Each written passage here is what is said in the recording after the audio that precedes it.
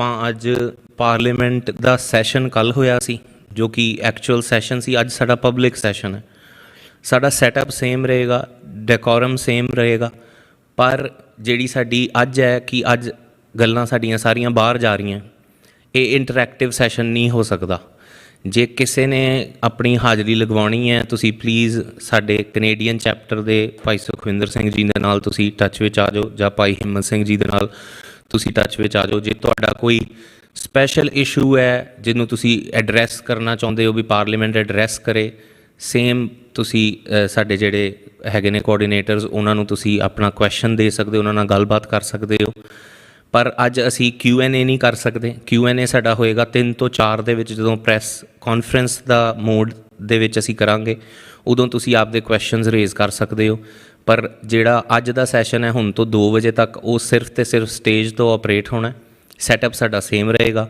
ਜੇ ਸਾਡੇ ਕੋਲ ਕੁਛ ਬੰਦੇ ਲਾਈਨ ਅਪ ਹੈਗੇ ਨੇ ਜਿਨ੍ਹਾਂ ਨੇ ਵੀਰਾਂ ਨੇ ਹਾਜ਼ਰੀ ਲਗਵਾਉਣੀ ਹੈ, ਜਿਨ੍ਹਾਂ ਨੇ ਕਾਊਂਸਿਲਸ ਦੀਆਂ ਅਪਡੇਟ ਦੇਣੀਆਂ, ਰੀਜਨ ਦੀਆਂ ਅਪਡੇਟ ਦੇਣੀਆਂ, ਅਤੇ ਕੁਛ ਸਾਡੇ ਕੋਲ ਅੱਜ ਗੈਸਟ ਸਪੀਕਰਸ ਨੇ। ਸੋ ਬੇਸਿਕਲੀ ਜੋ ਕੱਲ੍ਹ ਅਸੀਂ ਡਿਸਾਈਡ ਕੀਤਾ, ਉਹਦੇ 'ਚੋਂ ਜੋ ਅਸੀਂ ਪਬਲਿਕ ਕਰਨਾ ਚਾਹੁੰਦੇ ਹਾਂ, ਅੱਜ ਅਸੀਂ ਪਬਲਿਕ ਡੋਮੇਨ ਦੇ ਵਿੱਚ ਪੁਸ਼ ਕਰਾਂਗੇ। ਤੁਹਾਡੀ ਬਾਡੀ ਲੈਂਗੁਏਜ ਪਾਰਲੀਮੈਂਟੇਰੀਅਨ ਹੋਣੀ ਚਾਹੀਦੀ ਹੈ। ਕੱਲ੍ਹ ਅਸੀਂ ਕਾਫੀ ਕੈਜੂਅਲ ਮੋਡ 'ਚ ਗੱਲਬਾਤ ਕਰ ਰਹੇ ਸੀ, ਅਤੇ ਅੱਜ ਸਾਨੂੰ ਕਾਫੀ ਫਾਰਮਲ ਵੇ ਦੇ ਵਿੱਚ ਕਰਨਾ ਪਏਗਾ, ਬਿਕੋਜ਼ ਦੁਨੀਆ ਦੇਖ ਰਹੀ ਹੈ ਵੀ ਸਿੱਖਾਂ ਦੀ ਪਾਰਲੀਮੈਂਟ ਕਿੱਦਾਂ ਦੀ ਹੈ, ਸਿੱਖ ਕਿੱਦਾਂ ਆਪਰੇਟ ਕਰਦੇ ਨੇ। So we have to abide by the professional code of conduct. So ਆਪਣੀ ਬਾਡੀ ਲੈਂਗੁਏਜ ਤੁਸੀਂ ਬੈਕ ਆਪਣੀ ਆਪ ਸਟਰੇਟ ਕਰਕੇ ਬੈਠੋ, ਕਿਉਂਕਿ ਕੈਮਰਾ ਤੁਹਾਨੂੰ ਕਿਸੇ ਵੀ ਵੇਲੇ ਕਵਰ ਕਰ ਸਕਦਾ।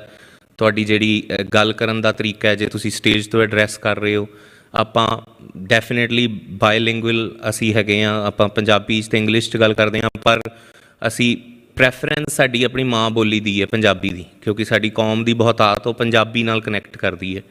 ਉਹਦੀ ਵਜ੍ਹਾ ਇਹ ਹੈ ਕਿ ਜਿੱਦਾਂ ਹੁਣ ਅਸੀਂ ਯੂਰਪ ਤੋਂ ਹਾਂ, ਜਦੋਂ ਅਸੀਂ ਉਹਨਾਂ ਨਾਲ ਇੰਗਲਿਸ਼ 'ਚ ਗੱਲ ਕਰਦੇ ਹਾਂ ਅਤੇ ਉਹ ਸਾਨੂੰ ਕਹਿੰਦੇ ਠੀਕ ਹੈ, ਫਿਰ ਅਸੀਂ ਵੀ ਫਰੈਂਚ 'ਚ ਗੱਲ ਕਰ ਲੈਂਦੇ ਹਾਂ ਜਾਂ ਸਪੈਨਿਸ਼ 'ਚ ਗੱਲ ਕਰ ਲੈਂਦੇ ਹਾਂ। ਉਹ ਕਹਿੰਦਾ ਤੁਸੀਂ ਪੰਜਾਬੀ ਬੋਲੋ, ਕਿਉਂਕਿ Punjabi is the one that binds us all ਟੁਗੈਦਰ।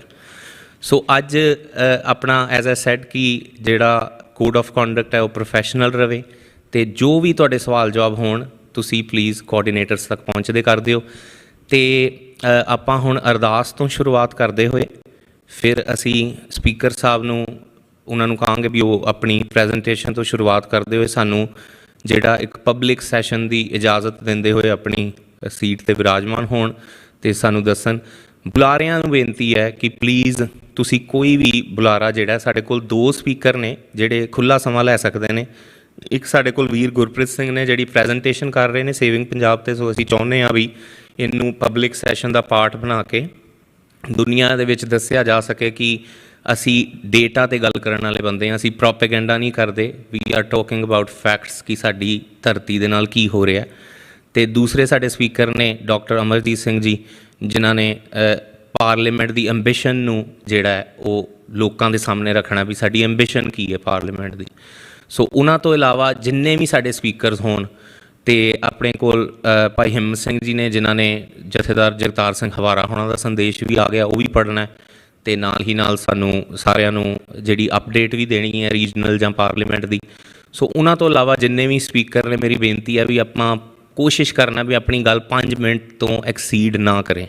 ਮੈਂ ਹੁਣ 5 ਮਿੰਟ ਕਹਿ ਰਿਹਾ ਅਤੇ 10 ਮਿੰਟ ਤਾਂ ਆਟੋਮੈਟਿਕਲੀ ਹੋ ਹੀ ਜਾਂਦੇ ਨੇ ਨਾ ਆਪਣੇ ਹਿਸਾਬ ਦੇ ਨਾਲ।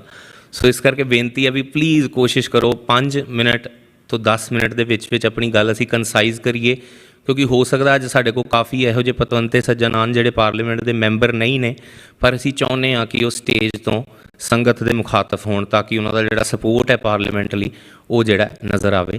ਜੇ ਕਿਸੇ ਦੇ ਕੋਈ ਕੁਐਸ਼ਨਸ ਹੈਗੇ ਨੇ ਇਸ ਵੇਲੇ ਤਾਂ ਤੁਸੀਂ ਪਲੀਜ਼ ਦੱਸ ਦਿਓ ਮੈਨੂੰ। ਠੀਕ ਹੈ ਜੀ, ਆਪਾਂ ਕਰੀਏ ਜੀ ਸ਼ੁਰੂਆਤ। ਸੋ ਬੇਨਤੀ ਹੈ ਲੋਕਪਾਲ ਸਿੰਘ ਜੀ ਨੂੰ ਕਿ ਉਹ ਅਰਦਾਸ ਕਰਨ ਤਾਂ ਕਿ ਆਪਾਂ ਸੈਸ਼ਨ ਦੀ ਫਾਰਮਲੀ ਸ਼ੁਰੂਆਤ ਕਰ ਸਕੀਏ। ਧੰਨਵਾਦ ਜੀ। ਵਾਹਿਗੁਰੂ ਜੀ ਕਾ ਖਾਲਸਾ, ਵਾਹਿਗੁਰੂ ਜੀ ਕੀ ਫਤਿਹ। ਤੁਮ ਪੈ ਅਰਦਾਸ ਜੀਓ ਪਿੰਡ ਸਭ ਤੇਰੀ ਆਸ, ਤੁਮ ਹਮ ਬਾਰਿਕ ਤੇਰੇ, ਤੁਮਰੀ ਕਿਰਪਾ ਮਹਿ ਸੁਖ ਕਨੇਰੇ। ਕੋਇ ਨ ਜਾਣੈ ਤੁਮਰਾ ਅੰਤ, ਉੱਚੇ ਤੇ ਊਚਾ ਭਗਵੰਤ। ਸਗਲ ਸਮਗਰੀ ਤੁਮਰੈ ਸੂਤਰ ਧਾਰੀ, तुम ते होए सो आज्ञाकारी। तुमरी गत मित तुम ही जानी, नानक दास सदा कुर्बानी। तुद आगे अरदास हमारी, जियो पिंड सब तेरा वाहिगुरु। कहो नानक सब तेरी वड्याई, कोई नाऊ न जाने मेरा वाहिगुरु। तीने ताप निवारण हारा, दुख हंता सुख रास। ताको बिघन न को लागे, जाकी प्रभ आगे अरदास। एक ओंकार श्री वाहिगुरु जी की फतेह। श्री भगवती जी सहाय। वार श्री भगवती जी की पातशाही दसवीं। प्रथम भगवती सिमर कै गुरु नानक लई ध्याए। फिर अंगद गुर ते अमरदास, रामदासें हुई सहाय। अर्जन हर गोबिंद नो सिमरो श्री हर राय। श्री हर कृष्ण ध्याइए, जिस डिठे सब दुख जाए। तेग बहादुर सिमरिए, घर नौ निद्या विधाए। सब थाई होए सहाय। दसवें पातशाह श्री गुरु गोबिंद सिंह साहिब जी, सब थाई होए सहाय। दसां पातशाहियां दी जोत, धन धन साहिब श्री गुरु ग्रंथ साहिब जी दे पाठ दीदार दा ध्यान धर के खालसा जी साहिब बोलो जी वाहिगुरू। पंजां प्यारियां चौहां साहिबजादियां, 40 मुक्तियां हठियां जपियां तपियां। जिन्ना नाम जपिया वंड के छकिया, देग चलाई तेग वाही, देख के अणडिठ कीता। तिन्हां प्यारियां सचियारियां दी पवित्र कमाई दा ध्यान धर के खालसा जी साहिब बोलो जी वाहिगुरू। जिन्हां ਸਿੰਘਾਂ ਸਿੰਘਣੀਆਂ ने धर्म हेत सीस दिते, बंद बंद कटाए, खोपड़ियां लोहाइयां, चरखड़ियां ते चढ़े, तन आरियां नाल चिराए। गुरद्वारियां दी सेवा लई कुर्बानियां कीतियां, सिੱਖੀ ਸਦਕ ਕੇਸਾਂ ਸਵਾਸਾਂ ਸੰਗ ਨਿਭਾਇਆ। ਤਿੰਨਾਂ ਸਮੂਹ ਸ਼ਹੀਦਾਂ ਸਿੰਘਾਂ ਸਿੰਘਣੀਆਂ ਦੀ ਪਾਵਨ ਪਵਿੱਤਰ ਕਮਾਈ ਦਾ ਧਿਆਨ ਧਰ ਕੇ ਖਾਲਸਾ ਜੀ ਸਾਹਿਬ ਬੋਲੋ ਜੀ। ਪੰਜਾਂ ਤਖਤਾਂ ਸਰਬੱਤ ਗੁਰਦੁਆਰਿਆਂ ਦਾ ਧਿਆਨ ਧਰ ਕੇ ਖਾਲਸਾ ਜੀ ਸਾਹਿਬ ਬੋਲੋ ਜੀ। प्रथमे सरबत खालसा जी की अरदास है जी। सरबत खालसा जी को वाहिगुरु वाहिगुरु वाहिगुरु चित आवे। चित आवन का सदका सर्ब सुख होवे। जहाँ जहाँ खालसा जी साहिब, तहाँ तहाँ रक्षा रियायत।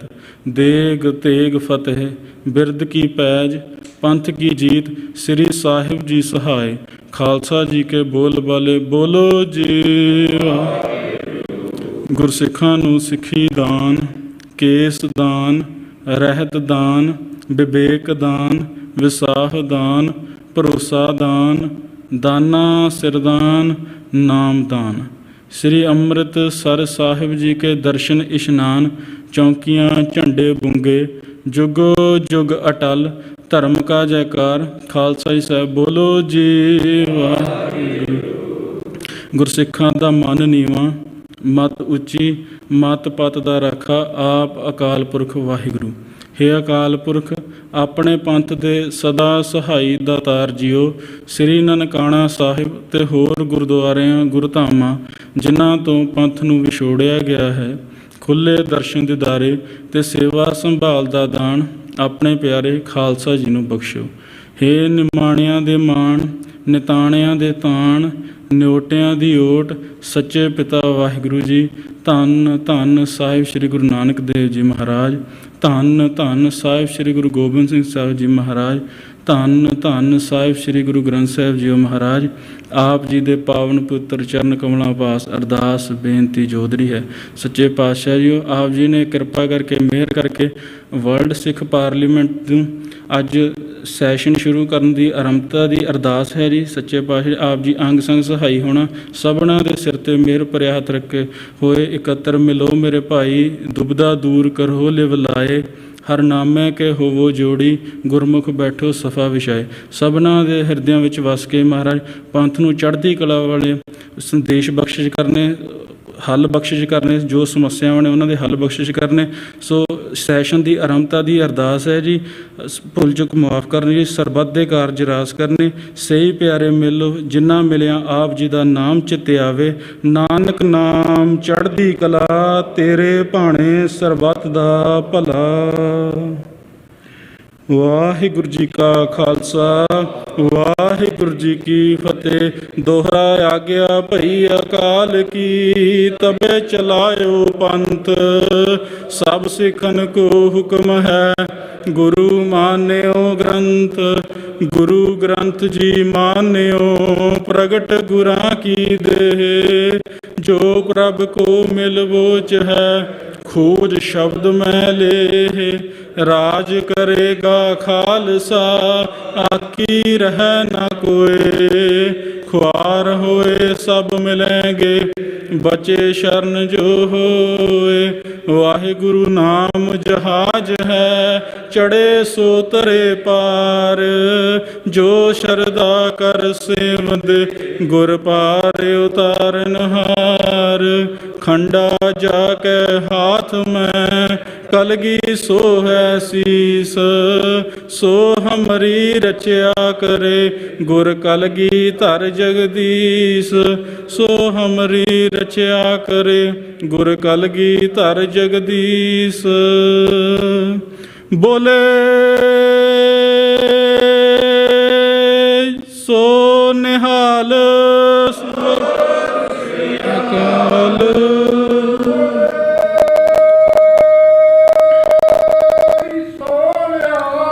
ਸਤਿ ਸ਼੍ਰੀ ਅਕਾਲ।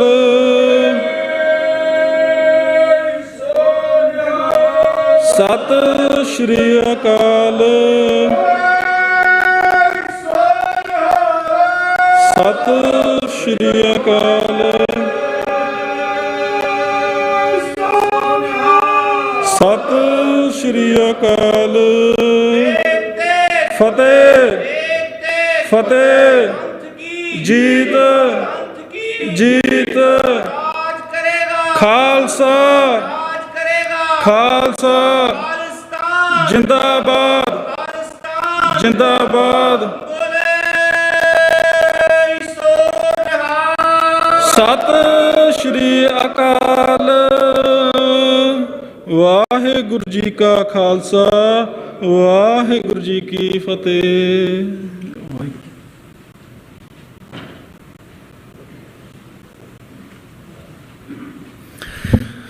ਦੇਸ਼ ਵਿਦੇਸ਼ ਵਿੱਚ ਜੁੜ ਬੈਠੀਆਂ ਸੰਗਤਾਂ ਜੋ ਅੱਜ ਸਾਨੂੰ ਵੱਖ-ਵੱਖ ਚੈਨਲਸ 'ਤੇ ਲਾਈਵ ਦੇਖ ਰਹੀਆਂ ਨੇ, ਆਪ ਜੀ ਨੂੰ ਪਾਰਲੀਮੈਂਟ ਦੀ ਟੀਮ ਵੱਲੋਂ ਜਿਉਂ ਇਉਂ ਆਖਦਿਆਂ ਹੋਇਆਂ ਮੇਰਾ ਨਾਮ ਭਾਈ ਮਨਪ੍ਰੀਤ ਸਿੰਘ, ਔਰ ਮੈਂ ਬੇਨਤੀ ਕਰਦਾ ਕਿ ਆਪ ਜੀ ਸਾਰਿਆਂ ਦਾ ਸਵਾਗਤ ਹੈ ਵਰਲਡ ਸਿੱਖ ਪਾਰਲੀਮੈਂਟ ਦੇ ਇਸ ਕਮਿਊਨਲ ਸੈਸ਼ਨ ਦੇ ਵਿੱਚ, ਇਸ ਪਬਲਿਕ ਸੈਸ਼ਨ ਦੇ ਵਿੱਚ। ਸੋ ਆਓ ਗੱਜ ਵੱਜ ਕੇ ਫਤਿਹ ਬੁਲਾਈਏ। ਵਾਹਿਗੁਰੂ ਜੀ ਕਾ ਖਾਲਸਾ, ਵਾਹਿਗੁਰੂ ਜੀ ਕੀ। ਅੱਜ ਦਾ ਸੈਸ਼ਨ ਸਾਡੇ ਕੁਛ ਇੱਕ ਸ਼ਹੀਦਾਂ ਨੂੰ ਸਮਰਪਿਤ ਹੈ, ਜਿਨ੍ਹਾਂ ਦੀ 30ਵੀਂ ਸ਼ਤਾਬਦੀ ਅੱਜ ਕੌਮ ਮਨਾ ਰਿਹਾ ਹੈ। ਤਲਵਿੰਦਰ ਸਿੰਘ ਪਰਮਾਰ, ਭਾਈ ਗੁਰਜੰਟ ਸਿੰਘ ਜੀ ਬੁੱਧ ਸਿੰਘ ਵਾਲਾ, ਸੁਖਦੇਵ ਸਿੰਘ ਜੀ ਬੱਬਰ, ਸੁਖਦੇਵ ਸਿੰਘ ਜੀ ਸੁੱਖਾ ਅਤੇ ਹਰਜਿੰਦਰ ਸਿੰਘ ਜੀ ਜਿੰਦਾ, ਜਿਨ੍ਹਾਂ ਦੀ ਅੱਜ ਅਸੀਂ ਸ਼ਤਾਬਦੀਆਂ ਮਨਾ ਰਹੇ ਹਾਂ। ਭਾਈ ਗੁਰਦਾਸ ਜੀ ਦੀ ਇੱਕ ਵਾਰ ਹੈ ਜਿਹਦੇ ਵਿੱਚ ਭਾਈ ਗੁਰਦਾਸ ਜੀ ਕਹਿੰਦੇ ਨੇ ਕਿ ਜੈਸੇ ਤਉ ਉਟਾਏ ਦਰਪਨ ਕੀਜੈ ਲੋਸਟ ਸੇਤੀ, ਤਾਂ ਤੇ ਕਰ ਗਹਿ ਮੁਖ ਦੇਖਤ ਸੰਸਾਰੋ ਜੀ। ਜਿਸ ਤਰ੍ਹਾਂ ਕਿ ਇੱਕ ਸ਼ੀਸ਼ਾ ਤਪਦਾ ਹੈ ਤਾਂ ਕਿ ਉਹਦੇ ਵਿੱਚ ਲੋਕ ਆਪਣਾ ਅਕਸ ਦੇਖ ਸਕਣ, ਉਸੇ ਤਰੀਕੇ ਇਹ ਸ਼ਹੀਦ ਸਾਡੇ ਲਈ ਨੇ। ਤਾਹੇ ਤੇ ਕਰ ਗਏ ਮੁਖ ਦੇਖਤ ਸੰਸਾਰੋ ਜੀ। ਉਸੇ ਤਰੀਕੇ ਦੇ ਨਾਲ ਇਹਨਾਂ ਸ਼ਹੀਦਾਂ ਨੇ ਆਪਣੇ ਆਪ ਨੂੰ ਤਪਾ ਕੇ, ਆਪਣੇ ਘਰ-ਬਾਰ ਤਬਾਹ ਕਰਕੇ ਸਾਨੂੰ ਇਹ ਜੀਵਨ ਦਿੱਤਾ, ਜਿਹਦੇ ਵਿੱਚ ਅਸੀਂ ਕੌਮ 'ਤੇ ਜਿਹੜੀ ਹੈ ਉਹ ਮਾਣ ਦੇ ਨਾਲ ਜਿਹੜੀ ਹੈ ਉਹ ਜੀ ਸਕੇ। ਸੋ ਆਓ ਅੱਜ ਉਹਨਾਂ ਨੂੰ ਯਾਦ ਕਰਦੇ ਹੋਏ ਇੱਕ ਜਕਾਰੇ ਨਾਲ ਇਸ ਸੈਸ਼ਨ ਦੀ ਸ਼ੁਰੂਆਤ ਕਰੀਏ। ਬੋਲੇ ਸੋ ਨਿਹਾਲ। ਸੋ ਸ਼ੁਰੂਆਤ ਦੇ ਵਿੱਚ ਮੈਂ ਬੇਨਤੀ ਕਰਦਾ ਸਾਡੇ ਕੋਆਰਡੀਨੇਟਰ ਵਰਲਡ ਸਿੱਖ ਪਾਰਲੀਮੈਂਟ ਦੇ ਭਾਈ ਹਿੰਮਤ ਸਿੰਘ ਜੀ, ਭਾਈ ਹਿੰਮਤ ਸਿੰਘ ਜੀ ਨੂੰ ਬੇਨਤੀ ਹੈ ਕਿ ਉਹ ਸਾਰਿਆਂ ਨੂੰ ਜਿਉਂ ਆਇਆਂ ਨੂੰ ਆਖਦੇ ਹੋਏ ਅਤੇ ਉਸ ਤੋਂ ਬਾਅਦ ਆਪਾਂ ਫਾਰਮਲੀ ਜਿਹੜਾ ਸੈਸ਼ਨ ਆਪਣੇ ਸਪੀਕਰ ਸਾਹਿਬ ਦੀ ਸਪੀਚ ਤੋਂ ਸ਼ੁਰੂ ਕਰਾਂਗੇ। ਵਾਹਿਗੁਰੂ ਜੀ ਕਾ ਖਾਲਸਾ, ਵਾਹਿਗੁਰੂ ਜੀ ਕੀ ਫਤਿਹ।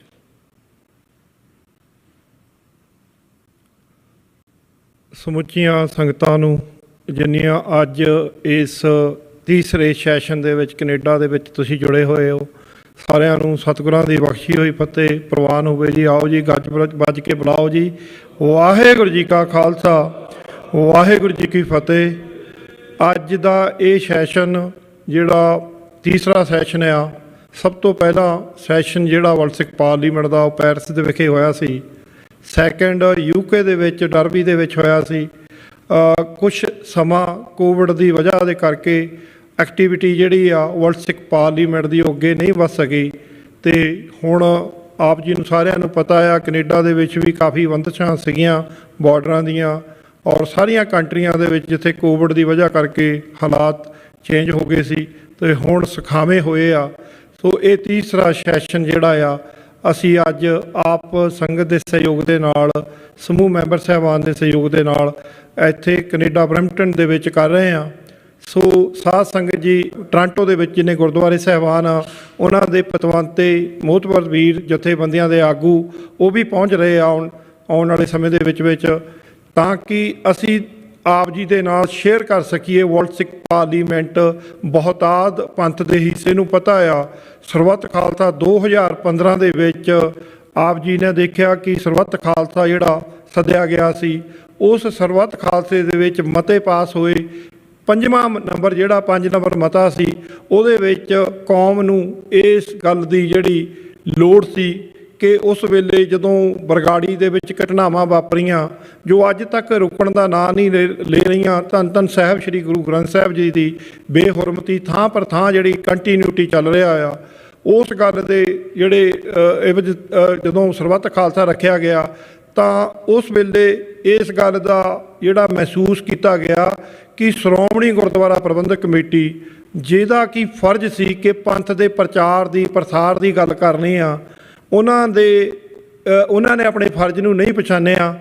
ਅੱਜ ਗਲੋਬਲੀ ਬਹੁਤ ਵੱਡੀ ਤਾਦਾਦ ਦੇ ਵਿੱਚ ਸਿੱਖ ਜਿਹੜਾ ਅਲੱਗ-ਅਲੱਗ ਵੱਡੀਆਂ ਕੰਟਰੀਆਂ ਦੇ ਵਿੱਚ ਰਹਿੰਦਾ ਆ, ਜਿੱਥੇ ਸਾਡੇ ਕੌਮੀ ਘਰ ਖਾਲਿਸਤਾਨ ਦਾ ਇਸ਼ੂ ਜਿਹੜੀ ਲੜਾਈ ਪੰਥ ਲੜ ਰਿਹਾ ਆ, ਉੱਥੇ ਸਾਡੀਆਂ ਗਲੋਬਲੀ ਜਿਹੜੀਆਂ ਪ੍ਰੋਬਲਮ ਉਹ ਵੀ ਵਧੀਆਂ। ਜਿਵੇਂ ਅਸੀਂ ਅਲੱਗ-ਅਲੱਗ ਕੰਟਰੀਆਂ ਦੇ ਵਿੱਚ ਗਏ ਆ ਤਾਂ ਫਿਰ ਇਸ ਗੱਲ ਦੀ ਲੋੜ ਸੀ ਕਿ ਵਰਲਡ ਸਿੱਖ ਪਾਰਲੀਮੈਂਟ ਬਣਾਈ ਜਾਵੇ। ਸੋ ਸਿੰਘ ਸਾਹਿਬ ਜਥੇਦਾਰ ਜਗਤਾਰ ਸਿੰਘ ਹਵਾਰਾ ਜੀ ਦੇ ਦਿਸ਼ਾ ਨਿਰਦੇਸ਼ਾਂ ਨਾਲ ਪੰਥ ਦਾ ਜਿਹੜਾ ਸੁਪਨਾ ਸੀ ਉਹਨੂੰ ਸਾਕਾਰ ਕਰਨ ਦੇ ਵਿੱਚ ਅੱਜ ਤੁਸੀਂ ਸਾਰੇ ਮੈਂਬਰ ਸਾਹਿਬਾਨ ਜੁੜੇ ਆ। ਕੱਲ੍ਹ ਦਾ ਜਿਹੜਾ ਸੈਸ਼ਨ ਸੀਗਾ ਉਹ ਜਿਵੇਂ ਸਾਡੇ ਸੈਕਟਰੀ ਸਾਹਿਬਾਨ ਨੇ ਦੱਸਿਆ ਉਹ ਮੈਂਬਰ ਸਾਹਿਬਾਨ ਦਾ ਸੀਗਾ। ਅੱਜ ਪਬਲਿਕ ਵਾਸਤੇ, ਸਾਰਿਆਂ ਵਾਸਤੇ ਜਿਹੜਾ ਓਪਨ ਰੱਖਿਆ ਗਿਆ ਆ। ਤਾਂ ਤੁਹਾਡੇ ਪਾਸ ਇੱਕ ਫੋਲਡਰ ਪਿਆ ਆ, ਇਹ ਤੁਸੀਂ ਨਾਲ ਲੈ ਕੇ ਜਾਣਾ। ਜਿੰਨੇ ਵੀਰ ਸਾਡੇ ਜਿਹੜੇ ਪਤਵੰਤੇ ਵੀ ਆਏ ਆ, ਇਹਦੇ ਵਿੱਚ ਬੇਸਿਕ ਇਨਫੋਰਮੇਸ਼ਨ ਜਿਹੜੀ ਆ ਵਰਲਡ ਸਿੱਖ ਪਾਰਲੀਮੈਂਟ ਦੀ ਹੈਗੀ ਆ। ਤੁਹਾਨੂੰ ਪਤਾ ਲੱਗੇ ਕਿ 10 ਕੌਂਸਲਾਂ ਆ, ਇਹਨੂੰ ਕਿਵੇਂ ਇਹਦਾ ਸਟਰਕਚਰ ਆ, ਕਿਵੇਂ ਇਹਨੇ ਰਨ ਕਰਨਾ ਆ, ਉਹਦੇ ਵਾਸਤੇ ਜਿੱਥੇ ਅਸੀਂ ਤੁਹਾਨੂੰ ਸਾਰੇ ਜਿਹੜੇ ਕੈਨੇਡਾ ਰੀਜਨ ਦੇ ਇਸ ਖਿੱਤੇ ਦੇ ਪਤਵੰਤੇ ਆ ਕਿ ਵਰਲਡ ਸਿੱਖ ਪਾਰਲੀਮੈਂਟ ਦੇ ਜਿਹੜੀ ਹੋਪ ਆ ਜਾਂ ਇਹਦਾ ਕੰਸੈਪਟ ਹੈ, ਇਹਨੂੰ ਅੰਡਰਸਟੈਂਡ ਕਰੀਏ ਅਤੇ ਇਹਨੂੰ ਦੁਨੀਆ ਦੇ ਕੋਨੇ-ਕੋਨੇ ਲੈ ਕੇ ਚੱਲੀਏ। ਸਾਨੂੰ ਇਸ ਸੰਸਥਾ ਦੀ, ਇਸ ਪਲੇਟਫਾਰਮ ਦੀ ਕੌਮ ਨੂੰ ਲੋੜ ਆ ਕਿ ਅਲੱਗ-ਅਲੱਗ ਕੰਟਰੀਆਂ ਦੇ ਵਿੱਚ ਅਸੀਂ ਰਹਿੰਦੇ ਹੋਏ, ਕੰਟਰੀਆਂ ਦੇ ਜਿਹੜੇ ਪ੍ਰਾਈਮ ਮਿਨਿਸਟਰ ਆ, ਜਿੱਥੇ ਪਾਲਿਸੀਆਂ ਘੜੀਆਂ ਜਾਂਦੀਆਂ, ਉਹਨਾਂ ਦੇ ਨਾਲ ਰਾਬਤੇ ਕੰਮ ਕਰੇ ਜਾਣ। ਸਾਡੀ ਜਿਹੜੀ ਰੈਕੋਗਨੇਸ਼ਨ ਆ ਸਿੱਖ ਧਰਮ ਦੀ, ਕੌਮ ਦੀ, ਉਸ ਗੱਲ ਨੂੰ ਅਸੀਂ ਜਿਹੜੀਆਂ ਸਾਡੀਆਂ ਡਾਇਸਪੋਰਾ ਦੇ ਵਿੱਚ ਪ੍ਰੋਬਲਮਾਂ ਆ ਜਿਹੜੀਆਂ, ਉਹਦੇ ਨਾਲ ਅਸੀਂ ਕੌਮੀ ਘਰ ਖਾਲਿਸਤਾਨ ਬਾਰੇ ਵੀ, ਸਿੱਖ ਧਰਮ ਬਾਰੇ ਵੀ, ਸਿੱਖੀ ਬਾਰੇ ਵੀ ਅਵੇਅਰਨੈਸ ਦੁਨੀਆ ਦੇ ਕੋਨੇ-ਕੋਨੇ ਲੈ ਕੇ ਜਾਣਾ ਆ। ਸੋ ਮੈਂ ਜ਼ਿਆਦਾ ਸਮਾਂ ਨਾ ਲੈਂਦਾ ਹੋਇਆ ਆਪ ਜੀ ਜਿੰਨੇ ਸਮੂਹ ਅੱਜ ਪਤਵੰਤੇ ਜੁੜੇ ਆ ਅਤੇ ਸਮੁੱਚੇ ਸਾਡੀਆਂ ਭੈਣਾਂ, ਨੌਜਵਾਨ, ਸਾਡੇ ਵੀਰ ਸਾਰੇ, ਤੁਹਾਨੂੰ ਸਾਰਿਆਂ ਨੂੰ ਜੀਓ ਆਇਆਂ ਨੂੰ ਕਹਿੰਦੇ ਆ। ਤੁਹਾਡਾ ਇੱਕ ਕਦਮ ਚੱਲ ਕੇ ਆਉਣ 'ਤੇ ਬਹੁਤ ਧੰਨਵਾਦ। ਅਤੇ ਅੱਗੇ ਬੇਨਤੀ ਜੋ ਹੈ ਅੱਜ ਦੇ ਸੈਸ਼ਨ ਦੀ, ਭਾਈ ਤੁਹਾਨੂੰ ਮਨਪ੍ਰੀਤ ਸਿੰਘ ਜੀ ਉਹਨੇ ਦੱਸਣਗੇ। ਭੁੱਲਾਂ ਚੁੱਕਿਆਂ ਲਈ ਖਿਮਾ ਜੀ। ਵਾਹਿਗੁਰੂ ਜੀ ਕਾ ਖਾਲਸਾ, ਵਾਹਿਗੁਰੂ ਜੀ ਕੀ ਫਤਿਹ। ਅੱਜ ਦੇ ਇਸ ਪਬਲਿਕ ਸੈਸ਼ਨ ਦੀ ਸ਼ੁਰੂਆਤ ਕਰਦੇ ਹਾਂ ਮੈਂ ਸਾਡੇ ਮਾਣਯੋਗ ਸਪੀਕਰ ਸੁਨੀਤ ਸਿੰਘ ਜੀ ਤੁੱਲੀ, ਜਿਨ੍ਹਾਂ ਨੇ ਕੱਲ੍ਹ ਸਾਰਾ ਦਿਨ ਇਸ ਸੈਸ਼ਨ ਨੂੰ ਮੋਡਰੇਟ ਕਰਨ ਦੀ ਸੇਵਾ ਨਿਭਾਈ। ਮੈਂ ਬੇਨਤੀ ਕਰਦਾ ਸਾਡੇ ਕੈਨੇਡਾ ਰੀਜਨ ਦੇ ਸੁਨੀਤ ਸਿੰਘ ਜੀ ਤੁੱਲੀ ਨੂੰ ਕਿ ਉਹ ਪਾਰਲੀਮੈਂਟ ਦੀ ਨੀਡ ਅਤੇ ਉਹਦੇ ਕੰਸੈਪਟ ਨੂੰ ਆਪ ਜੀ ਸਾਰਿਆਂ ਦੇ ਸਨਮੁਖ ਰੱਖਣ। ਮਾਣਯੋਗ ਸਪੀਕਰ ਸਾਹਿਬ ਸੁਨੀਤ ਸਿੰਘ ਜੀ ਤੁੱਲੀ।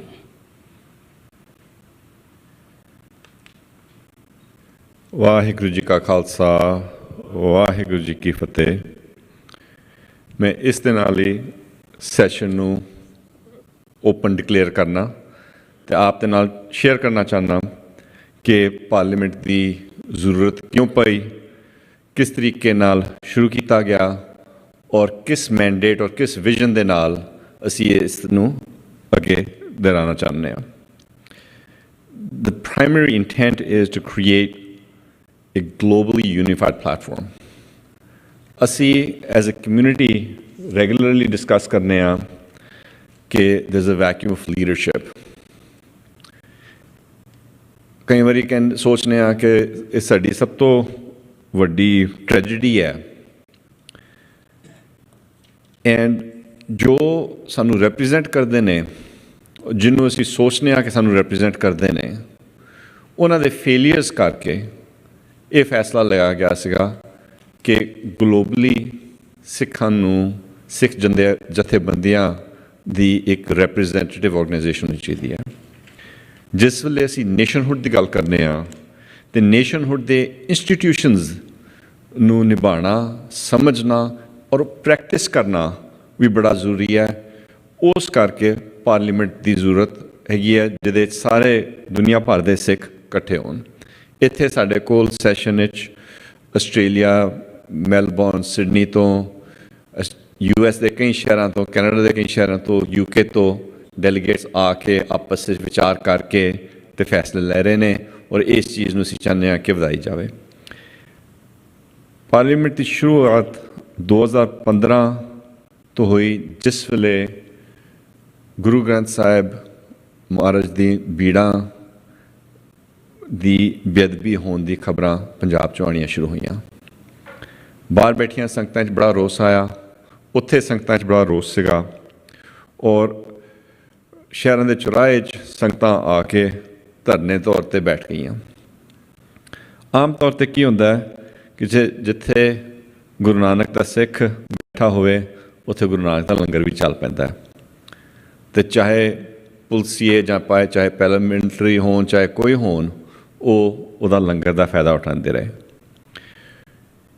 ਪਰ ਜਿਸ ਵੇਲੇ ਹਕੂਮਤ ਨੂੰ ਇਹਨਾਂ ਦਾ ਖਤਰਾ ਲੱਗਿਆ ਤਾਂ ਉਹੀ ਜਿਹੜੇ ਲੰਗਰ ਉੱਥੇ ਛਕਦੇ ਸਨ, ਉਹਨਾਂ ਨੇ ਗੋਲੀਆਂ ਦੀ ਵਰਛਾਤ ਕਰਕੇ ਸਿੰਘ ਸ਼ਹੀਦ ਕੀਤੇ ਔਰ ਇਸ ਚੀਜ਼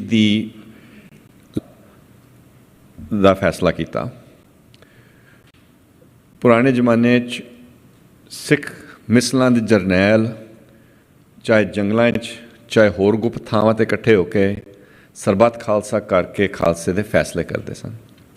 ਇਸ ਵਾਰੀ ਕੁਝ ਰੈਜ਼ੋਲੂਸ਼ਨਸ ਡਰਾਫਟ ਕੀਤੀਆਂ ਗਈਆਂ, ਦੁਨੀਆ ਭਰ ਦੇ ਵੱਖਰੀਆਂ ਥਾਵਾਂ 'ਤੇ ਸਰਬੱਤ ਖਾਲਸੇ ਤੋਂ ਪਹਿਲੇ ਜਥੇਬੰਦੀਆਂ ਨੇ ਇਕੱਠੇ ਹੋ ਕੇ ਉਹ ਰੈਜ਼ੋਲੂਸ਼ਨਸ 'ਤੇ ਵਿਚਾਰ ਕੀਤੀ ਔਰ ਨਵੰਬਰ 10, 2015 ਜਿੱਥੇ ਮੇਰੀ ਸੋਚ ਵਿੱਚ ਇਸ ਸਦੀ ਦੇ ਸਭ ਤੋਂ ਜ਼ਿਆਦਾ ਸਿੱਖ ਖਾਲਸੇ ਦੀ ਇਕੱਤਰਤਾ ਹੋਈ, ਉੱਥੇ ਇਹ ਫੈਸਲੇ ਲਏ ਗਏ। ਉਹਦੇ ਵਿੱਚ ਕੁਝ ਜੋ ਅਹਿਮ ਫੈਸਲੇ ਸੀਗੇ ਉਹ ਸੀਗੇ ਕਿ ਕਰੰਟ ਜਿਹੜੇ ਜਥੇਦਾਰ ਤਖਤਾਂ ਦੇ ਅਪੁਆਇੰਟ ਕੀਤੇ ਗਏ ਨੇ ਉਹ ਡਿਸਮਿਸ ਕੀਤੇ ਜਾਣ। ਭਾਈ ਜਗਤਾਰ ਸਿੰਘ ਹਵਾਰਾ ਨੂੰ ਅਕਾਲ ਤਖਤ ਦਾ ਜਥੇਦਾਰ ਥਾਪਿਆ ਜਾਵੇ ਔਰ ਥੋੜ੍ਹਾ ਚਿਰ ਲਈ ਕੁਝ ਕਾਰਜਕਾਰੀ, ਕੁਝ ਇੰਟੈਰਮ ਜਥੇਦਾਰ ਹੋਣ। ਬਟ ਇਸ ਮੂਵਮੈਂਟ ਨੂੰ ਡਾਇਸਪੋਰਾ ਵਿੱਚ ਔਰ ਗਲੋਬਲੀ ਅੱਗੇ ਮੂਵਮੈਂਟ ਨੂੰ ਅੱਗੇ ਤੋਰਨ ਲਈ ਔਰ ਸਿੱਖਾਂ ਦੀ ਇੱਕ ਤਰੀਕੇ ਨਾਲ ਪਾਰਲੀਮੈਂਟ ਸੈਟਅਪ ਕਰਨ ਲਈ ਵਰਲਡ ਸਿੱਖ ਪਾਰਲੀਮੈਂਟ ਦੀ ਸੈਟਅਪ ਹੋਵੇ। ਇਹ ਜਿਹੜੇ ਮਤੇ ਸੀਗੇ ਉਹਦੇ ਮਤਾ ਨੰਬਰ 5 ਵਰਲਡ ਸਿੱਖ ਪਾਰਲੀਮੈਂਟ ਦਾ ਸੀਗਾ। ਭਾਈ ਜਗਤਾਰ ਸਿੰਘ ਹਵਾਰਾ ਦੀ ਲੀਡਰਸ਼ਿਪ ਨੂੰ ਜੋ ਉਸ ਥਾਂ ਦੇ ਉੱਤੇ ਉਸ ਲੱਖਾਂ ਦੀ ਤਾਦਾਦ ਵਿੱਚ ਖੁਸ਼ੀ ਨਾਲ ਸੰਗਤ ਵੱਲੋਂ ਸੰਬੋਧਨ ਕੀਤਾ ਗਿਆ, ਉਹ ਉਹਨਾਂ ਦੀ ਮੈਚਿਓਰਿਟੀ, ਉਹਨਾਂ ਦੀ ਕੁਰਬਾਨੀ, ਉਹ ਸਾਰੇ ਸਾਡੇ ਅੱਗੇ ਹੈ ਔਰ ਅਸੀਂ ਇਹਨਾਂ ਕਈ ਸਾਲਾਂ ਤੋਂ ਦੇਖਦੇ ਹਾਂ ਕਿ ਚਾਹੇ ਕਿਸ ਇਸ਼ੂ ਦੇ ਉੱਤੇ ਨੁਕਤਾਚੀਨੀ ਹੋਵੇ, ਉਹਨਾਂ ਦੀ ਲੀਡਰਸ਼ਿਪ ਅਨਕੁਐਸਚਨਡ ਹੈ। ਵਰਲਡ ਸਿੱਖ ਪਾਰਲੀਮੈਂਟ ਦਾ ਜਿਹੜਾ ਰੋਲ ਹੈ, is not to be another Jathebandi, is not to be an organization of activists, but instead be an organization of activist organizations, is a collection and a platform of activist organizations. ਅਸੀਂ Khalsa aid, United ਸਿੱਖ relief ਜਾਂ ਹੋਰ ਜਥੇਬੰਦੀਆਂ ਦਾ ਕੰਮ ਨਹੀਂ ਕਰਨਾ ਚਾਹੁੰਦੇ। ਅਸੀਂ ਚਾਹੁੰਦੇ ਹਾਂ ਕਿ ਉਹ ਜਥੇਬੰਦੀਆਂ ਇੱਕ ਪਲੇਟਫਾਰਮ ਵਿੱਚ ਇੱਕ ਦੂਸਰੇ ਨਾਲ ਇਕੱਠੇ ਹੋ ਕੇ ਵਿਚਾਰ ਕਰਕੇ ਕਈ ਚੀਜ਼ਾਂ 'ਚ ਸਹਿਮਤ ਹੋਣਗੀਆਂ, ਸ਼ਾਇਦ ਕਈ ਇਸ਼ੂਜ਼ ਦੇ ਉੱਤੇ ਸਹਿਮਤ ਨਹੀਂ ਹੋਣ, ਪਰ ਇੱਕ ਪਲੇਟਫਾਰਮ ਦੇ ਉੱਤੇ ਪੰਥਕ ਕਾਰਜਾਂ ਨੂੰ, ਇਹ ਜਿਹੜੇ ਬੜੇ ਸੀਰੀਅਸ ਮੈਟਰਸ ਨੇ ਜਿਹੜੇ ਅਸੀਂ ਹਰ ਰੋਜ਼ ਡੀਲ ਕਰਨੇ ਆ, ਉਹਨਾਂ ਨੂੰ ਉਸ ਪਲੇਟਫਾਰਮ 'ਤੇ ਅੱਗੇ ਤੋਰ ਸਕਣ। ਇਹ ਇੱਕ ਸਟ੍ਰੈਟੇਜਿਕ ਰੋਲ ਹੈ ਵਰਲਡ ਸਿੱਖ ਪਾਰਲੀਮੈਂਟ ਦਾ, ਔਰ ਜੋ ਇਹਦੇ ਇਸ ਸਟੇਜ 'ਤੇ ਡੈਲੀਗੇਟਸ ਨੇ ਉਹ ਵੱਖ-ਵੱਖ ਜਥੇਬੰਦੀਆਂ ਤੋਂ ਨੇ ਜਾਂ ਹੋਰ ਗੁਰਸਿੱਖ ਵੀਰ ਨੇ, ਭੈਣਾਂ ਨੇ ਜੋ ਆਪਣੀ ਹਉਮੈ, ਆਪਣੀ ਕਿਸੇ ਦੇ ਨਾਲ ਗੁੱਸਾ ਗਿਲਾ ਪਿਛਲੇ 40 ਸਾਲਾਂ ਦਾ ਇੱਕ ਪਾਸੇ ਛੱਡ ਕੇ ਸਿੱਖ ਪੰਥ ਦੇ ਕਾਰਜਾਂ ਨੂੰ ਅੱਗੇ ਤੋਰਨਾ ਚਾਹੁੰਦੀ ਹੈ। ਆਪ ਸਭ ਦਾ ਸਵਾਗਤ। Thank you so much for coming. ਔਰ ਬੇਨਤੀ ਹੈ ਕਿ ਜੇ ਤੁਸੀਂ ਵਰਲਡ ਸਿੱਖ ਪਾਰਲੀਮੈਂਟ ਦੇ ਵਿੱਚ ਇਸ ਵਿਜ਼ਨ ਨੂੰ ਪ੍ਰੋਸੀਡ ਕਰਨ ਲਈ, ਅੱਗੇ ਕਰਨ ਲਈ ਕੁਝ ਹਿੱਸਾ ਦੇ ਸਕਦੇ ਹੋ ਤਾਂ ਆਪ 'ਤੇ ਬਹੁਤ ਬਹੁਤ ਧੰਨਵਾਦੀ ਹੋਵਾਂਗੇ। ਵਾਹਿਗੁਰੂ ਜੀ ਕਾ ਖਾਲਸਾ, ਵਾਹਿਗੁਰੂ ਜੀ ਕੀ ਫਤਿਹ।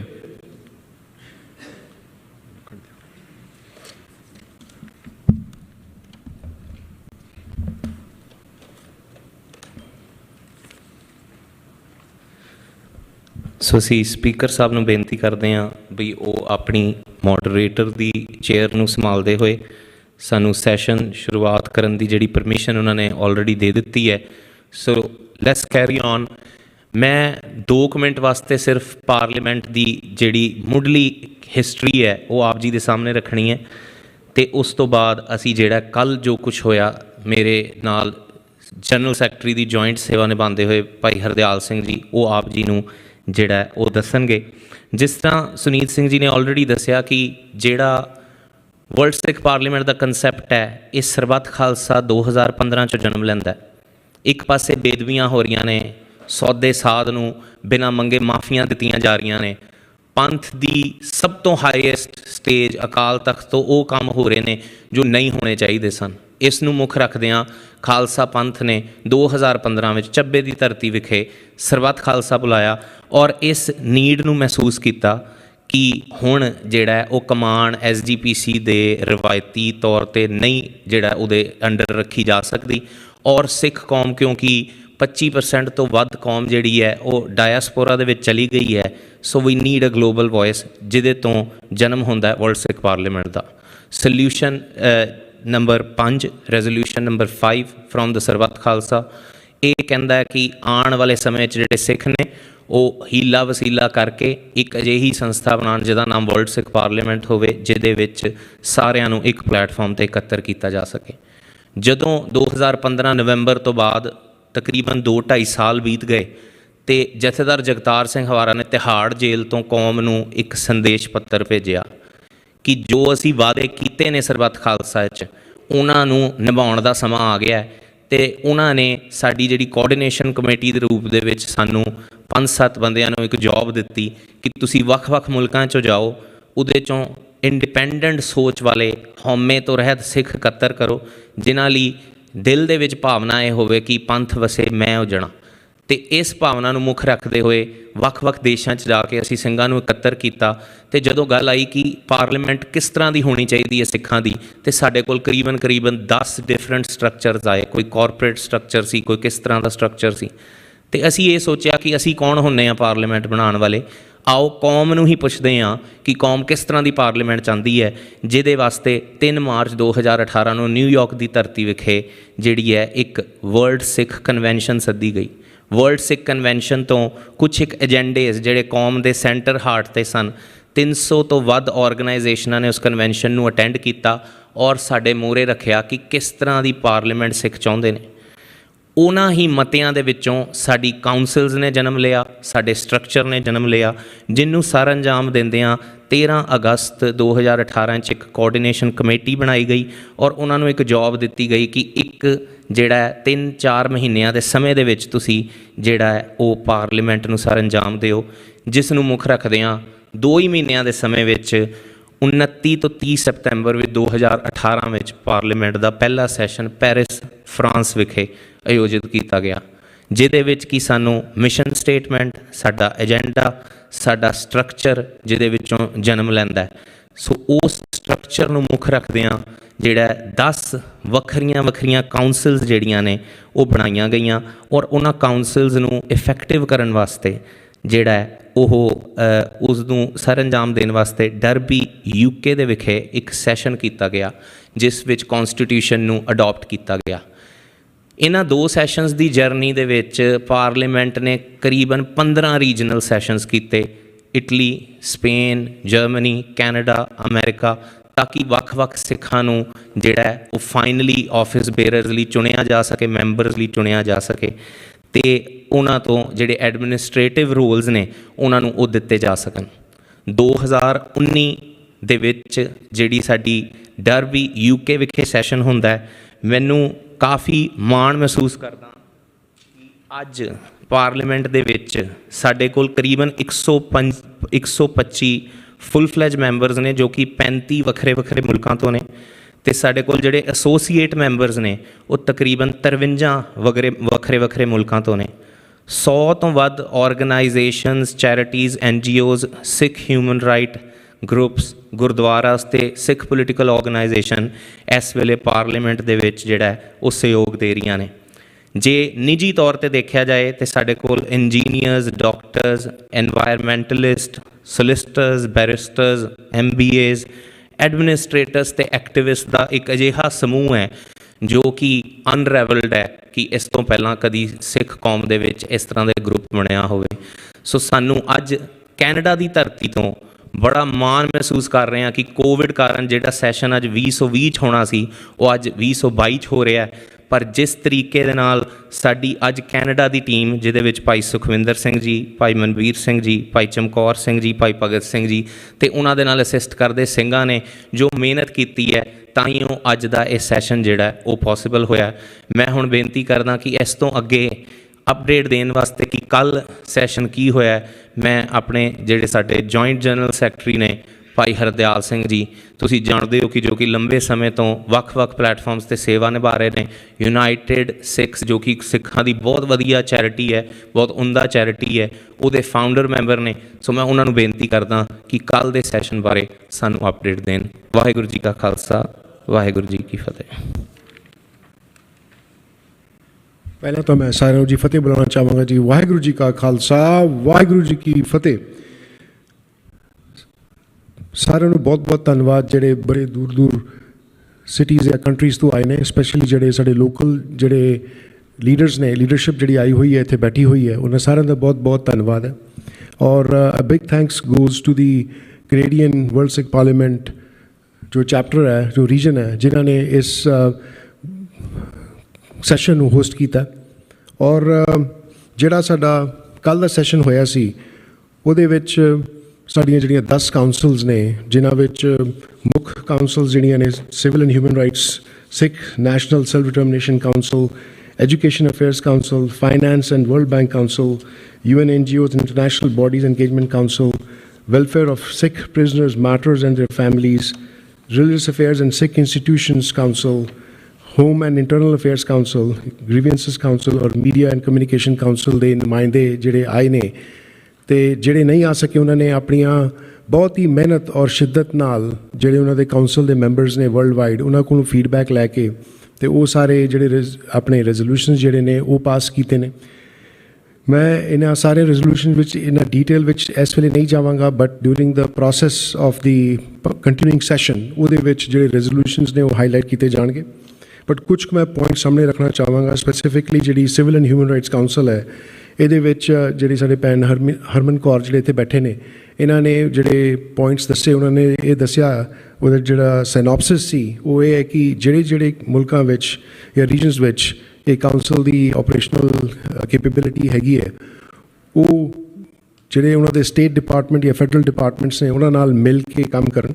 ਜਿਹੜੀਆਂ ਸਿੱਖਾਂ ਦੀਆਂ ਕਰੰਟ ਸਿਚੁਏਸ਼ਨਸ ਹੈਗੀਆਂ ਨੇ related to our political rights, our civil and human rights, ਜਾਂ ਜਿਹੜੇ ਹੋਰ ਵੀ ਸਾਡੇ ਇਕਨੋਮਿਕ ਰਾਈਟਸ ਹੈਗੇ ਨੇ, ਉਹਨਾਂ ਦੇ ਉੱਤੇ ਚਾਨਣਾ ਪਾਉਣ ਔਰ ਆਪਣੇ ਹੱਕਾਂ ਦੀ ਗੱਲ ਜਿਹੜੀ ਹੈ ਉਹਨਾਂ ਮੁਲਕਾਂ ਨਾਲ ਕਰਨ।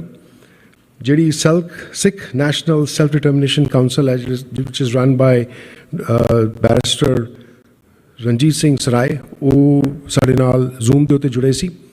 ਉਹਨਾਂ ਨੇ ਇੱਕ ਬਹੁਤ ਹੀ ਇੱਕ ਵਧੀਆ ਪ੍ਰੋਜੈਕਟ ਜਿਹੜਾ ਹੈਗਾ ਉਹ ਹਾਈਲਾਈਟ ਕੀਤਾ। ਉਹਨਾਂ ਨੇ ਇਹ ਵੀ ਦੱਸਿਆ ਸਾਨੂੰ ਕਿ ਜਿਹੜੇ ਡਿਫਰੈਂਟ UN ਦੇ ਰੈਪੋਰਟਰਸ ਨੇ ਉਹਨਾਂ ਨਾਲ ਕੀ ਗੱਲਬਾਤ ਕੀਤੀ ਹੈ ਇਨ ਦਾ ਪਾਸਟ, ਅਤੇ ਕਿਹੜੀ ਗੱਲਾਂ ਜਿਹੜੀਆਂ ਕੌਮ ਦੀਆਂ ਨੀਡਸ ਨੇ ਉਹਨਾਂ ਨੂੰ ਹਾਈਲਾਈਟ ਕੀਤਾ, ਦੱਸਿਆ। ਔਰ ਉਹਨਾਂ ਨੇ ਜੋ ਕੱਲ੍ਹ ਪ੍ਰੋਜੈਕਟ ਡਿਸਕਸ ਕੀਤਾ ਉਹਦੇ ਵਿੱਚ ਜਿਹੜੀ ਸਾਡੀ civil and human rights council ਹੈ, ਸੈਲਫ ਨੈਸ਼ਨਲ ਡਿਟਰਮੀਨੇਸ਼ਨ ਕਾਉਂਸਲ ਹੈ, ਅਤੇ ਜਿਹੜੀ ਸਾਡੀ UN ਦੀ ਕਾਉਂਸਲ ਹੈਗੀ ਹੈ, ਉਹਨਾਂ ਤਿੰਨਾਂ ਦਾ ਇੱਕ ਸਾਂਝਾ ਪ੍ਰੋਜੈਕਟ ਉਹਨਾਂ ਨੇ ਉਹਦੇ ਬਾਰੇ ਚਾਨਣਾ ਪਾਇਆ ਔਰ ਦੱਸਿਆ ਕਿ ਜਿਹੜੀ ICCPR ਹੈ ਉਹਦੇ ਵਿੱਚ ਜਿਹੜਾ ਇੱਕ ਰਿਪੋਰਟ ਤਿਆਰ ਕੀਤੀ ਜਾਏਗੀ ਜੋ ਕਿ ਦੱਸੇਗੀ ਕਿ ਜੋ ਸਾਡੇ ਸਿੱਖਾਂ ਦੇ ਓਵਰਆਲ ਗਲੋਬਲੀ ਜੋ ਹਾਲਾਤ ਨੇ ਉਹਨਾਂ ਬਾਰੇ ਕਨਵਰਸੇਸ਼ਨ ਹੋਏਗੀ ਔਰ ਦੱਸਿਆ ਜਾਏਗਾ ਕਿ ਜਿਹੜੇ ਸਾਡੇ ਸਿੱਖਾਂ ਨਾਲ ਜੋ ਚੱਲ ਰਿਹਾ ਹੋ ਰਿਹਾ, ਜੋ ਸਾਡੇ ਪੋਲੀਟੀਕਲ ਰਾਈਟਸ ਨੇ, ਜੋ ਵਾਇਲੇਸ਼ਨਸ ਹੋਈਆਂ ਨੇ, ਉਹਨਾਂ ਦਾ ਹੱਲ ਸਿੱਖ ਕੀ ਚਾਹੁੰਦੇ ਨੇ ਅਤੇ ਕਿਸ ਕਿਸਮ ਦੀ ਮਦਦ ਜਿਹੜੀ ਆ ਉਹ ਜਿਹੜੀਆਂ UN ਦੇ ਔਰਗਨਸ ਨੇ ਅਤੇ ਜਿਹੜੀਆਂ ਮੈਂਬਰ ਸਟੇਟਸ ਨੇ ਉਹਨਾਂ ਤੋਂ ਕਿਸ ਕਿਸਮ ਦੀ ਮਦਦ ਚਾਹੁੰਦੇ ਨੇ। ਸਪੈਸੀਫਿਕਲੀ ਜੋ ਸਾਡੇ ਨਾਲ different abuses, religious right abuses, political right abuses ਸਾਡੇ ਨਾਲ ਹੋ ਰਹੇ ਨੇ ਜਾਂ ਚੱਲ ਰਹੇ ਨੇ, ਉਹਨਾਂ ਬਾਰੇ ਚਾਨਣਾ ਪਾਇਆ ਜਾਏਗਾ। ਇਸ ਤੋਂ ਇਲਾਵਾ ਜਿਹੜੀ ਸਾਡੀ ਐਜੂਕੇਸ਼ਨ ਅਫੇਅਰਸ ਕਾਉਂਸਲ ਹੈ, ਇਹਦੇ ਵਿੱਚ ਸਾਡੇ ਜਿਹੜੇ ਵੀਰ ਜਗਜੀਤ ਸਿੰਘ ਬੈਠੇ ਹੋਏ ਨੇ, ਇਹਨਾਂ ਨੇ ਬਹੁਤ ਹੀ ਵਧੀਆ ਤਰੀਕੇ ਨਾਲ ਬਹੁਤ ਹੀ ਡੀਟੇਲ ਵਿੱਚ ਜਿਹੜੀਆਂ ਕਿ ਸਾਡੀਆਂ ਸੋਸ਼ਲ ਔਰ ਸਾਡੇ ਜਿਹੜਾ ਸਿੱਖ ਫੈਬਰਿਕ ਹੈ ਉਹਦੇ ਵਿੱਚ ਜੋ ਲੋੜਾਂ ਨੇ ਉਹਨਾਂ ਨੂੰ ਹਾਈਲਾਈਟ ਕੀਤਾ। ਇਹਦੇ ਵਿੱਚ ਕਾਫੀ ਕੰਮ ਜਿਹੜਾ ਹੈਗਾ ਐਜੂਕੇਸ਼ਨ ਔਰ ਰਿਲੀਜੀਅਸ ਜੋ ਹੈ ਅਫੇਅਰ ਕਾਉਂਸਲ ਜਿਹੜੀ ਹੈ ਉਹਦਾ ਮਿਲਿਆ ਜੁਲਿਆ ਕੰਮ ਹੈਗਾ, ਜਿਹਦੇ ਵਿੱਚ ਉਹਨਾਂ ਨੇ ਜਿਹੜੀਆਂ ਆਪਣੀਆਂ ਡਿਫਰੈਂਟ ਕੋਰਸਿਸ ਜਿਹੜੇ ਬਣਾਏ ਹੋਏ ਨੇ ਉਹਨਾਂ ਦਾ ਇੱਕ ਤੁਸੀਂ ਕਹਿ ਸਕਦੇ ਹੋ ਕਿ ਅਮਾਲਗਮ ਉਹਨਾਂ ਨੇ ਤਿਆਰ ਕੀਤਾ ਜਿਹੜਾ ਕਿ ਔਨਲਾਈਨ ਅਵੇਲੇਬਲ ਹੈ। ਔਰ ਉਹਨਾਂ ਨੇ ਦੱਸਿਆ ਕਿ ਜਿਹੜੇ ਗੁਰੂ ਘਰ ਜਿਨ੍ਹਾਂ ਮੁਲਕਾਂ 'ਚ ਗੁਰੂ ਘਰ ਆਪਣੇ ਇਹੋ ਜਿਹੇ ਜਿਹੜੇ ਕੋਰਸਿਸ ਰਨ ਕਰ ਰਹੇ ਨੇ ਉਹਨਾਂ ਨਾਲ ਸਾਂਝੀ ਮੇਲਤਾ ਨਾਲ ਮਿਲ ਕੇ ਉਹ ਜਿਹੜੇ ਕੋਰਸਿਸ ਨੇ ਅਵੇਲੇਬਲ ਕੀਤੇ ਜਾ ਸਕਦੇ ਨੇ। ਇਨ ਪਰਟੀਕੂਲਰ ਚਾਈਲਡ ਕੇਅਰ ਹੋ ਗਿਆ, ਫੈਮਿਲੀ ਅਫੇਅਰਸ ਹੋ ਗਏ, ਜਿਹੜੇ ਸਾਡੇ ਧਾਰਮਿਕ ਕੋਰਸਿਸ ਜਿਹੜੇ ਹੋਰ ਹੈਗੇ ਨੇ, ਸਿੱਖੀਜ਼ਮ ਦੀ ਜਿਹੜੀ ਡੈਫੀਨੇਸ਼ਨ ਹੈ ਉਹਦੇ ਬਾਰੇ ਹੋਰ ਜਿਹੜਾ ਚਾਨਣਾ ਪਾ ਕੇ ਉਹਨਾਂ ਨੇ ਬੜੀ ਡੀਟੇਲ ਵਿੱਚ ਦੱਸਿਆ ਕਿ ਜਿਹੜਾ ਸਾਡਾ ਯੂਥ ਹੈ ਉਹਨਾਂ ਦੀਆਂ ਕੀ ਪ੍ਰੋਬਲਮਸ ਹੈਗੀਆਂ ਨੇ, ਉਹਨਾਂ ਦੇ ਜਿਹੜੇ ਚੈਲੰਜਸ ਨੇ ਉਹ ਕੀ ਹੈਗੇ ਨੇ, ਕਿਉਂਕਿ ਉਹਨਾਂ ਨੇ ਕਾਫੀ ਮੁਲਕਾਂ ਜਾ ਕੇ ਇਹੋ ਜਿਹੇ ਕੋਰਸਿਸ ਜਿਹੜੇ ਨੇ ਕੰਡਕਟ ਕੀਤੇ ਨੇ, ਉਹਨਾਂ ਕੋਲ ਫੀਡਬੈਕ ਲਿਆ, ਸਰਵੇ ਕੀਤਾ ਔਰ ਉਸ ਸਰਵੇ ਦਾ ਜਿਹੜਾ ਡੇਟਾ ਹੈ ਉਹਨਾਂ ਨੇ ਉਹ ਹਾਈਲਾਈਟ ਕੀਤਾ। ਸੋ ਉਹ ਉਹਨਾਂ ਨੂੰ ਵੀ ਮੌਕਾ ਦਿੱਤਾ ਜਾਏਗਾ ਜਿਸ ਵੇਲੇ ਬੜੇ ਡੀਟੇਲ 'ਚ ਇਸ ਬਾਰੇ ਗੱਲ ਦੱਸਣਗੇ। ਜਿਹੜੀ ਸਾਡੀ finance and world bank council ਹੈ ਉਹਦੇ ਵਿੱਚ ਸਾਡੇ ਕੋਲ ਡਾਕਟਰ ਹਰਦਮ ਸਿੰਘ ਆਜ਼ਾਦ ਇੱਥੇ ਬੈਠੇ ਹੋਏ ਨੇ, ਉਹਨਾਂ ਨੇ ਚਾਨਣਾ ਪਾਇਆ, ਦੱਸਿਆ ਕਿ ਸਿੱਖਾਂ ਨੂੰ ਮਿਲ ਕੇ ਇੱਕ ਵਰਲਡ ਸਿੱਖ ਬੈਂਕ ਜਿਹੜਾ ਹੈਗਾ ਉਹਦੇ ਬਾਰੇ ਉਸ ਡਾਇਰੈਕਸ਼ਨ ਮੂਵ ਕਰਨਾ ਚਾਹੀਦਾ, ਲੇਕਿਨ ਉਸ ਡਾਇਰੈਕਸ਼ਨ ਮੂਵ ਕਰਨ ਤੋਂ ਪਹਿਲੇ ਸਾਨੂੰ ਸਾਡੇ ਰਿਸੋਰਸਿਸ ਨੇ ਉਹ ਇਕੱਠੇ ਕਰਨੇ ਪੈਣੇ ਨੇ। ਸਾਨੂੰ ਦੇਖਣਾ ਪੈਣਾ ਓਵਰਆਲ ਕਿ ਰਿਸੋਰਸਿਸ ਇਕੱਠੇ ਕਰਨ ਵਾਸਤੇ ਜੋ ਵੈਲਥ ਦੀ ਲੋੜ ਹੈ ਉਹ ਅਸੀਂ ਕਿਸ ਤਰ੍ਹਾਂ ਜਨਰੇਟ ਕਰਨੀ ਹੈ, ਕੀ ਓਪਰਚੁਨਿਟੀਜ਼ ਹੈਗੀਆਂ ਨੇ, ਜਿਹਦੇ ਵਿੱਚ ਇੱਕ ਜੋ ਉਹਨਾਂ ਨੇ ਦਰਸਾਇਆ ਪੁਆਇੰਟ ਰੀਅਲ ਅਸਟੇਟ ਦੀ ਇਨਵੈਸਟਮੈਂਟ ਜਿਹੜੀਆਂ ਹੈਗੀਆਂ ਨੇ, ਹੋਰ ਜਿਹੜੇ ਕੈਪੇਬਿਲਿਟੀਜ਼ ਇਹ 'ਚ ਡਿਵੈਲਪ ਕੀਤੀਆਂ ਜਾ ਸਕਦੀਆਂ ਨੇ। ਇਹਨਾਂ ਪੁਆਇੰਟਸ ਦੇ ਉੱਤੇ ਜਿਹੜੇ ਸਾਡੇ ਸਪੀਕਰ ਸਾਹਿਬ ਨੇ ਉਹਨਾਂ ਨੇ ਵੀ ਕੱਲ੍ਹ ਕਾਫੀ ਥੋੜ੍ਹਾ ਜਿਹਾ ਹਾਈਲਾਈਟ ਕੀਤਾ, ਦੱਸਿਆ ਕਿ ਕੀ ਓਪਰਚੁਨਿਟੀਜ਼ ਹੋਰ ਕੀਤੀਆਂ ਜਾ ਸਕਦੀਆਂ ਨੇ, ਅਵੇਲੇਬਲ ਕੀਤੀਆਂ ਜਾ ਸਕਦੀਆਂ ਨੇ। ਜਿਹੜੀ ਸਾਡੀ UN NGOs and international bodies engagement council ਹੈ ਉਹਦੇ ਹੈੱਡ ਨੇ ਸਰਦਾਰ ਸਵਰਨਜੀਤ ਸਿੰਘ ਜੀ ਜੋ ਕਨੈਟੀਕਟ 'ਚ ਹੈਗੇ ਨੇ, ਤੁਸੀਂ ਆਪ ਸਾਰੇ ਜਾਣਦੇ ਹੋ ਉਹਨਾਂ ਨੂੰ। ਉਹਨਾਂ ਨੇ ਕਾਫੀ ਜ਼ਿਆਦਾ ਕੰਮ ਕੀਤਾ ਹੈਗਾ। In fact he is one of the most active members of the world Sikh parliament. ਅਤੇ ਉਹਨਾਂ ਨੇ ਹਾਈਲਾਈਟ ਕਰਕੇ ਦੱਸਿਆ ਕਿ ਜਿਹੜੇ ਇਸ਼ੂਜ਼ ਕਮਿਊਨਿਟੀ ਫੇਸ ਕਰ ਰਹੀ ਹੈ, ਇਨ ਪਰਟੀਕੂਲਰ ਜਿਹੜਾ ਕਿ ਤੁਸੀਂ ਆਪ ਪਿੱਛੇ ਜਾਣਦੇ ਹੋ ਜਿਸ ਤਰੀਕੇ ਨਾਲ ਚੈਲੰਜਸ ਜੋ ਉਹਨਾਂ ਨੇ ਕੰਮ ਕਰ ਰਹੇ ਨੇ, ਉਹ ਜੋ ਚੈਲੰਜਸ ਉਹ ਫੇਸ ਕਰ ਰਹੇ ਨੇ ਔਰ ਉਹਨਾਂ ਦਾ ਜਿਹੜਾ ਚੈਲੰਜਸ ਦਾ ਜੋ ਹੱਲ ਹੈ ਉਹਨਾਂ ਨੇ ਉਹਨੂੰ ਵੀ ਹਾਈਲਾਈਟ ਕੀਤਾ, ਦੱਸਿਆ ਔਰ ਇਹ ਜ਼ਰੂਰ ਕਿਹਾ ਕਿ ਜੋ ਅਸੀਂ ਕੰਮ ਕਰ ਰਹੇ ਹਾਂ ਉਹਨਾਂ ਕੰਮਾਂ 'ਚ ਰੁਕਾਵਟਾਂ ਜ਼ਰੂਰ ਆਉਣਗੀਆਂ, ਚੈਲੰਜਸ ਸਾਡੇ ਕੋਲ ਆਉਣਗੇ, ਲੇਕਿਨ ਸਾਨੂੰ ਪਿੱਛੇ ਨਹੀਂ ਹਟਣਾ ਚਾਹੀਦਾ ਔਰ ਜਿਹੜੇ ਸਾਡੇ ਕੋਲ ਰਿਸੋਰਸਿਸ ਨੇ ਕਰਨ, ਜੋ ਸਾਡੀ ਲੀਗਲ ਅਫੇਅਰਸ ਜੋ ਕਮੇਟੀ ਹੈ ਜਾਂ ਉਹਦੇ ਸਾਡੇ ਲਾਇਰਸ ਨੇ ਉਹਨਾਂ ਨਾਲ ਰਲ ਮਿਲ ਕੇ ਅਸੀਂ ਜੋ ਚੈਲੰਜਸ ਉਹਨਾਂ ਨੂੰ ਐਡਰੈਸ ਕਰੀਏ, ਆਪ ਪਿੱਛੇ ਜਾਣਦੇ ਹੀ ਹੋ ਜੋ ਕਨੈਟੀਕਟ ਵਿੱਚ ਪਿੱਛੇ ਹੋਇਆ ਇੱਕ ਟਰੱਕ ਜਿਹੜਾ ਸੀ ਉਹ ਡਿਸਪਲੇ ਕਰਕੇ ਇੱਕ ਜਥੇਬੰਦੀ ਦਾ ਨਾਂ ਤੇ ਕਹਿ ਰਿਹਾ ਸੀ ਕਿ ਇਹ ਜਿਹੜਾ ਸੈਲਫ ਡਿਟਰਮੀਨੇਸ਼ਨ ਦੀ ਗੱਲ ਜੋ ਸਿੱਖ ਕਰ ਰਹੇ ਨੇ ਇਹ ਸਪੋਂਸਰਡ ਹੈਗੀ ਹੈ ਬਾਈ ISI ਐਂਡ ਅਦਰਸ ਤੇ ਉਹਨਾਂ ਨੇ ਉਹ ਟਰੱਕ ਜਿਹੜਾ ਘੁਮਾਇਆ ਤੇ ਦ ਮੂਵਮੈਂਟ ਜਿਹੜੀ ਇਹ ਗੱਲ ਜਿਸ ਵੇਲੇ ਗੱਲ ਪਤਾ ਲੱਗੀ ਕਨੈਟੀਕਟ ਵਿੱਚ ਤੇ ਫਿਰ ਜਿਹੜੀਆਂ ਕੁਝ ਆਰਗੇਨਾਈਜੇਸ਼ਨ ਜੋ ਵਰਲਡ ਸਿੱਖ ਪਾਰਲੀਮੈਂਟ ਨਾਲ ਕੰਮ ਕਰਦੀਆਂ ਨੇ ਉਹ ਅੱਗੇ ਆਈਆਂ ਉਹਨਾਂ ਨੇ ਆ ਕੇ ਡਿਪਾਰਟਮੈਂਟ ਆਫ ਜਸਟਿਸ ਨੂੰ ਕੰਪਲੇਨ ਕਰਕੇ ਉਹਨਾਂ ਨੂੰ ਸਾਰੀ ਡੀਟੇਲ ਵਿੱਚ ਗੱਲ ਦੱਸੀ ਕਿ ਕਿਸ ਤਰੀਕੇ ਨਾਲ ਕਈ ਨੇਸ਼ਨ ਜਿਹੜੇ ਨੇ ਸਪੈਸੀਫਿਕਲੀ ਇੰਡੀਆ ਜਿਹੜਾ ਹੈਗਾ ਉਹ ਇੱਕ ਹੇਟ ਡਿਵੈਲਪ ਕਰਾ ਰਿਹਾ between the communities that R over there department of justice ਨੇ ਫਿਰ ਕਿਹਾ ਕਿ ਤੁਸੀਂ ਇਹਦੀ ਕੰਪਲੇਂਟ ਲੌਂਚ ਕਰੋ ਵਿਦ ਦੀ FBI तो फिर उन्होंने जथेबंदियों ने मिल के ਜਿਹੜੇ ਕੰਪਲੇਂਟ ਲੌਂਚ ਕੀਤੀ ਵਿਦ ਦੀ FBI ਹਾਈਲਾਈਟਿੰਗ ਕਿ ਜੋ ਇਹ ਹਾਲਾਤ ਕ੍ਰੀਏਟ ਕੀਤੇ ਜਾ ਰਹੇ ਨੇ ਸੋ ਇਸ ਕਿਸਮ ਦੇ ਚੈਲੰਜਸ ਸਾਰਿਆਂ ਨੂੰ ਆਉਣਗੇ ਸਾਰੇ ਰੀਜਨਸ ਵਿੱਚ ਆਉਣਗੇ ਤੇ ਜਿਹੜਾ ਜੋ ਅਸੀਂ ਡੇਟਾ ਗੈਦਰ ਕੀਤਾ ਹੈ ਕਲੈਕਟ ਕੀਤਾ ਹੈ ਤੁਸੀਂ ਭਾਈ ਹਿੰਮਤ ਸਿੰਘ ਕੋਲੋਂ ਜਾਂ ਡਾਕਟਰ ਅਮਰਜੀਤ ਜਾਂ ਸਾਡੇ ਸਪੀਕਰ ਸਾਹਿਬ ਜਿਹੜੇ ਹੈਗੇ ਨੇ ਸੁਨੀਲ ਸਿੰਘ ਉਹਨਾਂ ਕੋਲੋਂ ਲੈ ਸਕਦੇ ਹੋ ਔਰ ਜਿਹੜਾ ਸਪੋਰਟ ਸਿਸਟਮ ਜੋ ਵੀ ਸਾਡਾ ਬਣਿਆ ਹੈ ਉਹਨੂੰ ਲੈਵਰੇਜ ਕਰ ਸਕਦੇ ਹੋ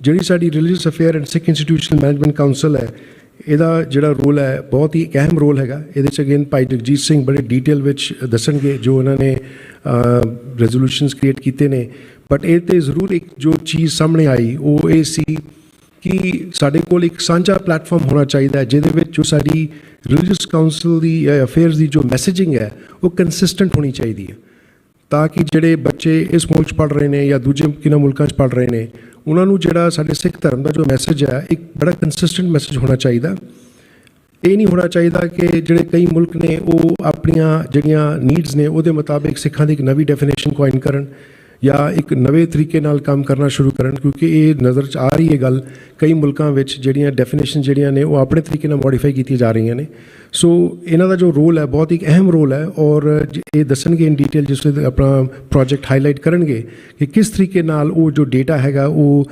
ਅਵੇਲੇਬਲ ਕਰਨਗੇ ਡਿਫਰੈਂਟ ਰੀਜਨਸ ਵਿੱਚ ਅਤੇ ਮੇਰੀ ਬੇਨਤੀ ਹੈ ਜਿਹੜੇ ਰੀਜਨਲ ਕੋਆਰਡੀਨੇਟਰਸ ਹੈਗੇ ਨੇ ਉਹ ਜਿਹੜੇ ਲੋਕਲ ਗੁਰਦੁਆਰਾ ਕਮੇਟੀਜ਼ ਨੇ ਕਾਊਂਸਲਸ ਨੇ ਉਹਨਾਂ ਨਾਲ ਸ਼ੇਅਰ ਕਰਨ ਅਤੇ ਜਿਹੜਾ ਉਹਨਾਂ ਦਾ ਐਕਸਪੀਰੀਅੰਸ ਹੈਗਾ ਉਹਨੂੰ ਵੀ ਲੈਵਰੇਜ ਕਰਨ ਅਤੇ ਮੇਕ ਸ਼ੋਰ ਕਰਨ ਕਿ ਜਿਹੜਾ ਉਹ ਡੇਟਾ ਹੈਗਾ ਉਹਨੂੰ ਪ੍ਰੋਪਰਲੀ ਡਿਸੈਮੀਨੇਟ ਕਰਨ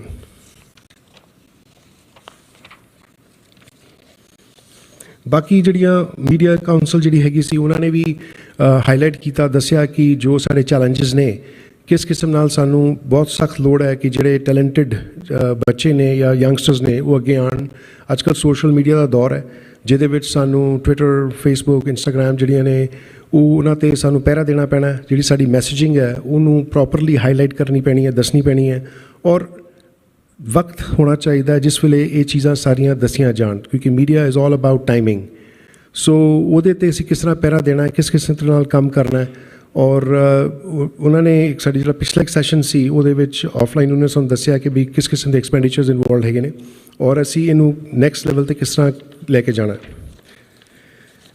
ਸੋ ਇਹ ਚੀਜ਼ ਸਾਡੇ ਸੈਸ਼ਨ ਜਿਹੜੇ ਕੱਲ੍ਹ ਹੋਏ ਨੇ ਉਹਨਾਂ ਵਿੱਚ ਬੜੀ ਗੰਭੀਰ ਵਿਚਾਰਾਂ ਹੋਈਆਂ ਇਹਨਾਂ ਇਸ਼ੂਜ਼ ਦੇ ਉੱਤੇ ਔਰ ਇੰਕਲੂਡਿੰਗ ਉਸ ਤੋਂ ਬਾਅਦ ਵੀ ਸੈਸ਼ਨ ਤੋਂ ਬਾਅਦ ਵੀ ਕੁਝ ਬੈਠ ਕੇ ਲੋਕਾਂ ਨੇ ਡੀਟੇਲ ਡਿਸਕਸ਼ਨਸ ਕੀਤੀਆਂ ਹੁਣ ਮੈਂ ਹੋਰ ਟਾਈਮ ਨਾ ਲੈਂਦਾ ਹੋਇਆ ਜਿਹੜਾ ਅਗਲਾ ਸੈਸ਼ਨ ਦਾ ਜੋ ਕਾਰਵਾਈ ਹੈ ਇਸ ਸੈਸ਼ਨ ਦੀ ਕਾਰਵਾਈ ਜਿਹੜੀ ਹੈਗੀ ਹੈ ਮੈਂ ਕਹਾਂਗਾ ਮਨਪ੍ਰੀਤ ਸਿੰਘ ਹੋਰਾਂ ਨੂੰ ਆ ਕੇ ਸਟੇਜ ਤੋਂ ਪਲੀਜ਼ ਕੰਪਲੀਟ ਕਰਨ ਅਤੇ ਬਾਕੀ ਹਰ ਕਾਊਂਸਲ ਦੇ ਜੋ ਰੈਜ਼ੋਲੂਸ਼ਨਸ ਨੇ ਉਹ ਇਨ ਡੀਟੇਲ ਜਿਸ ਵੇਲੇ ਉਹਨਾਂ ਨੂੰ ਇਨਵਾਈਟ ਕੀਤਾ ਜਾਏਗਾ ਉਹ ਆ ਕੇ ਪੜ੍ਹਨਗੇ ਅਤੇ ਦੱਸਣਗੇ ਸਾਰੇ ਨਾਲ ਸ਼ੇਅਰ ਕਰਨਗੇ ਜੀ ਅਤੇ ਜਿਹੜੇ ਸੱਜਣ ਬਾਹਰੋਂ ਵੀ ਆਏ ਨੇ ਜੇ ਕੋਈ ਫੀਡਬੈਕ ਦੇਣਾ ਚਾਹੁੰਦੇ ਨੇ ਦ ਡਿਕੋਰਮ ਆਫ ਦਿਸ ਸੈਸ਼ਨ ਇਸ ਕਿ ਤੁਸੀਂ ਪਲੀਜ਼ ਜਿਹੜੇ ਆਪਣੇ ਸ਼ੈਪਰੋਨਸ ਹੈਗੇ ਨੇ ਜਾਂ ਜਿਹੜੇ ਸੇਵਾਦਾਰ ਹੈਗੇ ਨੇ ਰੀਜਨਲ ਕੋਆਰਡੀਨੇਟਰਸ ਦੇ ਤੁਸੀਂ ਉਹਨਾਂ ਨੂੰ ਮਿਲੋ ਅਤੇ ਆਪਣਾ ਕੁਐਸਚਨ ਜਿਹੜਾ ਤੁਸੀਂ ਲਿਖ ਕੇ ਜਿਹੜਾ ਹੈਗਾ ਉਹ ਸਪੀਕਰ ਸਾਹਿਬ ਨੂੰ ਦੇ ਸਕਦੇ ਹੋ ਅਤੇ ਉਹ ਜਿਹੜਾ ਸਵਾਲ ਜਿਹੜਾ ਹੋਏਗਾ ਉਹਨੂੰ ਫਿਰ ਆਨਸਰ ਕੀਤਾ ਜਾਏਗਾ ਇਸ ਪੋਡੀਅਮ ਤੋਂ ਜੀ ਇਸ ਨਾਲ ਜੀ ਕਹਿੰਦੇ ਆ ਭੁੱਲਾਂ ਚੁੱਕਾਂ ਦੀ ਮਾਫੀ ਚਾਹਾਂਗਾ ਫਤਿਹ ਦਾ ਜਵਾਬ ਫਤਿਹ ਜੀ ਦਿਓ ਜੀ ਵਾਹਿਗੁਰੂ ਜੀ ਕਾ ਖਾਲਸਾ ਵਾਹਿਗੁਰੂ ਜੀ ਕੀ ਫਤਿਹ ਸੋ ਭਾਈ ਹਰਦਿਆਲ ਸਿੰਘ ਜੀ ਨੇ ਕਾਫੀ ਤਰਤੀਬ ਦੇ ਨਾਲ ਜਿਹੜਾ ਦੱਸਿਆ ਕਿ ਕੱਲ੍ਹ ਦਾ ਜਿਹੜਾ ਸੈਸ਼ਨ ਸੀ ਉਹ ਕੀ ਸੀ ਔਰ ਇਸ ਸੈਸ਼ਨ ਦੇ ਕੰਡਕਟ ਦੇ ਵਿੱਚ ਮੈਂ ਆਪ ਜੀ ਨੂੰ ਜ਼ਰੂਰ ਯਕੀਨ ਦਿਵਾਵਾਂ ਕਿ ਜੋ ਸਾਡਾ ਮੇਨ ਅਹਿਮ ਜੋ ਸਾਡੀ ਮਨਸ਼ਾ ਹੈ ਕਿ ਅੱਜ ਸਿੱਖ ਜਿਹੜੇ ਨੇ ਉਹ ਦੁਨੀਆ ਦੀ 6ਵੀਂ ਵੱਡੀ ਕੌਮ ਨੇ ਬਾਏ ਪਾਪੂਲੇਸ਼ਨ ਅਤੇ ਕਰੀਬਨ 192 ਜਿਹੜੇ ਰੈਕੋਗਨਾਈਜ਼ਡ ਨੇਸ਼ਨਸ ਨੇ ਜਿਹੜੇ ਯੂਨਾਈਟਿਡ ਨੇਸ਼ਨ ਦੇ ਨਾਲ ਕੰਮ ਕਰਦੇ ਨੇ ਬੇਸ਼ੱਕ ਦੀ ਅਸੀਂ ਕੁਛ ਚਿਰਾਂ ਲਈ ਸਟੇਟਲੈਸ ਹੋਏ ਹਾਂ ਪਰ ਸਾਡੀ ਰਾਜ ਕਰਨ ਦੀ ਨਾ ਤਾਂ ਐਂਬੀਸ਼ਨ ਖਤਮ ਹੋਈ ਹੈ ਅਤੇ ਨਾ ਹੀ ਸਾਨੂੰ ਰਾਜ ਕਰਨਾ ਭੁੱਲਿਆ ਕਿ ਸਾਡੀ ਐਡਮਿਨਿਸਟ੍ਰੇਸ਼ਨ ਕਿਸ ਤਰ੍ਹਾਂ ਵਰਕ ਕਰਦੀ ਹੈ। ਉਸੇ ਐਂਬੀਸ਼ਨ 'ਚੋਂ ਉਭਰਦੀ ਹੈ ਵਰਲਡ ਸਿੱਖ ਪਾਰਲੀਮੈਂਟ। ਅੱਜ ਜੋ ਸਾਡੇ ਸਪੋਕਸਮੈਨ ਨੇ ਡਾਕਟਰ ਅਮਰਜੀਤ ਸਿੰਘ ਜੀ, ਜੋ ਕਿ ਲੰਮੇ ਸਮੇਂ ਤੋਂ ਸਾਡੀ ਆਜ਼ਾਦ ਹਸਤੀ ਨੂੰ ਕਾਇਮ ਕਰਨ ਵਾਸਤੇ, ਖਾਲਿਸਤਾਨ ਦੇ ਰਾਜ ਦੀ ਪ੍ਰਾਪਤੀ ਵਾਸਤੇ ਲੰਮੇ ਸਮੇਂ ਤੋਂ ਜਿਹੜਾ ਉਹ ਜੂਝ ਰਹੇ ਨੇ, ਔਰ ਲੰਬੇ ਸਮੇਂ ਤੋਂ ਇੱਕ ਅਕੈਡਮਿਕ ਦੇ ਤੌਰ 'ਤੇ, ਇੱਕ ਟੀਵੀ ਪ੍ਰੈਜ਼ੈਂਟਰ ਦੇ ਤੌਰ 'ਤੇ, ਇੱਕ ਅਵੇਅਰਨੈਸ ਕੈਂਪੇਨ ਚਲਾਉਣ ਦੇ ਤੌਰ 'ਤੇ ਜਿਹੜਾ ਉਹ ਲੰਬੇ ਸਮੇਂ ਤੋਂ ਕੰਮ ਕਰ ਰਹੇ ਨੇ। ਸੋ ਮੈਂ ਬੇਨਤੀ ਕਰਦਾ ਕਿ ਸਾਡੇ ਬਜ਼ੁਰਗ ਨੇ ਸਾਨੂੰ ਇਸ ਪੂਰੇ ਪਾਰਲੀਮੈਂਟ ਦੇ ਸੈਟਅਪ 'ਚੋਂ ਡੇ 1 ਤੋਂ ਗਾਈਡ ਕਰ ਰਹੇ ਨੇ, ਔਰ ਉਹਨਾਂ ਨੂੰ ਬੇਨਤੀ ਹੈ ਕਿ ਜਿਹੜੀ ਪਾਰਲੀਮੈਂਟ ਦੀ ਐਂਬੀਸ਼ਨਸ ਨੇ ਉਹ ਜ਼ਰੂਰ ਸੰਗਤਾਂ ਦੇ ਸਾਹਮਣੇ ਜਿਹੜੀਆਂ ਉਹ ਰੱਖਣ, ਤਾਂ ਕਿ ਲੋਕ ਸਮਝ ਸਕਣ ਅਤੇ ਜਿਹੜੇ ਸਾਡੇ ਪੋਟੈਂਸ਼ੀਅਲ ਐਸਪੀਰੈਂਟਸ ਨੇ, ਜਿਹੜੇ ਪਾਰਲੀਮੈਂਟ ਨੂੰ ਜੁਆਇਨ ਕਰਨਾ ਚਾਹੁੰਦੇ ਨੇ, ਉਹ ਸਮਝ ਸਕਣ ਕਿ ਆਖਿਰ ਵਰਲਡ ਸਿੱਖ ਪਾਰਲੀਮੈਂਟ ਜਿਹੜੀ ਹੈ ਉਹਦੀਆਂ ਕੀ ਐਂਬੀਸ਼ਨਸ ਨੇ। ਡਾਕਟਰ ਅਮਰਜੀਤ ਸਿੰਘ ਜੀ।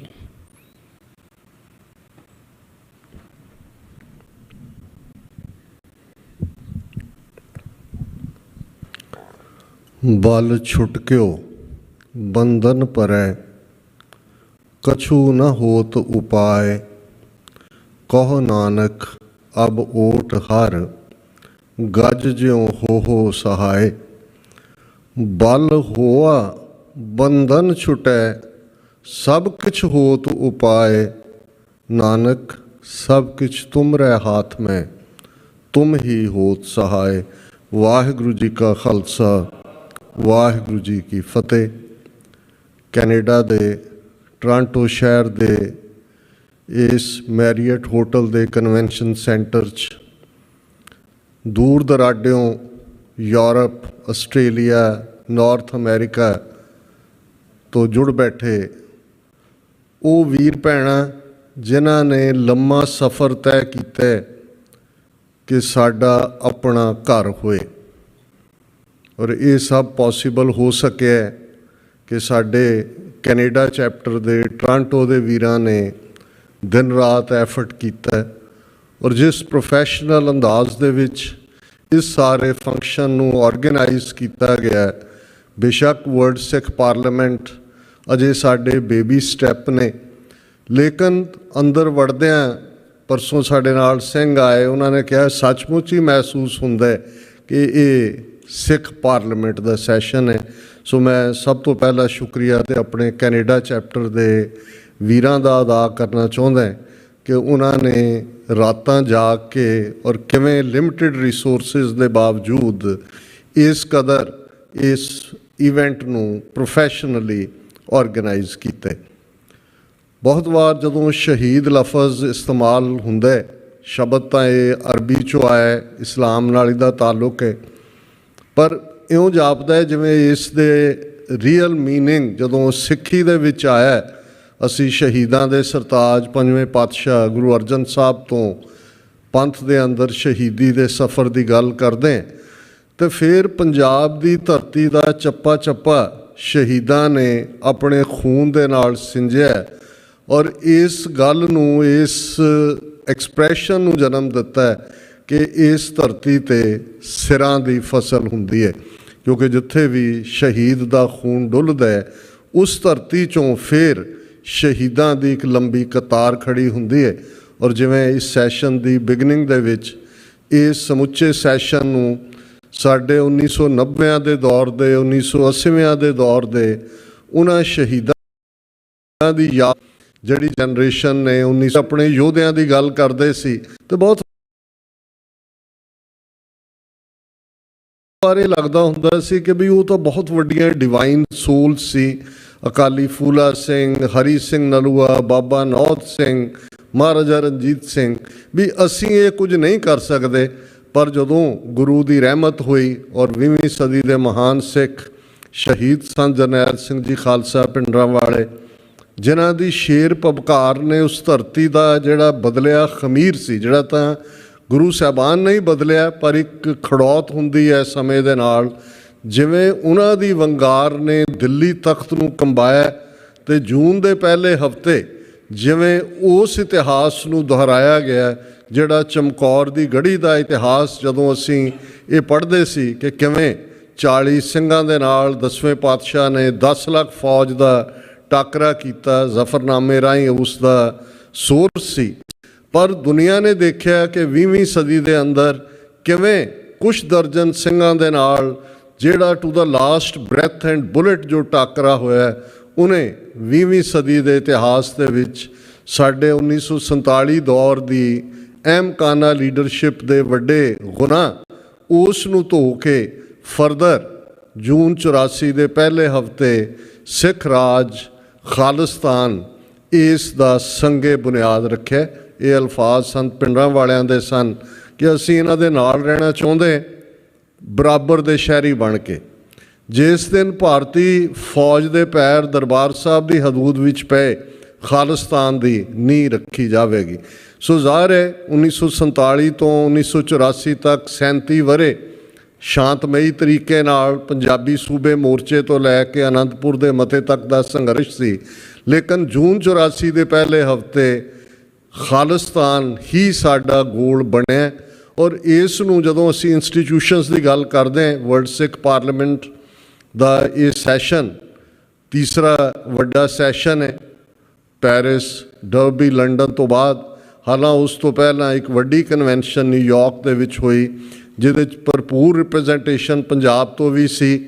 ਸਰ ਅਮਰ ਸਿੰਘ ਚਾਹਲ ਜਿਹੜੇ ਭਾਈ ਜਗਤਾਰ ਸਿੰਘ ਹਵਾਰਾ ਦਾ ਕੇਸ ਵੀ ਲੜਦੇ ਨੇ, ਉਹ ਵੀ ਆਏ, ਹੋਰ ਸਕਾਲਰ ਵੀ ਆਏ ਹੋਏ ਸਨ, ਧਾਰਮਿਕ ਸ਼ਖਸੀਅਤਾਂ ਵੀ ਸਨ। ਅਤੇ ਮਕਸਦ ਇਹ ਸੀ ਕਿ ਜਿਹੜਾ ਮਤਾ 2015 'ਚ ਸਰਬੱਤ ਖਾਲਸਾ ਜਿਹੜਾ ਚੱਬੇ ਦੀ ਧਰਤੀ 'ਤੇ ਹੋਇਆ, ਉਸ ਦੇ ਵਿੱਚ ਮਤਾ ਨੰਬਰ 5, ਜਿਸ ਦੇ ਵਿੱਚ ਇਹ ਵਿਜ਼ਨ ਸੀ ਕਿ ਵਰਲਡ ਸਿੱਖ ਪਾਰਲੀਮੈਂਟ ਦਾ ਗਠਨ ਕੀਤਾ ਜਾਏ ਤਾਂ ਕਿ ਸਿੱਖ ਨੇਸ਼ਨ ਜਿਹੜਾ ਜਨਮ ਦੇ ਨਾਲ ਹੀ ਨੇਸ਼ਨ ਹੈ, ਸਾਨੂੰ ਪੋਲੀਟੀਕਲ ਸਾਇੰਸ ਦੀ ਕਿਸੇ ਡੈਫੀਨੇਸ਼ਨ 'ਚ ਫਿੱਟ ਹੋਣ ਦੀ ਲੋੜ ਨਹੀਂ ਹੈ ਕਿ ਜੀ ਅਸੀਂ ਕਿਵੇਂ ਨੇਸ਼ਨ ਹੈ ਜਾਂ ਸਾਡੀ ਕਿਵੇਂ ਨੇਸ਼ਨ ਦੇ ਤੌਰ 'ਤੇ ਸਾਡਾ ਕਲੇਮ ਹੈ।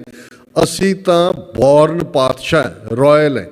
ਔਰ ਜਿਨ੍ਹਾਂ ਨੂੰ ਕਦੇ ਪ੍ਰੋਫੈਸਰ ਪੂਰਨ ਸਿੰਘ ਜਾਂ ਪ੍ਰੋਫੈਸਰ ਹਰਿੰਦਰ ਸਿੰਘ ਮਹਿਬੂਬ, ਇਹ ਦੋ 20ਵੀਂ ਸਦੀ ਦੇ ਸਾਡੇ ਦਾਰਸ਼ਨਿਕ ਸ਼ਾਇਰ ਨੇ, ਜਿਨ੍ਹਾਂ ਨੇ ਜੇ ਅੰਗਰੇਜ਼ੀ 'ਚ ਕਹਿਣਾ ਹੋਏ ਕਿ ਦੇ ਵਾਕਡ ਇਨਟੂ ਦਾ ਅਨਨੋਨ, ਉਸ ਦੁਨੀਆ 'ਚ ਗੈਬ ਦੀ ਦੁਨੀਆ, ਰਹੱਸ ਦੀ ਦੁਨੀਆ, ਮਿਸਟਿਸਿਜ਼ਮ ਦੀ ਦੁਨੀਆ, ਰੂਹਾਨੀ ਦੁਨੀਆ। ਅਤੇ ਇਸ ਨੂੰ ਉਹ ਫਿਰ ਮਹਿਸੂਸ ਕਰਦੇ ਨੇ ਜਦੋਂ ਪ੍ਰੋਫੈਸਰ ਪੂਰਨ ਸਿੰਘ ਸਿੱਖ ਨੂੰ ਬਿਆਨਦੇ ਨੇ ਕਿ ਤੁਰਥੀ ਆਜ਼ਾਦ ਇਹ ਸਤਿਗੁਰ ਦੇ ਬੰਦੇ।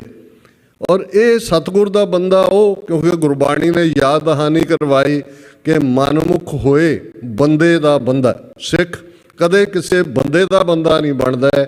ਪੂਜਾ ਅਕਾਲ ਕੀ, ਪਰਚਾ ਸ਼ਬਦ ਕਾ, ਦੀਦਾਰ ਖਾਲਸੇ ਕਾ। ਅਤੇ ਇਹ ਪਾਤਸ਼ਾਹਤ, ਔਰ ਇਹ ਗੱਲ ਮੈਂ ਇਸ ਲਈ ਵੀ ਐਮਫੇਸਾਈਜ਼ ਨਾਲ ਕਹਿਣਾ ਚਾਹੁੰਦਾ ਕਿਉਂਕਿ ਜਦੋਂ ਅਸੀਂ ਕੁਛ ਪੈਰਲਲਸ ਦੇਖਦੇ ਹਾਂ ਵੈਸਟਰਨ ਜਾਂ ਅਮੈਰੀਕਨ ਹਿਸਟਰੀ ਦੇ ਹਵਾਲੇ ਨਾਲ, ਅਤੇ ਫਿਰ 4 ਜੁਲਾਈ 1776 ਦਾ ਦਿਨ ਜਦੋਂ ਕਿ declaration of independence Thomas Jefferson ਦੀ ਲਿਖੀ ਹੋਈ, ਫਿਲਾਡੈਲਫੀਆ ਜਿਹੜੀ ਉਸ ਵੇਲੇ ਅਮਰੀਕਾ ਦੀ ਰਾਜਧਾਨੀ, 13 ਕਾਲੋਨੀਜ਼ ਦੇ ਨੁਮਾਇੰਦੇ ਇਕੱਠੇ ਹੁੰਦੇ ਨੇ, ਅੱਜ ਅਮਰੀਕਾ ਦੀਆਂ 50 ਸਟੇਟਾਂ ਨੇ। ਔਰ ਉਹ ਡੈਕਲੇਰੇਸ਼ਨ ਆਫ ਇੰਡੀਪੈਂਡੈਂਸ ਜਿਹਦੀ ਪਹਿਲੀ ਲਾਈਨ ਸ਼ੁਰੂ ਹੁੰਦੀ ਹੈ ਕਿ ਆਲ ਮੈਨ ਆਰ ਬੋਰਨ ਇਕੁਅਲ। ਕਿ ਜਦੋਂ ਅਸੀਂ ਸੋਵਰਨਿਟੀ ਲਫ਼ਜ਼ ਤੁਸੀਂ ਸੁਣਦੇ ਹੋ, ਬਾਦਸ਼ਾਹਤ ਜਾਂ ਅੱਜ ਅਸੀਂ ਪਾਤਸ਼ਾਹੀ ਦਾਵਾ ਲਫ਼ਜ਼ ਵੀ ਇਸਤੇਮਾਲ ਹੁੰਦਾ, ਦੀਪ ਸਿੱਧੂ ਨੇ ਇਹ ਲਫ਼ਜ਼ ਕਾਫੀ ਇਸਤੇਮਾਲ ਕੀਤਾ। ਅਤੇ ਵੈਸੇ ਇਹਦਾ ਹਿੰਦੀਆਈਜ਼ਡ ਸ਼ਬਦ ਪ੍ਰਭੂ ਸੱਤਾ ਇਸ ਦੇ ਨਾਲ ਵੀ ਜੁੜਿਆ ਹੋਇਆ। ਹੁਣ ਇਹ ਸਾਰੇ ਹੀ ਲਫ਼ਜ਼ ਸੋਵਰਨਿਟੀ ਰੱਬ 'ਚੋਂ ਨਿਕਲਦੀ ਹੈ।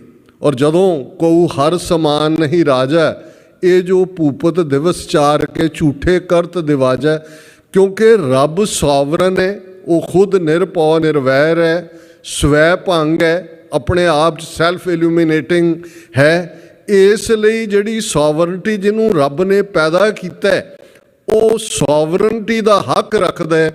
ਕਿਸੇ ਹੋਰ ਦੇ ਕੋਲ ਇਹ ਹੱਕ ਨਹੀਂ ਹੈ ਕਿ ਉਹ ਉਸ ਦੇ ਮੁੱਢਲੇ ਹੱਕਾਂ ਨੂੰ ਖੋਏ। ਔਰ ਜਦੋਂ ਅਸੀਂ ਆਦਰਸ਼ ਰਾਜ ਦੀ ਗੱਲ ਕਰਦੇ ਹਾਂ, ਸਾਡਾ 2 ਦਿਨ ਦਾ ਇਹ ਸੈਸ਼ਨ ਜਿਸ ਦੇ ਉੱਤੇ ਜਦੋਂ ਰੈਜ਼ੋਲੂਸ਼ਨਸ ਤੁਸੀਂ ਦੇਖੋਗੇ ਤੇ ਅਲਟੀਮੇਟ ਕਨਕਲੂਜਨ ਤਾਂ ਕੌਮ ਦਾ ਆਪਣਾ ਘਰ ਬਣਾਉਣਾ ਹੈ। ਲੇਕਿਨ ਇਸ ਦਾ ਬੇਸਿਕ ਮਾਡਲ, ਕਿਉਂਕਿ ਸਾਡੇ ਲਈ ਜਾਗਤ ਜੋਤ ਗੁਰੂ ਗੁਰੂ ਗ੍ਰੰਥ ਸਾਹਿਬ ਨੇ। ਔਰ ਗੁਰੂ ਗ੍ਰੰਥ ਸਾਹਿਬ ਦੇ ਅੰਦਰ ਉਹ ਮਾਡਲ ਜਿਹੜਾ ਖਾਲਿਸਤਾਨ ਦਾ, ਜਦੋਂ ਅਸੀਂ ਭਗਤ ਰਵਿਦਾਸ ਜੀ ਦਾ ਇਹ ਸ਼ਬਦ ਪੜ੍ਹਦੇ ਹਾਂ, ਬੇਗਮਪੁਰਾ ਸ਼ਹਿਰ ਕੋ ਨਾਉ ਦੁਖ ਅੰਦੋ ਨਹੀਂ ਤਾਂ ਠਾਓ, ਨਾ ਤਸ਼ਵੀਸ਼ ਖਰਾਜ ਨਾ ਮਾਲ, ਖੌਫ ਨਾ ਖਤਾ ਨਾ ਤਸ ਜਵਾਲ, ਅਬ ਮੁਹੇ ਖੂਬ ਵਤਨ ਗਹਿ ਪਾਈ, ਊਹਾਂ ਖੈਰ ਸਦਾ ਮੇਰੇ ਭਾਈ। ਬੇਗਮ, ਜਿੱਥੇ ਕੋਈ ਗਮ ਨਹੀਂ ਹੈ, ਕੋਈ ਬੇਮਤਲਬ ਦੇ ਟੈਕਸ ਨਹੀਂ ਨੇ, ਕੋਈ ਟੋਲ ਨਹੀਂ ਨੇ, ਕੋਈ ਤੁਹਾਨੂੰ ਡੀਵੈਪਨਾਈਜ਼ ਨਹੀਂ ਕਰਦਾ, ਕੋਈ ਤੁਹਾਡੇ ਇਸ਼ਟ ਨੂੰ ਬੇਅਦਬ ਨਹੀਂ ਕਰਦਾ, ਉਹ ਜਿੱਥੇ ਕਿ ਸਦਾ ਹੀ ਖੈਰ ਵਾਲਾ ਮਾਹੌਲ ਹੈ। ਔਰ ਇਸ ਨੂੰ ਜਦੋਂ ਗੁਰੂ ਅਰਜਨ ਸਾਹਿਬ ਨੇ ਡਿਫਾਈਨ ਕੀਤਾ, ਹੁਣ ਹੁਕਮ ਹੋਆ ਮਿਹਰਬਾਨ ਦਾ, ਪੈ ਕੋਏ ਨਾ ਕਿਸੇ ਰੰਜਾਨ ਦਾ, ਸਭ ਸੁਖਾਲੀ ਉੱਠਿਆ ਇਹ ਹੋਆ ਹਲੀਮੀ ਰਾਜ ਜਿਉ।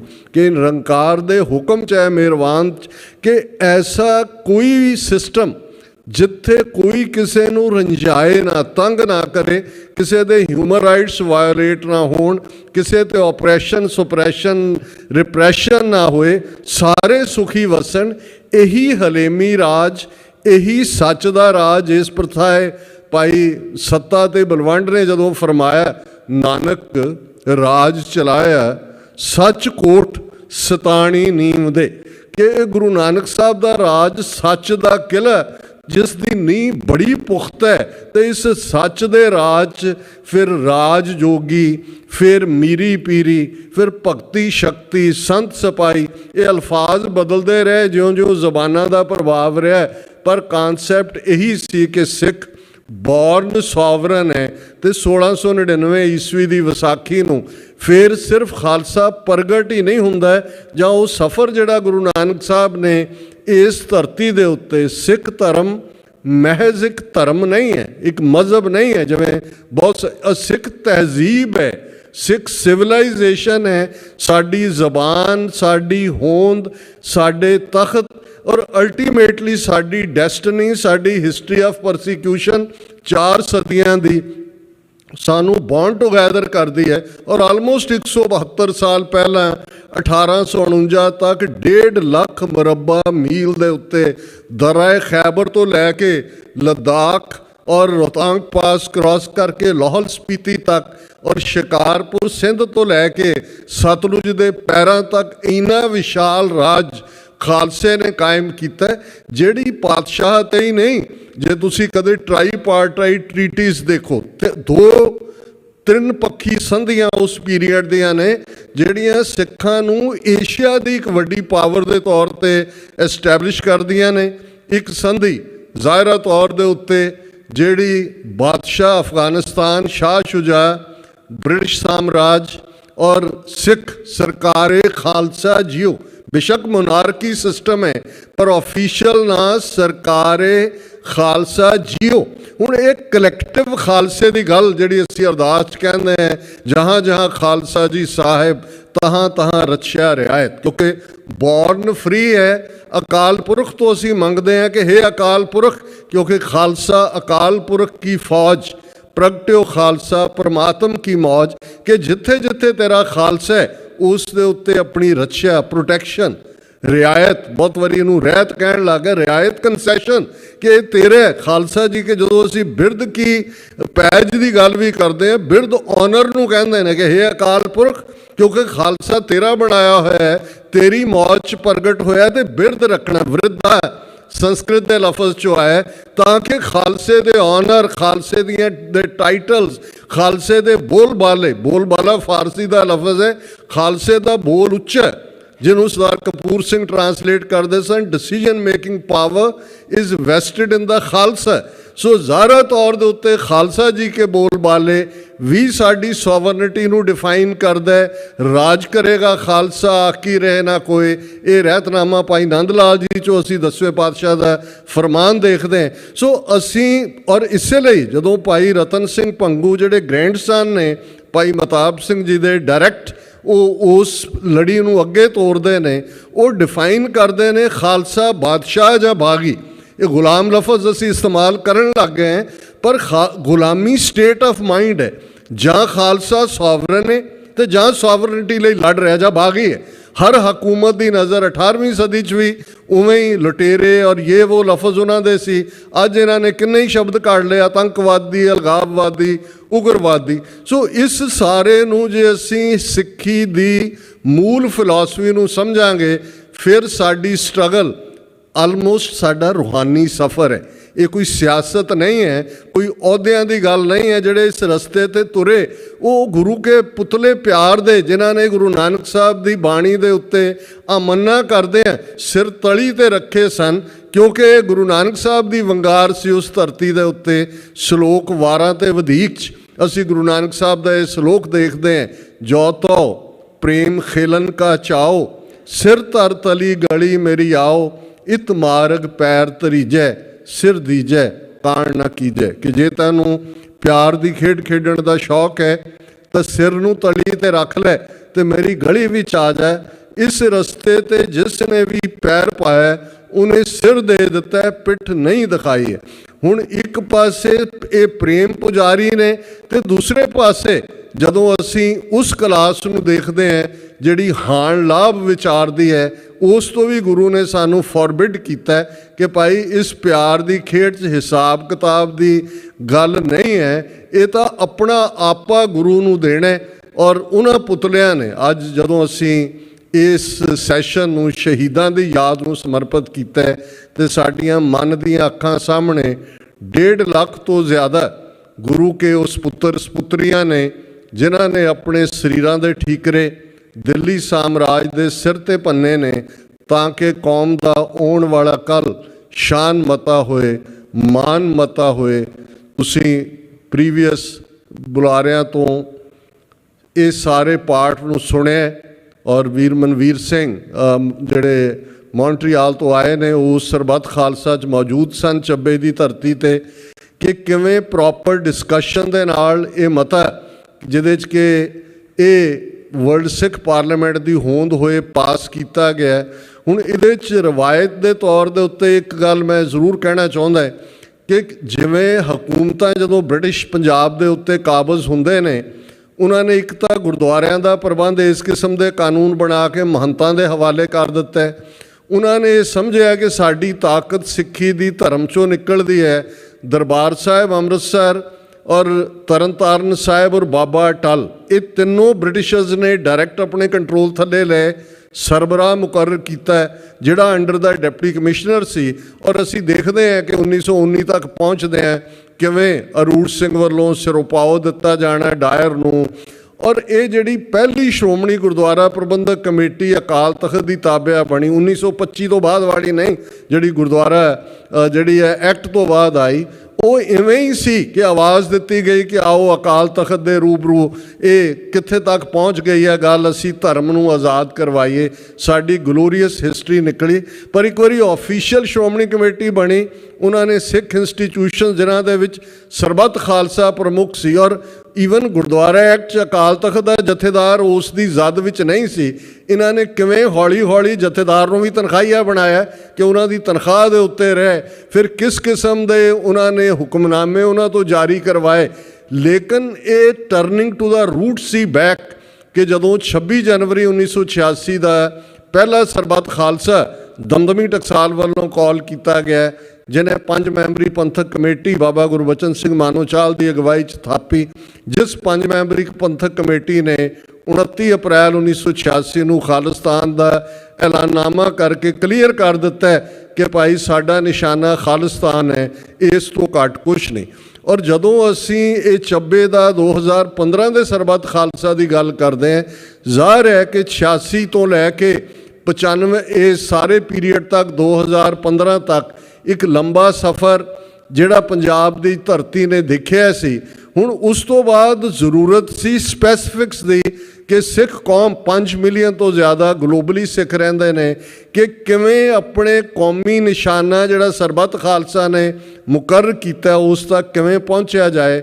ਔਰ ਇਸ ਬੜੇ ਸ਼ਾਰਟ ਟਾਈਮ ਬੇਸ਼ੱਕ 2017 ਤੋਂ ਇਸ 'ਤੇ ਕੰਮ ਸ਼ੁਰੂ ਹੋਇਆ, ਕੋਵਿਡ ਦੇ 2 ਸਾਲ ਆਲਮੋਸਟ ਕੋਈ ਐਕਟੀਵਿਟੀ ਨਹੀਂ ਸੀ, ਪਰ ਇਹਨਾਂ ਸਾਰੇ ਪੀਰੀਅਡ ਜਿਵੇਂ ਵੀਰ ਮਨਪ੍ਰੀਤ ਸਿੰਘ ਹੋਰਾਂ ਨੇ ਦੱਸਿਆ ਕਿ 100 ਤੋਂ ਜ਼ਿਆਦਾ ਮੁਲਕਾਂ ਦੇ ਨੁਮਾਇੰਦੇ ਜਿਹੜੇ ਨੇ ਉਹ ਵਰਲਡ ਸਿੱਖ ਪਾਰਲੀਮੈਂਟ ਨਾਲ ਜੁੜੇ ਨੇ। ਔਰ ਜਿਵੇਂ ਸਪੀਕਰ ਸਾਹਿਬ ਨੇ ਕਲੀਅਰ ਕੀਤਾ ਹੈ ਕਿ ਵਰਲਡ ਸਿੱਖ ਪਾਰਲੀਮੈਂਟ ਇੱਕ ਹੋਰ ਜਥੇਬੰਦੀ ਨਹੀਂ ਹੈ। ਔਰ ਮੈਂ ਖਾਸ ਤੌਰ 'ਤੇ ਟੋਰਾਂਟੋ ਜਦੋਂ ਕੁਛ ਮਹੀਨੇ ਪਹਿਲਾਂ ਆਇਆ ਤੇ ਮੈਨੂੰ ਕੋਈ ਬਹੁਤੀਆਂ ਪੋਜ਼ਿਟਿਵ ਵਾਈਬਸ ਨਹੀਂ ਇੱਕ ਤਬਕੇ ਵੱਲੋਂ ਲੱਗੀਆਂ ਕਿ ਵੀ ਜਿਵੇਂ ਇਸ ਦੇ ਉੱਤੇ ਦੇਖਿਆ ਜਾ ਰਿਹਾ ਕੌਣ ਨਾਲ ਹੈ ਕੌਣ ਨਹੀਂ। ਮੈਂ ਕਿਹਾ ਭਾਈ ਹਰ ਚੀਜ਼ ਨੂੰ ਅਸੀਂ ਕਿਤੇ ਕਈ ਵਾਰ ਰੈਜ਼ਿਸਟ ਕਰਦੇ ਹਾਂ। ਵਰਲਡ ਸਿੱਖ ਪਾਰਲੀਮੈਂਟ ਹੀ ਇੱਕ ਪਲੇਟਫਾਰਮ ਹੈ। ਜੇ ਕੱਲ੍ਹ ਨੂੰ ਹੁਣ ਅਸੀਂ ਸੋਵਰਨਿਟੀ ਲਈ ਲੜ ਰਹੇ ਹਾਂ, ਅਸੀਂ ਕੀ ਚਾਹੁੰਦੇ ਹਾਂ ਕਿ ਸਾਡੇ ਮੁਲਕ ਨੂੰ ਜਿਹੜਾ ਤਸਲੀਮ ਕੀਤਾ ਜਾਏ, ਰੈਕਗਨੀਸ਼ਨ ਹੋਏ ਔਰ ਉਸ ਨੂੰ ਹੌਲੀ ਹੌਲੀ ਸਾਡੇ ਕੇਸ ਨੂੰ 193-194 ਮੈਂਬਰ ਨੇ UN ਜਨਰਲ ਅਸੈਂਬਲੀ ਦੇ, ਕੋਈ ਉੱਥੇ ਲੈ ਕੇ ਜਾਏ। ਜੈਨੋਸਾਈਡ ਰੈਕਗਨਾਈਜ਼ ਕਰਾਉਣਾ ਬਹੁਤ ਚੰਗੀ ਗੱਲ ਹੈ ਔਰ ਤੁਹਾਡੇ ਇਸ ਓਨਟਾਰੀਓ ਸਟੇਟ ਨੂੰ ਇਹ ਫਖਰ ਜਾਂਦਾ ਹੈ ਕਿ ਤੁਸੀਂ ਸਭ ਤੋਂ ਪਹਿਲਾਂ ਤੁਹਾਡੀ ਇਸ ਸਟੇਟ ਨੇ ਪਾਸ ਕੀਤਾ ਹੈ। ਅਮਰੀਕਾ ਦੇ ਵਿੱਚ ਉਹ ਸਟੇਟ ਆਫ ਕਨੈਟੀਕਟ ਹੋਏ, ਨਿਊ ਜਰਸੀ ਹੋਏ, ਪੈਨਸਿਲਵੇਨੀਆ ਹੋਏ, ਲੇਟਲੀ ਟੈਕਸਾਸ ਹੋਏ, ਜੈਨੋਸਾਈਡ ਰੈਕਗਨਾਈਜ਼ ਕੀਤਾ ਗਿਆ। ਪਰ ਜੈਨੋਸਾਈਡ ਰੈਕਗਨਾਈਜ਼ ਕਰਵਾਉਣਾ ਐਕਚੁਅਲੀ ਤੁਹਾਡੀ ਸੋਵਰਨਿਟੀ ਤੋਂ ਬਿਨਾਂ ਕੋਈ ਮਤਲਬ ਨਹੀਂ ਰੱਖਦਾ। ਮਤਲਬ ਤਾਂ ਇਹ ਹੈ ਕਿ ਜਿਸ ਨੇਸ਼ਨ ਨੇ ਸਾਡੀ ਨਸਲਕੁਸ਼ੀ ਕਰਨ ਦਾ ਤਈਆ ਕੀਤਾ ਹੋਇਆ ਉਹਦੇ ਨਾਲ ਅਸੀਂ ਨਹੀਂ ਰਹਿ ਸਕਦੇ। ਇਸ ਲਈ ਸਾਨੂੰ ਆਪਣੇ ਮੁਲਕ ਦੀ ਲੋੜ ਹੈ ਔਰ ਤੁਸੀਂ ਬਹੁਤ ਕੁਝ ਅਸੀਂ ਦੱਸ ਸਕਦੇ ਹਾਂ, ਡਿਸਕਸ ਹੋਏਗਾ, ਕੁਝ ਨਹੀਂ ਵੀ ਦੱਸਿਆ ਜਾ ਸਕਦਾ। ਪਰ ਇੱਕ ਗੱਲ ਦੀ ਮੈਂ ਯਕੀਨ ਦਹਾਨੀ ਕਰਵਾ ਸਕਦਾ ਕਿ ਇਸ ਵੇਲੇ 30 ਮਿਲੀਅਨ ਸਿੱਖ ਨੇਸ਼ਨ ਦੁਨੀਆ ਦੇ ਵਿੱਚ ਈਵਨ ਵਿਦਆਊਟ ਹੈਵਿੰਗ ਏ ਨੇਸ਼ਨ ਸਟੇਟ ਅਸੀਂ ਐਜ਼ ਏ ਨੇਸ਼ਨ ਰੈਕਗਨਾਈਜ਼ਡ ਲੋਕ ਹੈ। ਕੋਵਿਡ ਇੱਕ ਕ੍ਰਾਈਸਿਸ ਸੀ ਪਰ ਸਿੱਖਾਂ ਦਾ ਬੈਸਟ ਬਾਹਰ ਨਿਕਲਿਆ। ਜਿਵੇਂ ਦੁਨੀਆ ਭਰ 'ਚ ਸਿੱਖ ਸਮੁੱਚੀ ਇਨਸਾਨੀਅਤ ਦੀ ਖਿਦਮਤ 'ਤੇ ਆਏ। ਖਾਲਸਾ ਸਾਜਨਾ ਦਿਵਸ ਦੇ ਮੌਕੇ 14 ਅਪ੍ਰੈਲ ਨੂੰ 5 ਮੁਲਕਾਂ ਦੇ ਹੈੱਡ ਆਫ ਸਟੇਟਸ ਨੇ ਸਿੱਖ ਕੌਮ ਨੂੰ ਖਾਲਸਾ ਸਾਜਨਾ ਦਿਵਸ ਦੀ ਮੁਬਾਰਕਬਾਦ ਦਿੱਤੀ।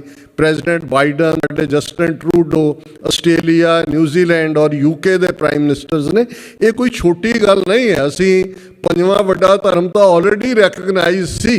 ਇਸ ਵੇਲੇ ਸਾਡੀ ਆਵਾਜ਼, ਸਾਡੀ ਧਮਕ, ਔਰ ਮੈਂ ਕੱਲ੍ਹ ਦੇ ਸੈਸ਼ਨ 'ਚ ਦੱਸਿਆ ਸੀ ਕਿ 2 ਹਫ਼ਤੇ ਪਹਿਲਾਂ ਸਾਨੂੰ ਯੂਕਰੇਨੀਅਨ ਪਾਰਲੀਮੈਂਟ ਦੇ 4 ਪ੍ਰੋਮੀਨੈਂਟ ਮੈਂਬਰ ਜਿਹੜੇ ਬੜੇ ਪਾਵਰਫੁਲ ਕਮੇਟੀਜ਼ ਦੇ ਹੈੱਡ ਨੇ, ਉਹ ਆਪਣੇ 3 ਜਾਂ 4 ਰੋਜ਼ਾ ਦੌਰੇ 'ਤੇ ਵਾਸ਼ਿੰਗਟਨ DC ਆਏ ਸਟੇਟ ਡਿਪਾਰਟਮੈਂਟ ਦੇ ਸੱਦੇ 'ਤੇ। ਮਿਡ ਟਰਮ ਇਲੈਕਸ਼ਨ 'ਚੋਂ ਆਬਜ਼ਰਵਰ ਵੀ ਸਨ ਔਰ ਉਹਨਾਂ ਨੇ ਖਾਹਿਸ਼ ਜ਼ਾਹਿਰ ਕੀਤੀ ਕਿ ਉਹ ਸਿੱਖਾਂ ਨੂੰ ਮਿਲਣਾ ਚਾਹੁੰਦੇ ਨੇ। ਔਰ ਇਹ ਇਸ ਲਈ ਕਿਉਂਕਿ ਜਿਸ ਲੈਵਲ ਦੇ ਉੱਤੇ ਯੂਨਾਈਟਿਡ ਸਿੱਖਸ ਨੇ ਯੂਕਰੇਨ ਦੇ ਰਿਫਿਊਜੀਆਂ ਲਈ ਕੰਮ ਕੀਤਾ ਔਰ ਅੱਜ ਵੀ ਕਰ ਰਹੇ ਨੇ, ਉਹਨਾਂ ਲੋਕਾਂ ਨੇ ਦੇਖਿਆ ਕਿ ਇੰਡੀਆ ਆਪਣੇ ਆਪ ਨੂੰ ਡੈਮੋਕ੍ਰੇਸੀ ਕਹਿਣ ਵਾਲਾ ਅੱਖਾਂ ਬੰਦ ਕਰਕੇ ਰਸ਼ੀਆ ਦੇ ਨਾਲ ਖਲੋਤਾ ਹੋਇਆ। ਇਹ ਕਿਹੜੇ ਲੋਕ ਨੇ ਜਿਨ੍ਹਾਂ ਨਾਲ ਨਾ ਸਾਡੀਆਂ ਸ਼ਕਲਾਂ ਮਿਲਦੀਆਂ ਨੇ, ਨਾ ਬਾਰਡਰ ਰਲਦਾ, ਨਾ ਕੋਈ ਇਹਨਾਂ ਦਾ ਇੰਟਰਸਟ ਹੈ, ਜਿਹੜੇ ਆ ਗਏ ਨੇ ਸਾਡੇ ਬੱਚਿਆਂ ਨੂੰ ਗਰਮ ਟੈਂਟ ਪ੍ਰੋਵਾਈਡ ਕਰਨ, ਉਹਨਾਂ ਨੂੰ ਫੂਡ ਪ੍ਰੋਵਾਈਡ ਕਰਨ। ਔਰ ਉਹਨਾਂ ਦਾ ਉਹ 4 ਮੈਂਬਰੀ ਡੈਲੀਗੇਸ਼ਨ 'ਚ 2 ਬੀਬੀਆਂ ਸਨ, 2 ਜੈਂਟਲਮੈਨ। ਔਰ ਮੈਨੂੰ ਵਰਲਡ ਸਿੱਖ ਪਾਰਲੀਮੈਂਟ ਦੇ ਬਿਹਾਫ 'ਤੇ ਆਲਮੋਸਟ ਅੱਧੇ ਘੰਟੇ ਦੀ ਬਰੀਫਿੰਗ ਦੇਣ ਦਾ ਮੌਕਾ ਮਿਲਿਆ। ਹੋਲ ਡੇ ਉਹਨਾਂ ਨੇ ਸਿੱਖਾਂ ਦੇ ਨਾਲ ਬਿਤਾਇਆ। ਤੁਸੀਂ ਉਹਨਾਂ ਦੀਆਂ ਅੱਖਾਂ 'ਚ ਪਿਆਰ ਦੇ, ਸ਼ੁਕਰਾਨੇ ਦੇ ਅਥਰੂ ਵੀ ਦੇਖ ਸਕਦੇ ਸੀ ਔਰ ਤੁਸੀਂ ਉਹ ਦੇਖ ਸਕਦੇ ਸੀ ਕਿ ਉਹ ਕਿਸ ਕਦਰ ਮਹਿਸੂਸ ਕਰਦੇ ਨੇ। ਮੈਂ ਸਮਝਦਾ ਹਾਂ ਵੀ ਇਹ ਗੁਰੂ ਦੀ ਕਲਾ ਹਮੇਸ਼ਾ ਵਾਪਰਦੀ ਰਹੀ ਹੈ। ਹਰ ਜ਼ਰਵਾਣੇ ਨੇ ਪੰਜਾਬ ਦੇ ਵਿੱਚ ਸਿੱਖਾਂ ਦੀ ਨਸਲ 4 ਪਾਤਸ਼ਾਹੀਆਂ, ਮੁਗਲ, ਅਫਗਾਨ, ਉਹ ਸਾਊਥ ਤੋਂ ਆਉਣ ਵਾਲੇ ਮਰਾਠੇ, ਬ੍ਰਿਟਿਸ਼ਰਸ, ਅੱਜ ਦੇ ਹਿੰਦੂ ਤਵੀ, ਇਹ ਸਮਝਦੇ ਨੇ। ਔਰ ਇਹ ਗੱਲ ਜਦੋਂ ਅਸੀਂ ਮਾਣ ਦੇ ਨਾਲ ਕਹਿੰਦੇ ਹਾਂ ਕਿ ਭਾਈ ਇਸ ਵੇਲੇ ਦੁਨੀਆ ਸਾਡੇ ਵੱਲ ਦੇਖ ਰਹੀ ਹੈ, ਇਹ ਨਾ ਹੋਏ ਜਿਵੇਂ ਅਲਾਮਾ ਇਕਬਾਲ ਨੇ ਕਦੇ ਇਹ ਕਿਹਾ ਸੀ ਕਿ ਬੜੇ ਸ਼ੌਕ ਸੇ ਸੁਨ ਰਹਾ ਥਾ ਜ਼ਮਾਨਾ, ਹਮੀ ਸੌਂ ਗਏ ਦਾਸਤਾਂ कहते कहते। ਇਹ ਸੌਣ ਦਾ ਵੇਲਾ ਨਹੀਂ ਹੈ, ਇਹ ਈਰਖਾ ਦਾ ਵੇਲਾ ਨਹੀਂ ਹੈ, ਇਹ ਗਲਤੀਆਂ ਕੱਢਣ ਦਾ ਵੇਲਾ ਨਹੀਂ ਹੈ, ਇਹ ਕੰਡੈਮਨੇਸ਼ਨ ਦਾ ਵੇਲਾ ਨਹੀਂ ਹੈ। ਜਿਹੜਾ ਜਿੱਥੇ ਕੰਮ ਕਰ ਰਿਹਾ ਜਿਸ ਫੀਲਡ 'ਚ ਵੀ, ਜੇ ਭਾਈ ਅੰਮ੍ਰਿਤਪਾਲ ਸਿੰਘ ਨੇ ਪੰਜਾਬ ਦੇ ਅੰਦਰ ਜਾ ਕੇ ਧਰਤੀ ਤਾਂ ਗੁਰੂ ਦੀ ਹੈ, ਆਵਾਜ਼ ਵੀ ਉਹਨੇ ਉਹੀ ਦਿੱਤੀ ਜੋ ਗੁਰੂ ਕਲਗੀਧਰ ਪਾਤਸ਼ਾਹ ਦਾ ਫਰਮਾਨ ਹੈ ਕਿ ਭਾਈ ਰਹਿਤ ਪਿਆਰੀ ਮੁਝ ਕੋ ਸਿੱਖ ਪਿਆਰਾ ਨਾ ਹੈ। ਉਹਨਾਂ ਦਾ ਫਰਮਾਨ ਹੈ ਪ੍ਰਥਮ ਰਹਿਤ ਇਹ ਜਾਨ ਖੰਡੇ ਕੀ ਪਹੁਲ ਛਕੇ ਸੋਈ ਸਿੰਘ ਪ੍ਰਧਾਨ ਅਵਰ ਨਾ ਪਾਹੁਲ ਜੋਲ ਹੈ। ਆਵਾਜ਼ ਗੁਰੂ ਦੀ ਹੈ। ਉਹ ਕੋਈ ਆ ਕੇ ਉਸ ਧਰਤੀ 'ਤੇ ਦੇ, ਬਾਬਾ ਬੰਦਾ ਸਿੰਘ ਬਹਾਦਰ ਦੇਣ, ਸੰਤ ਜਰਨੈਲ ਸਿੰਘ ਦੇਣ, ਕਦੇ ਦੀਪ ਸਿੱਧੂ ਦੇ ਰਾਹੀਂ ਪਾਤਸ਼ਾਹੀ ਦਾਅਵੇ ਦੀ ਗੱਲ ਹੋਈ, ਅਜੇ ਵਿਚਾਰਾ ਜਿਹੜਾ ਘੜਿਆ ਜਾ ਰਿਹਾ ਸੀ ਸਿੱਧੂ ਮੂਸੇਵਾਲਾ, ਉਹਨੇ ਕਿਵੇਂ ਪੰਜਾਬ ਦੀ ਧਰਤੀ ਤੇ ਇੰਨੀ ਕਮਾਈ ਹੈ ਸਤਿਗੁਰਾਂ ਦੀ, ਉੱਥੋਂ ਨਿਕਲਣੀ ਹੈ ਫਸਲ। ਔਰ ਬਾਹਰ ਦੇ ਹਵਾਲੇ ਨਾਲ ਵੀ ਦੇਖੀਏ, ਖਾਲਿਸਤਾਨ ਰੈਫਰੈਂਡਮ ਦੇ ਮੁੱਦੇ ਦੇ ਉੱਤੇ ਕਿਸ ਕਦਰ ਤੁਹਾਡੇ ਇਸ ਸ਼ਹਿਰ ਨੇ ਦੱਸਿਆ ਕਿ ਇਹ ਐਵੇਂ ਮੁੱਠੀ ਭਰ ਲੋਕ ਨਹੀਂ ਨੇ ਜਿਨ੍ਹਾਂ ਨੇ ਦੁਕਾਨਾਂ ਖੋਲ੍ਹੀਆਂ ਹੋਈਆਂ, ਜੋ ਉਹਨਾਂ ਦਾ ਪ੍ਰਚਾਰ ਰਿਹਾ। ਇਹ ਸਾਡੀ ਸਟਰੈਂਥ ਹੈ ਹਿਊਮੈਨੀਟੇਰੀਅਨ ਲੈਵਲ ਦੇ ਉੱਤੇ ਜਿੰਨਾ ਕੰਮ ਹੋ ਰਿਹਾ। ਔਰ ਕੱਲੇ ਥਾਵਾਂ ਤੇ ਇੰਗਲੈਂਡ ਤੋਂ ਆਏ ਨੌਜਵਾਨਾਂ ਨੇ ਜਿਨ੍ਹਾਂ ਦੀ ਪ੍ਰੈਜੈਂਟੇਸ਼ਨ ਵੀ ਹੋਏਗੀ, ਕਿਵੇਂ ਪੰਜਾਬ ਦੀ ਧਰਤੀ ਦੇ ਪਿੰਡਾਂ ਦੇ ਨਾਲ ਜੁੜੇ ਨੇ, ਕਿਵੇਂ ਗੁਰਮਤ ਦੇ ਫਲਸਫੇ ਨੂੰ ਕਿੰਨਿਆਂ ਨੇ ਆਪਣੇ ਆਪ ਨੂੰ ਇਸ ਪਾਸੇ ਤੋਰਿਆ।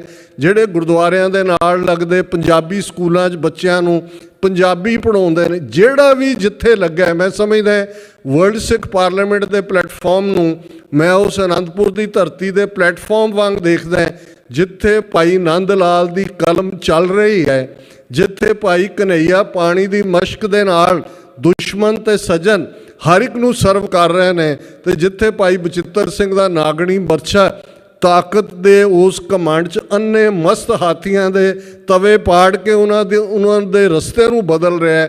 ਸਾਰੇ ਹੀ ਆਪਣੇ ਪਿਆਰੇ ਨੂੰ ਰਿਝਾ ਰਹੇ ਨੇ, ਆਪਣੇ ਪ੍ਰੀਤਮ ਨੂੰ ਰਿਝਾ ਰਹੇ ਨੇ। ਗੁਰੂ ਕਲਗੀਧਰ ਪਾਤਸ਼ਾਹ ਮਾਤਾ ਸਾਹਿਬ ਕੌਰ ਦੇ ਸਾਰੇ ਪੁੱਤਰ ਪੁੱਤਰੀਆਂ ਨੇ। ਔਰ ਇਸ ਸਪਿਰਿਟ ਦੇ ਨਾਲ ਮੈਂ ਸਮਝਦਾ ਇਹ ਬਹੁਤ ਸੁਗੰਧ ਸਮੀਰ ਦੀਆਂ 2 ਲਾਈਨਾਂ ਨੇ, ਝਲਕ ਸੁੰਦਰ ਤੋਂ ਰੋਸ਼ਨ ਪੰਦ ਹੋਏ ਕੀ ਗਮ ਜੇ ਸਿਰ ਤੇ ਪੰਡਾਂ ਭਾਰੀਆਂ ਨੇ। ਸਤਿਗੁਰੂ ਰਹਿਮਤ ਕਰਨ, ਬਹੁਤ ਜਲਦੀ ਖਾਲਿਸਤਾਨ ਦਸਤਕ ਦੇ ਰਿਹਾ ਹੈ। ਸਿੱਖ ਨੇਸ਼ਨ ਦੇ ਵਲਵਲੇ, ਸਿੱਖ ਨੇਸ਼ਨ ਦੇ ਅੰਦਰ ਉਹ ਤਾਕਤ ਜਿਹੜੀ ਗੁਰੂ ਕਲਗੀਧਰ ਨੇ 1.25 ਲੱਖ ਨਾਲ ਲੜਨ ਦੀ ਸਪਿਰਿਟ, ਇਨਡਿਫਾਈਟੇਬਲ, ਅਨਕੰਕਰੇਬਲ, ਇਨਵਿੰਸੀਬਲ, ਇਹ ਇੰਨੇ ਲਫ਼ਜ਼ ਬਹੁਤ ਸਾਰੀਆਂ ਫੌਜਾਂ ਦੇ ਜਿਹੜੇ ਨੇ ਇਨਸਿਗਨੀਆਜ਼ ਦੇ ਵਿੱਚ ਹੋਣਗੇ, ਪਰ ਇੱਥੇ ਤਾਂ ਸਾਡਾ ਨਿਸ਼ਚੈ ਕਰ ਆਪਣੀ ਜੀਤ ਕਰੋ। ਸਾਡੀ ਤਾਂ ਗ੍ਰੀਟਿੰਗ ਹੀ ਵਾਹਿਗੁਰੂ ਜੀ ਕਾ ਖਾਲਸਾ ਵਾਹਿਗੁਰੂ ਜੀ ਕੀ ਫਤਿਹ ਯਾਦ ਦਹਾਨੀ ਹੈ ਕਿ ਖਾਲਸਾ ਵਾਹਿਗੁਰੂ ਦੀ ਮੌਤ 'ਚ ਆਇਆ ਔਰ ਫਤਿਹ ਅਲਟੀਮੇਟਲੀ ਗੁਰੂ ਨੇ ਬਖਸ਼ਣੀ ਹੈ। ਇਸੇ ਫੇਥ ਦੇ ਨਾਲ ਕਿ ਗੁਰੂ ਕਲਗੀਧਰ ਪਾਤਸ਼ਾਹ ਦੇ ਅੱਗੇ ਅਰਜ਼ੋਈ ਹੈ ਸਤਿਗੁਰੂ ਰਹਿਮਤ ਕਰਨ। ਸਰ ਕਪੂਰ ਸਿੰਘ ਅਕਸਰ ਕਈ ਵਾਰ ਜਦੋਂ ਉਦਾਸ ਵੀ ਹੋ ਜਾਂਦੇ ਸੀ, ਫਿਰ ਕਹਿੰਦੇ ਸੀ ਨਹੀਂ, ਗੁਰੂ ਨੇ ਪੰਥ ਨੂੰ ਬੇਘਰੇ ਨਹੀਂ ਰਹਿਣ ਦੇਣਾ। ਇਹ ਇਕਰਾਰਨਾਮਾ ਹੈ ਗੁਰੂ ਕਲਗੀਧਰ ਪਾਤਸ਼ਾਹ ਦਾ, ਖਾਲਸਾ ਪੰਥ ਦੇ ਨਾਲ। ਪੰਥ ਖਾਲਸਾ ਖੇਤੀ ਮੇਰੀ, ਹਉ ਸੰਭਾਲ ਕਰੋ ਤਿਸ ਕੇਰੀ। ਇਸ ਅਰਦਾਸ, ਇਸ ਵਿਸ਼ਵਾਸ ਦੇ ਨਾਲ ਤੁਹਾਡਾ ਸਭ ਦਾ ਫੇਰ ਬਹੁਤ ਬਹੁਤ ਸ਼ੁਕਰੀਆ। ਵਾਹਿਗੁਰੂ ਜੀ ਕਾ ਖਾਲਸਾ, ਵਾਹਿਗੁਰੂ ਜੀ ਕੀ ਫਤਿਹ।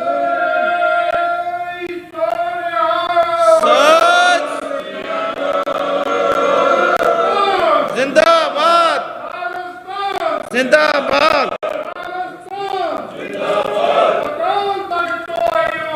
खालिस्तान खालिस्तान,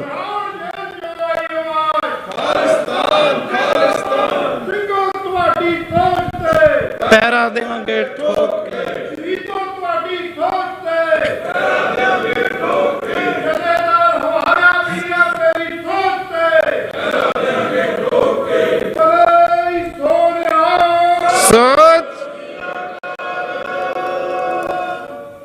बड़े ही तरतीब दे विच डॉक्टर अमरजीत सिंह जी ने सानू दस्सिया कि सिख राज दी, वर्ल्ड सिख पार्लीमेंट दी सिखां दी एंबिशन की है। और दिल करता है उन्होंने घंटे बद्धी सुनीए जाइए, क्योंकि उन्होंने एक एक गल साडे लई एक लर्निंग कर्व है कि सानू पता लगता भी कौम का इतिहास ते वर्तमान नू ब्लेंड करके जिहड़ी एक बड़ी क्लीयर पिक्चर डॉक्टर साहब पेश करते हैं।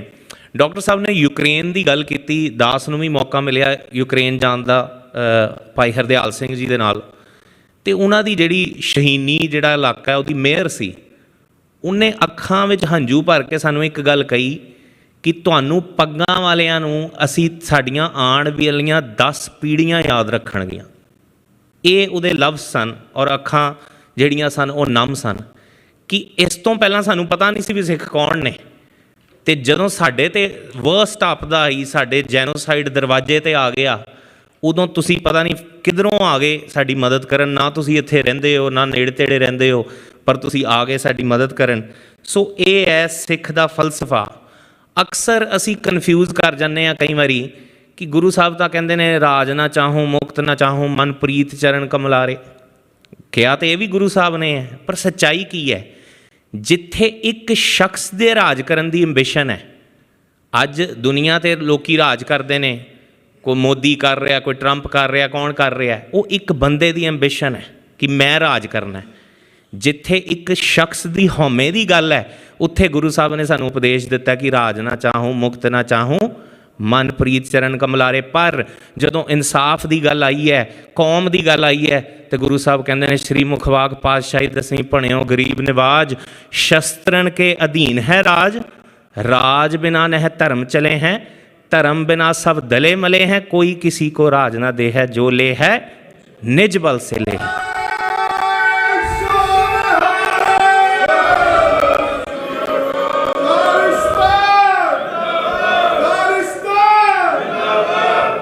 सो जिहड़ी सिख राज की एंबिशन है वो बड़े तरीके दे नाल भाई साहब ने क्लीयर की है। और मैं अज क्योंकि मीडिया देख रहा है, ਸਾਰੇ ਦੇਖ ਰਹੇ ਨੇ, ਅੱਜ ਇਹਨਾਂ ਟੇਬਲਾਂ 'ਤੇ ਉਹ 53 ਮੁਲਕਾਂ ਦੇ ਝੰਡੇ ਰੱਖੇ ਗਏ ਨੇ ਜਿਹੜੇ ਸਾਡੇ ਨਾਲ ਜਿੱਧਰੋਂ ਦੇ ਸਿੱਖ ਵਿਚਰ ਰਹੇ ਨੇ, ਜਿਨ੍ਹਾਂ ਨੇ ਪਾਰਲੀਮੈਂਟ ਨੂੰ ਜੁਆਇਨ ਕੀਤਾ। ਪਰ ਔਨ ਰੈਕਡ ਮੈਂ ਇੱਕ ਗੱਲ ਕਲੀਅਰ ਕਰਨਾ ਚਾਹੁੰਦਾ, ਇੱਕ ਮਿਥ ਸਟੇਟ ਦਾ ਝੰਡਾ ਅਸੀਂ ਨਹੀਂ ਰੱਖਿਆ, ਉਹਦਾ ਨਾਮ ਹੈ ਇੰਡੀਆ। ਔਰ ਉਹ ਅਸੀਂ ਤਦ ਤੱਕ ਨਹੀਂ ਟੇਬਲ 'ਤੇ ਰੱਖਾਂਗੇ ਜਦ ਤੱਕ ਉਹ ਸਾਡੀ ਸੋਵਰੈਨਿਟੀ ਨੂੰ ਕਬੂਲ ਨਹੀਂ ਲੈਂਦੇ। जिस दिन तुसी साडे बनदे राज चों बाहर निकलोगे, साडी सॉवरैनिटी नूं मनदे होए, सानू इंडिपेंडेंट नेशन नूं साडू मनोगे, उदों असीं तुहाडी भी होंद नूं मन लांगे। इसे गल ते अज पंजाब दी गल आउंदी है कि पंजाब की है। पंजाब वो धरती जिस धरती नूं साडे गुरुआं दी छोह प्राप्त है, जिथे साडे इतिहासिक स्थान ने, जिथे साडी सिੱਖੀ पुंगरदी है, फलदी है, फुलदी है, वधदी है, जिहदे धरती का कोई चप्पा नहीं जिथे साडे बजुर्गों का खून ना डुलिया होवे। अज चाहे वो धरती तो बाहर असी डायसपोरा च बैठे हाँ, पर साडे कल्ले कल्ले दे दिल दे विच पंजाब धड़क रहा है। और इंडियन स्टेट नूं असी एक गल कह दईए कि असी अपना दावा ना छड्डिया ना छड्डांगे, ये साडी धरती है, ते जद तक इनू तुहाडे कंट्रोल चों बाहर नहीं कढ लैंदे, सुख दा असीं साह नहीं लैणा।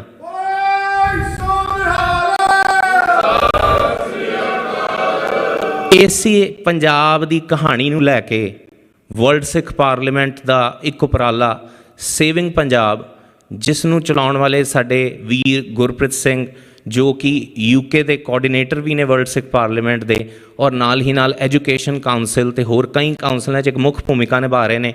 वो तुहाडे सामने लैके आ रहे हैं कि अज वो पंजाब की सी जिहड़ा पंजाब साडा सी, ते अज उस पंजाब नूं की बना दिता इस इंडियन स्टेट ने। सो मैं बहुता समा ना लैंदियां होया मैं उन्होंने बेनती करदा कि अपनी प्रैजेंटेशन नूं संगतां दे सन्मुख रखण। वाहिगुरू जी का खालसा, वाहिगुरू जी की फतेह।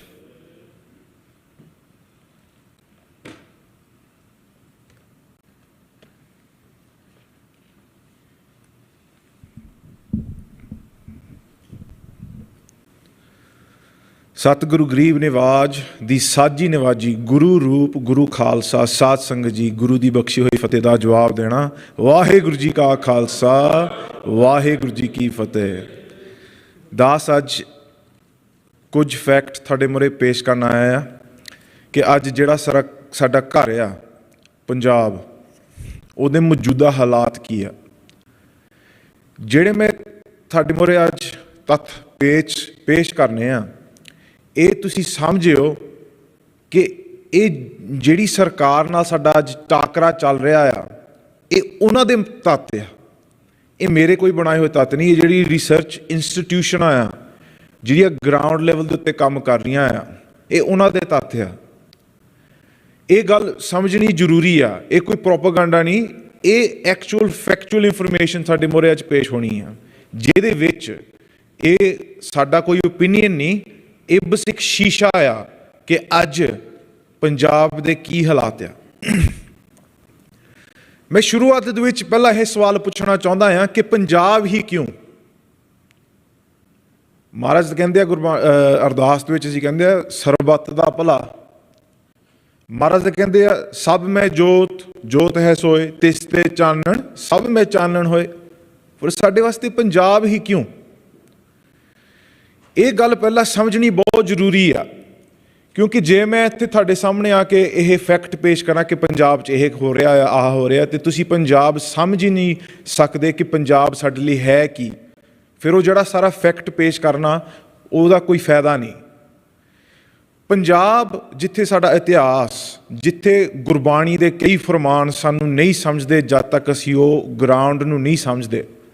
ਗੁਰਬਾਣੀ ਦੇ ਵਿੱਚ ਮਹਾਰਾਜ ਨੇ ਕਈ ਜਾਨਵਰਾਂ ਦੇ ਵੀ ਐਗਜ਼ਾਮਪਲ ਦਿੱਤੇ ਆ, ਮਹਾਰਾਜ ਨੇ ਕਈ ਦਰਖਤਾਂ ਦੇ ਵੀ ਐਗਜ਼ਾਮਪਲ ਦਿੱਤੇ ਆ ਜਿਹੜੇ ਮੈਂ ਯੂਕੇ 'ਚ ਜੰਮ ਕੇ ਮੈਨੂੰ ਨਹੀਂ ਪਤਾ, ਮੈਂ ਕਦੀ ਸਿੰਬਲ ਰੱਖ ਨਹੀਂ ਦੇਖਿਆ ਜਿਹੜਾ ਗੁਰਬਾਣੀ ਚਾਹੁੰਦਾ। ਗੁਰਬਾਣੀ ਕਹਿੰਦੇ ਸਿੰਬਲ ਰੁੱਖ ਸਰਾਏ ਕਾ ਔਰ ਅਤ ਦੀਰਘਤ ਮੁੱਛ। ਮਹਾਰਾਜ ਨੀਮ ਦੀ ਗੱਲ ਕਰ ਰਹੇ ਆ, ਨਿੰਮ ਦਰਖਤ ਦੀ। ਅੰਮ੍ਰਿਤ ਲੈ ਲੈ ਨੀਮ ਸਿੰਚਾਈ ਕੀ। ਅੰਮ੍ਰਿਤ ਉਹ ਜਿਹੜਾ ਕੌੜਾ ਦਰਖਤ ਹੁੰਦਾ ਹੈ ਉਹਦੇ ਵਿੱਚ ਤੁਸੀਂ ਨਿੰਮ ਪਾਈ ਜਾਓ, ਉਹਦੇ ਵਿੱਚ ਅੰਮ੍ਰਿਤ ਪਾਈ ਜਾਓ ਤਾਂ ਕੌੜਾ ਹੀ ਰਹਿੰਦਾ। ਮਹਾਰਾਜ ਅੰਬ ਦੀ ਗੱਲ ਕਰ ਰਹੇ ਆ, ਕੋਕਿਲ ਹੋਆ ਅੰਬ ਚਸਾ। ਉਹ ਜਿਹੜਾ ਕੋਇਲ ਨੇ ਮੈਂ ਕੋਇਲ ਨਹੀਂ ਕਦੀ ਦੇਖੀ ਯੂਕੇ 'ਚ ਜੰਮ ਕੇ। ਮਹਾਰਾਜ ਕਹਿੰਦੇ ਕਾਲੀ ਕੋਇਲ ਤੂੰ ਕਿਤ ਗੁਣ ਕਾਲੀ ਆਪਣੇ ਪ੍ਰੀਤਮ ਕਿ ਮੈਂ ਬਿਰਹੋ ਜਾਲੀ। ਉਹ ਅਸੀਂ ਕਦੀ ਦੇਖੀ ਨਹੀਂ। ਇੰਨੇ ਐਗਜ਼ਾਮਪਲ ਗੁਰਬਾਣੀ ਦੇ ਵਿੱਚ ਆਉਂਦੇ ਆ, ਉਹ ਧਰਤੀ ਦੇ ਨਾਲ ਸੰਬੰਧਿਤ, ਜਿਹਦੇ ਤੱਕ ਜਦੋਂ ਤੁਸੀਂ ਉਹ ਧਰਤੀ ਨੂੰ ਨਹੀਂ ਸਮਝੋਗੇ ਉਹ ਤੁਹਾਨੂੰ ਫਰਮਾਨ ਕਿੱਦਾਂ ਸਮਝ ਆਏਗੇ। ਪਰ ਇਹ ਗੱਲ ਰਹੀ ਦੂਰ ਦੀ। ਅੱਜ ਜਿਹੜੀ ਮੈਂ ਗੱਲ ਕਰ ਰਿਹਾ ਤੁਹਾਡੀ, ਜਿਹੜਾ ਫਾਊਂਡਰ ਉਸ ਧਰਤੀ ਦਾ ਬੰਦਾ ਸਿੰਘ ਬਹਾਦਰ ਆ, ਪੰਜਾਬ 5 ਦਰਿਆਵਾਂ ਦੀ ਧਰਤੀ, ਉਹਦੇ ਉੱਤੇ ਕਿਉਂ ਅਸੀਂ ਧਿਆਨ ਦੇ ਰਹੇ ਹਾਂ? ਇਹ ਵਰਲਡ ਸਿੱਖ ਪਾਰਲੀਮੈਂਟ ਦੇ ਪਲੇਟਫਾਰਮ ਤੋਂ ਕਿਉਂ ਗੱਲ ਹੋ ਰਹੀ ਆ? ਕੱਲ ਜਿਹੜੀ ਇਹ ਗੱਲ ਅੱਜ ਕਰ ਰਹੇ ਹਾਂ, ਇਹ ਤਾਂ ਕਰ ਰਹੇ ਹਾਂ ਕਿਉਂਕਿ ਉੱਥੇ 75% ਸਿੱਖਾਂ ਦਾ ਘਰ ਆ, ਸਿੱਖਾਂ ਦੀ ਕੌਮ ਉੱਥੇ 75% ਅੱਜ ਰਹਿ ਰਹੀ ਆ, ਤਾਂ ਗੱਲ ਹੋ ਰਹੀ ਆ ਪੰਜਾਬ ਦੀ, ਕਿਉਂਕਿ ਸਾਡੀ ਕੌਮ ਉੱਥੇ ਅੱਜ ਸਾਡੀ ਕੌਮ ਦਾ ਘਰ ਆ। ਸ਼ੁਰੂਆਤ ਦੇ ਵਿੱਚ ਮੈਂ ਮਾੜਾ ਜਿਹਾ ਪਿੱਛੇ ਜਾਣਾ ਚਾਹੁੰਦਾ, ਕਿਉਂਕਿ ਜੇ ਤੁਸੀਂ ਸਮਝਣਾ ਹੈ ਕਿ ਪੰਜਾਬ ਅੱਜ ਹੈ ਕੀ, ਅਸੀਂ ਪਹਿਲਾਂ ਸਮਝੀਏ ਕਿ ਪੰਜਾਬ ਸੀਗਾ ਕੀ। ਸਿੱਖਾਂ ਦਾ ਰਾਜ ਸੀਗਾ, ਤੁਹਾਡਾ ਰਾਜ ਸੀਗਾ, ਇਹ ਤੁਹਾਡਾ ਘਰ ਸੀਗਾ, ਜਿਹਦੇ ਵਿੱਚ ਕੁੱਲ 10% ਹੀ ਸਿੱਖਾਂ ਦੀ ਆਬਾਦੀ ਸੀਗੀ। ਪਰ ਤੁਸੀਂ, ਮੈਂ ਜ਼ਿਆਦਾ ਇਤਿਹਾਸ ਦੇ ਵਿੱਚ ਨਾ ਜਾਂਦਾ, ਤੁਹਾਨੂੰ ਸਾਰਿਆਂ ਨੂੰ ਪਤਾ ਹੀ ਹੈ ਕਿ ਮਹਾਰਾਜਾ ਰਣਜੀਤ ਸਿੰਘ ਦਾ ਰਾਜ ਕਿਵੇਂ ਦਾ ਸੀਗਾ, ਜਿੱਥੇ ਉਹ 10% ਉਹ ਸਿੱਖਾਂ ਨੇ ਕੋਈ ਮਜ਼ਹਬ ਨੂੰ ਨਹੀਂ ਮੋੜਿਆ। ਹਾਲਾਂਕਿ ਸਾਰਿਆਂ ਨੂੰ ਇਕੱਠੇ ਰੱਖ ਕੇ ਉਹ ਇੱਕੋ ਹੀ ਚੁੱਲ੍ਹਾ ਵਗਦਾ ਸੀਗਾ 3 ਧਰਮਾਂ ਦਾ। ਕਿੰਨਾ ਵੱਡਾ ਸੀਗਾ ਮਹਾਰਾਜਾ ਰਣਜੀਤ ਸਿੰਘ ਦਾ ਰਾਜ। ਜੇ ਤੁਸੀਂ ਮਹਾਰਾਜਾ ਰਣਜੀਤ ਸਿੰਘ ਦੇ ਜੀਓਗ੍ਰਾਫੀਕਲ ਏਰੀਆ ਨੂੰ ਤੁਸੀਂ ਦੇਖੋ, ਉਹ ਰਾਜ ਇੰਨਾ ਵੱਡਾ ਸੀਗਾ ਕਿ ਜੇ ਤੁਸੀਂ ਯੂਕੇ, ਇਟਲੀ, ਨਿਊਜ਼ੀਲੈਂਡ ਅਤੇ ਹਾਲੈਂਡ ਵਰਗੇ ਮੁਲਕ ਉਹਦੇ ਰਾਜ 'ਚ ਪੈ ਕੇ ਅੱਜ ਵੀ ਜਗ੍ਹਾ ਬਚਦੀ ਸੀਗੀ ਮਹਾਰਾਜਾ ਰਣਜੀਤ ਸਿੰਘ ਦੇ ਰਾਜ ਦੇ ਵਿੱਚ। 879,000 ਕਿਲੋਮੀਟਰ ਜਿਹੜਾ ਉਹਨਾਂ ਦਾ ਰਾਜ ਸੀਗਾ ਮਹਾਰਾਜਾ ਰਣਜੀਤ ਸਿੰਘ ਦਾ। ਅੱਜ ਮੌਜੂਦਾ ਜਿਹੜਾ ਪਾਕਿਸਤਾਨ ਦਾ ਜੀਓਗ੍ਰਾਫੀਕਲ ਏਰੀਆ 770,000 ਸਕੁਆਇਰ ਕਿਲੋਮੀਟਰ ਆ। ਜਿਹੜਾ ਮਹਾਰਾਜਾ ਰਣਜੀਤ ਸਿੰਘ ਦਾ ਪੰਜਾਬ ਸੀਗਾ ਉਹ ਅੱਜ ਦੇ ਪਾਕਿਸਤਾਨ ਨਾਲੋਂ ਵੀ ਵੱਡਾ ਸੀਗਾ। ਹੁਣ ਜਿਹੜਾ ਪੰਜਾਬ ਆ ਉਹ ਕਿੱਥੇ ਤੱਕ ਰਹਿ ਗਿਆ, ਉਹਦੇ ਉੱਤੇ ਅਸੀਂ ਗੱਲ ਕਰਾਂਗੇ। ਪਹਿਲਾਂ ਜਦੋਂ ਗੋਰੇ ਆਏ ਉਦੋਂ ਸਾਡੀ ਜੰਗ ਜੁਗ ਦਿਲਤੀ। ਪੰਜਾਬ ਇੱਕ ਆਖਰੀ ਸੂਬਾ ਸੀਗਾ ਜਿਹੜਾ ਡਿੱਗਿਆ ਪੰਜਾਬ, ਜਦੋਂ ਗੋਰਿਆਂ ਨੇ ਆ ਕੇ ਐਂਗਲੋ ਸਿੱਖ ਵਾਰ ਜਦੋਂ ਚੱਲੇ। ਉਹਨਾਂ ਦੀ ਜਿਹੜੀ ਰੈਵੋਲੂਸ਼ਨ ਜਾਂ ਉਹਨਾਂ ਦੇ ਖਿਲਾਫ ਬਗਾਵਤ ਕਿਹਨੇ ਕੀਤੀ, ਸ਼ੁਰੂਆਤ ਕਿੱਥੋਂ ਹੋਈ? ਉਹ ਹੋਈ ਗਦਰੀ ਬਾਬਿਆਂ ਤੋਂ, ਬੱਬਰ ਅਕਾਲੀਆਂ ਤੋਂ, ਜਿਨ੍ਹਾਂ ਨੇ ਕੁਰਬਾਨੀਆਂ ਕੀਤੀਆਂ ਇਕੱਲੇ ਸਿੱਖਾਂ ਦੀ ਆਜ਼ਾਦੀ ਵਾਸਤੇ ਨਹੀਂ, ਉਹ ਉੱਥੇ ਦੇ ਜਿਹੜੇ ਲੋਕ ਉਹਨਾਂ ਦੀ ਆਜ਼ਾਦੀ ਵਾਸਤੇ ਉਹਨਾਂ ਨੇ ਕੁਰਬਾਨੀਆਂ ਕੀਤੀਆਂ। ਤੁਸੀਂ ਦੇਖ ਸਕਦੇ ਆ ਜਿਹੜੇ ਫੈਕਟ ਆ ਕਿ ਜਿੰਨੇ ਉਸ ਵੇਲੇ ਸ਼ਹੀਦ ਹੋਏ, ਜਿਨ੍ਹਾਂ ਨੂੰ ਟੰਗਿਆ ਗਿਆ, ਜਿਨ੍ਹਾਂ ਨੂੰ ਮਾਰਿਆ ਗਿਆ, ਉਹ 90% ਸਿੱਖ ਸਨ, ਪੰਜਾਬ ਤੋਂ ਵਸਦੇ ਸਿੱਖ ਸਨ, ਜਿਨ੍ਹਾਂ ਨੇ ਇਕੱਲੇ ਇੰਡੀਆ ਵਾਸਤੇ ਨਹੀਂ ਕੁਰਬਾਨੀਆਂ ਕੀਤੀਆਂ, ਪਰ ਜਿਹੜਾ ਅੱਜ ਪੰਜਾਬ, ਜਿਹੜਾ ਪਾਕਿਸਤਾਨ ਦੇ ਵਿੱਚ, ਜਿੱਥੇ ਪਾਕਿਸਤਾਨ ਨੂੰ ਵੀ ਆਜ਼ਾਦੀ ਮਿਲੀ, ਉਹ ਸਿੱਖਾਂ ਦੀ ਕੁਰਬਾਨੀ ਕਰਕੇ ਵੀ ਮਿਲੀ। ਹੁਣ ਮੈਂ ਆਉਂਦਾ 1947 ਦੇ ਜਿਹੜੀ ਵੰਡ, ਉਸ ਵੇਲੇ ਤੱਕ ਸਾਡੀ 82% ਜਿਹੜੀ ਜੀਓਗ੍ਰਾਫਿਕਲ ਏਰੀਆ ਅਸੀਂ ਗਵਾ ਚੁੱਕੇ ਸੀਗੇ। ਉਹਦੇ ਵਿੱਚ ਜਿਹੜਾ ਸਾਡਾ ਪੰਜਾਬ ਦੇ ਵਿੱਚ ਸਭ ਤੋਂ ਜ਼ਿਆਦਾ ਸਾਡਾ ਨੁਕਸਾਨ ਹੋਇਆ। ਵੰਡ ਕਿਹਦੀ ਹੋਈ? ਪਾਕਿਸਤਾਨ ਅਤੇ ਇੰਡੀਆ ਦੀ ਨਹੀਂ ਵੰਡ ਹੋਈ, ਵੰਡ ਹੋਈ ਪੰਜਾਬ ਦੀ। ਸਭ ਤੋਂ ਜ਼ਿਆਦਾ ਨੁਕਸਾਨ ਪੰਜਾਬ ਦਾ ਹੋਇਆ। ਉਸ ਵੇਲੇ 40% ਸਿੱਖ ਬੇਘਰ ਸਨ ਅਤੇ 2% ਸਿੱਖਾਂ ਦੀ ਕੌਮ ਮਾਰੀ ਗਈ।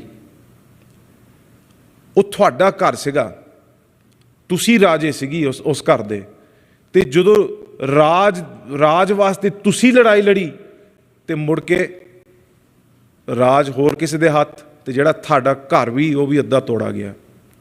ਉਸ ਤੋਂ ਬਾਅਦ ਕਈ ਸੂਬੇ ਚੱਲੇ, ਪੂਰਾ ਇੰਡੀਆ 10 ਸਾਲਾਂ ਦੇ ਵਿੱਚ ਰੀਆਰਗਨਾਈਜ਼ ਕੀਤਾ ਗਿਆ। ਗੁਜਰਾਤ, ਜਿੱਥੇ ਗੁਜਰਾਤੀ ਬੋਲਦੇ ਸੀਗੇ ਉੱਥੇ ਗੁਜਰਾਤ ਬਣਾਇਆ ਗਿਆ, ਜਿੱਥੇ ਮਰਾਠੀ ਬੋਲਦੇ ਸੀਗੇ ਉੱਥੇ ਮਹਾਰਾਸ਼ਟਰਾ ਬਣਾਇਆ ਗਿਆ, ਜਿੱਥੇ ਬਿਹਾਰੀ ਬੋਲਦੇ ਸੀਗੇ ਉੱਥੇ ਬਿਹਾਰ ਬਣਾਇਆ ਗਿਆ। ਪੰਜਾਬ ਇੱਕ ਇਕੱਲਾ ਹੀ ਸੂਬਾ ਸੀਗਾ ਜਿੱਥੇ ਪੰਜਾਬ ਨਹੀਂ ਬਣਿਆ ਗਿਆ। ਉਹਦੇ ਵਾਸਤੇ ਇੱਕ ਲਹਿਰ ਚੱਲੀ ਜਿਹਦਾ ਨਾਂ ਲਿਖਿਆ ਗਿਆ ਪੰਜਾਬੀ ਸੂਬਾ ਲਹਿਰ। ਉਹ ਪੰਜਾਬੀ ਸੂਬਾ ਲਹਿਰ ਦੇ ਵਿੱਚ ਜੇਲਾਂ ਭਰ ਗਈਆਂ ਕਿ ਅਸੀਂ ਪੰਜਾਬੀ ਨੂੰ ਮੁੱਖ ਰੱਖ ਕੇ ਇੱਕ ਸਟੇਟ ਚਾਹੁੰਦੇ ਹਾਂ ਜਿੱਥੇ ਸਾਡੀ ਮਾਂ ਬੋਲੀ, ਸਾਡੀ ਮਾਂ ਬੋਲੀ ਉੱਥੇ ਕਾਇਮ ਰਵੇ, ਉੱਥੇ ਬੱਚੀ ਜਾਵੇ। ਉਸ ਤੋਂ ਬਾਅਦ 10 ਸਾਲਾਂ ਦੇ ਸੰਘਰਸ਼ ਤੋਂ ਬਾਅਦ ਪੰਜਾਬੀ ਸੂਬਾ ਬਣਿਆ।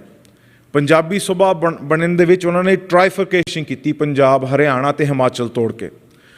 ਉਹਦੇ ਵਿੱਚ ਉਹਨਾਂ ਨੇ ਕਈ ਇੱਦਾਂ ਦੇ ਲਾਅ ਪਾਸ ਕੀਤੇ। 1966 ਰੀਆਰਗਨਾਈਜੇਸ਼ਨ ਐਕਟ ਦੇ ਵਿੱਚ, ਐਕਟ 78, 79, 80 ਤੁਸੀਂ ਜਾ ਕੇ ਪੜ੍ਹ ਲਿਓ। ਉਹ ਐਕਟਾਂ ਦੇ ਵਿੱਚ ਪੰਜਾਬ ਦੀ ਜਿਹੜੀ ਵਾਟਰ ਮੈਨੇਜਮੈਂਟ ਦੀ ਉਹਨਾਂ ਨੇ ਪੰਜਾਬ ਤੋਂ ਖੋਈ ਗਈ। ਕੋਈ ਹੋਰ ਸਟੇਟ ਸਬਜੈਕਟ ਨਹੀਂ ਹੈਗਾ। ਹਰੇਕ ਸਟੇਟ ਦੇ ਵਿੱਚ ਆਪਣਾ ਅਧਿਕਾਰ ਹੈ ਆਪਣੇ ਪਾਣੀ ਦੇ ਉੱਤੇ, ਪੰਜਾਬ ਦੇ ਉੱਤੇ ਨਹੀਂ। ਪੰਜਾਬ ਕੋਈ ਕਨਾਲ ਨਹੀਂ ਪੱਟ ਸਕਦਾ ਸੈਂਟਰਲ ਸਰਕਾਰ ਤੋਂ ਕਹੇ ਬਗੈਰ।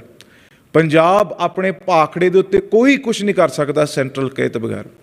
ਸਾਧ ਸੰਗਤ ਜੀ, 2019 ਦੇ ਵਿੱਚ ਭਾਖੜਾ ਨੇ ਜਵਾਬ ਦਿੱਤਾ ਅਤੇ ਪੰਜਾਬ ਦੇ ਪਿੰਡ ਡੁੱਬੇ ਗਏ। ਦਾਸ ਨੇ ਖੁਦ ਇੱਕ BBM board, Bhakra Nangal board ਦੇ ਮੈਨੇਜਰ ਨਾਲ ਇੱਕ ਗੱਲ ਕੀਤੀ, ਇੰਜੀਨੀਅਰ ਦੇ ਨਾਲ ਫੋਨ ਦੇ ਉੱਤੇ ਗੱਲ ਕੀਤੀ, ਅਤੇ ਦਾਸ ਨੇ ਉਹ ਫੋਨ ਕਾਲ ਰਿਕਾਰਡਿੰਗ ਵੀ ਕੀਤੀ ਆ। ਮੈਂ ਉਹਨੂੰ ਪੁੱਛਿਆ, ਮੈਂ ਕਿਹਾ ਕਿ ਤੁਸੀਂ ਜਿਹੜਾ ਆਪਣਾ ਭਾਖੜੇ ਤੋਂ ਜਿਹੜਾ ਪਾਣੀ ਤੁਸੀਂ ਜਵਾਬ ਦਿੱਤਾ, ਉਹ ਜਿਹੜਾ ਗੇਟ ਖੋਲ੍ਹੇ ਆ ਅਤੇ ਪਿੰਡ ਡੁੱਬਦੇ ਆ, ਤੁਸੀਂ ਹੌਲੀ ਹੌਲੀ ਕਿਉਂ ਨਹੀਂ ਖੋਲ੍ਹ ਸਕਦੇ ਸੀਗੇ? 1700 ਫੁੱਟ ਤੱਕ ਕਾਹਤੇ ਤੁਸੀਂ ਜਾ ਕੇ ਖੋਲ੍ਹਿਆ? ਕਹਿੰਦਾ ਭਾਜੀ, ਜਦ ਤੱਕ ਸਾਨੂੰ ਸੈਂਟਰਲ ਤੋਂ ਫੋਨ ਨਹੀਂ ਆਉਂਦਾ ਅਸੀਂ ਕੋਈ ਬਟਨ ਨਹੀਂ ਦਬਾ ਸਕਦੇ।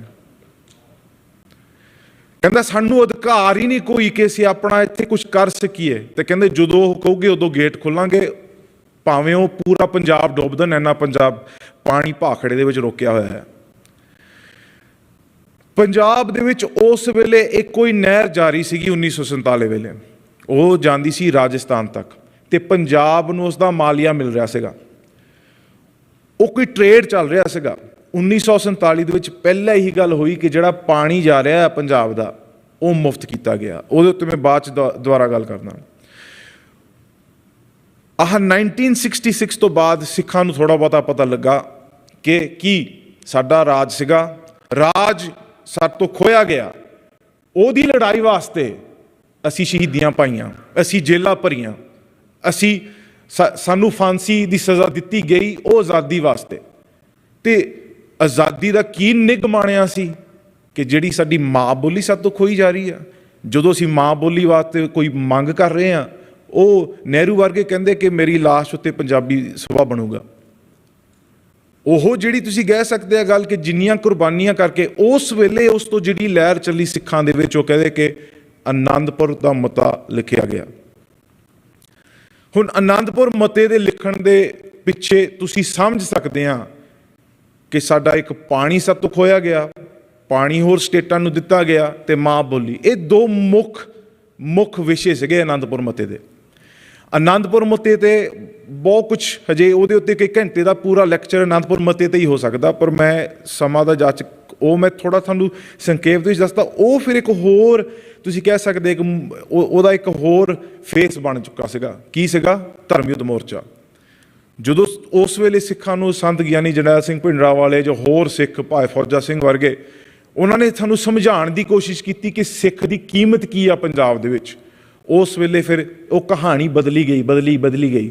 ਆਨੰਦਪੁਰ ਮੋਤੇ ਦਾ ਜਿਹੜਾ ਮੂੰਹ ਫਿਰ ਉਹ ਮੁੜ ਕੇ ਧਰਮ ਯੁੱਧ ਮੋਰਚਾ ਬਣ ਗਿਆ। ਤੇ ਧਰਮ ਯੁੱਧ ਮੋਰਚਾ ਕਿੱਥੋਂ ਸ਼ੁਰੂ ਹੁੰਦਾ ਆ? ਕਪੂਰੀ ਦਾ ਮੋਰਚਾ। ਕਪੂਰੀ ਦਾ ਮੋਰਚਾ ਕੀ ਸੀਗਾ? SYL ਕਨਾਲ ਦੀ ਜਿਹੜੀ ਨੀਂਹ ਪੱਟੀ ਜਾ ਰਹੀ ਸੀ। ਹੁਣ ਜਿਹੜੀ ਸਾਰੀ ਕਹਾਣੀ ਜੁੜਦੀ ਆ, ਇਹ ਸਾਰੀ ਮਨੁੱਖੀ ਅਧਿਕਾਰਾਂ ਦੀ ਗੱਲ ਆ। ਪਾਣੀ, ਜਿੱਥੇ ਗੁਰਬਾਣੀ ਦੇ ਵਿੱਚ ਮਹਾਰਾਜ ਕਹਿੰਦੇ ਆ ਕਿ ਪਹਿਲਾ ਪਾਣੀ ਜੀਉ ਹੈ ਜਿਤ ਹਰਿਆ ਸਭ ਕੋਇ। ਤੁਸੀਂ ਧਰਤੀ ਦੇ ਉੱਤੇ ਦੇਖੋ, ਹਜ਼ਾਰਾਂ ਸਾਲ ਪਿੱਛੇ ਜਿੱਥੇ ਵੀ ਕੋਈ ਆਬਾਦੀ ਜਾ ਕੇ ਵਸੀ ਆ, ਉਹ ਪਾਣੀ ਨੂੰ ਮੁੱਖ ਰੱਖ ਕੇ ਵਸੀ ਆ। ਚੀਨ ਦੇ ਵਿੱਚ ਯੈਲੋ ਰਿਵਰ ਜਿਹਨੂੰ ਕਹਿੰਦੇ ਆ, ਹਜ਼ਾਰਾਂ ਸਾਲ ਪਿੱਛੇ ਉੱਥੇ ਆਬਾਦੀ ਵਸੀ ਆ। ਈਜਿਪਟ ਦੇ ਵਿੱਚ ਰਿਵਰ ਨਾਈਲ ਜਿੱਥੇ ਆਬਾਦੀ ਵਸੀ ਆ, ਉੱਥੇ ਤਾਂ ਵਸੀ ਆ ਕਿਉਂਕਿ ਉੱਥੇ ਪਾਣੀ ਸੀਗਾ। ਇੱਦਾਂ ਦੇ ਕਈ ਮਿਸਾਲ ਆ ਅੱਜ ਦੁਨੀਆ ਦੇ ਉੱਤੇ, ਜਿੱਥੇ ਪਾਣੀ ਨਹੀਂ ਰਿਹਾ ਉੱਥੇ ਆਬਾਦੀ ਨਹੀਂ ਰਹੀ। ਇੰਦਸ ਜਿਹਨੂੰ ਇੰਡੀਆ ਕਰਕੇ ਨਾਂ ਜਾਣਿਆ ਜਾਂਦਾ ਹੈ, ਉੱਥੇ ਵੀ ਆਬਾਦੀ ਕਿਉਂ ਵਸੀ? ਕਿਉਂਕਿ ਉਹ ਦਰਿਆ ਪੰਜਾਬ ਦੇ ਪਾਣੀ ਦੇ ਦਰਿਆ ਦੇ ਉੱਤੇ ਆਸ-ਪਾਸ, ਤਾਂ ਹੀ ਉੱਥੇ ਆਬਾਦੀ ਵਸੀ। ਹੁਣ ਜਿਹੜੀ ਗੱਲ ਅਸੀਂ ਕਹਿੰਦੇ ਆ ਕਿ ਉਸ ਤੋਂ ਬਾਅਦ ਪਾਣੀ ਦੇ ਸੰਘਰਸ਼ ਦੇ ਕਰਕੇ, ਮਾਂ ਬੋਲੀ ਦੇ ਸੰਘਰਸ਼ ਦੇ ਕਰਕੇ ਉਹਨਾਂ ਨੇ ਸਿੱਖਾਂ ਨੂੰ ਦਬਾਉਣ ਦੀ ਕੋਸ਼ਿਸ਼ ਕੀਤੀ। ਉਹਦੇ ਕਰਕੇ 84 ਸਾਰਾ ਕੁਝ ਤੁਸੀਂ ਦੇਖ ਸਕਦੇ, ਇੱਕ ਬਿਲਡ 84 ਵੇਲੇ ਜਦੋਂ ਮਈ ਦੇ 4 ਹਫ਼ਤੇ ਪਿੱਛੇ ਅਕਾਲੀ ਦਲ ਨੇ ਇੱਕ ਅਨਾਊਂਸਮੈਂਟ ਕੀਤੀ ਸੀਗੀ। ਇਹ ਬਹੁਤ ਜ਼ਰੂਰੀ ਗੱਲ ਆ। ਉਹਨਾਂ ਨੇ ਕਿਹਾ ਸੀਗਾ ਕਿ ਜਿਹੜਾ ਵੀ ਸਾਡਾ ਕੋਈ ਅਸੀਂ ਕ੍ਰੌਪ ਵੇਚਣਾ, ਅਸੀਂ ਸੈਂਟਰਲ ਸਰਕਾਰ ਤੋਂ ਨਹੀਂ ਵੇਚਣਾ 1 ਜੂਨ ਤੋਂ। ਤੇ ਉਹ ਜੇ ਪੰਜਾਬ, ਉਹਨਾਂ ਨੂੰ ਪਤਾ ਸੀਗਾ ਕਿ ਜੇ ਇਹਨਾਂ ਨੇ ਨਹੀਂ ਸਾਨੂੰ ਸੈਂਟਰਲ ਸਰਕਾਰ ਨੂੰ, ਜਿਹੜਾ ਅੰਨਦਾਤਾ ਕਹਿੰਦੇ ਪੰਜਾਬ ਨੇ ਨਹੀਂ ਉਹ ਨਹੀਂ ਦਿੱਤਾ, ਤੇ ਇੰਡੀਆ ਦਾ ਤਾਂ ਨੁਕਸਾਨ ਹੋਣਾ ਹੀ ਸੀਗਾ। ਤੇ ਹੁਣ ਪੰਜਾਬ ਨੂੰ ਵੀ ਪਤਾ ਲੱਗ ਜਾਣਾ ਸੀਗਾ ਕਿ ਸਾਡੇ ਕੋਲ ਕਿੰਨੀ ਪਾਵਰ ਆ, ਅਸੀਂ ਆਪਣੇ ਪੈਰਾਂ ਤੇ ਕਿੱਦਾਂ ਖੜੇ ਹੋ ਸਕਦੇ ਹਾਂ। ਉਹ ਮਿਲਟਰੀ ਭੇਜਣ ਦਾ ਇੱਕ ਬਹੁਤ ਵੱਡਾ ਕਾਰਨ ਸੀਗਾ ਪੰਜਾਬ ਦੇ ਵਿੱਚ। ਅੱਜ ਤੱਕ ਕਿੱਥੇ ਪਹੁੰਚ ਗਿਆ ਪੰਜਾਬ? ਜਿੱਥੇ ਅਸੀਂ ਕਹਿ ਸਕਦੇ ਹਾਂ ਕਿ ਇੰਨਾ ਵੱਡਾ ਮਹਾਰਾਜਾ ਰਣਜੀਤ ਸਿੰਘ ਦਾ ਰਾਜ ਸੀਗਾ, ਅੱਜ ਕੁੱਲ 6% ਰਿਹਾ।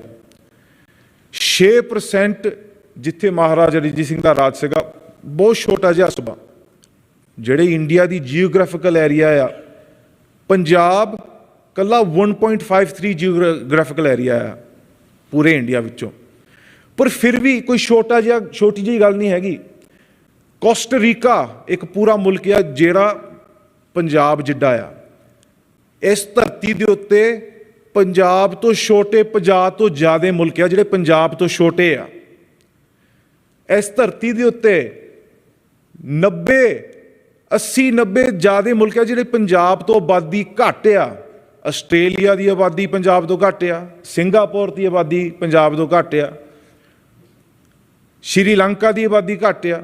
ਇੱਦਾਂ ਦੇ ਕਈ ਮੁਲਕ ਆ ਜਿਹੜੇ ਪੰਜਾਬ ਦੀ ਆਬਾਦੀ ਘੱਟ ਆ। ਫਿਰ ਉਹਦੇ ਉੱਤੇ ਅੱਜ ਜਿਹੜਾ ਮੇਰਾ ਵਿਸ਼ਾ ਆ, ਤੁਹਾਨੂੰ ਥੋੜ੍ਹੀ ਮਾੜੀ ਜਿਹੀ ਹਿਸਟਰੀ ਦੀ ਝਾਲ ਦੇਖ ਕੇ, ਕਿ ਮੈਂ ਅੱਜ ਤੁਹਾਨੂੰ ਸਮਝਾਉਣਾ ਚਾਹੁੰਦਾ ਕਿ ਪੰਜਾਬ ਨਾਲ ਅੱਜ ਕੀ ਹੋ ਰਿਹਾ ਹੈ, ਮੌਜੂਦੇ ਪੰਜਾਬ ਦਾ ਅੱਜ ਕੀ ਹੋ ਰਿਹਾ ਹੈ। ਜਿਹੜੇ ਪੰਜਾਬ ਦੇ ਵਿਸ਼ੇ ਆ, ਅਸੀਂ 5 ਵਿਸ਼ਿਆਂ 'ਚ ਵੰਡੇ ਹੋਏ ਆ, ਜਿਹਨੂੰ ਤੁਸੀਂ ਕਹਿ ਸਕਦੇ ਸਿਹਤ, health, education, human resources and environment, social issue ਅਤੇ ਰਿਲੀਜਨ। ਤੇ ਹਰੇਕ ਮੁੱਦਾ ਇੱਕ ਮੁੱਦੇ ਦੇ ਨਾਲ ਜੁੜਿਆ ਹੋਇਆ ਹੈ। ਤੁਸੀਂ ਇੱਕ ਮੁੱਦੇ ਨੂੰ ਵੱਖਰਾ ਕਰਕੇ ਨਹੀਂ ਦੇਖ ਸਕਦੇ, ਕਿਉਂਕਿ ਜਿਹੜਾ ਉਹ ਵਿਸ਼ਾ ਆ ਉਹ ਹੋਰ ਕਾਰਨਾਂ ਕਰਕੇ ਬਣਦਾ ਆ। ਤੇ ਜਿਹੜਾ ਸਾਡਾ ਜਿਹੜਾ ਡਿਸਟ੍ਰਿਕਟ ਆ, ਜਿਹੜਾ ਤੁਸੀਂ ਕਹਿ ਸਕਦੇ ਪੰਜਾਬ ਜਿਹੜਾ ਸੂਬਾ ਆ, ਉਹ ਮੈਂ ਪਹਿਲਾਂ ਵੀ ਦੱਸ ਚੁੱਕਾ ਕਿ 1.53 ਜੀਓਗ੍ਰਾਫਿਕਲ ਏਰੀਆ ਹੈ ਇੰਡੀਆ ਦਾ, ਜਿਹਦੇ ਕਰਕੇ ਸਾਡੀ ਪੋਪੂਲੇਸ਼ਨ 1.9%। ਪਰ ਸਭ ਤੋਂ ਮੇਨ ਗੱਲ ਆ ਕਿ ਸਾਡੀ 75% ਕੌਮ ਉੱਥੇ ਰਹਿ ਰਹੀ ਆ। ਅੱਜ ਜਦੋਂ ਅਸੀਂ ਕੌਮ ਦੀ ਗੱਲ ਕਰ ਰਹੇ ਹਾਂ, ਜਦੋਂ ਮੈਂ ਪੰਜਾਬ ਦੀ ਤੁਹਾਨੂੰ ਕੋਈ ਸਟੈਟਿਸਟਿਕਸ ਦੇ ਰਿਹਾ ਹਾਂ, ਤੁਸੀਂ ਸਮਝੋ ਕਿ ਜਿੱਥੇ ਸਾਡੀ 75% ਕੌਮ ਦੀ ਗੱਲ ਹੋ ਰਹੀ ਆ, ਉਹ ਤੁਹਾਨੂੰ ਇੱਕ ਸ਼ੀਸ਼ਾ ਦਿਖਾ ਰਹੀ ਹੈ ਕਿ ਸਾਡੀ ਕੌਮ ਕਿੱਥੇ ਅੱਜ ਖੜੀ ਆ।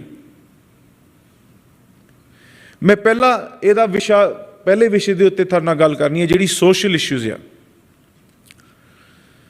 ਸਾਧ ਸੰਗਤ ਜੀ, ਆ ਜਿਹੜਾ ਤੁਸੀਂ ਇਹ ਜਿਹੜੀ ਇਮੇਜ ਦੇਖ ਸਕਦੇ ਆ ਲੈਫਟ ਹੈਂਡ ਸਾਈਡ ਦੇ ਉੱਤੇ, ਇਹ ਹੈਗੀ CIA ਦੀ ਡਾਕੂਮੈਂਟ ਆ। CIA ਦੀ ਡਾਕੂਮੈਂਟ ਦੇ ਵਿੱਚ ਉਹਨਾਂ ਨੇ ਇੱਕ ਪੂਰੀ ਦੁਨੀਆ ਦਾ ਮੈਪ ਤਿਆਰ ਕੀਤਾ ਹੈ ਕਿ ਜਿਹੜੀ ਇੰਟਰਨੈਸ਼ਨਲ ਡਰੱਗ ਟ੍ਰੈਫਿਕਿੰਗ ਜਿਹਨਾਂ ਨੂੰ ਕਹਿੰਦੇ ਆ, ਉਹ ਮੈਪ ਦੇ ਵਿੱਚ ਉਹਨਾਂ ਨੇ ਪੰਜਾਬ ਦੇ ਉੱਤੇ ਸਪੈਸ਼ਲ ਮੈਂਸ਼ਨ ਇੱਕ ਬਾਕਸ ਰੱਖ ਕੇ ਉਹਦੇ ਉੱਤੇ ਗੋਲਡਨ ਕ੍ਰੈਸੈਂਟ ਦਾ ਨਾਂ ਰੱਖਿਆ ਗਿਆ ਆ, ਜਿਹਨੂੰ ਕੋਰੀਡੋਰ ਆਫ ਡਰੱਗਸ ਕਹਿੰਦੇ ਆ। ਆ ਜਿਹੜੀ ਰਾਈਟ ਹੈਂਡ ਸਾਈਡ ਦੇ ਉੱਤੇ ਇਹ UN war on drugs the report ਆ, ਜਿਹਦੇ ਉੱਤੇ ਉਹਨਾਂ ਨੇ ਇੱਕ ਸਪੈਸ਼ਲ ਉਹਨਾਂ ਦੇ ਉੱਤੇ ਜਿਹੜੀ ਰਿਪੋਰਟ ਪੇਸ਼ ਕੀਤੀ ਗਈ ਪੰਜਾਬ ਦੇ ਗੋਲਡਨ ਕ੍ਰੈਸੈਂਟ ਦੇ ਉੱਤੇ ਕਿ ਕਿੱਦਾਂ ਪੰਜਾਬ ਦੇ ਵਿੱਚ ਨਸ਼ਾ ਆ ਰਿਹਾ ਹੈ ਅੱਜ। ਪਰ ਇਹਦੇ ਵਿੱਚ ਇੱਕ ਗੱਲ ਮੈਂ ਤੁਹਾਨੂੰ ਜ਼ਰੂਰ ਪੁੱਛਣਾ ਚਾਹੁੰਦਾ ਹਾਂ, ਪੰਜਾਬ ਦੇ ਬਾਰਡਰ ਦੇ ਉੱਤੇ ਪੁਲਿਸ ਨਹੀਂ, ਪੰਜਾਬ ਦੇ ਬਾਰਡਰ ਦੇ ਉੱਤੇ ਮਿਲਟਰੀ ਨਹੀਂ। ਜਿੱਥੇ ਪੰਜਾਬ ਦੇ ਵਿੱਚ ਨਸ਼ਾ ਆ ਰਿਹਾ ਆ, ਜਿੰਨਾ ਪੰਜਾਬ ਦਾ ਬਾਰਡਰ ਆ ਪਾਕਿਸਤਾਨ ਦੇ ਨਾਲ, ਉਹਦਾ 2 ਗੁਣਾ 3 ਗੁਣਾ ਗੁਜਰਾਤ ਅਤੇ ਰਾਜਸਥਾਨ ਦਾ ਬਾਰਡਰ ਲੱਗਦਾ। ਤੇ ਰਾਜਸਥਾਨ ਅਤੇ ਗੁਜਰਾਤ 'ਚ ਕਿਉਂ ਨਹੀਂ ਨਸ਼ਾ ਆ ਰਿਹਾ? ਪੰਜਾਬ 'ਚ ਕਿਉਂ ਨਸ਼ਾ? ਪੰਜਾਬ 'ਚ ਕਿਉਂ ਗੋਲਡਨ ਕ੍ਰੈਸੈਂਟ ਦਾ ਕੋਰੀਡੋਰ ਦੱਸਿਆ ਜਾਂਦਾ ਆ? ਆਹ ਜਿਹੜੀ ਗੁਰੂ ਨਾਨਕ ਦੇਵ ਯੂਨੀਵਰਸਿਟੀ ਦੀ ਸਟੈਟਿਸਟਿਕਸ ਰਿਪੋਰਟ ਆ, ਉਹਦੇ ਵਿੱਚ ਲਿਖਿਆ ਆ ਕਿ ਪੰਜਾਬ ਦੇ ਵਿੱਚ 1 ਕਿਲੋ ਹੈਰੋਇਨ ਚਿੱਟੇ ਦੀ ਕੀ ਕੀਮਤ ਆ? ਉਹ 1 ਕਰੋੜ ਆ, ਪਰ ਬਾਕੀ ਭਾਰਤ ਵਿੱਚ 5 ਕਰੋੜ ਆ। ਪੰਜਾਬ 'ਚ ਕਿਉਂ ਸਸਤਾ? ਪੰਜਾਬ 'ਚ ਕਿਉਂ ਆਮ ਮਿਲਦਾ ਆ? ਇਹ ਇੱਕ ਸਾਜ਼ਿਸ਼ ਆ। ਮੈਂ ਇਸ ਸਾਜ਼ਿਸ਼ ਵਿੱਚ ਤੁਹਾਨੂੰ ਮਾੜਾ ਜਿਹਾ ਦੱਸਣਾ ਚਾਹੁੰਦਾ ਕਿ ਜਿਹੜੀ ਅਮਰੀਕਾ ਦੇ ਨਿਕਸਨ ਜਿਹੜਾ ਪ੍ਰੈਜ਼ੀਡੈਂਟ ਸੀਗਾ, ਉਹਨੇ ਆਪਣੀ ਕਿਤਾਬ 'ਚ ਲਿਖਿਆ ਕਿ ਜਿਹੜੇ ਸਟੇਟ ਨੂੰ ਅਸੀਂ ਸਪਰੈਸ ਕਰਨਾ ਸੀਗਾ, ਉਹ ਸਟੇਟਾਂ ਦੇ ਵਿੱਚ ਅਸੀਂ ਨਸ਼ਾ ਭੇਜਿਆ। ਉਹ ਆਪਣੀ ਕਿਤਾਬ 'ਚ ਉਹਨਾਂ ਨੇ ਲਿਖੀ ਹੋਈ ਗੱਲ ਆ ਕਿ ਉਹ ਸਟੇਟਾਂ ਨੂੰ ਅਸੀਂ ਇਹ ਨਸ਼ਾ ਭੇਜਿਆ। ਇਹੀ ਗੱਲ ਪੰਜਾਬ ਦੀ ਆ। ਜਿਹੜਾ ਇੰਨਾ ਸੰਘਰਸ਼ ਕਰਕੇ ਆਪਣੀ ਮਾਂ ਬੋਲੀ ਨੂੰ ਕਾਇਮ ਰੱਖਣਾ, ਇੰਨਾ ਕੁਛ ਹੰਢਾਣਾ, ਆਪਣੀ ਆਜ਼ਾਦੀ ਦੇਣੀ, ਜਿਹੜੇ ਰਾਜੇ ਸੀਗੇ ਉਹ ਫਿਰ ਦੁਬਾਰਾ ਆਪਣੇ ਪੈਰਾਂ 'ਤੇ ਨਹੀਂ ਖੜੇ ਕਰਨ ਦੀ ਇੱਕ ਸਾਜ਼ਿਸ਼ ਹੈ ਕਿ ਉਹ ਪੰਜਾਬ ਦੇ ਵਿੱਚ ਨਸ਼ਾ ਭੇਜਿਆ ਜਾਵੇ। ਕਿ ਜਿਹੜਾ ਪੰਜਾਬ ਦਾ ਨੌਜਵਾਨ ਇਹ ਸੋਚਦਾ ਆ ਕਿ ਮੈਂ ਆਪਣੀ ਆਜ਼ਾਦੀ ਲੈਣੀ ਆ ਜੇ ਮੈਂ 2 ਘੰਟਿਆਂ ਬਾਅਦ ਆਪਣਾ ਕੋਈ ਟੀਕਾ ਲਾਉਣਾ ਆ, ਕਿੱਥੇ ਉਹਨਾਂ ਨੇ ਆਪਣੀ ਦਿਮਾਗ ਦੇ ਵਿੱਚ ਉਹ ਇੱਕ ਹੌਲੀ ਹੌਲੀ ਭਰ ਕੇ ਕਿ ਉਹ ਗਾਣੇ ਇੱਦਾਂ ਦੇ ਪੈਦਾ ਕਰਤੇ ਕਿ ਆਪਣਾ ਪੰਜਾਬ ਹੋਵੇ ਤੇ ਘਰ ਦੀ ਸ਼ਰਾਬ ਹੋਵੇ। ਆ ਤੁਸੀਂ ਦੇਖੋ ਸਟੈਟਿਸਟਿਕਸ ਕੀ ਕਹਿ ਰਹੇ ਆ ਅੱਜ ਪੰਜਾਬ, ਕਿ 50% ਤੋਂ ਜ਼ਿਆਦਾ ਜਿਹੜੇ ਅਫੀਸ਼ੀਅਲ ਆ ਪੰਜਾਬ ਦੇ, ਉਹ ਐਲਕੋਹਲ ਦੀ ਉਹਨਾਂ ਦੇ ਕੋਲ ਹੈਗੀ ਪ੍ਰੋਬਲਮ। ਤੇ ਪਹਿਲੇ ਨੰਬਰ ਤੇ ਜਿਹੜੇ ਬੱਚੇ ਸ਼ਰਾਬ ਪੀਂਦੇ ਆ ਪੂਰੇ ਭਾਰਤ ਵਿੱਚੋਂ। ਇਹ ਮੇਰੇ ਸਟੈਟਿਸਟਿਕਸ ਨਹੀਂ, ਇਹ ਉਹ ਮੁਲਕ ਦੇ ਸਟੈਟਿਸਟਿਕਸ ਆ ਕਿ ਭਾਰਤ ਵਿੱਚ ਬੱਚੇ ਪਹਿਲੇ ਨੰਬਰ ਤੇ ਆ ਜਿਹੜੇ ਸ਼ਰਾਬ ਪੀਂਦੇ ਆ, ਪੰਜਾਬੀ ਬੱਚੇ।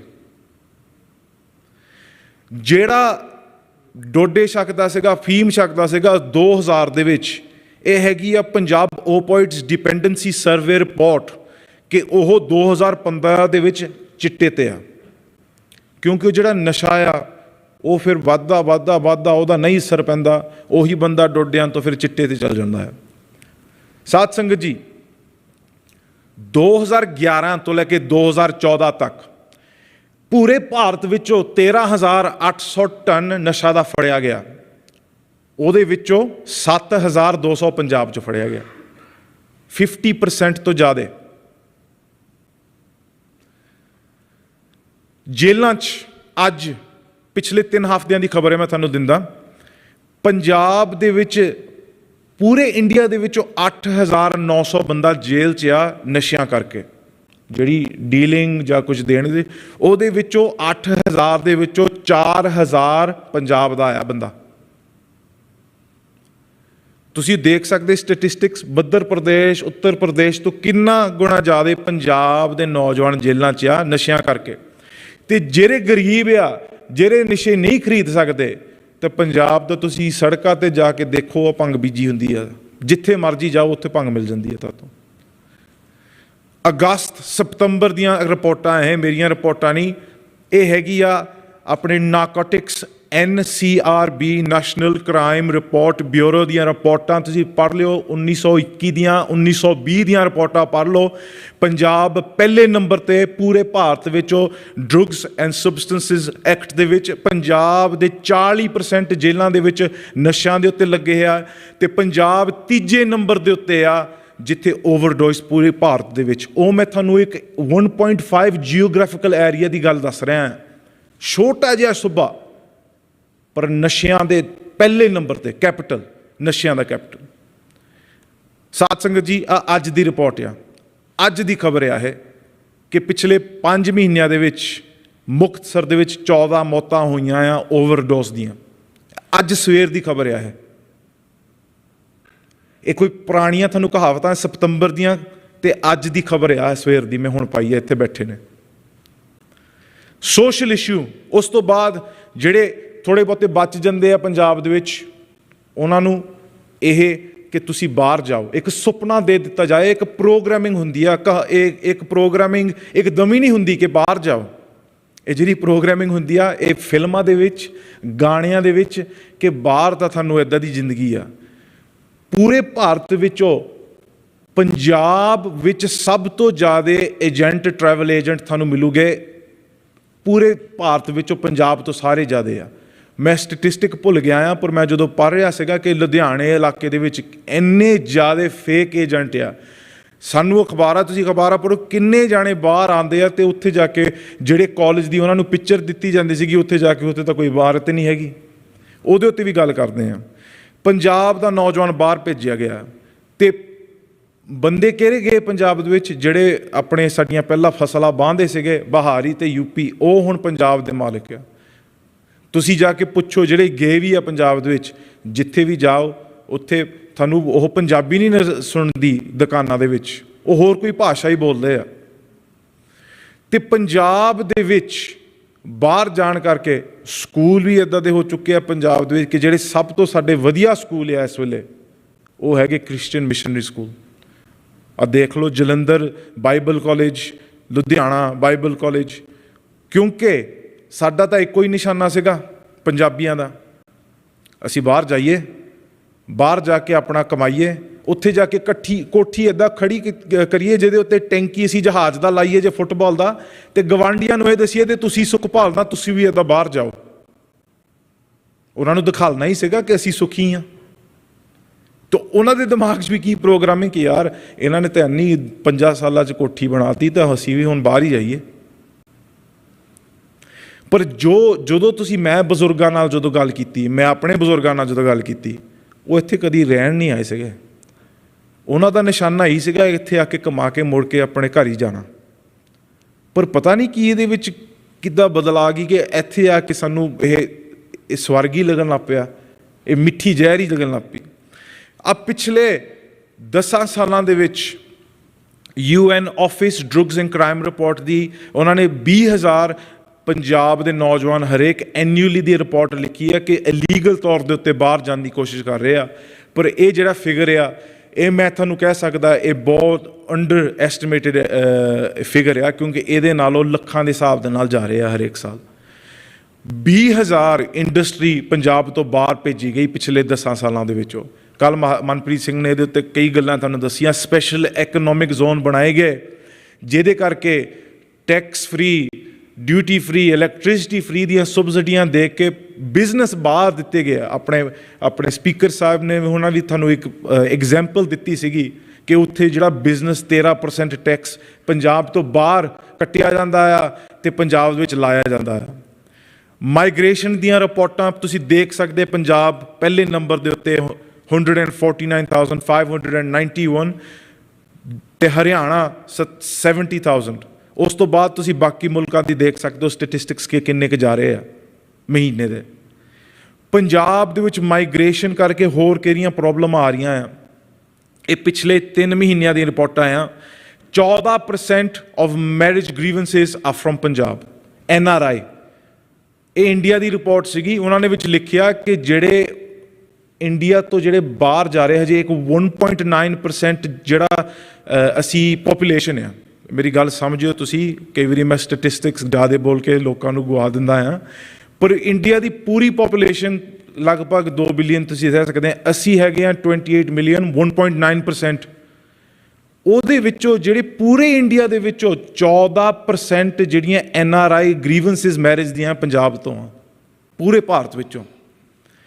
ਅਤੇ ਉਹਦੇ ਕਰਕੇ ਜਿਹੜੇ ਨੌਜਵਾਨਾਂ ਦੇ ਵਿੱਚ ਇਹ ਪ੍ਰੋਗਰਾਮ ਕੀਤਾ ਗਿਆ ਹੈ ਕਿ ਤੁਸੀਂ ਵੀ ਬਾਹਰ ਜਾਣਾ, IELTS ਕਰਕੇ ਬਾਹਰ ਜਾਣਾ, ਉਹਨਾਂ ਨੂੰ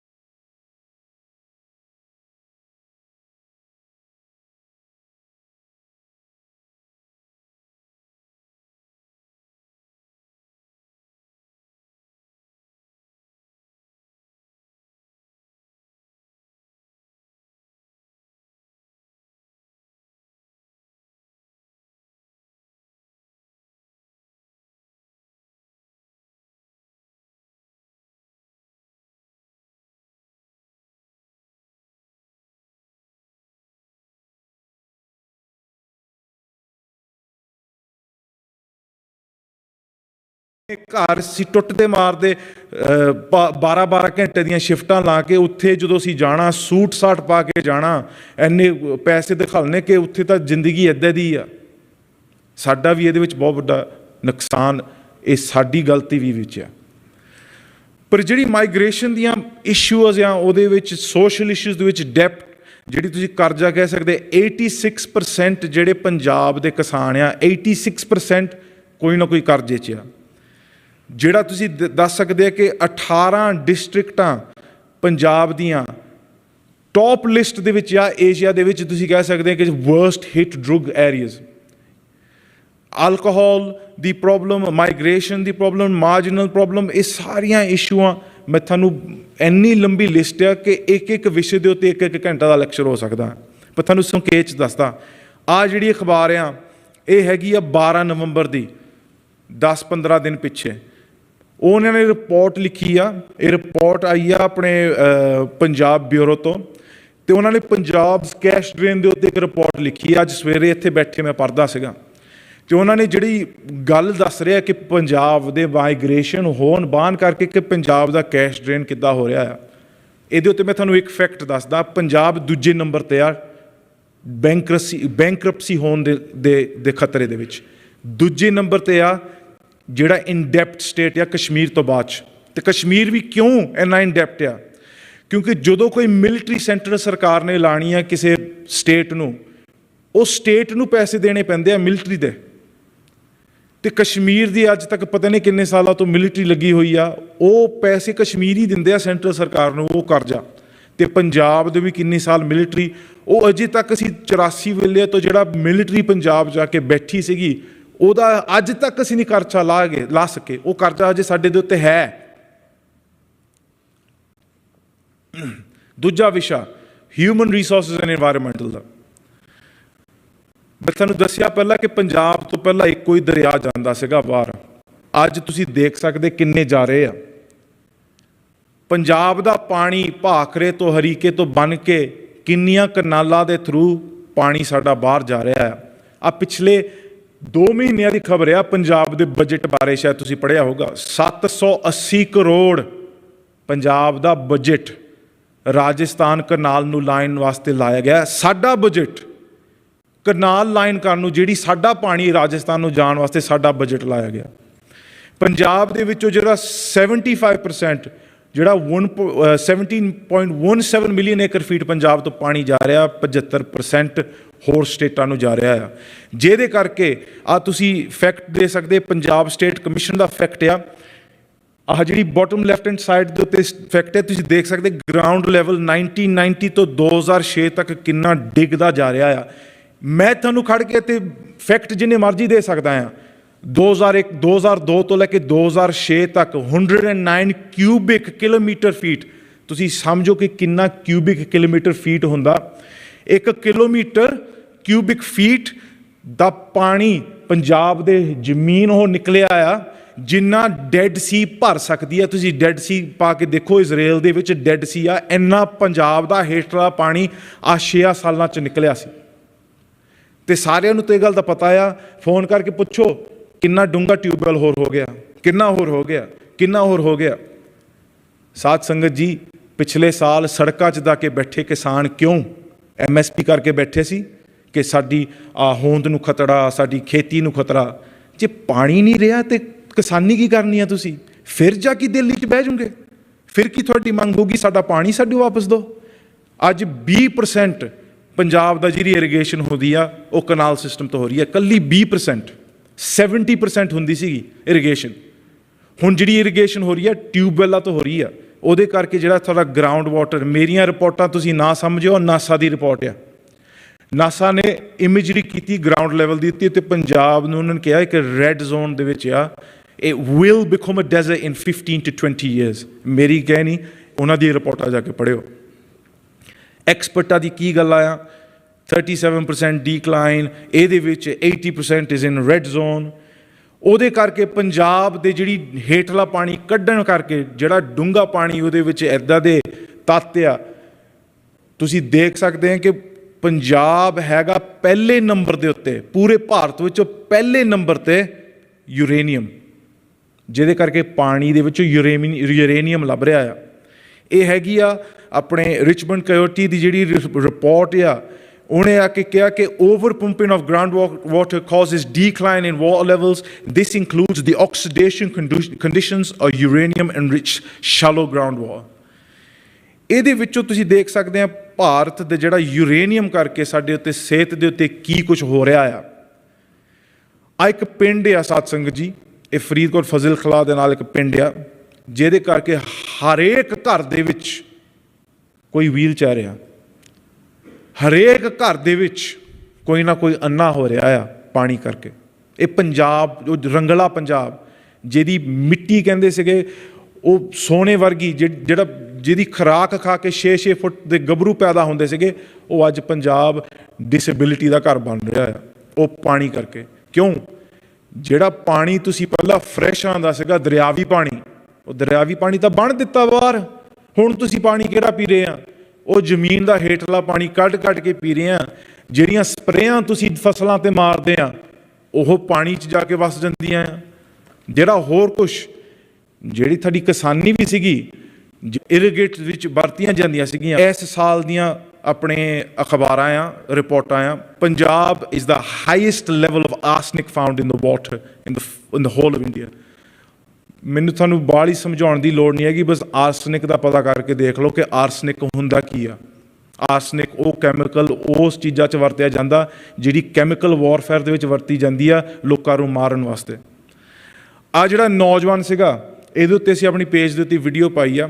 ਇਹਨੂੰ ਹੈਪੇਟਾਈਟਿਸ ਪੀਲੀਆ ਦੀ ਬਿਮਾਰੀ ਹੋ ਗਈ ਸੀਗੀ ਪਾਣੀ ਕਰਕੇ, ਅਤੇ ਇਹਨੇ ਇੱਕ ਬਹੁਤ ਵਧੀਆ ਇੰਟਰਵਿਊ ਦਿੱਤੀ ਕਿ ਮੈਂ ਜਵਾਨ ਹੁੰਦਾ ਸੀਗਾ, ਜਿਮ ਜਾਂਦਾ ਹੁੰਦਾ ਸੀਗਾ, ਅਤੇ ਮੈਂ ਪਾਣੀ ਕਰਕੇ ਸਾਡਾ ਪਿੰਡ ਹੀ ਪੂਰੇ ਪੀਲੀਆ ਬਿਮਾਰੀ ਦੇ ਨਾਲ ਭਰਿਆ ਆ। ਇੰਟਰਵਿਊ ਤੋਂ ਬਾਅਦ ਵਿਚਾਰਾ ਇਹ 4 ਹਫ਼ਤੇ ਬਾਅਦ ਮਰ ਗਿਆ। ਅਤੇ ਇਹਦੀ ਇੰਟਰਵਿਊ ਸੁਣਨ ਵਾਲੀ ਹੈ, ਰੋਂਦਾ ਇੰਟਰਵਿਊ ਦੇ ਵਿੱਚ, ਕਿ ਪੰਜਾਬ, ਅਸੀਂ ਤਾਂ ਬਾਹਰ ਲੋਕਾਂ ਨੂੰ ਕਹੀਦਾ ਸੀਗਾ ਕਿ ਆਹ ਪਿੰਡ ਦਾ ਪਾਣੀ ਇਹਦੇ ਵਰਗਾ ਹੈ ਹੀ ਨਹੀਂ ਕੋਈ। ਹੁਣ ਅਸੀਂ ਇਹ ਗੱਲ ਕਹਿੰਦੇ ਕਿ ਹੈ ਹੀ ਨਹੀਂ ਕੋਈ, ਕਿਉਂਕਿ ਇਹ ਇੰਨਾ ਜ਼ਹਿਰੀਲਾ, ਅਸੀਂ ਤਾਂ ਸੋਚਦੇ ਕਿ ਬਾਹਰੋਂ ਜਾ ਕੇ ਪਾਣੀ ਪੀਏ, ਬੋਤਲਾਂ ਪਾਣੀ ਪੀਏ। ਦੂਜੀ ਗੱਲ, ਜੇ ਤੁਸੀਂ ਆਬਾਦੀ ਨੂੰ ਖਤਮ ਕਰਨਾ ਆ, ਉਹਦੀ ਪਾਪੂਲੇਸ਼ਨ 'ਤੇ ਤੁਸੀਂ ਹਮਲਾ ਕਰੋ। ਕਿਸ ਤਰ੍ਹਾਂ? ਜਿਹੜੀ ਇਸਲਾਮ ਧਰਮ ਆ ਉਹ ਕਿੱਦਾਂ ਵੱਧ ਰਹੀ ਆ। ਇਹ ਇੱਕ ਕਾਲ ਤੱਕ ਦਾ ਵੀ ਹੁਕਮ ਆਇਆ ਸੀਗਾ ਕਿ ਹਰੇਕ ਘਰ ਨੂੰ 4-4 ਬੱਚੇ ਲੈਣੇ ਪੈ ਰਹੇ ਆ। ਮੈਂ ਮਨਪ੍ਰੀਤ ਨਾਲ ਕੱਲ੍ਹ ਹੱਸਦਾ ਗੱਲ ਕਰ ਰਿਹਾ ਸੀਗਾ ਕਿ ਇਹ ਸਾਡਾ ਹੁਕਮ ਹੈ ਕਿ ਜੇ ਤੁਸੀਂ ਆਬਾਦੀ ਵਧਾਉਣੀ ਆ, ਤੁਸੀਂ ਆਪਣੀ ਪਾਪੂਲੇਸ਼ਨ ਵਧਾਓ। ਅਤੇ ਪੰਜਾਬ ਦੀ ਜਿਹੜੀ ਪਾਪੂਲੇਸ਼ਨ ਦਾ ਕੀ ਹਾਲ ਹੈ ਇਸ ਵੇਲੇ, ਮੈਂ ਤੁਹਾਨੂੰ ਦੱਸਦਾ। ਫਰਟੀਲਿਟੀ ਰੇਟਸ ਦੇ ਉੱਤੇ ਮੈਂ ਮੁੜ ਕੇ ਆਉਂਦਾ ਗੱਲ ਕਰਦਾ, ਪਰ ਮੈਂ ਪਹਿਲਾਂ ਤੁਹਾਨੂੰ ਜਿਹੜੀ ਗੱਲ ਅੱਜ ਦੀ ਆ, ਇਹ ਅਖਬਾਰ ਪਿਛਲੇ, ਇਹ ਹੈਗੀ 15 ਨਵੰਬਰ ਦੀ, Punjab farmers to launch Delhi like morcha in Mohali over water crisis. 15 ਨਵੰਬਰ ਦੀ ਹੈ ਕਿ ਉੱਥੇ ਮੋਹਾਲੀ ਦੇ ਵਿੱਚ ਮੋਰਚਾ ਲਾਉਣ ਲੱਗਿਆ ਕਿ ਸਾਡਾ ਪਾਣੀ ਨਹੀਂ ਆ ਰਿਹਾ, ਟਿਊਬ ਵਾਲਾ ਚਲਾ ਕੇ ਪਾਣੀ ਥੱਲੇ ਮੁੱਕ ਰਿਹਾ ਆ। ਹੁਣ ਫਿਰ ਮੋਰਚਾ ਲਾਉਂਗੇ। ਜਿਹੜਾ ਤੁਹਾਡਾ ਇਹ ਹਿਊਮਨ ਰਾਈਟਸ ਦੀ ਕੋਵਨੈਂਟ ਦੇ ਵਿੱਚ ਲਾਅ ਪਾਸ ਹੋਈ ਆ ਕਿ ਹਿਊਮਨ ਰਾਈਟ, ਪਾਣੀ ਇੱਕ ਹਿਊਮਨ ਰਾਈਟ ਆ, ਅਤੇ ਉਹ ਪਾਣੀ ਜਿਹੜਾ ਤੁਹਾਡਾ ਮਨੁੱਖੀ ਅਧਿਕਾਰ ਆ, ਜਿਹਦੇ ਕਰਕੇ ਇੰਟਰਨੈਸ਼ਨਲ ਲਾਅ, ਰਿਪੇਰੀਅਨ ਲਾਅ ਲਿਖਿਆ ਗਿਆ ਆ ਕਿ ਜਿੱਥੇ ਪਾਣੀ ਜਾਂਦਾ ਆ, ਜਿਸ ਪਾਣੀ ਜਾਣ ਕਰਕੇ ਕਿਸ ਨੂੰ ਕੁਦਰਤੀ ਨੁਕਸਾਨ ਹੋ ਸਕਦਾ ਆ, ਉਹ ਪਾਣੀ ਉਹਨਾਂ ਦਾ ਆ, ਉਹਨਾਂ ਦਾ ਮਨੁੱਖੀ ਅਧਿਕਾਰ ਆ ਉਸ ਪਾਣੀ ਦੇ ਉੱਤੇ। ਉਹ ਪੰਜਾਬ, ਜਿਹੜੀ 5 ਦਰਿਆਵਾਂ ਦੀ ਧਰਤੀ ਆ, ਉਹ ਅੱਜ 5 ਦਰਿਆ ਤਾਂ ਰਹੇ ਨਹੀਂ, ਪਰ ਉਹ ਦਰਿਆ ਦੇ ਅਧਿਕਾਰ, ਉਹ 5 ਦਰਿਆਵਾਂ ਦੀ ਧਰਤੀ ਦੇ ਉਹਨਾਂ ਦਾ ਅਧਿਕਾਰ ਆ ਉਹਦੇ ਉੱਤੇ। ਪਰ ਸੈਂਟਰਲ ਸਰਕਾਰ ਨੇ ਜਿਹੜੀ ਉਹ ਕੌਂਸਟੀਟਿਊਸ਼ਨ 1966 ਦੇ ਵਿੱਚ ਚੇਂਜ ਕੀਤੀ, ਉਹ ਚੇਂਜ ਕਰਕੇ ਉਹ ਅਨਕੌਂਸਟੀਟਿਊਸ਼ਨਲ ਆ, ਅਤੇ ਇੰਟਰਨੈਸ਼ਨਲ ਲਾਅ ਦੇ ਮੁਤਾਬਕ ਉਹ ਹੈਗਾ ਗੈਰ ਕਾਨੂੰਨੀ ਜੋ ਕੁਝ ਹੋਇਆ ਹੈ ਪੰਜਾਬ ਦੇ ਨਾਲ। ਮੈਂ ਰਹੀ ਗੱਲ ਇਨਫਰਟੀਲਿਟੀ ਦੀ, ਆ ਜਿਹੜਾ ਨਕਸ਼ਾ ਤੁਸੀਂ ਦੇਖ ਸਕਦੇ ਹੋ, ਕਸ਼ਮੀਰ, ਹਿਮਾਚਲ ਪ੍ਰਦੇਸ਼ ਦੇ ਵਿੱਚ ਫਰਟੀਲਿਟੀ ਜਿੱਥੇ ਨੀਲੇ ਰੰਗ ਦੀ ਆ, ਉਹ ਬਲੂ ਰੰਗ ਦੇ ਵਿੱਚ ਆ, ਉਹਨੂੰ ਲੋ ਫਰਟੀਲਿਟੀ ਕਹਿ ਰਹੇ ਆ। ਆਹ ਨਕਸ਼ਾ ਮੈਂ ਤੁਹਾਨੂੰ ਦਿਖਾਉਣਾ ਚਾਹੁੰਦਾ ਹਾਂ। ਇਹ ਮੇਰੇ ਤੱਤ ਨਹੀਂ ਹੈਗੇ, ਸਰਕਾਰ ਦੇ ਤੱਤ ਆ। ਇਹ 2012 ਤੋਂ 2021 ਦੇ ਜਿਹੜੀ ਫਰਟੀਲਿਟੀ ਰੇਟਸ ਦੀ ਮੈਪ ਆ, ਇਹ ਮੈਂ ਤੁਹਾਨੂੰ ਭੇਜ ਵੀ ਸਕਦਾ ਹਾਂ। ਇਹ ਹੈਗੀ ਆ ਸੱਜੇ ਪਾਸੇ ਤੁਹਾਡੀ ਫਰਟੀਲਿਟੀ ਰੇਟਸ ਦੀ, ਇਹ ਰਾਈਟ ਹੈਂਡ ਸਾਈਡ ਦੇ ਉੱਤੇ ਹੈਗੇ ਤੁਹਾਡੀ ਜੀਓਗ੍ਰਾਫੀਕਲ ਏਰੀਆ, ਜਿਹੜੀ ਲਿੰਗੁਇਸਟਿਕਸ ਆ, ਜਿਹਨੂੰ ਹਿੰਦੀ ਬੈਲਟ ਕਹਿੰਦੇ ਆ, ਉਹਦੇ ਵਿੱਚ ਫਰਟੀਲਿਟੀ ਸਭ ਤੋਂ ਹਾਈ ਆ। ਤੇ ਜਿਹੜੇ ਇਲਾਕੇ ਦੇ ਵਿੱਚ ਪੰਜਾਬੀ ਨਹੀਂ ਹਿੰਦੀ ਨਹੀਂ ਬੋਲੀ ਜਾਂਦੀ, ਉਸ ਇਲਾਕਿਆਂ ਦੇ ਵਿੱਚ ਫਰਟੀਲਿਟੀ ਲੋ ਆ। ਹੁਣ ਮੈਂ ਨਹੀਂ ਕਹਿ ਰਿਹਾ ਕਿ ਇਹ ਕੋਈ ਸਾਜ਼ਿਸ਼ ਆ, ਕਿਉਂਕਿ ਮੈਂ ਪ੍ਰੂਵ ਨਹੀਂ ਕਰ ਸਕਦਾ, ਇਹਦਾ ਕੋਈ ਪ੍ਰੂਫ ਨਹੀਂ ਮੇਰੇ ਕੋਲ, ਐਕੈਡੈਮਿਕਸ ਬੇਸਿਸ 'ਤੇ ਕੋਈ ਪ੍ਰੂਫ ਨਹੀਂ, ਮੈਂ ਬਸ ਤੁਹਾਨੂੰ ਕੋਰਿਲੇਸ਼ਨ ਦਿਖਾ ਰਿਹਾ ਹਾਂ। ਇਹਦੇ ਵਿੱਚ ਤੁਸੀਂ ਆਪ ਹੀ ਦੇਖਣਾ ਕਿ ਇਹਦੇ ਵਿੱਚ ਕੋਰਿਲੇਸ਼ਨ ਹੈ ਜਾਂ ਨਹੀਂ। ਜੇ ਕਿਸੇ ਨੂੰ ਕੋਈ ਪ੍ਰੋਬਲਮ ਆ ਨਿਪੁੰਸਕ ਦਾ ਜਾਂ ਕੋਈ ਬੱਚੇ ਪੈਦਾ ਕਰਨ ਦੀ, ਉਹਨਾਂ ਨੂੰ ਹਿੰਦੀ ਸਿੱਖਣੀ ਚਾਹੀਦੀ ਆ। ਹਿੰਦੀ ਸਿੱਖ ਕੇ ਬੱਚੇ ਜ਼ਿਆਦਾ ਹੋ ਜਾਂਦੇ ਆ, ਫਰਟੀਲਿਟੀ ਰੇਟ ਜ਼ਿਆਦਾ ਵੱਧਦੀ ਆ। ਇਹਦੇ ਉੱਤੇ ਤੁਸੀਂ ਆਪ ਸੋਚਣਾ। ਜਿਹੜੀ ਸੈਂਟਰਲ ਸਰਕਾਰ ਦੇ ਵਿੱਚ ਤੁਹਾਡੀ ਬੋਰਡ ਬਣੇ ਹੋਏ ਆ, ਪਿਛਲੇ ਸਾਲ ਦੇ ਵਿੱਚੋਂ ਕਿਹੜੇ ਕਿਹੜੇ ਬੋਰਡ ਤੋਂ ਤੁਹਾਡਾ ਅਧਿਕਾਰ ਲਾਇਆ ਗਿਆ? ਕਿਸਾਨੀ ਬੋਰਡ ਤੋਂ ਤੁਹਾਡੇ ਤੋਂ ਲਾਇਆ ਗਿਆ, ਪੰਜਾਬ BBM ਬੋਰਡ ਤੋਂ ਤੁਹਾਡੇ ਤੋਂ ਲਾਇਆ ਗਿਆ, ਚੰਡੀਗੜ੍ਹ ਯੂਨੀਵਰਸਿਟੀ ਤੋਂ ਖੋਈ ਗਈ, ਐਜੂਕੇਸ਼ਨ ਬੋਰਡ ਤੋਂ ਤੁਹਾਡੇ ਤੋਂ ਲਾਇਆ ਗਿਆ। ਤੁਹਾਡਾ ਤਾਂ ਕੋਈ ਸੈਂਟਰਲ ਸਰਕਾਰ ਦੇ ਜਾ ਕੇ ਤੁਹਾਡੀ ਤਾਂ ਕੋਈ ਸਹੀ ਨਹੀਂ ਹੈਗੀ, ਤੁਸੀਂ ਜਾ ਕੇ ਉੱਥੇ ਆਪਣੀ ਗੱਲ ਕਰ ਸਕਣ। ਤੁਸੀਂ ਬੋਰਡ ਦੇ ਉੱਤੇ ਨਹੀਂ ਬੈਠੇ। ਤੀਜਾ, ਹਿਊਮਨ ਰਿਸੋਰਸਿਸ ਐਂਡ ਐਨਵਾਇਰਨਮੈਂਟਲ ਦੀ ਗੱਲ। ਜਿਹੜਾ ਕਿਸਾਨੀ ਆ ਉਹ ਇੱਕ ਜੂਆ ਆ। ਜਿਹੜਾ ਕਿਸਾਨ ਪਹਿਲਾਂ ਡੀਜ਼ਲ ਲੈਂਦਾ, ਸੀਡ ਲੈਂਦਾ, ਉਹ ਕਰਜ਼ੇ 'ਤੇ ਲੈਂਦਾ। ਉਹ ਇਹ ਆਸ ਕਰਕੇ ਰਹਿੰਦਾ ਕਿ ਯਾਰ ਮੈਂ ਫਸਲ ਤਾਂ ਪਾਉਣ ਲੱਗਾ ਹਾਂ, ਲਾਉਣ ਲੱਗਾ ਹਾਂ, ਬੀਜਣ ਲੱਗਾ ਹਾਂ, ਕੋਈ ਮੀਂਹ ਨਾ ਜ਼ਿਆਦਾ ਪੈ ਜਾਵੇ ਜਾਂ ਘੱਟ ਨਾ ਪੈ ਜਾਵੇ ਜਾਂ ਕੋਈ ਕੀੜਾ ਨਾ ਲੱਗ ਜਾਵੇ। ਇਹ ਪਰੇਸ਼ਾਨੀ ਕਰ ਕਰਕੇ ਉਹ ਆਪਣੇ ਬੱਚਿਆਂ ਵਾਂਗੂ ਉਹ ਫਸਲ ਪਾਲਦਾ ਹੈ ਕਿਸਾਨ। ਅਤੇ ਉਹਦੇ ਕਰਕੇ ਤੁਸੀਂ ਦੇਖ ਸਕਦੇ ਹਾਂ ਜਿਹੜੀ ਪੰਜਾਬ ਦੇ ਵਿੱਚ ਤੁਸੀਂ ਕਹਿ ਸਕਦੇ ਆ, ਇਹ ਉਹਨਾਂ ਦੀ ਆਰਟੀਕਲ ਆ, the Indian state way farmers see the sow of death, ਕਿ ਉੱਥੇ ਕਿਸਾਨ ਖੁਦਕੁਸ਼ੀ ਸਭ ਤੋਂ ਜ਼ਿਆਦਾ ਹੀ ਕਿਉਂ? ਕਿਉਂਕਿ ਕਰਜ਼ੇ ਹੀ ਇੰਨੇ ਪੰਜਾਬ ਦੇ ਵਿੱਚ। ਕਰਜ਼ੇ ਹੀ ਕਿਉਂ? ਪੰਜਾਬ ਹਰੀ ਕ੍ਰਾਂਤੀ ਦੇ ਵਿੱਚ ਇੱਕ ਐਕਸਪੈਰੀਮੈਂਟਲ ਸਟੇਟ ਦੇ ਨਾਲ ਵਰਤਿਆ ਗਿਆ। ਉੱਤੇ ਪਹਿਲਾਂ ਕੀੜੇ ਮਾਰ ਦਵਾਈਆਂ, ਫਰਟੀਲਾਈਜ਼ਰ ਪਹਿਲਾਂ ਮੁਫਤ ਜਾ ਕੇ ਦਿੱਤੀਆਂ ਗਈਆਂ। ਤੁਸੀਂ ਦੇਖੋ ਕਿੰਨਾ ਤੁਹਾਡਾ ਵਾਧਾ ਹੁੰਦਾ।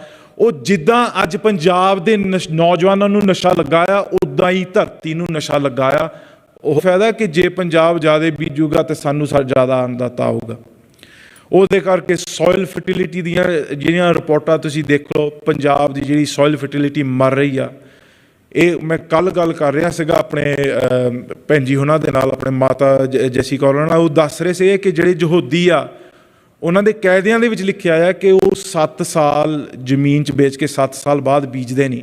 ਅਤੇ ਮੈਂ ਉਹਨਾਂ ਨੂੰ ਦੱਸਦੀ ਸੀ ਕਿ ਪੰਜਾਬ, ਜਿਹੜੇ ਤੁਸੀਂ ਬਜ਼ੁਰਗ ਬੈਠੇ, ਤੁਹਾਨੂੰ ਵੀ ਇਹ ਕਾਇਦਿਆਂ ਬਾਰੇ ਯਾਦ ਹੋਊਗਾ ਕਿ 1 ਸਾਲ ਬੀਜਣਾ, 1 ਸਾਲ ਖਾਲੀ ਰੱਖਣਾ, ਦੂਜੇ ਸਾਲ ਹੋਰ ਕੁਛ ਬੀਜਣਾ। ਕਿਉਂਕਿ ਜਿਹੜੇ ਉਹ ਤੱਥ ਹੁੰਦੇ ਆ, ਜਿਹੜੇ ਤੁਸੀਂ ਨਿਊਟ੍ਰੀਐਂਟਸ ਕਹਿੰਦੇ ਆ ਸੋਇਲ ਦੇ ਵਿੱਚ, ਉਹ ਓਵਰ ਯੂਜ਼ ਐਗਜ਼ੌਸਟ ਨਹੀਂ ਹੁੰਦੇ। ਇੱਥੇ ਪੰਜਾਬ ਦੇ ਵਿੱਚ ਦੇਖੋ 3 ਵਾਰੀ ਕੋਈ ਫਸਲ ਲੱਗਦੀ ਹੈ 3 ਸਾਲ ਦੇ ਵਿੱਚ, ਹਰੇਕ ਸਾਲ ਲਾਉਂਦੇ ਆ। ਕਿਉਂ? ਕਿਉਂਕਿ ਉਹ ਗ੍ਰੀਨ ਰੈਵੋਲੂਸ਼ਨ ਨੇ ਪੰਜਾਬੀਆਂ ਨੂੰ ਗਰੀਡ ਰੈਵੋਲੂਸ਼ਨ ਬਣਾ ਦਿੱਤਾ। ਅਸੀਂ ਲਾਲਚੀ ਬਣ ਗਏ। ਐਗਰੀਕਲਚਰ ਬੋਰਡ ਦੇ ਉੱਤੇ ਸਾਡੀ ਨੁਮਾਇੰਦਗੀ ਲਾਈ ਗਈ। ਮੁੱਦੇ ਬਹੁਤ ਆ, ਸਾਰੇ ਮੁੱਦੇ ਹੀ ਆ। ਇਹਦੇ ਉੱਤੇ ਗੱਲ ਕਰਨੀ ਫਿਰ ਵੀ 1 ਘੰਟਾ ਲੱਗਣਾ। ਕਿਸਾਨੀ ਦੇ ਉੱਤੇ ਕਿੰਨੇ ਮੁੱਦੇ ਆ ਇਸ ਵੇਲੇ। ਪਰ ਅਸਲ ਦੇ ਵਿੱਚ ਗੱਲ ਇੱਥੇ ਆ ਕੇ ਢੁਕਦੀ ਆ ਕਿ ਸੈਂਟਰਲ ਸਰਕਾਰ ਚਾਹ ਜਾਂ ਨਾ ਚਾਹ ਬਹੁਤ ਕੁਝ ਬਦਲ ਸਕਦੀ ਆ। ਸਾਧ ਸੰਗਤ ਜੀ, ਮੈਂ ਤੁਹਾਨੂੰ ਪੁੱਛਣਾ ਚਾਹੁੰਦਾ, ਤੁਹਾਡੇ ਘਰ 'ਚ ਕੋਈ ਆਵੇ ਅਤੇ ਤੁਹਾਡੇ ਘਰ 'ਚ ਆ ਕੇ ਤੁਹਾਡੀਆਂ ਚੀਜ਼ਾਂ ਚੋਰੀ ਕਰੇ, 1 ਸਾਲ ਤੁਹਾਡੇ ਸੰਘਰਸ਼ ਤੋਂ ਬਾਅਦ ਉਹ ਚੀਜ਼ਾਂ ਤੁਹਾਨੂੰ ਮੁੜ ਕੇ ਦੇ ਦੇਣ, ਤਾਂ ਤੁਸੀਂ ਉਹਨੂੰ ਮੁੰਡਿਆਂ 'ਤੇ ਬਿਠਾ ਕੇ ਉਹਦੀ ਜੈ ਜੈਕਾਰ ਕਰਾਂਗੇ? ਅਤੇ ਫਿਰ ਲੋਕ ਹੀ ਆਪਣੇ ਸਿੱਖੀ ਕਿਉਂ? ਮੋਦੀ ਨੇ ਬਹੁਤ ਵਧੀਆ ਕੰਮ ਕੀਤਾ, 3 ਕਾਨੂੰਨ ਰੱਦ ਕਰਤੇ। ਪਹਿਲਾਂ ਕਾਨੂੰਨ ਤਾਂ ਉਹਨਾਂ ਹੀ ਬਣਾਏ ਸੀਗੇ, ਬਣਾ ਕੇ ਉਹਨਾਂ ਨੇ ਰੱਦ ਕਰਤੇ। ਅਤੇ ਫਿਰ ਵੀ ਅਸੀਂ ਇੰਨੇ ਦਿਆਲ ਕਿ ਉਹ ਇੰਨਾ ਚੰਗਾ ਕੰਮ ਕੀਤਾ, ਮੋਨੇ ਉਹ ਤਾਂ ਠੀਕ ਹੈ, ਉਹ ਤਾਂ ਵਧੀਆ ਹੈ। ਤੀਜਾ ਮਸਲਾ, ਸਿਹਤ। ਜੇ ਮੇਰੇ ਲਫ਼ਜ਼ਾਂ ਦੇ ਵਿੱਚ ਨਹੀਂ ਤੁਹਾਨੂੰ ਵਿਸ਼ਵਾਸ ਹੈਗਾ, ਆਪਣੇ ਫੋਨ ਦੇ ਉੱਤੇ ਖੋਲ੍ਹ ਕੇ ਗੂਗਲ 'ਚ ਲਿਖੋ, ਪੰਜਾਬ ਦਾ ਜ਼ਿਕਰ ਕੁਛ ਨਹੀਂ ਕਰਨਾ, ਕੈਂਸਰ ਟ੍ਰੇਨ, ਤਾਂ ਤੁਹਾਨੂੰ ਆਪ ਹੀ ਪਤਾ ਲੱਗ ਜਾਏਗਾ ਪੰਜਾਬ ਦੇ ਕੈਂਸਰ ਦੇ ਕੀ ਹਾਲਾਤ ਹੈ ਅੱਜ। ਬਠਿੰਡਾ ਤੋਂ ਲੈ ਕੇ ਬੀਕਾਨੇਰ ਤੱਕ 324 ਕਿਲੋਮੀਟਰ ਰਾਤੋਂ ਰਾਤ ਇੱਕ ਟ੍ਰੇਨ ਜਾਂਦੀ ਆ, ਭਰੀ ਹੋਈ ਪੰਜਾਬ ਦੇ ਸਵਾਰੀਆਂ ਦੇ ਨਾਲ, ਕਿ ਉੱਥੇ ਰਾਜਸਥਾਨ ਜਾ ਕੇ ਸਾਡਾ ਜਿਹੜਾ ਹੋ ਸਕਦਾ ਇਲਾਜ ਉਹ ਸਸਤਾ ਹੋਣਾ ਪੰਜਾਬ ਨਾਲੋਂ। ਇਹ ਪਿਛਲੇ 3 ਮਹੀਨਿਆਂ ਦੀ ਰਿਪੋਰਟ ਹੈ, ਮੈਂ ਤੁਹਾਨੂੰ ਦੱਸਦਾ। ਨਹੀਂ, ਹਾਂ, ਮੈਂ ਮੁੜ ਕੇ ਆ ਕੇ ਦੱਸਦਾ ਕਿ ਜੇ ਤੁਸੀਂ ਬਿਮਾਰ ਹੋਣਾ ਆ, ਪੰਜਾਬ 'ਚ ਨਾ ਬਿਮਾਰ ਹੋਇਓ। ਪੰਜਾਬ ਅਤੇ ਦਿੱਲੀ ਪਹਿਲੇ ਨੰਬਰ ਦੇ ਉੱਤੇ ਆ। ਜਿਹੜੀ ਇੱਕ ਰਾਤ ਹਸਪੀਟਲ ਦੇ ਵਿੱਚ ਕੱਟਣੀ ਉਹਦੀ ਕੀਮਤ ਕਿੰਨੀ ਆ, ਤੁਹਾਨੂੰ ਕਿੰਨੇ ਪੈਸੇ ਉੱਥੇ ਲੱਗਦੇ ਆ ਉੱਥੇ ਰਾਤ ਕੱਟਣ ਦੇ। ਆ BBC ਦੇ ਉੱਤੇ ਤੁਸੀਂ ਜਾ ਕੇ ਦੇਖ ਸਕਦੇ, Punjab on cancer alert, Punjab on uranium alert, disability alert, cancer train. ਅਤੇ ਆਹ ਅਖਬਾਰ ਜਿਹੜੀ ਮੈਂ 2018-2020 ਦੇ ਵਿੱਚ ਇੱਕ ਅਖਬਾਰ ਲਿਖੀ ਗਈ ਕਿ ਪੰਜਾਬ ਦੇ 9 ਪੈਸਟੀਸਾਈਡਸ ਬੈਨ ਕੀਤੇ ਗਏ, ਕਿਉਂਕਿ ਉਹ ਪੈਸਟੀਸਾਈਡ ਪੰਜਾਬ 'ਚ ਅੱਜ ਤੱਕ ਚੱਲਦੇ ਸੀਗੇ, ਅੱਜ ਚੱਲਦੇ ਵੀ ਆ। ਜਿਹੜੇ ਪੈਸਟੀਸਾਈਡ ਵਰਲਡ ਹੈਲਥ ਆਰਗੇਨਾਈਜੇਸ਼ਨ ਨੇ 1980 ਦੇ ਵਿੱਚ ਯੂਰਪ ਨੇ ਦੋ ਕੰਸੰਪਸ਼ਨ ਦੇ ਵਿੱਚ ਰੱਖਿਆ ਗਿਆ ਆ, ਉਹ ਅੱਜ ਪੰਜਾਬ 'ਚ ਵਰਤੇ ਜਾ ਰਹੇ ਆ। ਪਿਛਲੇ ਸਾਲ ਦੀ ਖਬਰ ਆ, ਉਹਨਾਂ ਨੇ 9 ਪੈਸਟੀਸਾਈਡ ਨੂੰ ਬੈਨ ਕੀਤਾ ਪੰਜਾਬ ਦੇ ਵਿੱਚ, ਬਾਸਮਤੀ ਵਰਗੇ, ਸ਼ਾਇਦ ਤੁਸੀਂ ਪੜ੍ਹਿਆ ਹੋਊਗਾ। 9 ਪੈਸਟੀਸਾਈਡ ਆ ਬੈਨ ਹੋਇਆ ਪੰਜਾਬ ਦੇ ਵਿੱਚ ਕਿ ਆਹ 9 ਪੈਸਟੀਸਾਈਡ ਬਾਸਮਤੀ ਲਈ ਤੁਸੀਂ ਨਹੀਂ ਵਰਤ ਸਕਦੇ, ਕਿਉਂਕਿ ਅਮਰੀਕਾ ਨੇ ਹੀ ਕਿਹਾ ਸੀਗਾ ਕਿ ਇਹ ਸਾਡੀ ਰੈਗੂਲੇਸ਼ਨ ਨੂੰ ਨਹੀਂ ਮੀਟ ਹੁੰਦੇ। ਅਤੇ ਤੁਸੀਂ ਉਹ ਲਾਅ ਨੂੰ ਪੜ੍ਹੋ, ਉਹਦੇ ਵਿੱਚ ਲਿਖਿਆ ਆ to ban the 9 pesticides on that rice that is being exported।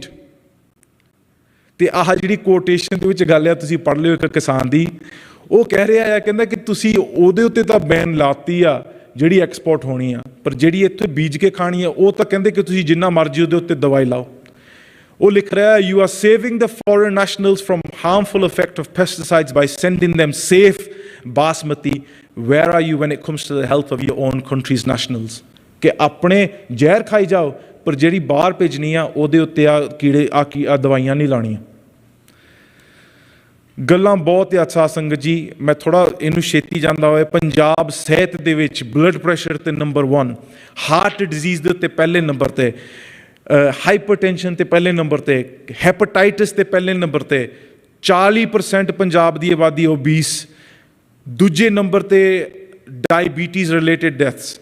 ਤੁਸੀਂ ਦੇਖ ਸਕਦੇ ਕਿ ਇੰਨੇ ਛੋਟੇ ਸੂਬੇ ਦੇ ਵਿੱਚ, ਜਿਹਨੂੰ ਰੰਗਲਾ ਪੰਜਾਬ ਕਹਿੰਦੇ ਸੀਗੇ, ਇੰਨੇ ਬਿਮਾਰੀਆਂ ਦਾ ਕੈਪੀਟਲ ਹੈ ਇਸ ਵੇਲੇ।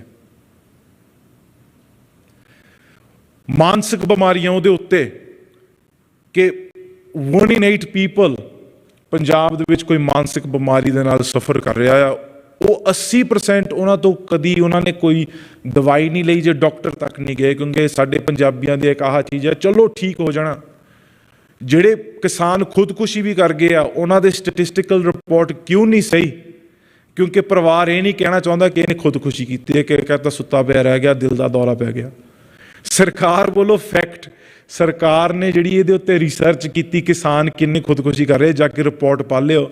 ਕਿਸਾਨ ਸਰਕਾਰ ਨੇ ਕਿਹਾ ਤੇ 3000 ਲੋਕ 2000 ਤੋਂ ਲੈ ਕੇ 2015 ਤੱਕ ਕਿਸਾਨ ਖੁਦਕੁਸ਼ੀ ਹੋਈ। ਅਤੇ ਗੁਰੂ ਨਾਨਕ ਦੇਵ ਯੂਨੀਵਰਸਿਟੀ ਅਤੇ ਐਗਰੀਕਲਚਰ ਯੂਨੀਵਰਸਿਟੀ ਨੇ ਇੰਡੀਪੈਂਡੈਂਟ ਰਿਪੋਰਟ ਇੱਕ ਪੇਸ਼ ਕੀਤੀ ਕਿ ਉਹਨਾਂ ਨੇ ਉਹੀ ਸਮਿਆਂ ਦੇ ਵਿੱਚ 2000 ਤੋਂ ਲੈ ਕੇ 2015 ਤੱਕ ਉਹਨਾਂ ਨੇ ਕਿਹਾ, ਕਿਤੇ ਸਰਕਾਰ ਨੇ ਕਿਹਾ 3000 ਅਤੇ ਪੰਜਾਬ ਦੀ ਯੂਨੀਵਰਸਿਟੀਆਂ ਦੇ ਸਟੂਡੈਂਟਾਂ ਨੇ ਕਿਹਾ 16606।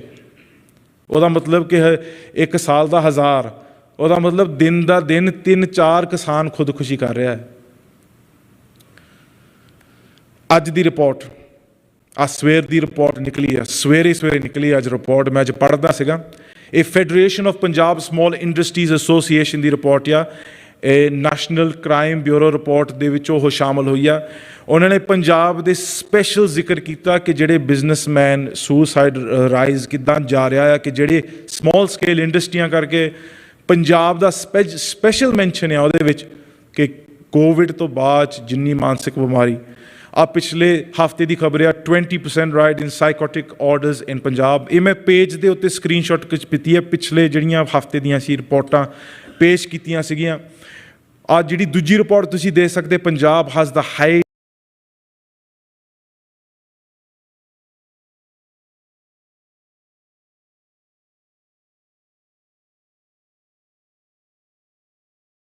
ਰਿਪੋਰਟ, ਨੈਸ਼ਨਲ ਜਿਹੜੀ ਡਰੱਗਸ ਰਿਪੋਰਟ ਦੇ ਵਿੱਚੋਂ ਉਹਨਾਂ ਨੇ ਲਿਖਿਆ ਹੈ ਕਿ 10 ਤੋਂ 12 ਸਾਲ ਦੇ ਬੱਚਿਆਂ ਦੇ ਵਿੱਚ ਇੱਕ ਇਨਕਰੀਸ ਆ ਨਸ਼ੇ ਲੈਣ ਦੇ ਵਿੱਚ ਪੰਜਾਬ ਦੇ ਵਿੱਚ।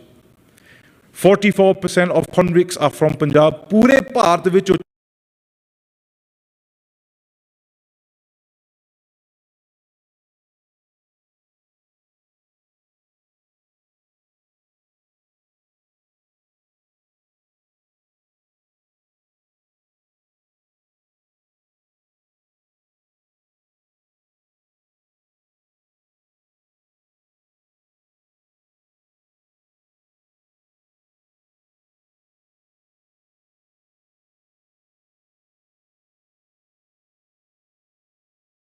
ਬਿਜ਼ਨਸਮੈਨ ਉਬਾਰੀ ਕਰਕੇ ਉਹਨੇ ਹਾਈ ਕਮਿਸ਼ਨ ਤੱਕ ਰਿਪੋਰਟ ਭੇਜੀ ਕਿ ਇੰਨੀਆਂ ਕੁੜੀਆਂ ਇੱਥੇ ਬੈਠੀਆਂ ਆ ਕਿ ਇਹਨਾਂ ਦਾ ਕੁਝ ਕਰੋ।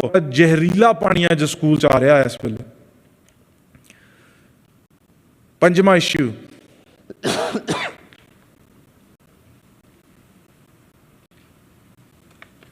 ਐਜੂਕੇਸ਼ਨ।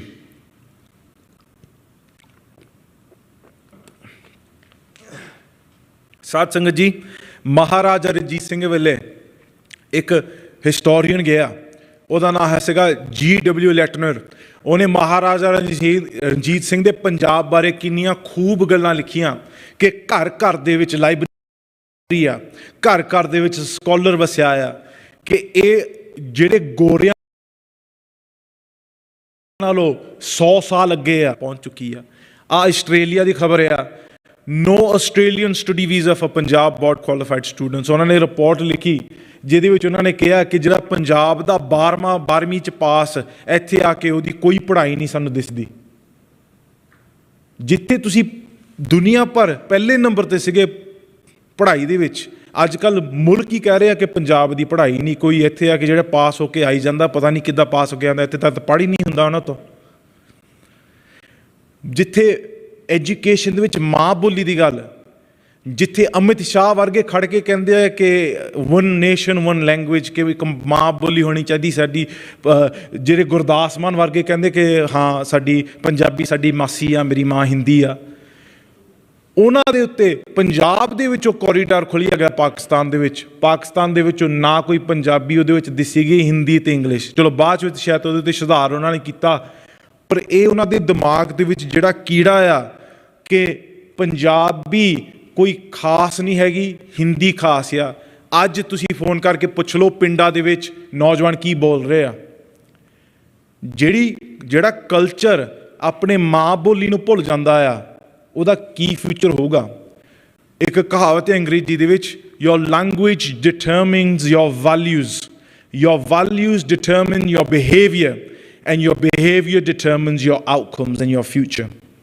ਜੇ ਤੁਹਾਡੀ ਮਾਂ ਬੋਲੀ ਨਹੀਂ ਤਾਂ ਤੁਹਾਡਾ ਸੱਭਿਆਚਾਰ ਨਹੀਂ, ਤੇ ਤੁਹਾਡਾ ਵਰਤਾਵਾ ਕਿੱਦਾਂ ਦਾ ਹੋਊਗਾ। ਉਹਦੇ ਉੱਤੋਂ ਐਜੂਕੇਸ਼ਨ ਕਰਕੇ ਪੰਜਾਬ, ਕਿਉਂਕਿ ਸਾਡੀ ਜਿਹੜੇ ਅਨਪੜ੍ਹ ਆ ਉਹਨਾਂ ਨੂੰ ਇਹ ਦੱਸਿਆ ਜਾਂਦਾ ਕਿ ਬੱਚੀ ਹੁੰਦੀ ਘਰ ਦੇ ਵਿੱਚ ਕਿ ਵਾਹਿਗੁਰੂ ਉਹ ਤਾਂ ਸਾਨੂੰ ਫਿਰ ਕਰਜ਼ਾ ਹੀ ਪੈ ਗਿਆ ਸਾਡੇ ਸਿਰ ਦੇ ਉੱਤੇ। ਪੰਜਾਬ ਨੂੰ ਕੁੜੀ ਮਾਰ ਬੈਲਟ ਦਾ ਕੈਪੀਟਲ ਅੱਜ ਤੱਕ ਵੀ ਦੱਸਿਆ ਜਾਂਦਾ, ਜਿੱਥੇ ਮਰਦਾਂ ਦੀ ਪਾਪੂਲੇਸ਼ਨ ਔਰਤਾਂ ਨਾਲੋਂ ਘੱਟ ਆ ਅੱਜ ਤੱਕ ਵੀ। ਕੁੜੀ ਮਾਰ ਬੈਲਟ, ਜਿੱਥੇ ਮਹਾਰਾਜ ਨੇ ਕਿਹਾ ਸੋ ਕਿਉ ਮੰਦਾ ਆਖੀਐ ਜਿੱਤ ਜੰਮੇ ਰਾਜਾਨ, ਉਹੀ ਕੌਮ ਅੱਜ ਕੁੜੀ ਮਾਰ ਦੀ ਕੈਪੀਟਲ ਆ। ਇਹਦੇ ਉੱਤੇ ਸਾਨੂੰ ਬਹੁਤ ਕੰਮ ਕਰਨ ਦੀ ਲੋੜ ਹੈ, ਐਜੂਕੇਸ਼ਨ ਦੇਣ ਦੀ ਲੋੜ ਆ। ਸੈਂਟਰਲ ਬੋਰਡ ਦੇ ਉੱਤੋਂ ਲੈਂਗੁਏਜ, ਪੰਜਾਬੀ ਦੀ ਲੈਂਗੁਏਜ ਖੋਈ ਗਈ, ਫਿਰ ਰੀਇਨਸਟੇਟ ਕੀਤੀ ਗਈ, ਅਤੇ ਪੰਜਾਬ ਦੀ ਜਿਹੜੀ ਮੇਨ ਯੂਨੀਵਰਸਿਟੀ ਆ, ਪੰਜਾਬ ਦੇ ਵੰਡ ਤੋਂ ਪਹਿਲਾਂ ਦੀ ਯੂਨੀਵਰਸਿਟੀ ਆ, ਉਹ ਯੂਨੀਵਰਸਿਟੀ ਪੰਜਾਬ ਤੋਂ ਖੋਈ ਗਈ ਅਤੇ ਸੈਂਟਰਲ ਬੋਰਡ ਨੂੰ ਦਿੱਤੀ ਗਈ। ਸਭ ਤੋਂ ਹੈਰਾਨ ਕੀ ਗੱਲ ਕਿਹੜੀ ਆ ਕਿ ਜਿਹੜੀ ਪੰਜਾਬ ਹਿਸਟਰੀ ਟੈਕਸਟ ਬੁੱਕਸ ਦੀ ਗੱਲ ਆ, ਇਹਦੇ ਉੱਤੇ ਸੰਘਰਸ਼ ਕਾਫੀ ਚੱਲ ਰਿਹਾ ਇਸ ਵੇਲੇ, ਪਰ ਉਹਦੇ ਉੱਤੇ ਆ 5 ਕਿਤਾਬਾਂ ਦੀ ਗੱਲ ਆ। History 1999 STPC, history of Punjab by Manjit Sodhi, history of Punjab MS Maan, Punjab history Maharaja Ranjit Singh AC Arora, ਅਤੇ ਪੰਜਾਬ AM ਪੌਲ ਦੀ ਲਿਖੀਆਂ ਹੋਈਆਂ ਕਿਤਾਬਾਂ ਜਿਹੜੀ ਅੱਜ 12ਵੀਂ ਕਲਾਸਾਂ ਨੂੰ ਪੜ੍ਹਾਈਆਂ ਜਾਂਦੀਆਂ। ਸ਼ਾਇਦ ਹੁਣ ਉਹਨਾਂ ਦਾ ਕੋਈ ਰਿਪੋਰਟ ਕਰਕੇ ਤੋਂ ਘਟਾਇਆ ਗਿਆ, ਪਰ ਇਹ ਜਿਹੜੇ ਕਿ ਸਿੱਖ ਧਰਮ ਹਿੰਦੂ ਧਰਮਾਂ ਦੇ ਰੀਤਾਂ ਰਿਵਾਜ਼ਾਂ ਨੂੰ ਮੰਨਦਾ ਆ ਕਿ ਗੁਰੂ ਗਊ ਦੇ ਭਗਤ ਸਨ, ਅਤੇ ਉਹਦੇ ਵਿੱਚ ਲਿਖਿਆ ਹੈ ਕਿ ਗੁਰੂ ਤੇਗ ਬਹਾਦਰ ਜੀ ਗਵਾਲੀਅਰ ਦੇ ਜੇਲ੍ਹ ਵਿੱਚ ਤਾਂ ਗਏ ਕਿਉਂਕਿ ਉਹ ਲੁੱਟਾਂ ਖੋਹਾਂ ਕਰਦੇ ਸਨ। ਗੁਰੂ ਅਰਜਨ ਦੇਵ ਜੀ ਮਹਾਰਾਜ ਮਾਨਸਿਕ ਬਿਮਾਰੀ ਕਰਕੇ ਆਤਮ ਹੱਤਿਆ ਉਹਨਾਂ ਨੇ ਕੀਤੀ। ਉਹਨਾਂ ਨੇ ਇਹ ਲਿਖਿਆ ਹੈ ਕਿ ਗੁਰੂ ਹਰਗੋਬਿੰਦ ਸਾਹਿਬ ਇੱਕ ਮਾਨਸਿਕ ਪਰੇਸ਼ਾਨੀ ਕਰਕੇ ਆਪਣੇ ਰਾਤ ਨੂੰ 50 ਤੋਂ ਜ਼ਿਆਦਾ ਉਹਨਾਂ ਦੇ ਸਰਾਣੇ ਆਲੇ ਦੁਆਲੇ ਗਾਰਡ ਲਾ ਕੇ ਸੌਂਦੇ ਸੀਗੇ, ਅਤੇ ਗੁਰੂ ਗੋਬਿੰਦ ਸਿੰਘ ਜੀ ਅਤੇ 4 ਸਾਹਿਬਜ਼ਾਦੇ ਵਾਰਨ ਕਰਕੇ ਮਾਨਸਿਕ ਤੌਰ 'ਤੇ ਨਹੀਂ ਸਹਿ ਹੋਇਆ, ਅਤੇ ਉਹਨਾਂ ਨੇ ਵੀ ਇੱਕ ਆਤਮ ਹੱਤਿਆ ਕੀਤੀ ਸੀ। ਇਹ ਅੱਜ ਪੰਜਾਬ ਪਿਛਲੇ ਸਾਲ ਤੱਕ ਪੜ੍ਹਾਉਂਦੇ ਰਹੇ ਆ ਤੁਹਾਡੇ ਬੱਚਿਆਂ ਨੂੰ ਇਹ ਇਤਿਹਾਸ ਤੁਹਾਡੇ ਸਕੂਲਾਂ ਦੇ ਵਿੱਚ। ਅਤੇ ਪੰਜਵੇਂ ਦੇ ਉੱਤੇ ਜਿਹੜਾ ਮੇਰਾ ਆਖਰੀ ਸੈਕਸ਼ਨ ਆ, ਇਹਦੇ ਵਿੱਚ ਜੋ ਕੁਛ ਪੰਜਾਬ 'ਚ ਅੱਜ ਹੋ ਰਿਹਾ ਆ, ਉਹਦਾ ਇੱਕੋ ਇੱਕ ਸਾਡਾ ਰਾਹ ਬਾਹਰ ਆ, ਉਹ ਸਿੱਖੀ। ਕਿ ਜਿਹੜਾ ਸਿੱਖੀ ਦੇ ਨਾਲ ਜੁੜਿਆ ਰਹੇ ਸਿੱਖ, ਉਹਨੂੰ ਭਾਵੇਂ ਦੁਨੀਆ ਹੀ ਇੱਧਰ ਹੋ ਜਾਵੇ, ਉਹ ਸਿੱਖ ਕਦੀ ਡਰ ਨਹੀਂ ਸਕਦੇ। ਤਿਸ ਤੇ ਉੱਪਰ ਨਾ ਹੀ ਕੋਏ ਕੌਣ ਡਰੇ, ਡਰ ਕਿਸਕਾ ਹੋਏ, ਪੈ ਕਾਹੂ ਕੋ ਦੇਤ ਨੇ ਪਹਿਨ ਹੈ ਮਾਨਤਾਨ। ਮਹਾਰਾਜ ਕਹਿੰਦੇ ਆ ਕਿ ਸਿੱਖ ਦੀ ਪਛਾਣ ਕੀ ਆ? ਸਿੱਖ ਗੁਰੂ, ਸਿੱਖ ਗੁਰੂ, ਗੁਰੂ ਸਿੱਖ, ਵਿੱਚੋਂ ਗੁਰੂ ਉਪਦੇਸ਼ ਚਲਾਏ। ਹਰ ਜਨ ਐਸਾ ਚਾਹੀਏ ਜੈਸਾ ਹਰੀ ਹੋਏ। ਜਿੱਥੇ ਗੁਰੂ ਨਿਡਰ ਸਨ, ਨਿਰਭਉ ਨਿਰਵੈਰ, ਉਹ ਸਿੱਖ, ਉਹਨਾਂ ਨੇ ਉਹ ਸਿੱਖ ਹੀ ਇੱਦਾਂ ਦੇ ਪੈਦਾ ਕੀਤੇ। ਪਰ ਅੱਜ ਉਹ ਸਿੱਖ ਹੋਰ ਕਿਸੇ ਦੁਕਾਨਾਂ 'ਤੇ ਜਾ ਕੇ ਆਪਣਾ ਭੀਖ ਮੰਗ ਰਿਹਾ ਕਿ ਸਾਨੂੰ ਕੋਈ ਰਾਹ ਦਿਖਾ ਲਓ। ਥਾਂ ਥਾਂ 'ਤੇ ਦੇਹਧਾਰੀ ਗੁਰੂ ਖੁੱਲ੍ਹੇ ਹੋਏ ਆ ਪੰਜਾਬ ਦੇ ਵਿੱਚ। ਜਿੰਨੇ ਪੰਜਾਬ 'ਚ ਇੱਦਾਂ ਦੇ ਦੇਹਧਾਰੀ, ਆ ਫਰੀਜ਼ਰ ਵਾਲਾ ਬਾਬਾ ਅੱਜ ਵੀ ਫਰੀਜ਼ਰ 'ਚ ਬੈਠਾ, ਕਿ ਇਹਨੇ ਪਤਾ ਨਹੀਂ ਇੱਕੋ ਦੋ ਠਿਕਾਣਾ। ਬਲਾਤਕਾਰੀਏ ਬਾਰੇ ਤੁਹਾਨੂੰ ਸਾਰਿਆਂ ਨੂੰ ਤਾਂ ਪਤਾ ਹੀ ਹੋਣਾ ਕਿ ਇਹਦੇ ਕੀ ਹਾਲਾਤ ਆ, ਪਰ ਅੱਜ ਵੀ ਆਪਣੇ ਪੰਜਾਬ ਦੇ ਨੌਜਵਾਨ ਉਹਨਾਂ ਦੇ ਡੇਰਿਆਂ 'ਚ ਜਾਂਦੇ ਆ। ਅਤੇ ਸਾਡਾ ਇਤਿਹਾਸ ਬਦਲਿਆ ਜਾ ਰਿਹਾ ਆ। ਸਿੱਖ ਰੈਫਰੈਂਸ ਲਾਇਬ੍ਰੇਰੀ ਚੱਕ ਕੇ ਲੈ ਗਏ, ਹੌਲੀ ਹੌਲੀ ਕਿਤਾਬਾਂ ਥੋੜ੍ਹੀਆਂ ਮੋੜ ਰਹੇ ਆ। ਸਾਨੂੰ ਕੀ ਪਤਾ ਕਿ ਉਹ ਕਿਤਾਬਾਂ ਦੇ ਵਿੱਚ ਕੀ ਬਦਲਾਅ ਉਹਨਾਂ ਨੇ ਕੀਤਾ ਹੋਇਆ ਹੈ। ਸਾਡਾ ਇਤਿਹਾਸ ਬਦਲਿਆ ਜਾ ਰਿਹਾ ਆ। ਜਿੱਥੇ ਕੌਮ ਇਕਜੁੱਟ ਹੋ ਕੇ ਬੇਘਰ ਹੋ ਕੇ ਆਪਣਾ ਘਰ ਵਾਸਤੇ ਲੜਦੀ ਆ, ਉਹ ਕੌਮ ਦੇ ਵਿੱਚ ਇੱਦਾਂ ਦੇ ਮੁੱਦੇ ਉਠਾ ਦਿੰਦੇ ਆ ਕਿ ਕਦੀ ਆਹ ਇਹਦੇ ਉੱਤੇ ਮੂਲ ਮੰਤਰ ਦਾ, ਕੈਲੰਡਰ ਦਾ, ਰਾਗਮਾਲਾ ਦਾ, ਇਹ ਮੁੱਦੇ ਉਠਾ ਕੇ ਕਿ ਸਿੱਖ ਕੌਮ ਇਹਦੇ ਵਿੱਚ ਫਸੀ ਰਹਿਣ, ਕਦੀ ਆਪਣੀ ਆਜ਼ਾਦੀ ਨਾ ਚਾਹਣ। ਪਰ ਸਭ ਤੋਂ ਜ਼ਿਆਦਾ ਜਿਹੜੀ ਨਹੀਂ, ਤੁਹਾਨੂੰ ਸਾਰਾ ਕੁਛ ਦੱਸਦਾ ਦਿੱਤਾ ਕਿ ਇੰਨਾ ਕੁਛ ਹੋ ਰਿਹਾ ਹੈ ਪੰਜਾਬ ਦੇ ਵਿੱਚ, ਉਹ ਸਹਿ ਲੈਂਦੇ ਆ। ਗੁਰ ਕੀ ਨਿੰਦਾ ਸੁਣੇ ਨਾ ਕਾਣ। ਜਿੱਥੇ ਮਹਾਰਾਜ ਕਹਿੰਦੇ ਜਿਸ ਪਿਆਰੇ ਸਿਉਨਿਓ ਤਿਸ ਆਗੈ ਮਰ ਚੱਲੀਏ, ਆ ਨਹੀਂ ਸਹਿ ਹੁੰਦਾ। ਹਜ਼ਾਰਾਂ ਦੀ ਗਿਣਤੀ ਦੇ ਵਿੱਚ ਬੇਅਦਬੀ ਹੋ ਚੁੱਕੀ ਆ ਪੰਜਾਬ ਦੇ ਵਿੱਚ, ਤੇ ਉਹਦਾ ਕਾਰਨ ਕੀ ਆ? ਕਿ ਸਿੱਖਾਂ ਨੂੰ ਇੱਥੇ ਗੁਲਾਮ ਰੱਖਣਾ, ਕਿ ਸਿੱਖਾਂ ਨੂੰ ਇਹ ਪਤਾ ਰਵੇ ਕਿ ਤੁਸੀਂ ਇੱਕ ਗੁਲਾਮ ਕੌਮ ਆ, ਸਾਡੀ ਜੁੱਤੀ ਦੇ ਥੱਲੇ ਰਹਿ ਕੇ ਰਹਿਣਾ ਤੁਸੀਂ। ਪਰ ਸਾਧ ਸੰਗਤ ਜੀ, ਇੰਨਾ ਕੁਛ ਕਹਿਣ ਦੇ ਬਾਵਜੂਦ ਵੀ ਮੈਂ ਤੁਹਾਨੂੰ ਇੱਥੇ ਢੈਂਡੀ ਕਲਾਂ ਦੇ ਵਿੱਚ ਪਾਉਣ ਨੂੰ ਨਹੀਂ ਆਇਆ। ਮੈਂ ਤੁਹਾਨੂੰ ਇੱਕ ਚੜ੍ਹਦੀ ਕਲਾ ਦਾ ਮੈਸੇਜ ਦੇਣ ਨੂੰ ਆਇਆ। ਆ ਮੈਨੂੰ ਇੱਕ ਗੱਲ ਦੱਸਿਓ, ਆ ਖੋਤਾ ਜਾਂ ਘੋੜਾ ਜਾਂ ਕੀਵੀ ਆ, ਇਹ ਦਿਮਾਗ, ਇਹ ਮਾਨਸਿਕ ਤੌਰ ਦੇ ਉੱਤੇ ਬੱਧਾ ਆ ਜੇ ਸਰੀਰਕ ਤੌਰ ਦੇ ਉੱਤੇ? ਮਾਨਸਿਕ ਤੌਰ ਤੇ ਬੱਧਾ ਹੈ। ਤੇ ਇਸੇ ਤਰ੍ਹਾਂ ਸਰਕਾਰ ਸਿੱਖਾਂ ਨੂੰ ਮਾਨਸਿਕ ਤੌਰ ਤੇ ਬੰਨ੍ਹਣਾ ਚਾਹੁੰਦੀ ਆ, ਪਰ ਅਸੀਂ ਬੰਨ੍ਹ ਨਹੀਂ ਸਕਦੇ, ਕਿਉਂਕਿ ਗੁਰੂ ਸਾਹਿਬ ਨੇ ਸਾਨੂੰ ਕਹਿ ਦਿੱਤਾ, ਮਨ ਜੀਤੈ ਜਗ ਜੀਤ। ਜਿਸ ਦਾ ਡਾਡਾ ਸਾਹਿਬ ਹੋਏ ਤਿਸ ਨੂੰ ਮਾਰ ਨਾ ਸਕੇ ਕੋਈ, ਸੋ ਕਦੇ ਨਾ ਹਾਰਦਾ ਜਿਸ ਦੇ ਹੋਵੇ ਵੱਲ। ਆ ਮਹਾਰਾਜ ਨੇ ਇੱਕ ਕੀੜੇ ਨੂੰ ਥਾਪੜਾ ਦੇ ਕੇ ਲਸ਼ਕਰ ਹੋਏ ਸਵਾਬ ਗੁਰੂ ਸਾਹਿਬ ਕਹਿ ਦਿੰਦੇ ਆ। ਤੁਸੀਂ ਕੌਮ, ਜਿਹੜੀ ਕੌਮ ਇੱਥੇ ਬੈਠੀ ਆ, ਤੁਹਾਡੇ ਵਿੱਚ ਜਿਹੜਾ ਖੂਨ ਵਗਦਾ ਆ, ਉਹ ਪਾਤਸ਼ਾਹੀ ਦਾ ਖੂਨ ਆ।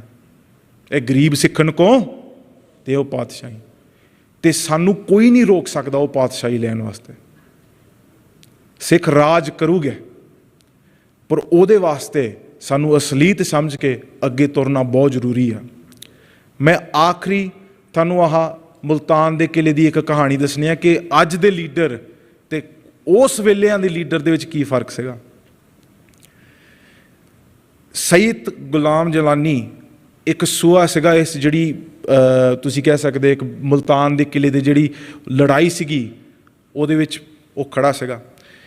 ਇਹ ਜਿਹੜੀ ਤੋਪ ਸੀਗੀ, ਤੋਪ ਦੀ ਜਿਹੜੀ ਗੱਲ ਆ, ਉਹ ਜਿਹੜੀ ਮੁਲਤਾਨ ਦਾ ਕਿਲਾ ਸੀਗਾ, ਉਹਦੀ ਕੰਧ ਇੰਨੀ ਭਾਰੀ ਸੀਗੀ ਕਿ ਉਹ ਆਮ ਤੋਪਾਂ ਦੇ ਨਾਲ ਉਹ ਤੋੜ ਨਹੀਂ ਰਹੀ ਸੀਗੀ।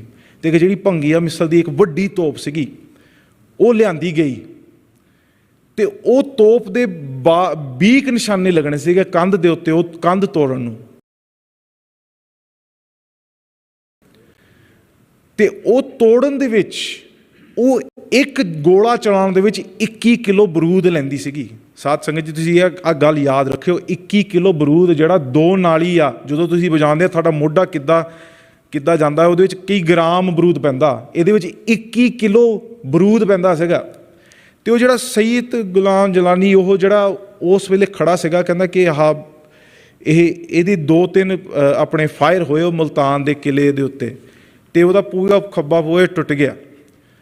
ਤਾਂ ਕਹਿੰਦਾ ਕਿ ਉੱਥੇ ਖੜ ਕੇ ਇੱਕ ਜਥੇਦਾਰ ਨੇ ਐਲਾਨ ਕੀਤਾ ਕਿ ਜੇ ਇਹ ਅਸੀਂ ਜੰਗ ਜਿੱਤਣੀ ਆ ਤੇ ਇਹ ਜਿਹੜਾ ਆਪਣੀ ਇਹ ਤੋਪ ਆ ਇਹ ਚੱਲਣੀ ਚਾਹੀਦੀ ਆ, ਤੇ ਉਹ ਤਾਂ ਹੀ ਉਹ ਕੰਧ ਪਾੜ ਹੋਣੀ, ਤਾਂ ਹੀ ਸਭ ਤੋਂ ਜੰਗ ਜਿੱਤ ਹੋਣੀ ਆ। ਤਾਂ ਉਹਨੇ ਗੱਲ ਕਹੀ ਹੈ, ਕਹਿੰਦਾ ਕਿ ਇਹਦੇ ਵਾਸਤੇ ਸਿੱਖ ਨੂੰ ਆਪਣਾ ਮੋਢਾ ਦੇਣਾ ਪੈਣਾ, ਪਰ ਉਹ ਸਿੱਖ ਖੇਰੂ ਖੇਰੂ ਹੋ ਜਾਣਾ। ਤੇ ਕਹਿੰਦਾ ਉਹ ਆਪਣੀ ਕਿਤਾਬ 'ਚ ਲਿਖਦਾ ਆ, ਕਿਤਾਬ ਦਾ ਨਾਮ ਮੈਨੂੰ ਮੁਲਤਾਨ ਜੰਗ ਦੇ ਵਿੱਚ ਉਹ ਜਿਹੜੀ ਇੱਕ ਕਿਤਾਬ ਲਿਖੀ ਆ ਹੁਣ। ਤੇ ਉਹ ਕਹਿੰਦਾ ਕਿ ਮੈਂ ਉੱਥੇ ਖੜਾ ਸਿੱਖਾਂ ਦੇ ਬਾਣੇ ਦੇ ਇੱਕ ਭੇਸ ਦੇ ਵਿੱਚ ਖੜਾ ਆ, ਤੇ ਕਹਿੰਦਾ ਮੈਂ ਹੱਸਣ ਲੱਗ ਪਿਆ। ਕਹਿੰਦਾ ਕਿ ਜਥੇਦਾਰ ਨੇ ਐਲਾਨ ਤਾਂ ਕਰਤਾ ਕਿ ਆਪਣਾ ਮੋਢਾ ਦੇਣਾ ਪਊਗਾ। ਕਹਿੰਦਾ ਕਹਿਣੀ ਤਾਂ ਗੱਲ ਬਹੁਤ ਸੌਖੀ ਹੈ, ਕਹਿੰਦੇ ਜਦੋਂ ਮੈਂ ਨੇੜੇ ਗਿਆ ਤਾਂ ਕਹਿੰਦੇ ਲੜ ਰਹੇ ਆ ਸਿੱਖ। ਕਹਿੰਦੇ ਕਹਿਣੀ ਤਾਂ ਗੱਲ ਬਹੁਤ ਸੌਖੀ ਹੈ, ਇਹ ਲੜਦੇ ਆ ਕਿ ਤੂੰ ਦੇ ਤੂੰ ਦੇ, ਪਰ ਕਹਿੰਦਾ ਜਦੋਂ ਮੈਂ ਅੱਗੇ ਗਿਆ ਕਹਿੰਦਾ ਅਸਲੀਅਤ ਵਿੱਚ ਮੈਂ ਦੇਖਿਆ ਕਿ ਵਾਹ ਇਹ ਕਿਸ ਮਿੱਟੀ ਦੇ ਬਣੇ ਹੋਏ ਸਿੱਖ ਆ, ਉਹ ਲੜਦੇ ਆ ਕਿ ਮੈਂ ਪਹਿਲਾਂ ਦੇਣਾ ਮੋਢਾ।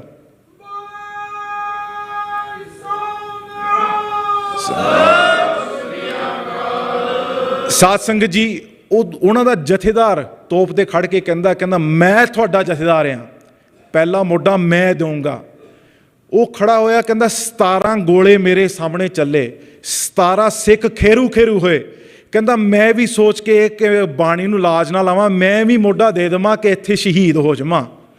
ਪਰ ਕਹਿੰਦਾ ਮੈਂ ਇਹ ਜ਼ਿਕਰ ਆਪ ਦਿਮਾਗ 'ਚ ਸੋਚਿਆ ਕਿ ਜੇ ਇਹਦਾ ਕੋਈ ਬਚ ਕੇ, ਇਹਦਾ ਕੋਈ ਲਿਖ ਕੇ, ਇਹਦਾ ਗਵਾਹ ਬਣ ਕੇ, ਇਹਦਾ ਵਿਟਨੈਸ ਬਣ ਕੇ ਕੋਈ ਦੁਨੀਆ 'ਤੇ ਦੱਸ ਜਾਵੇ ਕਿ ਸਿੱਖਾਂ ਦੀ ਕੁਰਬਾਨੀ ਕੀ ਹੁੰਦੀ ਆ, ਉਹਨਾਂ ਦੇ ਲੀਡਰ ਕਿੱਦਾਂ ਦੇ ਹੁੰਦੇ ਆ, ਤਾਂ ਨਹੀਂ ਮੈਂ ਉੱਥੇ ਮੋਢਾ ਦੇ ਕੇ ਸ਼ਹੀਦ ਹੋਇਆ। ਇਹ ਹੈਗੀ ਤੁਹਾਡੀ ਲੀਡਰਸ਼ਿਪਾਂ ਦੀ ਕੁਆਲਿਟੀ। ਅੱਗੇ ਤੋਂ ਅਸੀਂ ਕੀ ਕਰਨਾ ਆ ਸਾਧ ਸੰਗਤ ਜੀ, ਅਸੀਂ ਅਵੇਅਰਨੈਸ ਆਪਣੇ ਪਿੰਡਾਂ ਬਾਰੇ ਪਤਾ ਕਰੋ, ਕੀ ਤੁਹਾਡੇ ਪਿੰਡ ਦੇ ਵਿੱਚ ਕੀ ਹਾਲਾਤ ਆ, ਕੀ ਲੋੜ ਆ ਤੁਹਾਡੇ ਪਿੰਡਾਂ ਦੇ ਵਿੱਚ। ਪਿੰਡ ਦੇ ਗੁਰਦੁਆਰੇ ਪੱਕੇ ਕਰੋ, ਪਿੰਡ ਦੇ ਵਿੱਚ ਆਪਣਾ ਪ੍ਰਚਾਰ ਕਰਾਓ, ਸਕੂਲ ਦੀ ਐਜੂਕੇਸ਼ਨ ਵਧੀਆ ਕਰਾਓ।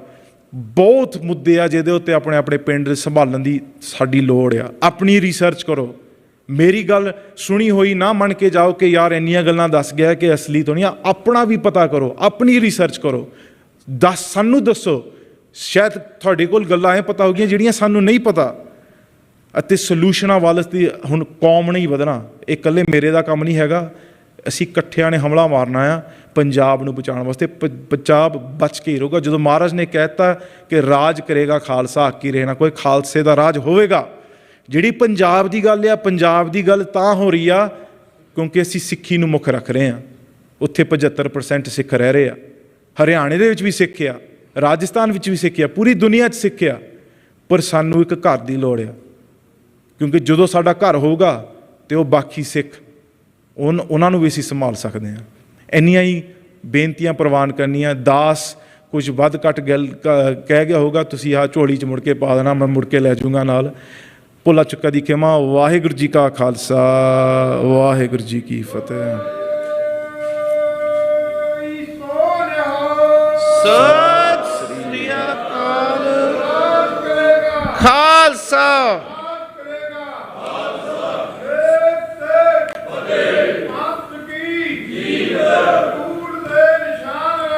ਪੰਥ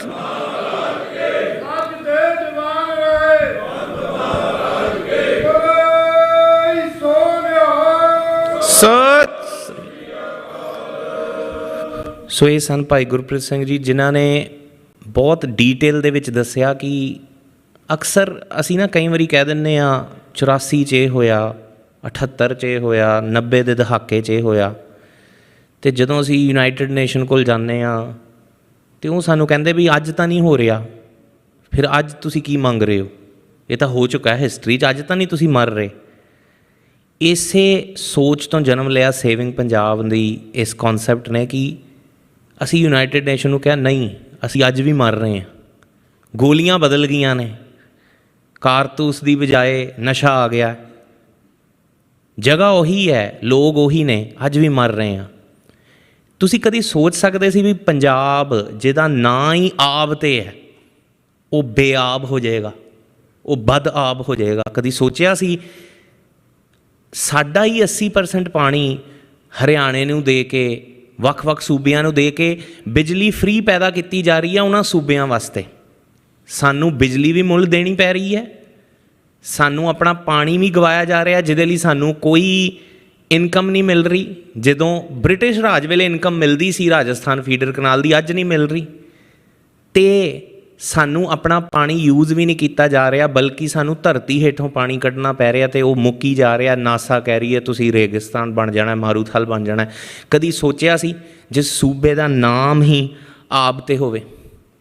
ਸਾਡੀ ਇੰਡਸਟਰੀ ਨੂੰ ਤਬਾਹ ਕੀਤਾ ਗਿਆ। ਇੰਡੀਆ ਨੇ ਸਪੈਸ਼ਲ ਇਕਨੋਮਿਕ ਜ਼ੋਨ ਬਣਾਏ, ਸਾਡੀ ਸਾਰੀ ਪੰਜਾਬ ਦੀ ਇੰਡਸਟਰੀ ਸੱਜੇ ਖੱਬੇ ਮੂਵ ਕਰ ਦਿੱਤੀ।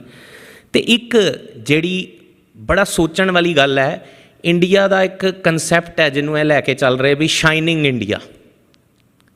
ਇਹ ਸ਼ਾਈਨਿੰਗ ਇੰਡੀਆ ਦੇ ਵਿੱਚ ਪੰਜਾਬ ਹੀ ਕਿਉਂ ਗਲੂਮ ਹੋ ਰਿਹਾ? ਬੜੀ ਸੋਚਣ ਵਾਲੀ ਗੱਲ ਹੈ। ਜਿਹੜਾ ਸਟੇਟ ਪਹਿਲੇ 30 ਸਾਲ ਹਿੰਦੁਸਤਾਨ ਦੇ ਬਣਨ ਤੋਂ ਬਾਅਦ GDP ਦੇ ਵਿੱਚ ਨੰਬਰ 1 'ਤੇ ਸੀ, ਅੱਜ GDP ਪਰ ਕੈਪੀਟਾ 'ਚ 16th ਰੈਂਕ 'ਤੇ ਹੈ ਪੰਜਾਬ। ਅਤੇ ਜਿਹੜਾ ਗੁਜਰਾਤ ਕਿਤੇ ਵੀ ਨਹੀਂ ਸੀ, ਅੱਜ ਤੀਸਰੇ ਨੰਬਰ 'ਤੇ ਹੈ। ਤੁਸੀਂ ਹੈਰਾਨ ਹੋ ਜਾਓਗੇ, ਗੁਜਰਾਤ ਦਾ ਗਰੋਥ ਰੇਟ 17% ਹੈ 2021-22 ਦਾ, 17% ਫਿਸਕਲ ਈਅਰ ਦਾ, ਅਤੇ ਪੰਜਾਬ ਦਾ 6%। ਅਤੇ ਸਿਰਫ ਇੰਨਾ ਹੀ ਨਹੀਂ, ਗੁਜਰਾਤ ਡਰਾਈ ਸਟੇਟ ਹੈ, ਐਲਕੋਹਲ ਕੰਜ਼ੰਪਸ਼ਨ ਅਲਾਊਡ ਨਹੀਂ। ਅਤੇ ਜਦੋਂ ਅਸੀਂ 1978 ਦੇ ਵਿੱਚ ਮਾਰਚ ਕੱਢਿਆ ਸੀ, ਅਤੇ ਇਹੀ ਜਨਸੰਘੀ ਸਨ ਜਿਨ੍ਹਾਂ ਨੇ ਮਾਰਚ ਕੱਢਿਆ ਲਾਠੀਆਂ ਦੇ ਉੱਤੇ ਬੀੜੀਆਂ ਅਤੇ ਸਿਗਰਟਾਂ ਰੱਖ ਕੇ ਕਿ ਤੁਸੀਂ ਕਿਵੇਂ ਕਹਿੰਦੇ ਹੋ ਵੀ ਇਹਨੂੰ ਤੁਸੀਂ ਧਰਤੀ ਐਲਾਨ ਦਿਓਗੇ, ਵੀ ਇਹ ਪਵਿੱਤਰ ਧਰਤੀ ਹੈ, ਅਸੀਂ ਤਾਂ ਇੱਥੇ ਸਿਗਰਟ ਵੀ ਪੀਆਂਗੇ, ਸ਼ਰਾਬ ਵੀ ਪੀਆਂਗੇ। ਅਤੇ ਅੱਜ ਦਰਬਾਰ ਸਾਹਿਬ ਤੋਂ ਬਾਹਰ ਨਿਕਲਦਿਆਂ ਸਾਰੀ ਤੁਹਾਨੂੰ ਠੇਕੇ ਹੀ ਠੇਕੇ ਨਜ਼ਰ ਆਉਂਦੇ ਨੇ। ਇਹ ਡਰਾਈ ਸਟੇਟ ਹੈ। ਅਤੇ ਪੰਜਾਬ ਦਾ ਮੁੱਖ ਮੰਤਰੀ ਪਿਛਲਾ ਪੰਥਕ ਸਰਕਾਰ ਕਹਾਉਣ ਵਾਲਾ ਪ੍ਰਕਾਸ਼ ਸਿੰਘ ਬਾਦਲ ਕਹਿੰਦਾ ਉਹ ਜੇ ਠੇਕੇ ਬੰਦ ਕਰ ਦਿਓਗੇ ਤਾਂ ਪੰਜਾਬ ਦੀ ਤਾਂ ਇਨਕਮ ਹੀ ਖਤਮ ਹੋ ਜਾਏਗੀ। ਕਦੀ ਸੋਚ ਸਕਦੇ ਹਾਂ ਅਸੀਂ ਕਿ ਪੰਜਾਬ ਦੀ ਸਿਆਸੀ ਜਿਹੜਾ ਸੋਚ ਆ ਉਹ ਇਸ ਕਦਰ ਗਿਰ ਜਾਏਗੀ? ਅੱਜ ਸਾਨੂੰ ਸੋਚਣ ਦੀ ਲੋੜ ਹੈ। ਜਿਹੜੀ ਪ੍ਰੈਜੈਂਟੇਸ਼ਨ ਗੱਲ ਕੀਤੀ ਹੈ ਭਾਈ ਸਾਹਿਬ ਨੇ ਕਿ ਕਿਸ ਤਰੀਕੇ ਦੇ ਨਾਲ ਪੰਜਾਬ ਦਾ ਇਕੋਨੋਸਾਈਡ ਹੋ ਰਿਹਾ, ਇੱਕ ਤਾਂ ਜੈਨੋਸਾਈਡ ਹੁੰਦਾ ਨਾ, ਇੱਕ ਇਕੋਨੋਸਾਈਡ ਹੋ ਰਿਹਾ। ਅਤੇ ਦੂਸਰੇ ਪਾਸੇ ਜਿਹੜੀ ਉਹਨਾਂ ਨੇ ਇੱਕ ਟੂਕ ਮਾਤਰ ਇੱਕ ਚੀਜ਼ ਹਾਈਲਾਈਟ ਕੀਤੀ ਸੀ ਕਿ 1984 ਵਿੱਚ ਹਿੰਦੁਸਤਾਨ ਦੀ ਸਰਕਾਰ ਨੂੰ ਇਹ ਪਤਾ ਲੱਗ ਗਿਆ ਕਿ ਇਲੀਮੀਨੇਸ਼ਨ ਸਟ੍ਰੈਟਜੀ ਵਰਕ ਨਹੀਂ ਕਰ ਰਹੀ। ਪਤਾ ਤਾਂ ਉਹਨਾਂ ਨੂੰ ਪਹਿਲਾਂ ਹੀ ਲੱਗ ਜਾਣਾ ਚਾਹੀਦਾ ਸੀ। ਮੁਗਲਾਂ ਵੇਲੇ ਵੀ ਇਹੀ ਹੋਇਆ ਸੀ, ਅਸੀਂ 2-4 ਰਹਿ ਗਏ, ਗਿਣਤੀ ਦੇ ਰਹਿ ਗਏ, ਜੰਗਲਾਂ 'ਚ ਚਲੇ ਗਏ, ਫਿਰ ਕੌਮ ਨੇ ਰਾਜ ਭਾਗ ਸਥਾਪਿਤ ਕਰ ਲਿਆ। ਪਰ ਹਿੰਦੁਸਤਾਨ ਨੂੰ ਕਹਿੰਦੇ ਨੇ ਨਾ ਬਈ ਜਿਹੜੀ ਹੈ ਉਹ ਕਈ ਵਾਰੀ ਟਰਾਇਲ ਕਰਕੇ ਹੀ ਇਹਨਾਂ ਨੂੰ ਪਤਾ ਲੱਗਦਾ। ਹੁਣ ਇਹਨਾਂ ਨੂੰ ਇੱਕ ਗੱਲ ਪਤਾ ਲੱਗ ਗਈ ਵੀ ਜੇ ਇਹਨਾਂ ਨੂੰ ਐਲੀਮੀਨੇਟ ਕਰਾਂਗੇ ਇਟ ਵੋਂਟ ਵਰਕ, ਕਿਉਂਕਿ ਦੁਨੀਆ ਦੇ ਵਿੱਚ ਇਹਨਾਂ ਦਾ ਇੱਕ ਰੁਤਬਾ ਹੈ। ਦੁਨੀਆ ਇਹਨਾਂ ਨੂੰ ਇੱਕ ਪੀਸਫੁਲ ਕੌਮ ਦੇ ਵਜੋਂ ਜਾਣਦੀ ਹੈ। ਇਹਨਾਂ 'ਤੇ ਟੈਰਰਿਸਟ ਦਾ ਟੈਗ ਲਾਇਆ, ਸਰਨਾ ਨਹੀਂ ਹੁਣ ਸਾਡਾ। ਹੁਣ ਸਟ੍ਰੈਟਜੀ ਚੱਲ ਰਹੀ ਹੈ ਐਸੀਮੀਲੇਸ਼ਨ ਦੀ ਕਿ ਸਾਨੂੰ ਆਪਣੇ 'ਚ ਸੰਮਿਲਿਤ ਕਿੱਦਾਂ ਕਰਨਾ ਹੈ, ਸਾਡੀ ਹੋਂਦ ਨੂੰ ਕਿੱਦਾਂ ਖ਼ਤਮ ਕਰਨਾ ਹੈ। ਅਤੇ ਹੋਂਦ ਤਾਂ ਸਿੰਪਲ ਹੈ, ਜੇ ਤੁਹਾਡੇ ਬੱਚਿਆਂ ਦੇ ਸਿਰਾਂ ਤੋਂ ਦਸਤਾਰਾਂ ਚਲੀ ਗਈਆਂ, ਉਹਨਾਂ ਦਾ ਸਰੂਪ ਚਲਾ ਗਿਆ, ਅਤੇ ਫਿਰ ਤੁਸੀਂ ਦੱਸ ਥੋੜ੍ਹੀ ਸਕਦੇ ਹੋ ਵੀ ਇਹ ਸਿੱਖ ਦਾ ਬੱਚਾ ਜਾਂ ਕਿਹਦਾ ਬੱਚਾ ਹੈ। ਇਹੀ ਐਸੀਮੀਲੇਸ਼ਨ ਹੁੰਦੀ ਹੈ। ਜਬ ਲਗ ਖਾਲਸਾ ਰਹੇ ਨਿਆਰਾ ਤਬ ਲਗ ਤੇਜ ਦਿਓ ਮੈਂ ਸਾਰਾ, ਜਬ ਇਹ ਗਏ ਵਿਪਰਨ ਕੀ ਰੀਤ ਮੈਂ ਨਾ ਕਰੋ ਇਨਕੀ ਪ੍ਰਤੀਤ। ਸੋ ਆਪਣੇ ਸਰੂਪ ਨੂੰ ਸੰਭਾਲਣਾ ਅੰਮ੍ਰਿਤਪਾਲ ਸਿੰਘ ਜੋ ਪੰਜਾਬ ਦੀ ਧਰਤੀ 'ਤੇ ਇਸ ਵੇਲੇ ਹੌਕਾ ਦੇ ਰਹੇ ਨੇ, ਜਿਸ ਤਰ੍ਹਾਂ ਡਾਕਟਰ ਸਾਹਿਬ ਨੇ ਕਿਹਾ ਵਰਲਡ ਸਿੱਖ ਪਾਰਲੀਮੈਂਟ ਉਹਦੇ ਸਪੋਰਟ 'ਚ ਵੀ ਹੈ, ਸਾਡੇ ਰੈਜ਼ੋਲਿਊਸ਼ਨ 'ਚ ਵੀ ਜਿਹੜੀ ਹੈ ਇਸ ਗੱਲ ਨੂੰ ਆਏਗਾ ਕਿ ਜੋ ਪੰਜਾਬ ਦੀ ਧਰਤੀ 'ਤੇ ਸਿੱਖ ਕੌਮ ਦੀ ਚੜ੍ਹਦੀ ਕਲਾ ਦੀ ਗੱਲ ਕਰਦਾ, ਪੰਜਾਬ ਦੇ ਹਿੱਤਾਂ ਦੀ ਗੱਲ ਕਰਦਾ, ਵਰਲਡ ਸਿੱਖ ਪਾਰਲੀਮੈਂਟ ਉਹਦਾ ਨੋ ਕੁਐਸਚਨ ਆਸਕ ਸਪੋਰਟ ਕਰਦੀ ਆਈ ਹੈ, ਕਰਦੀ ਰਹੇਗੀ। ਸੋ ਮੇਰੇ ਅਗਲੇ ਸਪੀਕਰਾਂ ਨੂੰ ਜਿਹੜਾ ਉਹ ਨਿਯੋਤਾ ਦੇਣ ਵਾਸਤੇ ਮੈਂ ਬੇਨਤੀ ਕਰਦਾ, ਸਾਡੇ ਕੈਨੇਡਾ ਰੀਜਨ ਦੇ ਜਿਹੜੇ ਕੋਆਰਡੀਨੇਟਰ ਨੇ ਸੁਖਵਿੰਦਰ ਸਿੰਘ ਜੀ, ਉਹਨਾਂ ਨੂੰ ਬੇਨਤੀ ਹੈ ਕਿ ਉਹ ਸਟੇਜ 'ਤੇ ਆਉਣ ਅਤੇ ਆਪਣੇ ਅਗਲੇ ਬੁਲਾਰਿਆਂ ਨੂੰ ਜਿਹੜਾ ਸੰਗਤਾਂ ਦੇ ਸਨਮੁਖ ਕਰਨ। ਵਾਹਿਗੁਰੂ ਜੀ ਕਾ ਖਾਲਸਾ, ਵਾਹਿਗੁਰੂ ਜੀ ਕੀ ਫਤਿਹ। ਹਾਂਜੀ, ਇਸ ਵਰਲਡ ਸਿੱਖ ਪਾਰਲੀਮੈਂਟ ਦੇ ਤੀਸਰੇ ਸਾਲਾਨਾ ਸੈਸ਼ਨ ਦੇ ਵਿੱਚ ਹਾਜ਼ਰੀ ਭਰ ਰਹੇ ਸਾਡੇ ਤਮਾਮ ਵੀਰ ਅਤੇ ਭੈਣਾਂ ਨੂੰ ਵਾਹਿਗੁਰੂ ਜੀ ਕਾ ਖਾਲਸਾ, ਵਾਹਿਗੁਰੂ ਜੀ ਕੀ ਫਤਿਹ ਜੀ। ਸੋ ਸਭ ਤੋਂ ਪਹਿਲਾਂ ਇੱਕ ਵਾਰ ਫੇਰ ਜਿੱਥੋਂ ਵੀ ਤੁਸੀਂ ਚੱਲ ਕੇ ਆਏ ਹੋ, ਤੁਹਾਡਾ ਇੱਕ ਕਦਮ ਕਹਿ ਲਓ ਵੀ ਸਾਡੇ ਸਿਰ ਮੱਥੇ ਹੈ ਜੀ। ਅਸੀਂ ਆਪਣੇ ਆਪ ਨੂੰ ਬਹੁਤ ਭਾਗਾਂ ਵਾਲੇ ਸਮਝਦੇ ਹਾਂ ਕਿ ਇੱਕ ਤਾਂ ਵਰਲਡ ਸਿੱਖ ਪਾਰਲੀਮੈਂਟ ਨੇ ਇਹ ਡਿਸਾਈਡ ਕੀਤਾ ਕਿ ਜਿਹੜਾ ਤੀਸਰਾ ਸੈਸ਼ਨ ਹੈ ਉਹ ਕੈਨੇਡਾ ਦੇ ਵਿੱਚ ਟੋਰਾਂਟੋ ਦੀ ਧਰਤੀ 'ਤੇ ਰੱਖਿਆ ਜਾਵੇ, ਅਤੇ ਉਹਦੇ ਵਿੱਚ ਹਿੰਮਤ ਸਿੰਘ ਉਹਨਾਂ ਨੇ ਬਹੁਤ ਸਾਡੀ ਸਪੋਰਟ ਵੀ ਕੀਤੀ ਹੈ, ਗਾਈਡ ਵੀ ਕੀਤਾ। ਸੋ UK ਤੋਂ, USA ਤੋਂ, ਆਸਟ੍ਰੇਲੀਆ ਤੋਂ, ਜਿੱਥੋਂ ਵੀ ਤੁਸੀਂ ਸਾਰੇ ਮੈਂਬਰ ਸਾਹਿਬਾਨ ਪਹੁੰਚੇ ਹੋ, ਸੋ ਇੱਕ ਵਾਰ ਫੇਰ ਪੂਰੇ ਕੈਨੇਡੀਅਨ ਰੀਜਨ ਦੀ ਟੀਮ ਵੱਲੋਂ ਤੁਹਾਡਾ ਬਹੁਤ ਬਹੁਤ ਧੰਨਵਾਦ ਹੈ ਜੀ। ਅਤੇ ਇੱਥੇ ਸਾਡੇ ਕੈਨੇਡਾ ਦੇ ਵਿੱਚ ਵੀ ਸਾਡੇ ਮੌਂਟਰੀਅਲ ਤੋਂ ਸਾਡੀ ਟੀਮ ਪਹੁੰਚੀ ਹੈ, ਓਟਵਾ ਤੋਂ ਅਤੇ ਵਿੰਡਜ਼ਰ ਤੋਂ ਵੀ, ਸੋ ਉਹਨਾਂ ਨੂੰ ਵੀ ਜਿਉਂ ਆਏ ਹਾਂ। ਅਤੇ ਹੁਣ ਮੈਂ ਬੇਨਤੀ ਕਰਾਂਗਾ ਸਾਡੇ ਮੌਂਟਰੀਅਲ ਤੋਂ ਹਰਜੀਤ ਸਿੰਘ ਬਾਜਵਾ ਜੀ ਨੂੰ ਕਿ ਉਹ ਆ ਕੇ 5-7 ਮਿੰਟ ਲਈ ਜੋ ਸਾਡੇ ਕੈਨੇਡੀਅਨ ਰੀਜਨ ਦੇ ਵਿੱਚ ਜੋ ਵਰਲਡ ਸਿੱਖ ਪਾਰਲੀਮੈਂਟ ਨੇ ਕੀਤਾ ਜਾਂ ਅੱਗੇ ਜੋ ਅਸੀਂ ਕਰਨ ਜਾ ਰਹੇ ਹਾਂ ਉਹਦੇ ਬਾਰੇ ਚਾਨਣਾ ਪਾਉਣਗੇ।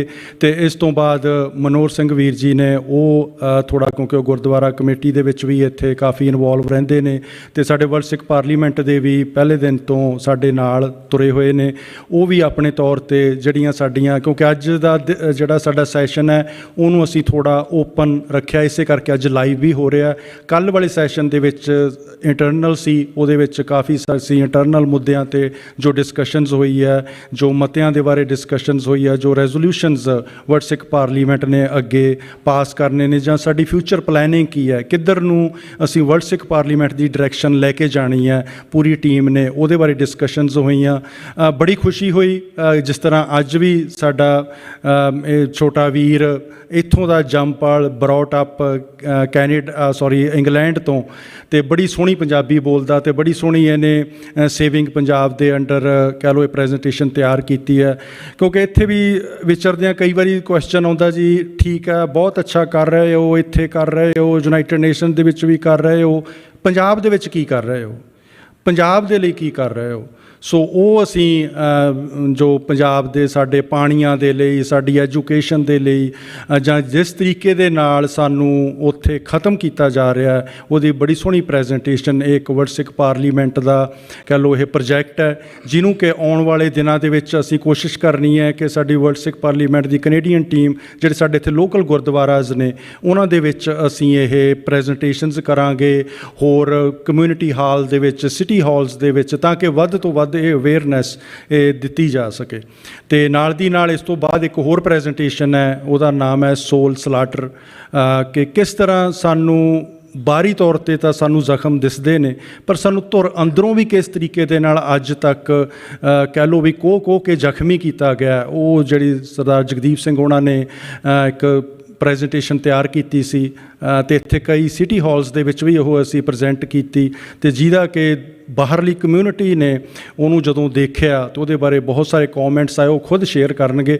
ਸੋ ਹੁਣ ਮੈਂ ਵੀਰ ਜੀ ਹਰਜੀਤ ਸਿੰਘ ਬਾਜਵਾ ਉਹ 5-7 ਮਿੰਟ ਦੇ ਲਈ ਤੁਹਾਡੇ ਨਾਲ ਕੈਨੇਡੀਅਨ ਰੀਜਨ ਦੀਆਂ ਜੋ ਪ੍ਰਾਪਤੀਆਂ ਨੇ ਜਾਂ ਸਾਡੀ ਫਿਊਚਰ ਪਲੈਨਿੰਗ ਦੇ ਬਾਰੇ ਸ਼ੇਅਰ ਕਰਨਗੇ ਜੀ। ਹਾਂਜੀ, ਵਾਹਿਗੁਰੂ ਜੀ ਕਾ ਖਾਲਸਾ, ਵਾਹਿਗੁਰੂ ਜੀ ਕੀ ਫਤਿਹ। ਜੋ ਭਾਈ ਗੁਰਪ੍ਰੀਤ ਸਿੰਘ ਹੋਣਾ ਨੇ ਦੱਸਿਆ ਹੈ ਪੰਜਾਬ ਦੇ ਹਾਲਾਤ, ਉੱਥੇ ਸਭ ਤੋਂ ਪਹਿਲਾਂ ਇਹ ਕਹਿਣਾ, ਜਗਤ ਜਲੰਦਾ ਰੱਖ ਲੈ ਆਪਣੀ ਕਿਰਪਾ ਧਾਰ, ਜਿੱਤ ਦੁਆਰੇ ਬੁਰੇ ਤੇਤੇ ਲਿਓ ਬਾਹਰ, ਨਾਲ ਦੀ ਨਾਲ ਕੋਈ किसी को राज ना दे है, जो ले है निज बल से ले है। ये अकाल सत्कारयोग स्पीकर साहब तुली साहब जी, डॉक्टर साहब होनी बैठे हैं, हरदयाल सिंह जी, मनप्रीत सिंह जी, साढ़े कोल बाहरों भी बहुत वड्डे वड्डे विद्वान, वड्डे वड्डे बुलारे, पंथ दियां महान हस्तियां साढ़े कोल पहुँचे हैं, जो इस सब कुछ नूं हैंडल कर रहे हैं। वो हिम्मत सिंह जी ते उन्हां दी सारी टीम भी पहुँची है। दास वर्ल्ड सिख पार्लीमेंट का हिस्सा हुंदा होया दिल दीआं गहराइयां तो सारिआं नूं ही जीवाया आखदा हाँ। नाल दी नाल 2-4 मिनट ही लैने हैं, क्योंकि मैं भी चाहता हाँ, जिस तरह डॉक्टर साहब होना ने बोलिया है, मनप्रीत सिंह होना ने कहा सी कि दिल करता है कि इन्हां नूं सुनी जाइए, इतिहास का पता लगता है, कुर्बानियां का पता लगता है, होने वाले ਸਿੰਘਾਂ ਦੀ ਯਾਦ ਆਉਂਦੀ ਹੈ, ਉਹਨਾਂ ਬਾਰੇ ਪਤਾ ਲੱਗਦਾ ਹੈ ਕਿ ਕੀ ਕੀਤਾ ਉਹਨਾਂ ਨੇ ਆਪਣੇ ਪੁਰਖਿਆਂ ਦੇ ਚੱਲਦੇ ਹੋਏ। ਉਹਨਾਂ ਦੀਆਂ ਯਾਦਾਂ ਆਉਂਦੀਆਂ ਹਨ, ਬਾਬਾਣੀਆਂ, ਕਹਾਣੀਆਂ, ਪੁੱਤ ਸਪੁੱਤ ਕਰੇਣ। ਦਿਲ ਕਰਦਾ ਹੈ ਕਿ ਛੇਤੀ ਤੋਂ ਛੇਤੀ ਸਾਡਾ ਕੌਮੀ ਘਰ ਬੇਗਮਪੁਰਾ ਸ਼ਹਿਰ ਕਾ ਨਾਮ ਹੋਂਦ ਵਿੱਚ ਆਵੇ। ਉਹਨਾਂ ਸ਼ਹੀਦਾਂ ਨੂੰ ਮਾਣ ਸਨਮਾਨ ਦਈਏ, ਉਹਨਾਂ ਦੇ ਦਿਨ ਆਪਣੇ ਤੌਰ ਤਰੀਕੇ ਨਾਲ ਮਨਾਈਏ, ਕਿਉਂਕਿ ਕੁਰਬਾਨੀਆਂ ਬਹੁਤ ਹੋ ਚੁੱਕੀਆਂ ਹਨ। ਆਪ ਸਭ ਨੂੰ ਪਤਾ ਹੈ ਪੰਜਾਬ ਦੇ ਹਾਲਾਤ ਬੜੇ ਵਿਸਥਾਰ ਨਾਲ, ਕੋਈ ਗੱਲ ਰਹਿ ਨਹੀਂ ਗਈ ਕਿ ਮੈਂ ਦੁਬਾਰਾ ਉਹਨੂੰ ਛੂਹਾਂ, ਪਰ ਇੰਨਾ ਜ਼ਰੂਰ ਹੈ ਕਿ ਉਹਨਾਂ ਹਾਲਾਤਾਂ ਦੇ ਵਿੱਚ, ਉਹਨਾਂ ਬੰਨਿਆਂ 'ਤੇ, ਉਹਨਾਂ ਵੱਟਾਂ 'ਤੇ, ਉਹਨਾਂ ਨਹਿਰਾਂ 'ਤੇ ਤੁਰਿਆ ਹਾਂ, ਬਹੁਤ ਕੁਝ ਗਵਾਇਆ ਹੈ, ਆਪਣੇ ਸਾਥੀ ਗਵਾਏ ਹਨ, ਘਰਾਂ ਦੇ ਘਰ ਉਜੜਦੇ ਦੇਖੇ ਹਨ।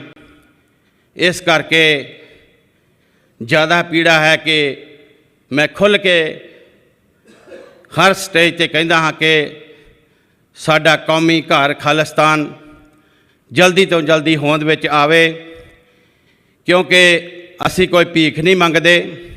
ਸਾਡਾ ਰਾਜ ਵਰਲਡ ਭਰ ਨੇ ਸਲਾਹਿਆ ਹੈ। ਗੁਰਪ੍ਰੀਤ ਸਿੰਘ ਹੋਣਾ ਨੇ ਕਿਹਾ ਸੀ ਕਿ ਕਈ ਲੋਕ ਸਵਾਲ ਕਰਦੇ ਹਨ ਕਿ ਇਹ ਸਭ ਕੁਝ ਪੰਜਾਬ ਦੀ ਧਰਤੀ 'ਤੇ ਕਿਉਂ ਮੰਗਦੇ ਹੋ, ਕਿਤੇ ਹੋਰ ਆਪਣਾ ਟਾਪੂ ਖਰੀਦ ਕੇ ਖਾਲਿਸਤਾਨ ਬਣਾ ਲਓ। ਪਰ ਪੰਜਾਬ ਦੇ ਵਿੱਚ ਸਾਡੇ 'ਤੇ ਜ਼ੁਲਮ ਹੋਏ, ਸਾਡੇ ਸਾਹਿਬਜ਼ਾਦਿਆਂ ਨੇ ਸ਼ਹੀਦੀਆਂ ਦਿੱਤੀਆਂ। ਸਾਹਿਬੇ ਕਮਾਲ ਗੁਰੂ ਗੋਬਿੰਦ ਸਿੰਘ ਜੀ ਮਹਾਰਾਜ ਜੀ ਨੇ ਬਾਬਾ ਬੰਦਾ ਸਿੰਘ ਜੀ ਨੂੰ ਪੰਜਾਬ ਵੱਲ ਭੇਜਿਆ। ਧੰਨ ਧੰਨ ਸਾਹਿਬ ਸ੍ਰੀ ਗੁਰੂ ਹਰਗੋਬਿੰਦ ਸਾਹਿਬ ਜੀ ਨੇ ਪੰਜਾਬ ਦੀ ਧਰਤੀ 'ਤੇ ਸ੍ਰੀ ਅਕਾਲ ਤਖਤ ਸਾਹਿਬ ਦੀ ਸਥਾਪਨਾ ਕੀਤੀ। ਇਸ ਸਰਕਾਰਾਂ ਦੇ ਬਰਾਬਰ ਤਖਤ ਨੂੰ ਮਾਨਤਾ ਦਿੱਤੀ। ਉਸ ਤਖਤ ਤੋਂ ਆਇਆ ਹੁਕਮ ਸਾਡੇ ਲਈ ਸਿਰ ਮੱਥੇ 'ਤੇ ਪ੍ਰਵਾਨ ਹੁੰਦਾ ਹੈ। ਭਾਵੇਂ ਅੱਜ ਕੋਈ ਘਾਟਾਂ ਹਨ, ਜਥੇਦਾਰ ਵਿੱਚ ਘਾਟਾਂ ਹੋ ਸਕਦੀਆਂ ਹਨ, ਸਾਡੇ ਆਗੂਆਂ ਵਿੱਚ ਘਾਟਾਂ ਹੋ ਸਕਦੀਆਂ ਹਨ, ਪਰ ਅਕਾਲ ਤਖਤ ਮਹਾਨ ਹੈ, ਮਹਾਨ ਰਹੇਗਾ। ਉਸ ਦੇ ਪਾਏ ਹੋਏ ਪੂਰਨਿਆਂ 'ਤੇ, ਉਸ ਤੋਂ ਆਏ ਹੋਏ ਹੁਕਮ 'ਤੇ ਹਰ ਸਿੱਖ ਫੁੱਲ ਚੜ੍ਹਾਉਂਦਾ ਹੈ, ਚੜ੍ਹਾਉਂਦਾ ਰਹੇਗਾ। ਸਿੰਘਾਂ ਨੇ 2.5-3 ਲੱਖ ਦੇ ਕਰੀਬ, ਜੇ ਮੈਂ ਸਾਰਾ ਹਿਸਾਬ ਲਾਵਾਂ, ਤੇ ਸ਼ਹੀਦੀਆਂ ਦਿੱਤੀਆਂ ਹਨ। ਉਸ ਵਿੱਚ ਭਾਵੇਂ ਸਾਡੇ ਪਰਿਵਾਰ ਬਹਿਕਾਂ ਵਾਲੇ ਜਾਂ ਸੁਨੇਹੇ ਦੇਣ ਵਾਲੇ ਜਿਨ੍ਹਾਂ ਨੇ ਵੀ ਸ਼ਹੀਦੀਆਂ ਦਿੱਤੀਆਂ ਹਨ, ਉਹ ਕੌਮ ਦੇ ਸ਼ਹੀਦ ਹਨ। ਉਹਨਾਂ ਨੂੰ ਯਾਦ ਕਰਦੇ ਰਹਿਣਾ, ਉਹਨਾਂ ਦੇ ਪਾਏ ਹੋਏ ਪੂਰਨਿਆਂ 'ਤੇ ਚੱਲਣਾ ਸਾਡਾ ਧਰਮ ਬਣ ਜਾਂਦਾ ਹੈ। ਸੰਤ ਬਾਬਾ ਜਰਨੈਲ ਸਿੰਘ ਜੀ ਖਾਲਸਾ ਪਿੰਡਰਾਂ ਵਾਲਿਆਂ ਨੇ, ਜਿਸ ਤਰ੍ਹਾਂ ਆਪ ਸਭ ਸੁਣਿਆ ਹੈ, ਆਪ ਜੀ ਨੇ ਅਨੰਦਪੁਰ ਸਾਹਿਬ ਦਾ ਮਤਾ ਰੱਖਿਆ ਸੀ, ਪਰ ਜੇ ਮਿਲਟਰੀ, ਪੈਰਾਮਿਲਟਰੀ ਅਕਾਲ ਤਖਤ ਸਾਹਿਬ ਤੇ ਦਰਬਾਰ ਸਾਹਿਬ ਦੇ ਅੰਦਰ ਪੈਰ ਪਾਏਗੀ ਤੇ ਖਾਲਿਸਤਾਨ ਦੀ ਨੀਂਹ ਰੱਖੀ ਜਾਏਗੀ। 86 ਦੇ ਵਿੱਚ ਖਾਲਿਸਤਾਨ ਦੀ ਨੀਂਹ ਦਾ ਐਲਾਨ ਕਰ ਦਿੱਤਾ ਗਿਆ। ਸਰਬੱਤ ਖਾਲਸਾ ਹੋਇਆ। ਦਾਸ ਨੂੰ ਵੀ ਉਦੋਂ ਆਰਮੀ ਨੇ ਫੜ ਲਿਆ। ਉਸ ਸਰਬੱਤ ਖਾਲਸੇ ਦੇ ਵਿੱਚ ਮਤੇ ਪਾਸ ਕਰਕੇ ਖਾਲਿਸਤਾਨ ਦੀ ਮੰਗ ਕੀਤੀ ਗਈ। ਉਹ ਖਾਲਿਸਤਾਨ ਦੀ ਮੰਗ ਜਿਹੜੀ ਹੈ ਚੱਲ ਰਹੀ ਹੈ। ਡਾਕਟਰ ਸਾਹਿਬ ਨੇ ਕਿਹਾ ਸੀ ਕਿ ਬੇਗਮਪੁਰਾ ਸ਼ਹਿਰ ਕਾ ਨਾਮ ਬੇਗਮ, ਬਿਨਾਂ ਗਮ ਤੋਂ। ਸਮਾਂ ਇਸ ਕਰਕੇ ਜ਼ਿਆਦਾ ਲੱਗ ਰਿਹਾ ਹੈ ਕਿ ਸਾਰੇ ਹੀ ਗਮ ਸੱਚੇ ਪਾਤਸ਼ਾਹ ਜੀ ਨੇ ਦੂਰ ਕਰਨੇ ਹਨ। ਇੱਕ ਖਾਲਸ ਰਾਜ ਖਾਲਿਸਤਾਨ ਸਾਨੂੰ ਸੌਂਪਣਾ ਹੈ। ਰੋਜ਼ਾਨਾ ਅਰਦਾਸਾਂ ਹੁੰਦੀਆਂ ਹਨ, ਉਹ ਅਰਦਾਸਾਂ ਪੂਰੀਆਂ ਹੋਣਗੀਆਂ, ਕਿਉਂਕਿ ਅਰਦਾਸ ਕਦੀ ਵੀ ਬਿਰਥੀ ਨਹੀਂ ਜਾਂਦੀ। ਸੋ ਮੈਂ ਜ਼ਿਆਦਾ ਸਮਾਂ ਨਾ ਲੈਂਦਾ ਹੋਇਆ ਇਹ ਕੁਛ ਕਹਿਣ ਤੋਂ ਪਹਿਲਾਂ ਨਾਲ ਦੂਸਰਾ जो साडा इतिहास है, चंबे की धरती ते सरबत खालसा होया। जथेदार भाई जगतार सिंह हवारा जी नूं कौम का जथेदार चुनिया गया, क्योंकि साडे दूजे जथेदारां विच गिरावटां कई कुछ है, वो ना ही कहां तो ठीक है। आप जी नूं पता है जथेदार साहब जी दे जेल विच होण करके दूसरे जथेदारां नूं, एक्टिंग जथेदारां नूं ये सेवावां सौंपियां गईयां, वो भी आप जी नूं पता ही है। पर जथेदार भाई जगतार सिंह जी हवारा जो कौम नूं अपना सब कुछ समर्पित किया है, आपां सुणदे ही हाँ। किते आप जी नूं उस हस्ती दे नाल रहण दा मौका मिलिया हुंदा ते आप जी नूं होर ज़्यादा पता हुंदा किस तरह का दृढ़ इरादा, बाणी तो परपक्ष मिलवर्तन, कौम नूं समर्पित दिन रात। सो उन्हां वल्लों जो चंबे की धरती के उत्ते पंजवां मता, जिस तरह सारे ही आप ਸਿੰਘਾਂ ने सुनिया है, वर्ल्ड सिख पार्लीमेंट होंद विच आई। बहुत जुझारू सिंह जो जथेबंदियां दे नाल काम करते रहे, वो वर्ल्ड सिख पार्लीमेंट का हिस्सा बने। बड़ी खुशी वाली गल है, क्योंकि तजर्बा भी है। बहुत ही पढ़े लिखे डॉक्टर साहब वर्गे, तुली साहब वर्गे वर्ल्ड सिख दे नाल जुड़े, जो कि दिन रात मेहनत कर रहे हैं। सारिया ही जथेबंदियां नूं खुला सद्दा है कि इस वर्ल्ड सिख दी अंबरेला दे विच आओ, अपने विचार रखो, साडे नाल जुड़ो। आपां बहुत ही नेड़े हाँ। ते एक होर भी बहुत वड्डी गल है कि जिस तरह पंजाब दे विच लीडर जां कम्युनिस्ट बिरती दे लोग कहते हैं कि तुसी किस तरह खालिस्तान नूं चलाओगे, वो भुल जाते हैं महाराजा रणजीत सिंह जी का राज। ते नाल ये बहुत वड्डी गल है कि खालिस्तान ने अजे होंद विच आउणा है। वर्ल्ड सिख पार्लीमेंट पहला ही काम करना शुरू कर दिता है। इस तो सेध लैनी चाहिए है कि सिख कुछ भी कर सकते हैं। सिखां दे कोल हर चीज़ है, पर यह हिंदुस्तान सरकार सानू आपस में लड़ा करके, आपस में पढ़ो ते राज करो दी नीति ते चल के साडा नुकसान कर रहे हैं। पर बहुत जल्दी गुरु साहब की कृपा होने वाली है। वर्ल्ड सिख पार्लीमेंट जल्दी तो जल्दी ये पहुँच कर रही है हर उस जथेबंदी नाल। गुरु घरां दे विच जिस तरह साडा एक मता भी है कि अपने अपने गुरु घरां नूं वर्ल्ड सिख पार्लीमेंट दे नाल जोड़ो। उस दे कई कारण हैं कि आपां जे गुरु घर नूं वर्ल्ड सिख पार्लीमेंट नाल जोड़ते हाँ तो साडे यूथ, साडे मैंबर जिन्ने गुरु घर दे हुंदे हन, वो उन्हां दियां फैमिलियां, उन्हां दे रिश्तेदार सारे ही वर्ल्ड सिख पार्लीमेंट नाल जुड़ते हैं। सो आओ रल के जिन्ने भी गुरु घरां दे प्रबंधक हैं, वो अज तहैया करिए कि वर्ल्ड सिख पार्लीमेंट दे नाल जुड़ना है। मंथली, तिमाही, छमाही, ईयरली कुछ भी जो बनता है अपना दसवंध वर्ल्ड सिख पार्लीमेंट लिए रखना है। एक हलाशेरी भी है तो साड़ियाँ लोड़ां भी हैं। मैं अपने वालों मॉन्ट्रियल की संगत वालों, गुरुद्वारा गुरु नानक दरबार लसाल की कमेटी वालों, तिन्ना गुरुद्वारियां वालों, गुरुद्वारा गुरु नानक दरबार पार्क, गुरुद्वारा गुरु नानक दरबार हडसन ते जिहड़ा मुख साडा दफ्तर है जिथे गुरुद्वारा गुरु नानक दरबार लसाल वालों ये वादा करदा हाँ कि तिन्ने ही गुरुद्वारे कुछ ना कुछ जो मंथली अपना हिस्सा वो पाया करनगे। नाल दी नाल ਵਰਲਡ ਸਿੱਖ ਪਾਰਲੀਮੈਂਟ ਦਾ ਜੋ ਵੀ ਏਜੰਡਾ ਹੋਏਗਾ ਉੱਤੇ ਚੱਲਣਗੇ। ਇਹ ਅੱਜ ਮੈਂ ਆਪ ਜੀ ਦੇ ਚਰਨਾਂ ਵਿੱਚ ਬੇਨਤੀ ਕਰਦਾ ਹਾਂ। ਸੋ ਨਾਲ ਦੀ ਨਾਲ ਸਾਡੇ ਕੋਲ ਜੋ ਜਿਸ ਤਰ੍ਹਾਂ ਜਥੇਦਾਰ ਜਗਤਾਰ ਸਿੰਘ ਜੀ ਹਵਾਰਾ ਹਨ, 29 ਤਰੀਕ ਨੂੰ ਬੰਦੀ ਸਿੰਘਾਂ ਦੀ ਰਿਹਾਈ ਵਾਸਤੇ ਉੱਥੇ ਮੋਰਚਾ ਲੱਗ ਰਿਹਾ ਹੈ। ਆਪਾਂ ਸਾਰਿਆਂ ਨੂੰ ਉਹਦੇ ਵਿੱਚ ਆਪਣਾ ਬਣਦਾ ਯੋਗਦਾਨ ਰਿਸ਼ਤੇਦਾਰਾਂ ਨੂੰ ਫੋਨ ਕਰਕੇ ਉੱਥੇ ਪਹੁੰਚਣ ਲਈ ਕਹਿਣਾ ਚਾਹੀਦਾ ਹੈ।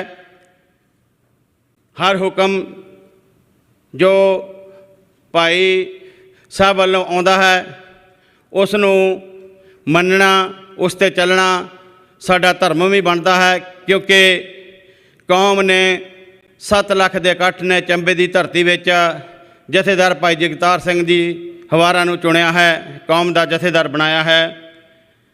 ਸੋ ਉਸ ਦੇ ਨਾਲ ਨਾਲ ਅੱਜ ਪੰਜਾਬ ਦੇ ਜੋ ਹਾਲਾਤ ਹਨ ਉਹ ਆਪ ਜੀ ਨੇ ਸੁਣੇ ਹਨ।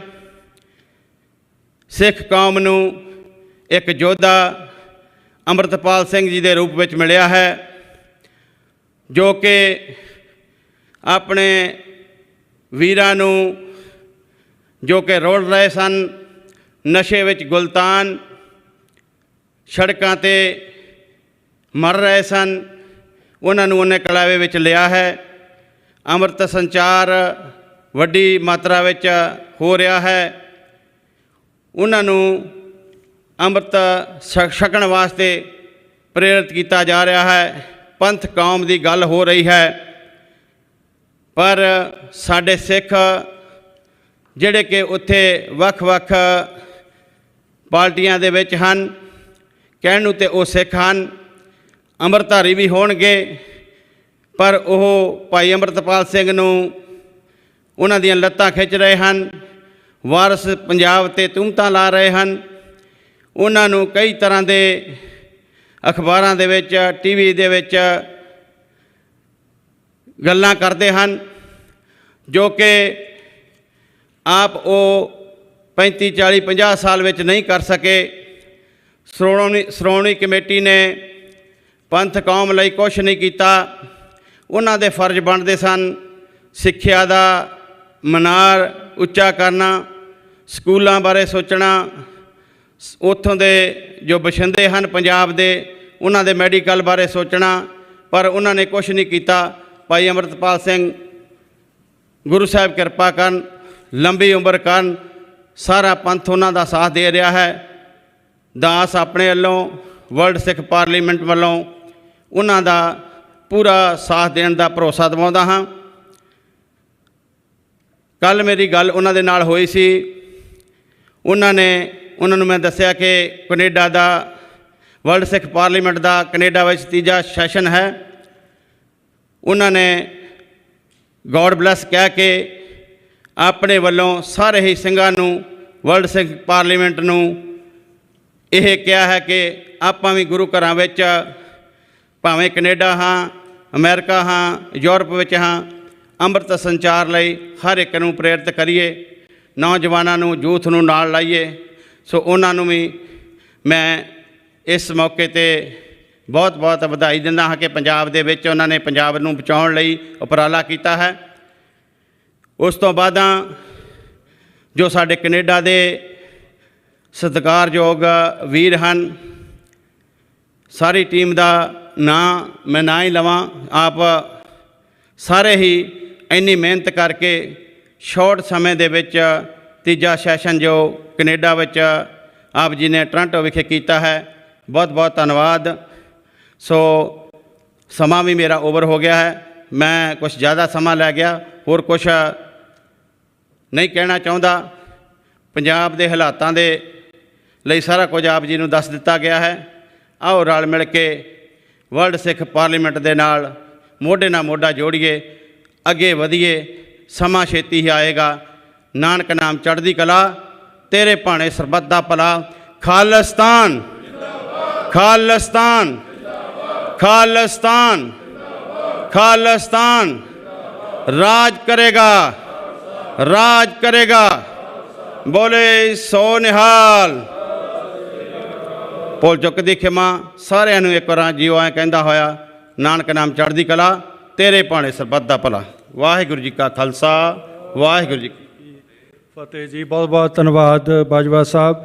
ਤੇ ਹੁਣ ਮੈਂ ਬੇਨਤੀ ਕਰਾਂਗਾ ਮਨੋਹਰ ਸਿੰਘ ਵੀਰ ਜੀ ਨੂੰ, ਕਿਉਂਕਿ ਉਹ ਖੁਦ ਇੱਥੇ ਗੁਰਦੁਆਰਾ ਕਮੇਟੀ 'ਚ ਇਨਵੋਲਵ ਨੇ, ਕਿ ਇਸ ਸੰਸਥਾ ਦੇ ਵਿੱਚ ਜਿੱਥੇ ਇੰਡੀਵਿਜੂਅਲ ਅਸੀਂ ਮੈਂਬਰ ਬਣ ਸਕਦੇ ਹਾਂ, ਉੱਥੇ ਸੰਸਥਾਵਾਂ ਨੂੰ ਵੀ ਵਰਲਡ ਸਿੱਖ ਪਾਰਲੀਮੈਂਟ ਹਮੇਸ਼ਾ ਕਹਿ ਲਓ ਵੀ ਇਹ ਸਾਡੀ ਮੈਂਡੇਟ ਦੇ ਵਿੱਚ ਹੈ ਕਿ ਆਰਗੇਨਾਈਜੇਸ਼ਨਸ, ਸਾਡੀਆਂ ਗੁਰਦੁਆਰਾ ਕਮੇਟੀਆਂ ਵੀ ਵਰਲਡ ਸਿੱਖ ਪਾਰਲੀਮੈਂਟ ਦਾ ਇੱਕ ਪਾਰਟ ਬਣਨ, ਤਾਂ ਕਿ ਇਕੱਠੇ ਰਲ ਮਿਲ ਕੇ ਆਪਾਂ ਕੰਮ ਕਰ ਸਕੀਏ। ਸੋ ਆਪਣਾ ਲੰਚ ਦਾ ਟਾਈਮ 2 ਵਜੇ ਦਾ ਸੀ ਜੀ, ਹੁਣ ਅੱਧਾ ਕੁ ਘੰਟਾ ਆਪਾਂ ਨੂੰ ਹੋਰ 2:30 ਵਜੇ ਕਰਾਂਗੇ। ਤੇ ਜਿਹੜੀ ਪ੍ਰੈਸ ਕਾਨਫਰੰਸ ਹੈ ਉਹ ਵੀ ਥੋੜ੍ਹੀ ਜਿਹੀ ਡਿਲੇ 3, ਸਵਾ ਕੁ 3 ਜਾਂ 3:30 ਵਜੇ ਦੇ ਕਰੀਬ ਸਾਡੀ ਸ਼ੁਰੂ ਕਰਨ ਦੀ ਕੋਸ਼ਿਸ਼ ਰਹੇਗੀ।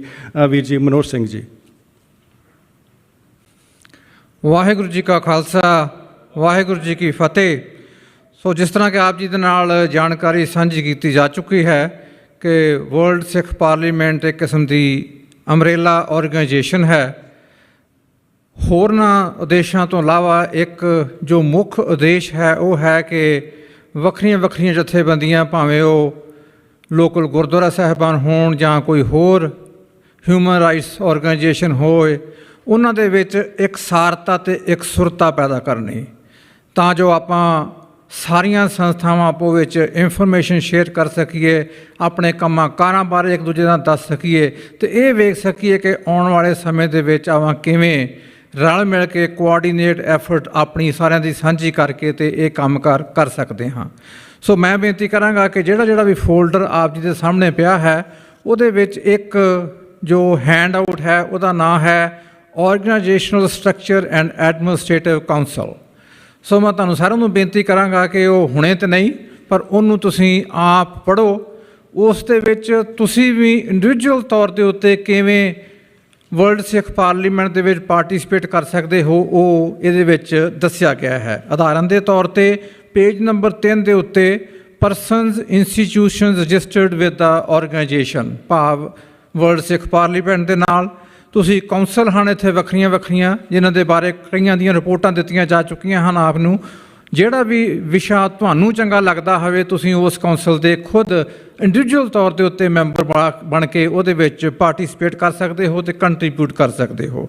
ਉਦਾਹਰਨ ਦੇ ਤੌਰ 'ਤੇ ਇੱਕ ਹੋਰ ਐਡਵਾਈਜ਼ਰੀ ਕੌਂਸਲ ਹੈ, ਉਸ ਦੇ ਵਿੱਚ ਵੀ ਤੁਸੀਂ ਆਪਣੇ ਵਿਚਾਰਾਂ ਦਾ ਯੋਗਦਾਨ, ਤੁਹਾਡੇ ਕੋਲ ਕਿਸ ਕਿਸਮ ਦੀ ਐਕਸਪਰਟੀ ਹੈ, ਉਹਦੇ ਬਾਰੇ ਵਿੱਚ ਤੁਸੀਂ ਆਪਣੀ ਇਨਪੁਟ ਜਿਹੜੀ ਹੈ ਉਹ ਇਸ ਕੌਂਸਲ ਦੇ ਵਿੱਚ ਪਾ ਸਕਦੇ ਹੋ। ਸੋ ਗੁਰਦੁਆਰਾ ਸਾਹਿਬਾਨਾਂ ਦੇ ਵਿੱਚ ਅਸੀਂ ਕੈਨੇਡਾ ਦੇ ਵਿੱਚ ਜਾਂ ਅੰਟੇਰੀਓ ਦੇ ਵਿੱਚ ਹੋਰ ਜ਼ਿਆਦਾ ਆਊਟਰੀਚ ਕਰਕੇ ਸਰਦਾਰ ਸੁਖਵਿੰਦਰ ਸਿੰਘ ਅਤੇ ਬਾਕੀ ਜੋ ਵੀਰ ਹਨ ਉਹਨਾਂ ਦੇ ਨਾਲ ਕਰਾਂਗੇ। ਪਰ ਆਪ ਸਾਰਿਆਂ ਨੂੰ ਜ਼ਰੂਰ ਬੇਨਤੀ ਹੈ ਕਿ ਤੁਸੀਂ ਇਹ ਜੋ ਹੈਂਡ ਆਊਟ ਤੁਹਾਡੀ ਫਾਈਲ ਦੇ ਵਿੱਚ ਪਿਆ ਹੈ, ਮੈਂ ਇੱਕ ਵਾਰੀ ਫਿਰ ਪੜ੍ਹ ਦਿੰਦਾ ਹਾਂ, ਆਰਗੇਨਾਈਜੇਸ਼ਨਲ ਸਟਰਕਚਰ ਐਂਡ ਐਡਮਿਨਿਸਟ੍ਰੇਟਿਵ ਕਾਊਂਸਲ। ਇਸ ਨੂੰ ਥੋੜ੍ਹਾ ਜਿਹਾ ਧਿਆਨ ਨਾਲ ਪੜ੍ਹ ਕੇ ਇਸ ਦੇ ਵਿੱਚ ਤੁਸੀਂ ਆਪ ਨਿੱਜੀ ਤੌਰ ਦੇ ਉੱਤੇ ਕਿਵੇਂ ਯੋਗਦਾਨ ਪਾ ਸਕਦੇ ਹੋ, ਉਸ ਦੇ ਬਾਰੇ ਵਿੱਚ ਜ਼ਰੂਰ ਵਿਚਾਰ ਕਰਨੀ। ਸਮਾਂ ਦੇਣ ਦਾ ਧੰਨਵਾਦ। ਫਤਿਹ ਬੁਲਾਓ ਜੀ। ਵਾਹਿਗੁਰੂ ਜੀ ਕਾ ਖਾਲਸਾ, ਵਾਹਿਗੁਰੂ ਜੀ ਕੀ ਫਤਿਹ। ਬਹੁਤ ਬਹੁਤ ਧੰਨਵਾਦ ਮਨੋਹਰ ਸਿੰਘ ਵੀਰ ਜੀ। ਅਤੇ ਹੁਣ ਮੈਂ ਬੇਨਤੀ ਕਰਾਂਗਾ ਵੀਰ ਜਗਦੀਪ ਸਿੰਘ ਜੀ ਹੋਰਾਂ ਨੂੰ, ਅਤੇ ਉਸ ਤੋਂ ਬਾਅਦ ਸੁਖਦੇਵ ਸਿੰਘ ਜੀ ਅਤੇ ਮਨਵੀਰ ਸਿੰਘ ਮੌਂਟਰੀਅਲ ਤੋਂ, ਉਹ ਵੀ 2-2 ਮਿੰਟ ਲਈ ਤਿਆਰ ਰਹਿਣ ਜੀ।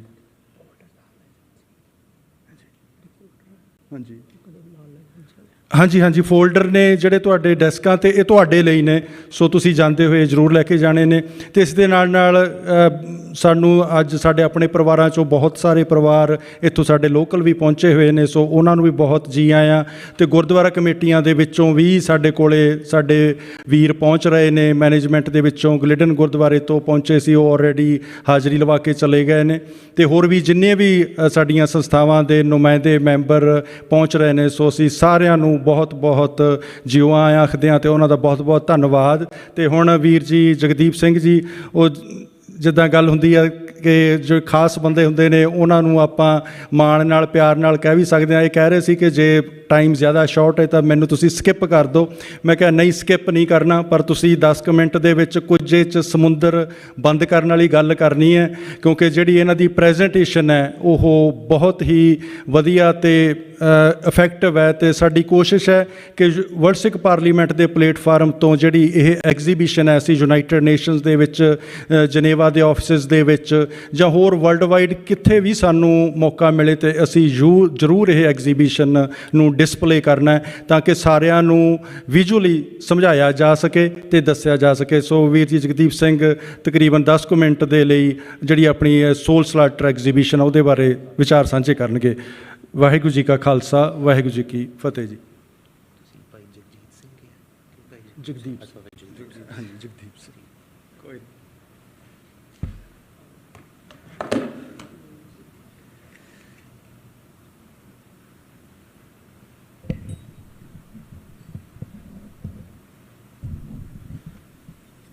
ਵਾਹਿਗੁਰੂ ਜੀ ਕਾ ਖਾਲਸਾ, ਵਾਹਿਗੁਰੂ ਜੀ ਕੀ ਫਤਿਹ।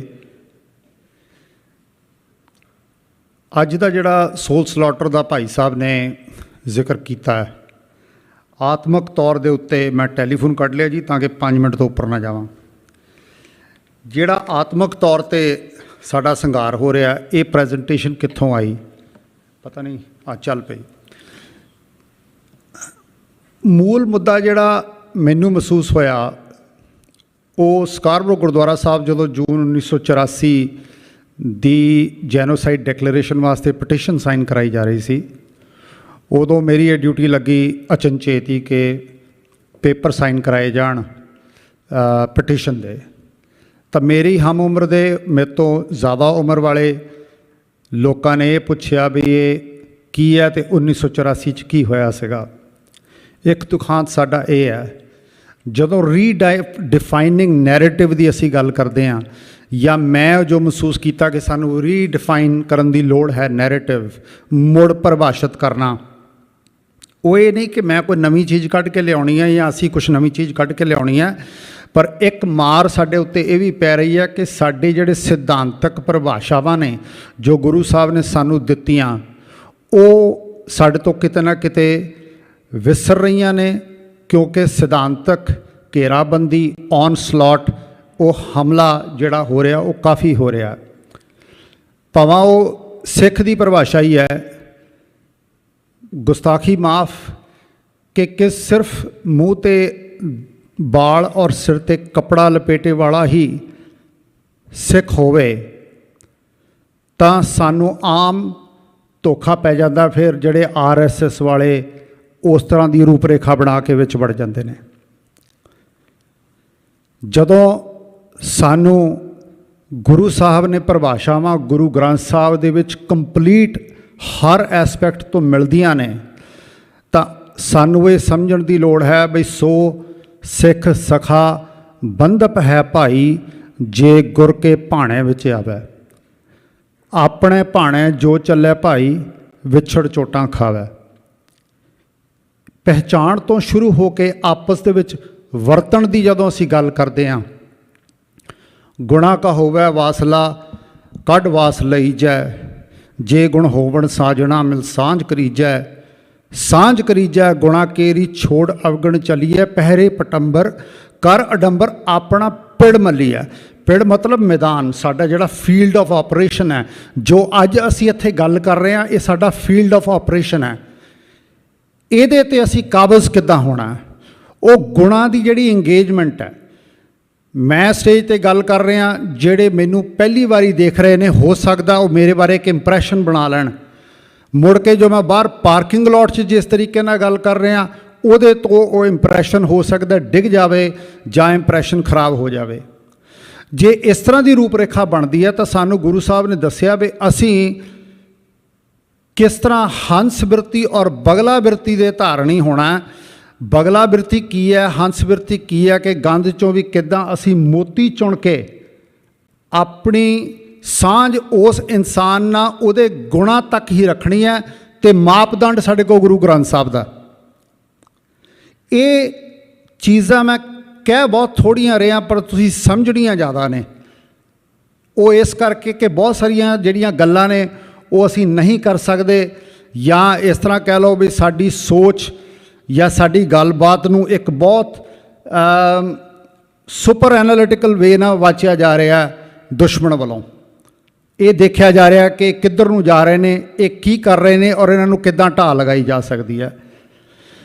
ਜੋ ਸੋਲ ਸਲਾਟਰ ਦਾ ਜਿਹੜਾ ਸਿੱਧਾ ਦਿਮਾਗ ਦੇ ਵਿੱਚ ਜਿਹੜੀ ਗੱਲ ਆਈ ਸੀ ਉਹ ਇਸ ਤਰ੍ਹਾਂ ਆਈ ਸੀਗੀ ਕਿ ਦੁਨੀਆ ਦੇ ਵਿੱਚ ਜੇ 8 ਬਿਲੀਅਨ ਜਾਂ 7 ਬਿਲੀਅਨ ਆਬਾਦੀ ਹੈ, ਮੋਟਾ ਹਿਸਾਬ ਲਾਈਏ ਵੀ 1 ਬਿਲੀਅਨ ਜੇ ਭਾਰਤ ਦੇ ਵਿੱਚ ਹੈਗਾ ਔਰ 1 ਬਿਲੀਅਨ ਜਿਨ੍ਹਾਂ ਨੂੰ ਸਿੱਖਾਂ ਬਾਰੇ ਪਤਾ ਹੈ, ਤਾਂ 5 ਬਿਲੀਅਨ ਦਿਮਾਗ ਹਜੇ ਵੀ ਐਸਾ ਹੈ ਜਿਹਨੂੰ they are a clean slate. ਜੋ ਯੂਨਾਈਟਿਡ ਸਟੇਟਸ ਨੇ ਯੂਕਰੇਨ ਦੇ ਵਿੱਚ ਜਾ ਕੇ ਕੀਤਾ, ਉਸ ਕਲੀਨ ਸਲੇਟ ਦੇ ਉੱਤੇ ਇੱਕ ਇੰਪ੍ਰੈਸ਼ਨ ਜਮਾ ਦਿੱਤਾ, ਇਸ ਤੋਂ ਪਹਿਲਾਂ ਕਿ ਉਹਨਾਂ ਨੂੰ ਕਾਊਂਟਰ ਨੈਰੇਟਿਵ ਪਤਾ ਲੱਗਦਾ। ਇਹ ਕੰਮ ਸਾਨੂੰ ਕਰਨ ਦੀ ਲੋੜ ਸੀ। ਜੋ ਸਕਾਰਰੋ ਗੁਰਦੁਆਰਾ ਸਾਹਿਬ ਦੇ ਵਿੱਚ ਜੋ ਮੈਂ ਐਕਸਪੀਰੀਅੰਸ ਕੀਤਾ, ਉਸ ਤੋਂ ਫਿਰ ਸੋਲ ਸਲਾਟਰ ਦੀ ਐਗਜ਼ੀਬਿਸ਼ਨ ਜਿਹੜੀ ਹੈ ਬਣ ਕੇ ਤਿਆਰ ਹੋਈ। ਔਰ ਜਿਸ ਤਰ੍ਹਾਂ ਭਾਜੀ ਹੁਣਾਂ ਨੇ ਦੱਸਿਆ ਕਿ ਵੱਖਰੇ ਸਿਟੀਜ਼ ਦੇ ਵਿੱਚ ਵੱਖਰੀ ਜਗ੍ਹਾ ਦੇ ਵਿੱਚ ਜਾ ਕੇ ਲਗਾਈ ਗਈ, ਕਿਉਂਕਿ ਜਿਹੜੀ ਬਦਲਾਵ ਹੈ ਨਾ, ਜੋ ਦੁਸ਼ਮਣ ਸਾਡੇ 'ਚ ਬਦਲਾਵ ਕਰ ਰਿਹਾ, ਜੋ ਚੇਂਜ ਕਰ ਰਿਹਾ, ਉਹ ਬਹੁਤ ਸਟਲ ਕਰ ਰਿਹਾ। ਉਹ ਇਹ ਨਹੀਂ ਕਰ ਰਿਹਾ ਕਿ ਸਾਨੂੰ ਕਹਿ ਰਿਹਾ ਵੀ ਤੁਸੀਂ ਦਿਹਾੜੀ ਕੇਸ ਕਟਾ ਦਿਓ ਅਤੇ ਪੱਗ ਲਾ ਦਿਓ। ਜਿਹੜਾ ਇਹ ਇੱਕਦਮ ਚੇਂਜ ਜਿਹੜੀ ਹੈ ਉਹ ਉਹਨਾਂ ਨੇ ਦੇਖ ਲਿਆ ਕਿ ਅਸੀਂ ਉਹਨੂੰ ਕਿਸ ਤਰ੍ਹਾਂ ਫਾਈਟ ਬੈਕ ਕਰਦੇ ਹਾਂ। ਲੇਕਿਨ ਜਿਹੜੀ ਸਟਲ ਚੇਂਜ ਹੈ, ਫੋਰ ਐਗਜ਼ਾਮਪਲ ਜਦੋਂ ਮੈਂ ਐਗਜ਼ੀਬਿਸ਼ਨ ਦੇ ਵਿੱਚ ਗੱਲ ਕਰਦਾ, ਉਹਦੇ ਵਿੱਚ ਮੈਂ ਇਹ ਗੱਲ ਕੀਤੀ ਵੀ Indian Sikh, there is no ਸੱਚ ਥਿੰਗ ਐਜ਼ ਇੰਡੀਅਨ ਸਿੱਖ। ਕਿਉਂਕਿ ਜੇ ਤੁਸੀਂ ਭਾਰਤੀ ਸੰਵਿਧਾਨ ਦੇਖੋ, ਜਾਂ ਤੁਸੀਂ ਭਾਰਤੀ ਹੋ ਜਾਂ ਤੁਸੀਂ ਸਿੱਖ ਹੋ। ਕਿਉਂਕਿ ਜਦੋਂ ਤੁਸੀਂ ਇੰਡੀਅਨ ਬਣਨਾ, ਉਦੋਂ ਤੁਸੀਂ ਸਿਧਾਂਤ ਦੇ ਉੱਤੇ, ਉਹਨਾਂ ਦੇ ਸੰਵਿਧਾਨ ਦੇ ਉੱਤੇ, ਮਾਫ ਕਰਨਾ, ਸੰਵਿਧਾਨ ਦੇ ਉੱਤੇ ਨਿਸ਼ਚਾ ਜਤਾਉਣਾ। ਅਤੇ ਜਦੋਂ ਸੰਵਿਧਾਨ ਦੇ ਉੱਤੇ ਨਿਸ਼ਚਾ ਜਤਾਉਂਦੇ ਹੋ ਤਾਂ ਫਿਰ ਉਹ ਤੁਸੀਂ ਸਿੱਖ ਨਹੀਂ ਰਹਿ ਜਾਂਦੇ। ਇਸੇ ਤਰੀਕੇ ਨਾਲ ਸਾਨੂੰ ਇੱਕ ਨੈਰੇਟਿਵ ਦਿੱਤਾ ਗਿਆ ਕਿ 1947 ਵਿੱਚ ਇੰਡੀਆ ਪਾਰਟੀਸ਼ਨ ਹੋਇਆ। ਇੰਡੀਆ ਦਾ ਪਾਰਟੀਸ਼ਨ ਹੋਇਆ ਹੀ ਨਹੀਂ। ਜੋ ਅੱਜ ਦੇ ਰੂਪ ਰੇਖਾ ਦੇ ਵਿੱਚ ਜੋ ਭਾਰਤ ਦਾ ਨਕਸ਼ਾ ਹੈ, ਜੋ ਐਡਮਿਨਿਸਟ੍ਰੇਟਿਵ ਸਿਸਟਮ ਹੈ, ਦੈਟ ਇਜ਼ ਐਨ ਅਨੋਮਲੀ। ਕਿਉਂਕਿ 1947 ਤੋਂ ਪਹਿਲਾਂ, and correct me if I am wrong, 1947 ਤੋਂ ਪਹਿਲਾਂ ਉਹ ਕਦੇ ਐਗਜ਼ਿਸਟ ਨਹੀਂ ਸੀ ਕਰਦਾ। ਉਹ ਜਿਓਗ੍ਰਾਫਿਕ ਬਾਉਂਡਰੀ ਕਦੀ ਐਗਜ਼ਿਸਟ ਨਹੀਂ ਸੀ ਕਰਦੀ। ਜਦੋਂ ਗੋਰਿਆਂ ਨੇ ਉਹਨੂੰ ਐਡਮਿਨਿਸਟ੍ਰੇਟਿਵ ਸਟੇਟ ਦੇ ਵਿੱਚ ਲਿਆਂਦਾ, ਉਦੋਂ ਉਹਨਾਂ ਲੋਕਾਂ ਨੇ ਉਹਨੂੰ ਐਡਮਿਨਿਸਟ੍ਰੇਟ ਕਰਨ ਵਾਸਤੇ ਫਿਰ ਵੀ ਪ੍ਰਿੰਸਲੀ ਸਟੇਟਸ ਰੱਖੀਆਂ।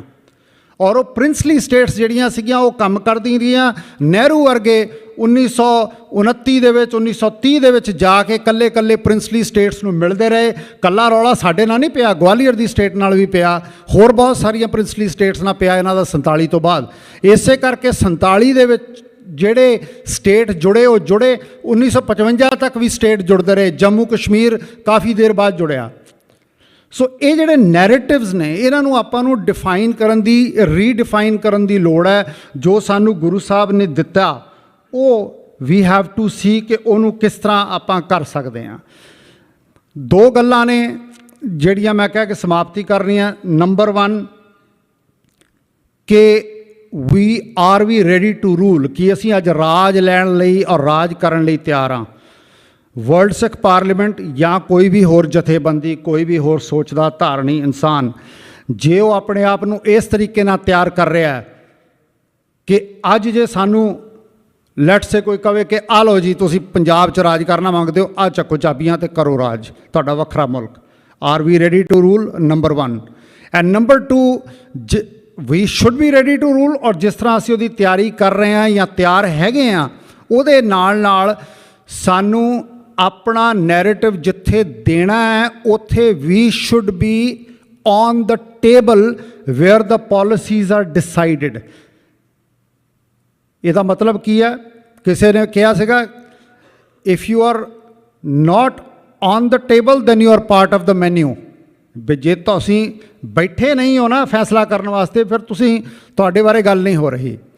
ਜਿਹੜੇ ਮੁਲਕ ਦੇ ਵਿੱਚ ਅਸੀਂ ਰਹਿੰਦੇ ਹਾਂ, ਉਸ ਮੁਲਕ ਦੇ ਸਿਆਸਤੀ ਰੂਪ ਰੇਖਾ ਦੇ ਵਿੱਚ ਇਨਵੋਲਵ ਹੋਈਏ। ਉਹਦਾ ਰੀਜ਼ਨ ਕੀ ਹੈ? ਉਹਦੀ ਵਜ੍ਹਾ ਇਹ ਹੈ ਕਿ ਜਦੋਂ ਵੀ ਕੋਈ ਭਾਰਤੀ ਡੈਲੀਗੇਸ਼ਨ, ਕੋਈ ਵੀ ਦੁਸ਼ਮਣ ਮੁਲਕ ਤੋਂ, ਕੋਈ ਵੀ ਗੈਰ ਸਿੱਖਾਂ ਦੇ ਅਗੇਂਸਟ ਸੋਚ ਰੱਖਣ ਵਾਲੀ ਕੋਈ ਵੀ ਸ਼ੈ ਆ ਕੇ ਜਦੋਂ ਉਹਨਾਂ ਮੁਲਕਾਂ ਦੇ ਸਿਆਸਤਦਾਨਾਂ ਦੇ ਵਿੱਚ ਗੱਲ ਕਰਦੀ ਹੈ, ਤਾਂ ਉਹਨਾਂ ਨੂੰ ਇਸ ਗੱਲ ਦਾ ਭੈ, ਇਸ ਗੱਲ ਦਾ ਖਿਆਲ ਹੋਣਾ ਚਾਹੀਦਾ ਕਿ ਇਸ ਕਮਰੇ ਦੇ ਵਿੱਚ ਇੱਕ ਸਿੱਖ MP ਵੀ ਬੈਠਾ ਹੈ, ਇਸ ਕਮਰੇ ਦੇ ਵਿੱਚ ਇੱਕ ਸਿੱਖ ਸੈਨੇਟਰ ਵੀ ਬੈਠਾ ਹੈ। ਜੇ ਅਸੀਂ ਇਹਦੇ ਸਾਹਮਣੇ ਇਹ ਗੱਲ ਕਰਾਂਗੇ ਤਾਂ ਹੋ ਸਕਦਾ ਇਹ ਗੱਲ ਬਾਹਰ ਚਲੀ ਜਾਵੇ, ਕੌਕਸ ਦੇ ਵਿੱਚ ਕੀਤੀ ਹੋਈ ਗੱਲ ਦਾ ਬਾਹਰ ਰੌਲਾ ਪੈ ਜਾਵੇ। ਇਹਦਾ ਅਸਰ ਅਸੀਂ ਕੈਨੇਡਾ 'ਚ ਦੇਖਿਆ। ਇਹਦਾ ਫਾਇਦਾ ਸਾਨੂੰ ਹੁੰਦਾ ਹੈ। ਇਹ ਜ਼ਰੂਰੀ ਨਹੀਂ ਕਿ ਅਸੀਂ ਕਿਸੇ ਇੱਕ ਪਾਰਟੀ ਦੇ ਨਾਲ, ਹਰੇਕ ਪਾਰਟੀ ਦੇ ਨਾਲ ਜੁੜ ਕੇ ਪੂਰੇ ਪੋਲੀਟੀਕਲੀ ਇਨਵੋਲਵ ਹੋਈਏ ਜਦ ਤੱਕ ਸਾਨੂੰ ਆਪਣਾ ਰਾਜ ਨਹੀਂ ਮਿਲ ਜਾਂਦਾ। ਜਦੋਂ ਸਾਨੂੰ ਆਪਣਾ ਰਾਜ ਮਿਲ ਗਿਆ, ਫਿਰ ਉਹਦੇ ਨਾਲ ਦੀ ਤਾਂ ਕੋਈ ਰੀਸ ਹੀ ਨਹੀਂ ਹੈ। ਉਸ ਤੋਂ ਬਾਅਦ ਤਾਂ ਅਸੀਂ ਅੱਗੇ ਤੁਰ ਹੀ ਪੈਣਾ। ਸੋ ਇਹ ਬਹੁਤ ਜ਼ਰੂਰੀ ਹੈ, ਕਿਉਂਕਿ ਜੇ ਅਸੀਂ ਆਪਣੀਆਂ ਸਟੋਰੀਆਂ ਨੌਨ ਸਿੱਖਸ ਕੋ ਲੈ ਕੇ ਜਾਵਾਂਗੇ ਜਿਨ੍ਹਾਂ ਨੂੰ ਬਲੈਂਕ ਮਾਈਂਡਸ ਨੇ, ਉੱਥੋਂ ਅਸੀਂ ਇੰਪ੍ਰੈਸ਼ਨ ਕ੍ਰੀਏਟ ਕਰ ਸਕਦੇ ਹਾਂ। ਸੋ ਆਹ ਜਿਹੜੀਆਂ ਸਲਾਈਡਾਂ ਸੀਗੀਆਂ ਬੇਸਿਕਲੀ ਸੋਲ ਸਲੌਟਰ ਦੀਆਂ ਸਲਾਈਡਾਂ ਨੇ। ਇਹਦੇ 'ਚ ਮੈਂ ਬਹੁਤਾ ਟਾਈਮ ਨਹੀਂ ਲੈਣਾ। ਇਹ ਜਦੋਂ ਅਸੀਂ ਕੌਨਫਿਸਕੇਟਿੰਗ ਸਿੱਖ ਪ੍ਰਾਪਰਟੀ ਦੀ ਗੱਲ ਕਰਦੇ ਹਾਂ ਉਦੋਂ ਇਕੱਲਾ ਪਾਣੀਆਂ ਦਾ ਮਸਲਾ ਨਹੀਂ ਹੈ। ਜਦੋਂ ਮੈਂ ਰੀਡਿਫਾਈਨਿੰਗ ਨੈਰੇਟਿਵ ਦੇ ਤਹਿਤ ਇਹਨੂੰ ਲੈ ਕੇ ਆਉਣਾ, ਇੰਡੀਅਨ ਸਿੱਖ ਨੋ ਸੱਚ ਥਿੰਗ, ਜਿਹੜੀ ਪੰਜਾਬ 1947 ਪਾਰਟੀਸ਼ਨ ਐਂਡ ਕਲੈਂਸਡ, ਇਹਦੇ ਵਿੱਚ ਇਹ ਫੁੱਟ ਨੋਟ ਦਿੱਤਾ ਹੋਇਆ ਕਿ ਜਿਹੜਾ ਸ਼ਿਕਾਗੋ ਦੀ ਯੂਨੀਵਰਸਿਟੀ ਦੇ ਵਿੱਚ ਇੱਕ ਲਿਖਾਰੀ, ਮੈਨੂੰ ਉਹਨਾਂ ਦਾ ਨਾਮ ਨਹੀਂ ਯਾਦ, ਪਰ ਇਹ ਪੈਨਲ ਦੇ ਥੱਲੇ ਲਿਖਿਆ, ਆਪਾਂ ਬਾਅਦ 'ਚੋਂ ਪੜ੍ਹ ਸਕਦੇ ਹਾਂ, ਜਦੋਂ ਉਹਨਾਂ ਨੇ ਦੱਸਿਆ ਕਿ ਕਿਸ ਤਰ੍ਹਾਂ ਉਸ ਵੇਲੇ ਜਿਹਨੇ RSS ਦੇ operative dressed as a Hindus and Sikhs on the Muslim side and dressed as Muslims on the Sikh and Hindu side started the initial violence ਜਿਹੜੀ 47 ਦੇ ਵਿੱਚ ਹੋਈ ਹੈ, and then gradually it caught on. ਸੋ ਇਹ ਸਾਨੂੰ ਐਕਸਪੋਜ਼ ਕਰਨ ਦੀ ਲੋੜ ਹੈ। ਪਾਣੀ ਦੀ ਜਿੱਥੇ ਅਸੀਂ ਗੱਲ ਕਰਦੇ ਹਾਂ, ਜਿੱਦਾਂ ਵੀਰ ਜੀ ਨੇ ਬਹੁਤ ਸੋਹਣੇ ਤਰੀਕੇ ਨਾਲ ਡਿਟੇਲਡ ਪ੍ਰੈਜੈਂਟੇਸ਼ਨ ਦੱਸੀ, ਇਹਦੇ ਵਿੱਚ ਵੀ ਇਟ ਇਜ਼ ਨਾਟ ਕਿ ਪਾਣੀ ਘਟ ਰਿਹਾ, ਪਰ ਉਹਦੇ ਘਟਣ ਦਾ ਰੇਟ ਵੀ ਵੱਧਦਾ ਜਾ ਰਿਹਾ, ਉਹਦੇ ਫਾਈਨੈਂਸ਼ੀਅਲ ਇੰਪੈਕਟਸ ਕੀ ਨੇ, ਇਹ ਸਾਰੀਆਂ ਗੱਲਾਂ। ਔਰ ਜਿਹੜਾ ਉਹ ਸ਼ਾਇਦ ਪੈਨਲ ਪਿੱਛੇ ਨਜ਼ਰ ਨਹੀਂ ਆ ਰਿਹਾ ਹੋਣਾ, ਦ ਸਿੱਖ genocide, we don't stop, I don't stop at saying ਕਿ 1984 ਬਿਫੋਰ ਐਂਡ ਆਫਟਰ, ਉਹਦੇ ਥੱਲੇ ਵਰਡ ਲਿਖਿਆ before 1984 and after. So it is still ongoing, it is continuing. ਔਰ ਜਦੋਂ ਅਸੀਂ ਸੰਤ ਜਰਨੈਲ ਸਿੰਘ ਭਿੰਡਰਾਲਿਆਂ ਦੀ ਗੱਲ ਕਰਦੇ ਹਾਂ, ਮੈਂ ਉਹਨਾਂ ਨੂੰ ਇੱਕ as a human rights activist ਦੇਖਦਾ, ਸੇਮ ਸਫਾ ਦੇ ਵਿੱਚ ਦੇਖਦਾ ਜਿੱਥੇ ਆਪਾਂ ਜਸਵੰਤ ਸਿੰਘ ਖਾਲੜਾ ਹੋਣਾ ਦੀ ਗੱਲ ਕਰਦੇ ਹਾਂ, ਭਾਈ ਸਾਹਿਬ ਦੀ, ਔਰ ਉੱਥੇ ਨਾਲ ਨਾਲ ਜਿਹੜੇ ਵੀ ਕੋਈ ਸਾਡੇ ਸੀਕਰਸ ਆਫ ਜਸਟਿਸ ਨੇ। ਕਿਉਂਕਿ ਪ੍ਰੋਬਲਮ ਇਹ ਹੈ ਕਿ ਸਾਨੂੰ ਜਦੋਂ ਅਸੀਂ ਬਾਹਰ ਗੱਲ ਕਰਦੇ ਹਾਂ, ਉਹਨਾਂ ਨੂੰ ਇਹ ਸ਼ਬਦਾਵਲੀ ਇਹ ਸਮਝ ਆਉਂਦੀ ਹੈ। ਸੋ ਉਹਨਾਂ ਨੂੰ ਉਹ ਸ਼ਬਦਾਵਲੀ ਸਮਝਾਉਣ ਵਾਸਤੇ, ਜਿੱਦਾਂ ਗੁਰੂ ਨਾਨਕ ਸਾਹਿਬ ਨੇ ਮਨਹਾਲੀ ਕਿਰਸਾਣੀ ਜਾਂ ਹਾਣ ਹੱਟ ਕਰ ਆਰਜਾ, ਇਹ ਗੱਲਾਂ ਕੀਤੀਆਂ ਦੁਕਾਨਦਾਰ ਨੂੰ ਦੁਕਾਨਦਾਰੀ ਦੀ ਭਾਸ਼ਾ ਸਮਝਾਉਣ ਵਾਸਤੇ, ਕਿਸਾਨ ਨੂੰ ਕਿਰਸਾਨੀ ਦੀ ਭਾਸ਼ਾ ਸਮਝਾਉਣ ਵਾਸਤੇ। ਇਹਨਾਂ ਲੋਕਾਂ ਨੂੰ, ਵੈਸਟਰਨ ਕੰਟਰੀਜ਼ ਨੂੰ ਇਸ ਤਰ੍ਹਾਂ ਦੀ ਸ਼ਬਦਾਵਲੀ ਸਮਝਾਉਣ ਵਾਸਤੇ ਸਾਨੂੰ ਇਹ ਦੱਸਣ ਦੀ ਲੋੜ ਹੈ। ਇਹ ਕੁਛ ਪਿਕਚਰਸ ਨੇ ਜਿਹੜੀਆਂ ਕਿ ਐਗਜ਼ੀਬਿਸ਼ਨ ਲੱਗੀ ਔਰ ਕਿਸ ਤਰ੍ਹਾਂ ਗੈਰ ਸਿੱਖਾਂ ਨੇ ਦੇਖਿਆ, ਕੁਛ ਆਪਣੇ ਬੱਚਿਆਂ ਨੇ ਦੇਖਿਆ। ਔਰ ਇਹ ਲਾਸਟ ਦੇ ਵਿੱਚ ਮੈਂ ਜਦੋਂ ਮੈਕਸੀਕੋ ਟਰੈਵਲ ਕੀਤਾ, ਮੈਨੂੰ ਇਹ ਪੈਨਲ ਨਜ਼ਰ ਆਇਆ, ਬਹੁਤ ਮੈਂ ਇਸ ਤੋਂ ਪ੍ਰਭਾਵਿਤ ਹੋਇਆ। ਇਹਦਾ ਤਰਜਮਾ ਇਹ ਬਣਦਾ ਹੈ ਕਿ ਆਜ਼ਾਦੀ ਔਰ ਫਰੀडम, ਇੰਡੀਪੈਂਡੈਂਸ ਔਰ ਲਿਬਰਟੀ ਤੋਂ ਜ਼ਿਆਦਾ ਕੀਮਤੀ ਜਿਹੜੀ ਜ਼ਰੂਰੀ ਚੀਜ਼ ਹੈ ਉਹ ਦੁਨੀਆ 'ਚ ਹੋਰ ਕੋਈ ਨਹੀਂ ਹੈ। ਵਾਹਿਗੁਰੂ ਜੀ ਕਾ ਖਾਲਸਾ, ਵਾਹਿਗੁਰੂ ਜੀ ਕੀ ਫਤਿਹ।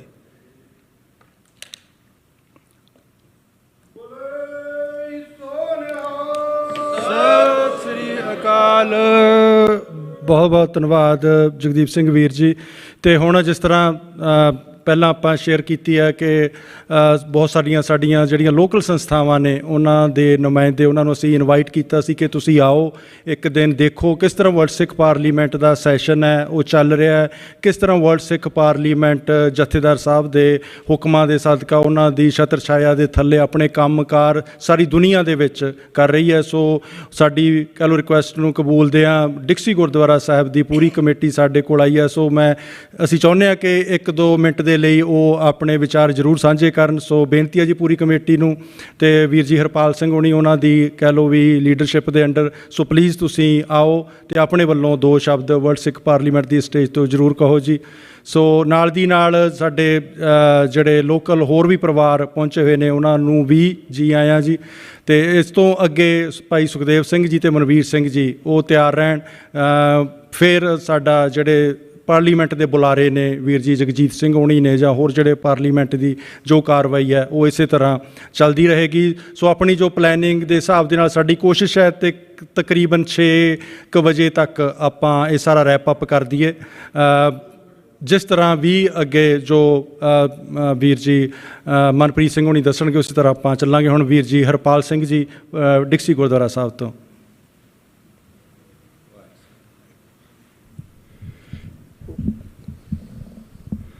ਵਾਹਿਗੁਰੂ ਜੀ ਕਾ ਖਾਲਸਾ, ਵਾਹਿਗੁਰੂ ਜੀ ਕੀ ਫਤਿਹ। ਤੁਹਾਡਾ ਬਹੁਤ ਬਹੁਤ ਧੰਨਵਾਦ।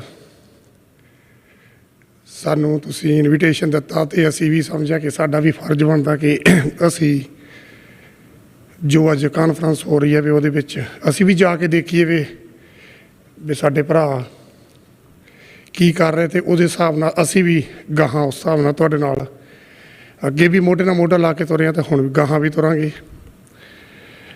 ਜਿਸ ਤਰ੍ਹਾਂ ਤੁਹਾਨੂੰ ਪਤਾ ਹੀ ਆ ਕਿ ਆਪਾਂ ਡਿਕਸੀ ਗੁਰਦੁਆਰਾ ਸਾਹਿਬ ਓਂਟਾਰੀਓ ਖਾਲਸਾ ਦਰਬਾਰ ਇੱਕ ਹੀ ਗੁਰਦੁਆਰਾ ਜੋ ਇੱਥੇ ਇਲੈਕਸ਼ਨ ਹੁੰਦੀ ਆ, ਇਲੈਕਸ਼ਨ ਦੇ ਹਿਸਾਬ ਨਾਲ ਚੋਣ ਹੁੰਦੀ ਆ। ਉਹ ਸਾਰੀ ਸੰਗਤ ਨੇ ਜੋ ਸਾਨੂੰ ਚੁਣਿਆ, ਤੇ ਅਸੀਂ ਹਮੇਸ਼ਾ ਪੰਥ ਤੇ ਅਕਾਲ ਤਖਤ ਸਾਹਿਬ ਦੀ ਮਰਜ਼ਾਦਾ ਤੇ ਪਹਿਰਾ ਦਿੰਦੇ ਆ ਤੇ ਦੇਵਾਂਗੇ ਵੀ। ਜਿੱਥੇ ਤੱਕ ਤੁਹਾਡੇ ਨਾਲ ਅਸੀਂ ਇਹੀ ਵਾਅਦਾ ਕਰ ਸਕਦੇ ਹਾਂ ਕਿ ਜਿੱਥੇ ਵੀ ਗੁਰਦੁਆਰਾ ਸਾਹਿਬ ਦੀ ਚੰਗੇ ਕੰਮਾਂ ਦੀ ਲੋੜ ਪੈਂਦੀ ਆ, ਤੇ ਗੁਰਦੁਆਰਾ ਸਾਹਿਬ ਹਮੇਸ਼ਾ ਸਿੱਖ ਸੰਗਤ ਪੰਥ ਦੇ ਨਾਲ ਹਮੇਸ਼ਾ ਹੀ ਮੋਢੇ ਨਾਲ ਮੋਢਾ ਜੋੜ ਕੇ ਤੁਰਨਗੇ।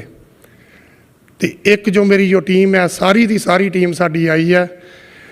ਇੱਕ ਸਾਡੇ ਭੁੱਲਰ ਸਾਹਿਬ ਹੁਣੀ ਉਹ ਇੰਡੀਆ ਗਏ ਹੋ ਆ, ਤੇ ਨਵਜੀਤ ਸਿੰਘ ਨੂੰ ਥੋੜ੍ਹਾ ਜਿਹਾ ਕੰਮ ਪੈ ਗਿਆ ਸੀ, ਤੇ ਸਾਡੇ ਚੇਅਰਮੈਨ ਸਾਹਿਬ ਬਲਜੀਤ ਸਿੰਘ ਜੀ ਪਡੋਰੀ,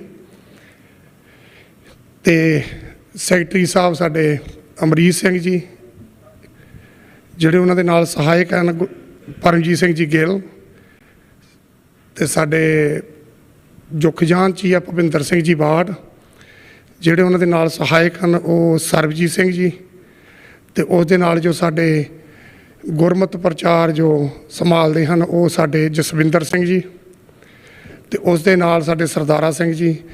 ਅਸੀਂ ਜਿੰਨੇ ਵੀ ਅਵੇਲੇਬਲ ਸੀਗੇ ਸਾਰੇ ਦੇ ਸਾਰੇ ਅਸੀਂ ਇੱਥੇ ਆਏ ਹਾਂ। ਤੁਹਾਡਾ ਧੰਨਵਾਦ ਕਰਨ ਆਏ ਹਾਂ ਕਿ ਜੋ ਤੁਸੀਂ ਵਰਲਡ ਸਿੱਖ ਪਾਰਲੀਮੈਂਟ ਜੋ ਕਰ ਰਹੀ ਹੈ, ਤੁਹਾਡਾ ਬਹੁਤ ਬਹੁਤ ਧੰਨਵਾਦ। ਜਿੱਥੇ ਵੀ ਸਾਡੀ ਗੁਰਦੁਆਰਾ ਸਾਹਿਬ ਦੀ ਲੋੜ ਪਊਗੀ, ਅਸੀਂ ਪੰਥ ਦੇ ਸਿੱਖ ਕੌਮ ਦੇ ਨਾਲ ਹਮੇਸ਼ਾ ਨਾਲ ਤੁਰਾਂਗੇ।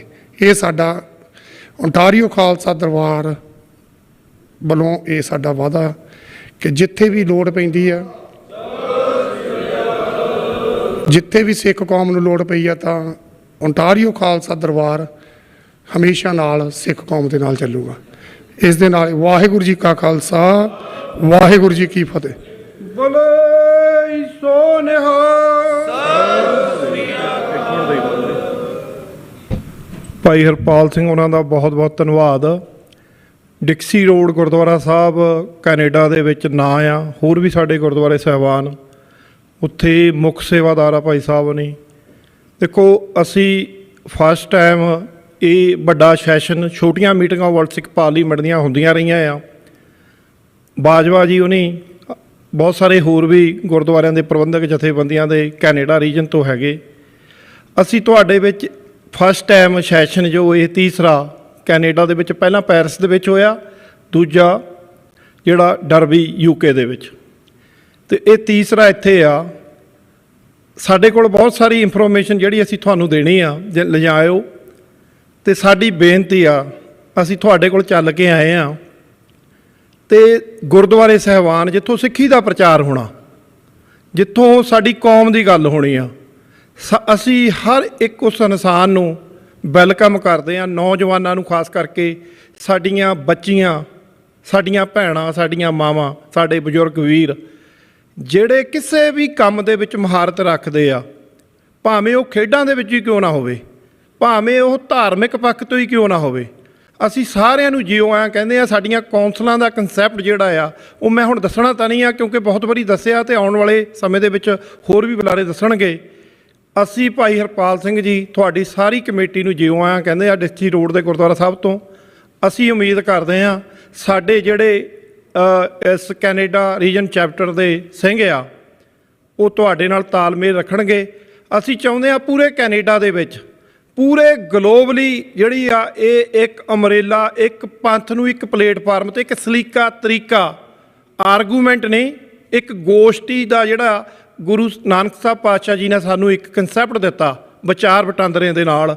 ਅਸੀਂ ਪੰਥ ਨੂੰ ਇਕੱਠੇ ਹੋ ਕੇ, ਜਿਵੇਂ ਭਾਈ ਅੰਮ੍ਰਿਤਪਾਲ ਸਿੰਘ ਨੇ ਪੰਜਾਬ ਦੀ ਧਰਤੀ ਦੇ ਉੱਤੇ ਮੈਸੇਜ ਦੇ ਰਹੇ ਆ, ਤੇ ਸਾਡਾ ਸਾਰਿਆਂ ਦਾ ਫਰਜ਼ ਬਣਦਾ। ਸੋ ਤੁਹਾਡਾ ਭਾਈ ਸਾਹਿਬ ਜੀ ਬਹੁਤ ਬਹੁਤ ਧੰਨਵਾਦ। ਭਾਈ ਹਰਪਾਲ ਸਿੰਘ ਜੀ ਉਹਨਾਂ ਦਾ, ਤੁਹਾਡੀ ਸਾਰੀ ਕਮੇਟੀ ਦਾ। ਆਉਣ ਵਾਲੇ ਸਮੇਂ ਦੇ ਵਿੱਚ ਅਸੀਂ ਇੱਦਾਂ ਹੀ ਜੁੜ ਮਿਲ ਕੇ ਅੱਗੇ ਚੱਲਦੇ ਰਹਾਂਗੇ। ਭੁੱਲਾਂ ਚੁੱਕਾਂ ਲਈ ਖਿਮਾ ਜੀ। ਵਾਹਿਗੁਰੂ ਜੀ ਕਾ ਖਾਲਸਾ, ਵਾਹਿਗੁਰੂ ਜੀ ਕੀ ਫਤਿਹ। ਮੈਂ ਮਾਫੀ ਵੀ ਚਾਹੁੰਦਾ ਸੈਕਟਰੀ ਸਾਹਿਬ ਤੋਂ, ਸਾਡੇ ਸਪੀਕਰ ਸਾਹਿਬ ਤੋਂ ਜੀ, ਮੈਂ ਥੋੜ੍ਹਾ ਜਿਹਾ ਇੰਟਰਪਟ ਕੀਤਾ ਕਿਉਂਕਿ ਅਸੀਂ ਇਹ ਜਿਹੜਾ ਪਰਿਵਾਰ ਆ ਭਾਈ ਅੰਮ੍ਰਿਤਪਾਲ ਸਿੰਘ ਉਹਨਾਂ ਦਾ, ਇਹਨਾਂ ਦੇ ਪਰਿਵਾਰ ਦੇ ਮੈਂਬਰ ਨਿਊਯਾਰਕ ਦੇ ਵਿੱਚ ਵੀ ਆ, ਟਕਸਾਲ ਦੇ ਨਾਲ ਸੰਬੰਧਿਤ ਇਹਨਾਂ ਦਾ ਪਰਿਵਾਰ ਪਿੱਛੇ, ਅਤੇ ਅਸੀਂ ਕਾਫੀ ਇੱਕ ਦੂਜੇ ਨਾਲ, ਸਾਡਾ ਨਿਊਯਾਰਕ ਦੇ ਵਿੱਚ ਵੀ ਪਿਆਰ ਹੈਗਾ ਇੱਕ ਦੂਜੇ ਨਾਲ। ਸੋ ਇਹਨਾਂ ਨੂੰ ਬੇਨਤੀ ਕੀਤੀ ਸੀ, ਸੋ ਅਸੀਂ ਆਸ ਕਰਦੇ ਹਾਂ ਆਉਣ ਵਾਲੇ ਸਮੇਂ ਦੇ ਵਿੱਚ ਅਸੀਂ ਤਾਲਮੇਲ ਵਧਾਵਾਂਗੇ। ਸਾਡੇ ਜਿਹੜੇ ਕੈਨੇਡਾ ਰੀਜਨ ਦੇ ਚੈਪਟਰ ਦੇ ਸਿੰਘ ਆ, ਉਹ ਤੁਹਾਡੇ ਨਾਲ ਤਾਲਮੇਲ ਵਧਾਵਾਂਗੇ। ਅਸੀਂ ਤੁਹਾਡੀਆਂ ਭਾਵਨਾਵਾਂ ਦਾ ਵੀ ਖਿਆਲ ਰੱਖਾਂਗੇ ਅਤੇ ਪੰਥ ਦੀਆਂ ਭਾਵਨਾਵਾਂ ਦਾ ਵੀ ਖਿਆਲ ਰੱਖਾਂਗੇ, ਰਲ ਮਿਲ ਕੇ ਚੱਲਾਂਗੇ। ਭੁੱਲਾਂ ਚੁੱਕਾਂ ਲਈ ਖਿਮਾ ਜੀ। ਵਾਹਿਗੁਰੂ ਜੀ ਕਾ ਖਾਲਸਾ, ਵਾਹਿਗੁਰੂ ਜੀ ਕੀ ਫਤਿਹ ਜੀ।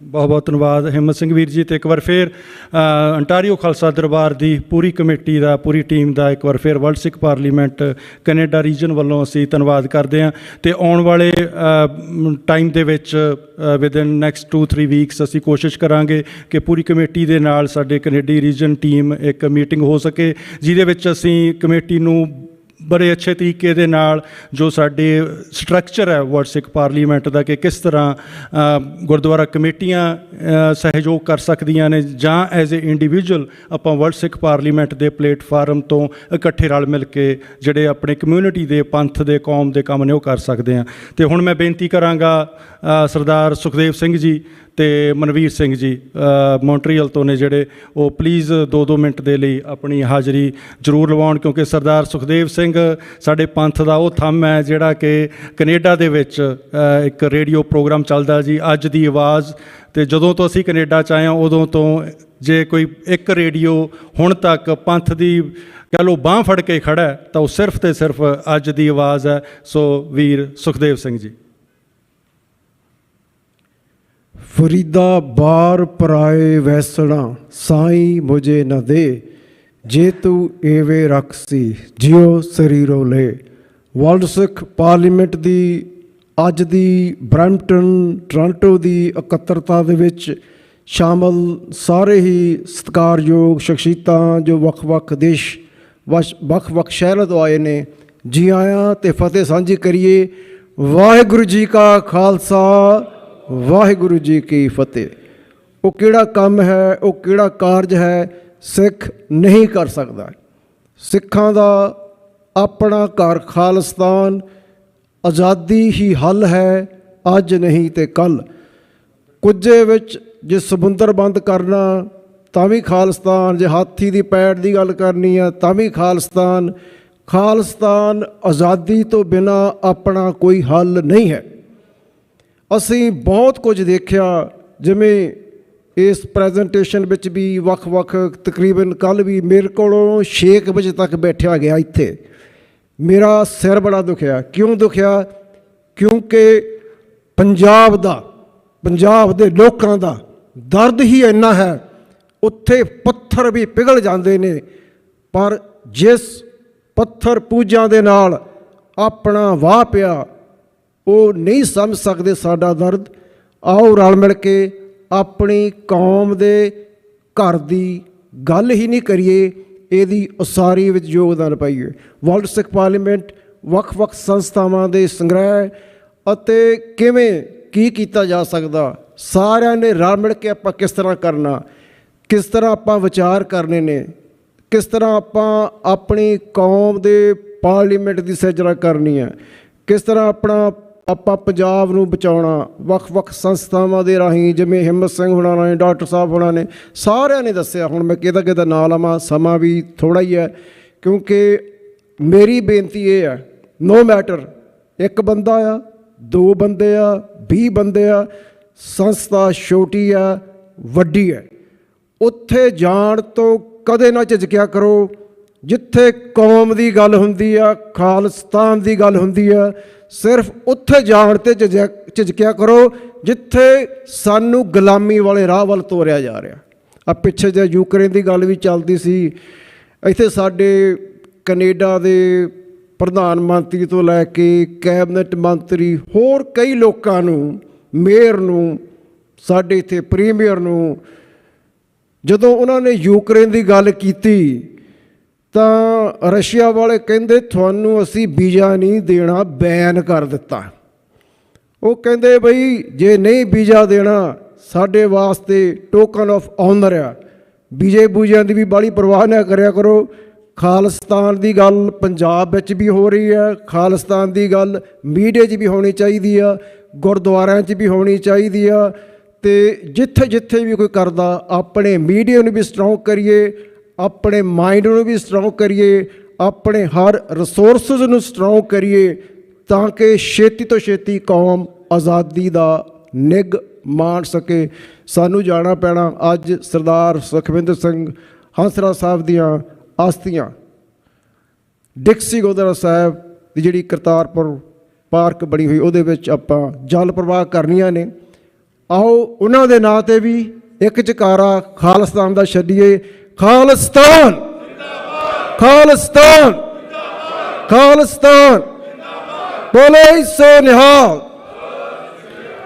ਮੈਂ ਇੱਕ ਵਾਰੀ ਫੇਰ ਕਲੀਅਰ ਕਰ ਦਿਆਂ, ਕੋਈ ਵੀ ਜਥੇਬੰਦੀ ਵਰਲਡ ਸਿੱਖ ਪਾਰਲੀਮੈਂਟ ਹੈ, ਸਿੱਖਸ ਫਾਰ ਜਸਟਿਸ ਹੈ ਅਤੇ ਪੰਜਾਬ ਦੇ ਵਾਰਸ ਹੈ, ਜਾਂ ਕੋਈ ਵੀ ਜਥੇਬੰਦੀ ਆ ਉਹਦਾ ਸਾਥ ਦਈਏ। ਸਿਰਫ ਉਹਨਾਂ ਤੋਂ ਗੁਰੇਜ਼ ਕਰੀਏ ਜਿਹੜੇ ਗੁਲਾਮੀ ਵੱਲ ਨੂੰ ਲੈ ਕੇ ਜਾ ਰਹੀ ਹੈ। ਡਾਕਟਰ ਸਾਹਿਬ ਦਾ, ਹਿੰਮਤ ਸਿੰਘ ਦਾ, UK ਤੋਂ ਆਏ ਸਾਰੇ ਸੱਜਣਾਂ ਦਾ ਅਤੇ ਇੱਥੇ ਲੋਕਲ ਤੁਹਾਨੂੰ ਸਾਰਿਆਂ ਨੂੰ ਜੀ ਆਇਆਂ। ਅਤੇ ਅੱਜ ਦੀ ਆਵਾਜ਼ 'ਤੇ ਅਸੀਂ ਕਦੀ ਵੀ ਇਹ ਨਹੀਂ ਕਿਹਾ ਵੀ ਕੋਈ ਬੰਦਾ ਨਹੀਂ ਬੋਲ ਸਕਦਾ। ਉੱਥੇ ਹਰ ਇੱਕ ਬੰਦੇ ਨੂੰ ਬੋਲਣ ਦੀ ਆਜ਼ਾਦੀ ਆ। ਇਸ ਤਰ੍ਹਾਂ ਹੀ ਸਾਡੀਆਂ ਗੁਰਦੁਆਰੀਆਂ ਸਟੇਜਾਂ ਇਸ ਤਰ੍ਹਾਂ ਸਾਡੇ ਮੀਡੀਆ 'ਚ ਹੋਣੀ ਚਾਹੀਦੀ ਆ। ਅਸੀਂ ਤਾਂ ਇਹ ਵੀ ਕਹਿੰਦੇ ਹਾਂ, ਜੇ ਖਾਲਿਸਤਾਨੀ ਨੇ ਬੋਲਣਾ ਖਾਲਿਸਤਾਨੀ ਬੋਲਣਾ ਹੈ, ਪਾਕਿਸਤਾਨੀ ਨੇ ਬੋਲਣਾ ਪਾਕਿਸਤਾਨੀ ਬੋਲਣਾ, ਹਿੰਦੁਸਤਾਨੀ ਨੇ ਬੋਲਣਾ ਹਿੰਦੁਸਤਾਨੀ ਬੋਲਣਾ ਹੈ। ਪਰ ਇਹ ਸਰਕਾਰਾਂ ਨੂੰ ਚੁੱਭਦਾ ਰਹਿਣ ਦਿਓ। ਆਪਾਂ ਆਪਣੀ ਆਜ਼ਾਦੀ ਦੀ ਗੱਲ ਕਰਨੀ ਆ। ਅਤੇ ਹੁਣ ਆਪਾਂ ਫਤਿਹ ਸਾਹਿਬ ਜੀ ਕਰੀਏ। ਵਾਹਿਗੁਰੂ ਜੀ ਕਾ ਖਾਲਸਾ, ਵਾਹਿਗੁਰੂ ਜੀ ਕੀ ਫਤਿਹ। ਬਹੁਤ ਬਹੁਤ ਧੰਨਵਾਦ ਸੁਖਦੇਵ ਸਿੰਘ ਜੀ। ਸੋ ਇਹ ਇੱਕ ਇੱਦਾਂ ਦਾ ਪ੍ਰੋਗਰਾਮ ਹੈ ਜੀ ਅੱਜ ਦੀ ਆਵਾਜ਼, ਜਿਹੜਾ ਕਿ ਸਾਨੂੰ ਸਾਡਾ ਘਰ ਦਾ ਹੀ ਪ੍ਰੋਗਰਾਮ ਲੱਗਦਾ ਹੁੰਦਾ। ਜਦੋਂ ਵੀ ਕਦੇ ਵੀ ਕੋਈ ਵੀ ਇਨਫੋਰਮੇਸ਼ਨ, ਚਾਹੇ ਕਿਉਂਕਿ 6:30 ਤੋਂ 7:30 ਵਜੇ ਤੱਕ ਪ੍ਰੋਗਰਾਮ ਦੀ ਟਾਈਮਿੰਗ ਹੁੰਦੀ ਹੈ, ਅਤੇ ਕਈ ਵਾਰੀ 7 ਵਜੇ ਵੀ ਸੁਖਦੇਵ ਸਿੰਘ ਨੂੰ ਫੋਨ ਕਰ ਲਈਏ ਅਤੇ ਵੀ ਆਹ ਇਨਫੋਰਮੇਸ਼ਨ ਸਾਂਝੀ ਕਰਨੀ ਹੈ ਤਾਂ ਕਦੇ ਜਵਾਬ ਨਹੀਂ ਹੁੰਦਾ ਜੀ। ਸੋ ਬਹੁਤ ਬਹੁਤ ਧੰਨਵਾਦ ਹੈ ਵੀਰ ਜੀ ਉਹਨਾਂ ਦਾ। ਅਤੇ ਜਿੰਨੀ ਆਪਣੀ ਇੱਥੇ ਲੋਕਲ ਕਮਿਊਨਿਟੀ ਹੈ, ਸੋ ਸਾਰਿਆਂ ਨੂੰ ਬੇਨਤੀ ਵੀ ਹੈ ਕਿ ਇੱਦਾਂ ਦੇ ਪ੍ਰੋਗਰਾਮਾਂ ਦੀ ਵੱਧ ਤੋਂ ਵੱਧ ਸਪੋਰਟ ਕੀਤੀ ਜਾਵੇ, ਹੈਲਪ ਕੀਤੀ ਜਾਵੇ ਤਾਂ ਕਿ ਇਹ ਪ੍ਰੋਗਰਾਮ ਚੱਲਦੇ ਰਹਿਣ। ਅਤੇ ਹੋਰ ਜਿੰਨੇ ਵੀ ਇੱਥੇ ਆਪਾਂ ਇਕੱਠੇ ਹੋਏ ਹਾਂ, ਕਿਉਂਕਿ ਅੱਜ ਸੋਸ਼ਲ ਮੀਡੀਆ ਦਾ ਯੁੱਗ ਹੈ ਅਤੇ ਸੋਸ਼ਲ ਮੀਡੀਆ ਹੀ ਇੱਕ ਇੱਦਾਂ ਦੀ ਕਹਿ ਲਓ ਵੀ ਇੱਕ ਟੂਲ ਬਣ ਚੁੱਕਿਆ ਹੈ ਕਿ ਮਿੰਟਾਂ ਸਕਿੰਟਾਂ ਦੇ ਵਿੱਚ ਦੇਸ਼ਾਂ ਵਿਦੇਸ਼ਾਂ 'ਚ ਸਾਰੀ ਇਨਫੋਰਮੇਸ਼ਨ ਫਲੋ ਹੁੰਦੀ ਹੈ। ਸੋ ਬੇਨਤੀ ਹੈ, ਤੁਸੀਂ ਕਿਸੇ ਵੀ ਸੋਸ਼ਲ ਮੀਡੀਆ ਦੇ ਪਲੇਟਫਾਰਮ 'ਤੇ ਹੋ, ਫੇਸਬੁੱਕ, ਟਿਕਟੋਕ, ਟਵਿੱਟਰ ਜਾਂ ਇੰਸਟਾਗ੍ਰਾਮ, ਤਾਂ ਪਲੀਜ਼ ਜੋ ਇੱਥੇ ਪਿਕਚਰਸ ਨੇ ਜਾਂ ਤੁਹਾਡੇ ਵਿਚਾਰ ਨੇ ਜ਼ਰੂਰ ਉੱਥੇ ਟਵੀਟ ਕਰੋ, ਸ਼ੇਅਰ ਕਰੋ, ਪੋਸਟ ਕਰੋ ਅਤੇ ਨਾਲ ਵਰਲਡ ਸਿੱਖ ਪਾਰਲੀਮੈਂਟ ਨੂੰ ਟੈਗ ਜ਼ਰੂਰ ਕਰਨਾ। ਅਤੇ ਨਾਲ ਦੀ ਨਾਲ ਸਾਨੂੰ ਤੁਹਾਡੇ ਸੁਝਾਅ ਵੀ ਚਾਹੀਦੇ ਨੇ। ਸੋ ਤੁਸੀਂ ਜਿੰਨਾ ਵੀ ਟਾਈਮ ਇਸ ਸੈਸ਼ਨ ਦੇ ਵਿੱਚ ਦਿੱਤਾ, ਕੱਲ੍ਹ ਦਿੱਤਾ, ਅੱਜ ਦੇ ਰਹੇ ਹੋ, ਕੋਈ ਵੀ ਤੁਹਾਡੇ ਸੁਝਾਅ ਨੇ, ਤੁਸੀਂ ਕੋਈ ਚੀਜ਼ ਤੁਹਾਨੂੰ ਅੱਛੀ ਲੱਗੀ ਹੈ, ਉਹਦੀ ਸਾਨੂੰ ਜ਼ਰੂਰ ਹੱਲਾਸ਼ੇਰੀ ਦਿਓ ਤਾਂ ਕਿ ਅਸੀਂ ਉਸ ਚੀਜ਼ ਨੂੰ ਅੱਗੇ ਕੰਟੀਨਿਊ ਕਰ ਸਕੀਏ। ਜੇ ਕੋਈ ਤੁਹਾਡੇ ਵੱਲੋਂ ਸੁਝਾਅ ਕਿ ਕਿਹੜਾ ਕੰਮ 'ਤੇ ਵਰਲਡ ਸਿੱਖ ਪਾਰਲੀਮੈਂਟ ਨੂੰ ਜ਼ੋਰ ਦੇਣਾ ਚਾਹੀਦਾ ਹੈ, ਫੋਕਸ ਕਰਨਾ ਚਾਹੀਦਾ, ਉਹ ਵੀ ਤੁਸੀਂ ਆਪਣੀ ਫੀਡਬੈਕ ਜ਼ਰੂਰ ਦੇਣੀ ਹੈ। ਪਰ ਨਾਲ ਦੀ ਨਾਲ ਜਿਹੜੀ ਚੀਜ਼ ਮਾੜੀ ਲੱਗੀ ਹੈ ਇੱਥੇ, ਉਹ ਸਾਨੂੰ ਜ਼ਰੂਰ ਦੱਸਿਓ ਤਾਂ ਕਿ ਅਸੀਂ ਅੱਗੇ ਨਾ ਰਿਪੀਟ ਕਰ ਸਕੀਏ। ਅੱਗੇ ਤੋਂ ਜਿਹੜੇ ਹੋਰ ਸੈਸ਼ਨ ਹੋਣ, ਕਿਉਂਕਿ ਪਲੈਨਿੰਗ ਹੋ ਰਹੀ ਹੈ ਕਿ ਜਿਹੜਾ ਨੈਕਸਟ ਸੈਸ਼ਨ ਹੈ ਉਹ ਆਸਟ੍ਰੇਲੀਆ ਦੇ ਵਿੱਚ ਸ਼ਾਇਦ ਹੋਵੇ ਆਉਣ ਵਾਲੇ ਸਾਲਾਂ ਦੇ ਵਿੱਚ, ਤਾਂ ਕਿ ਇੱਥੋਂ ਵਾਲੀਆਂ ਗਲਤੀਆਂ ਉੱਥੇ ਨਾ ਰਿਪੀਟ ਹੋਣ। ਸੋ ਹੁਣ ਮੈਂ ਬੇਨਤੀ ਕਰਾਂਗਾ ਮਨਵੀਰ ਸਿੰਘ ਵੀਰ ਜੀ ਨੂੰ, ਜਿਹੜੇ ਮੌਂਟਰੀਅਲ ਤੋਂ ਨੇ ਅਤੇ ਮੀਡੀਆ ਦੇ ਵਿੱਚ ਵੀ ਜੁੜੇ ਰਹੇ ਨੇ ਅਤੇ ਪੰਥਕ ਤੌਰ 'ਤੇ ਵੀ ਜਦੋਂ ਵੀ ਇੱਥੇ ਕੋਈ ਵੀ ਸਮਾਗਮ ਹੁੰਦੇ ਨੇ ਤਾਂ ਜ਼ਰੂਰ ਪਹੁੰਚਦੇ ਨੇ। ਸੋ 2 ਮਿੰਟ ਲਈ ਮਨਵੀਰ ਸਿੰਘ ਵੀਰ ਜੀ ਆਪਣੇ ਵਿਚਾਰ ਸਾਂਝੇ ਕਰਨਗੇ। ਸੋ ਵਾਹਿਗੁਰੂ ਜੀ ਕਾ ਖਾਲਸਾ, ਵਾਹਿਗੁਰੂ ਜੀ ਕੀ ਫਤਿਹ ਜੀ।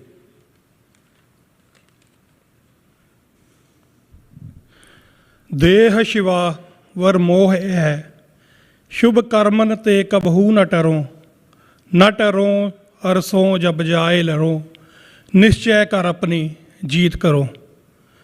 ਗੁਰੂ ਰੂਪ ਖਾਲਸਾ ਜੀ, ਆਓ ਗੁਰੂ ਕਲਗੀਧਰ ਪਾਤਸ਼ਾਹ ਦੀ ਬਖਸ਼ੀ ਹੋਈ ਫਤਿਹ ਬੁਲੰਦ ਕਰੀਏ। ਵਾਹਿਗੁਰੂ ਜੀ ਕਾ ਖਾਲਸਾ, ਵਾਹਿਗੁਰੂ ਜੀ ਕੀ ਫਤਿਹ। ਸਪੀਕਰ ਸਾਹਿਬ, ਮੈਂ ਹਮੇਸ਼ਾ ਇਹ ਗੱਲ ਆਪਣੇ ਬਜ਼ੁਰਗਾਂ ਤੋਂ ਵੀ ਸੁਣੀ ਆ, ਆਪਣੇ ਵਿਦਵਾਨਾਂ ਕੋਲੋਂ ਵੀ ਸੁਣੀ ਹੈ ਕਿ ਸੁਪਨੇ ਉਹ ਸਾਕਾਰ ਹੁੰਦੇ ਨੇ ਜਿਹੜੀਆਂ ਖੁੱਲ੍ਹੀਆਂ ਅੱਖਾਂ ਨਾਲ ਵੇਖੇ ਜਾਣ। ਵਰਲਡ ਸਿੱਖ ਪਾਰਲੀਮੈਂਟ ਦਾ ਸੁਪਨਾ ਜਿਹੜਾ, ਇਹਦੀ ਇੱਕ ਆਪਣੀ ਦਾਸਤਾਨ ਆ, ਜਿਹੜਾ ਅੱਜ ਸਾਕਾਰ ਹੋਇਆ, ਅਸੀਂ ਆਪਣੀਆਂ ਅੱਖਾਂ ਨਾਲ ਵੇਖ ਰਹੇ ਹਾਂ।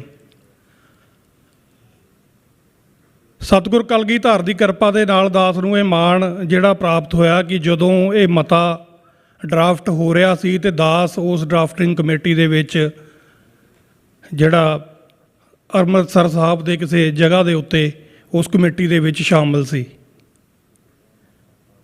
ਵਰਲਡ ਸਿੱਖ ਪਾਰਲੀਮੈਂਟ ਦਾ ਸੁਪਨਾ ਜਿਹੜਾ ਇੱਕ ਉਸ ਆਸ ਦੇ ਨਾਲ ਵੇਖਿਆ ਗਿਆ ਸੀ ਕਿ ਇਹ ਜਿਹੜੀ ਸੰਸਥਾ ਹੈ ਉਹ ਸਿੱਖਾਂ ਦੇ ਅਕੀਦੇ ਨੂੰ,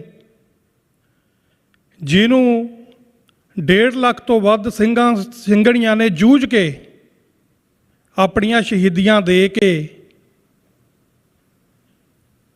ਖਾਲਿਸਤਾਨ ਉਸ ਖਿੱਤੇ ਦਾ ਨਾਂ ਰੱਖਿਆ, ਉਸ ਸੁਪਨੇ ਨੂੰ ਸਾਕਾਰ ਜਿਹੜਾ 1986 ਵਾਲੇ ਸਰਬੱਤ ਖਾਲਸਾ 'ਚੋਂ ਨਿਕਲੀ ਹੋਈ 5 ਮੈਂਬਰੀ ਕਮੇਟੀ ਨੇ 29 ਅਪ੍ਰੈਲ 1986 ਨੂੰ ਅਕਾਲ ਤਖਤ ਸਾਹਿਬ ਤੋਂ ਸੰਗਤ ਦੇ ਸਨਮੁਖ ਹੋ ਕੇ ਕੀਤਾ। ਇੱਕ ਬੜਾ ਪਾਕ ਸੁਪਨਾ ਹੈ। ਅਸੀਂ ਇਸੇ ਸੁਪਨੇ ਨੂੰ ਅੱਗੇ ਵਧਾਉਣਾ ਤੇ ਕੌਮ ਦੀ ਚੜ੍ਹਦੀ ਕਲਾ ਦੇ ਵਿੱਚ, ਕੌਮ ਦੀ ਆਜ਼ਾਦੀ ਦੇ ਲਈ ਜਿਹੜੇ ਆਪਣੇ ਯਤਨ ਆ ਉਹ ਇਸੇ ਤਰ੍ਹਾਂ ਆਰੰਭ ਕਰਦੇ ਰਹਿਣਾ। ਸਮਾਂ ਬਹੁਤ ਹੋ ਗਿਆ, ਜ਼ਿਆਦਾ ਸਮਾਂ ਮੈਂ ਆਪ ਜੀ ਦਾ ਨਹੀਂ ਲੈਣਾ, ਪਰ ਮੈਂ 1-2 ਬੇਨਤੀਆਂ ਜ਼ਰੂਰ ਸਮੂਹਿਕ ਤੌਰ 'ਤੇ ਸਮੁੱਚੇ ਪੰਥ ਨੂੰ ਕਰਨੀਆਂ ਚਾਹੁੰਦਾ, ਜਿਨ੍ਹਾਂ ਦੇ ਵਿੱਚ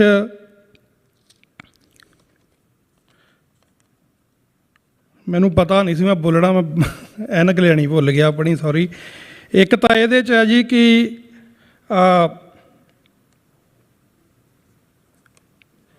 ਜਿਹੜੇ ਜੀ ਸੌਰੀ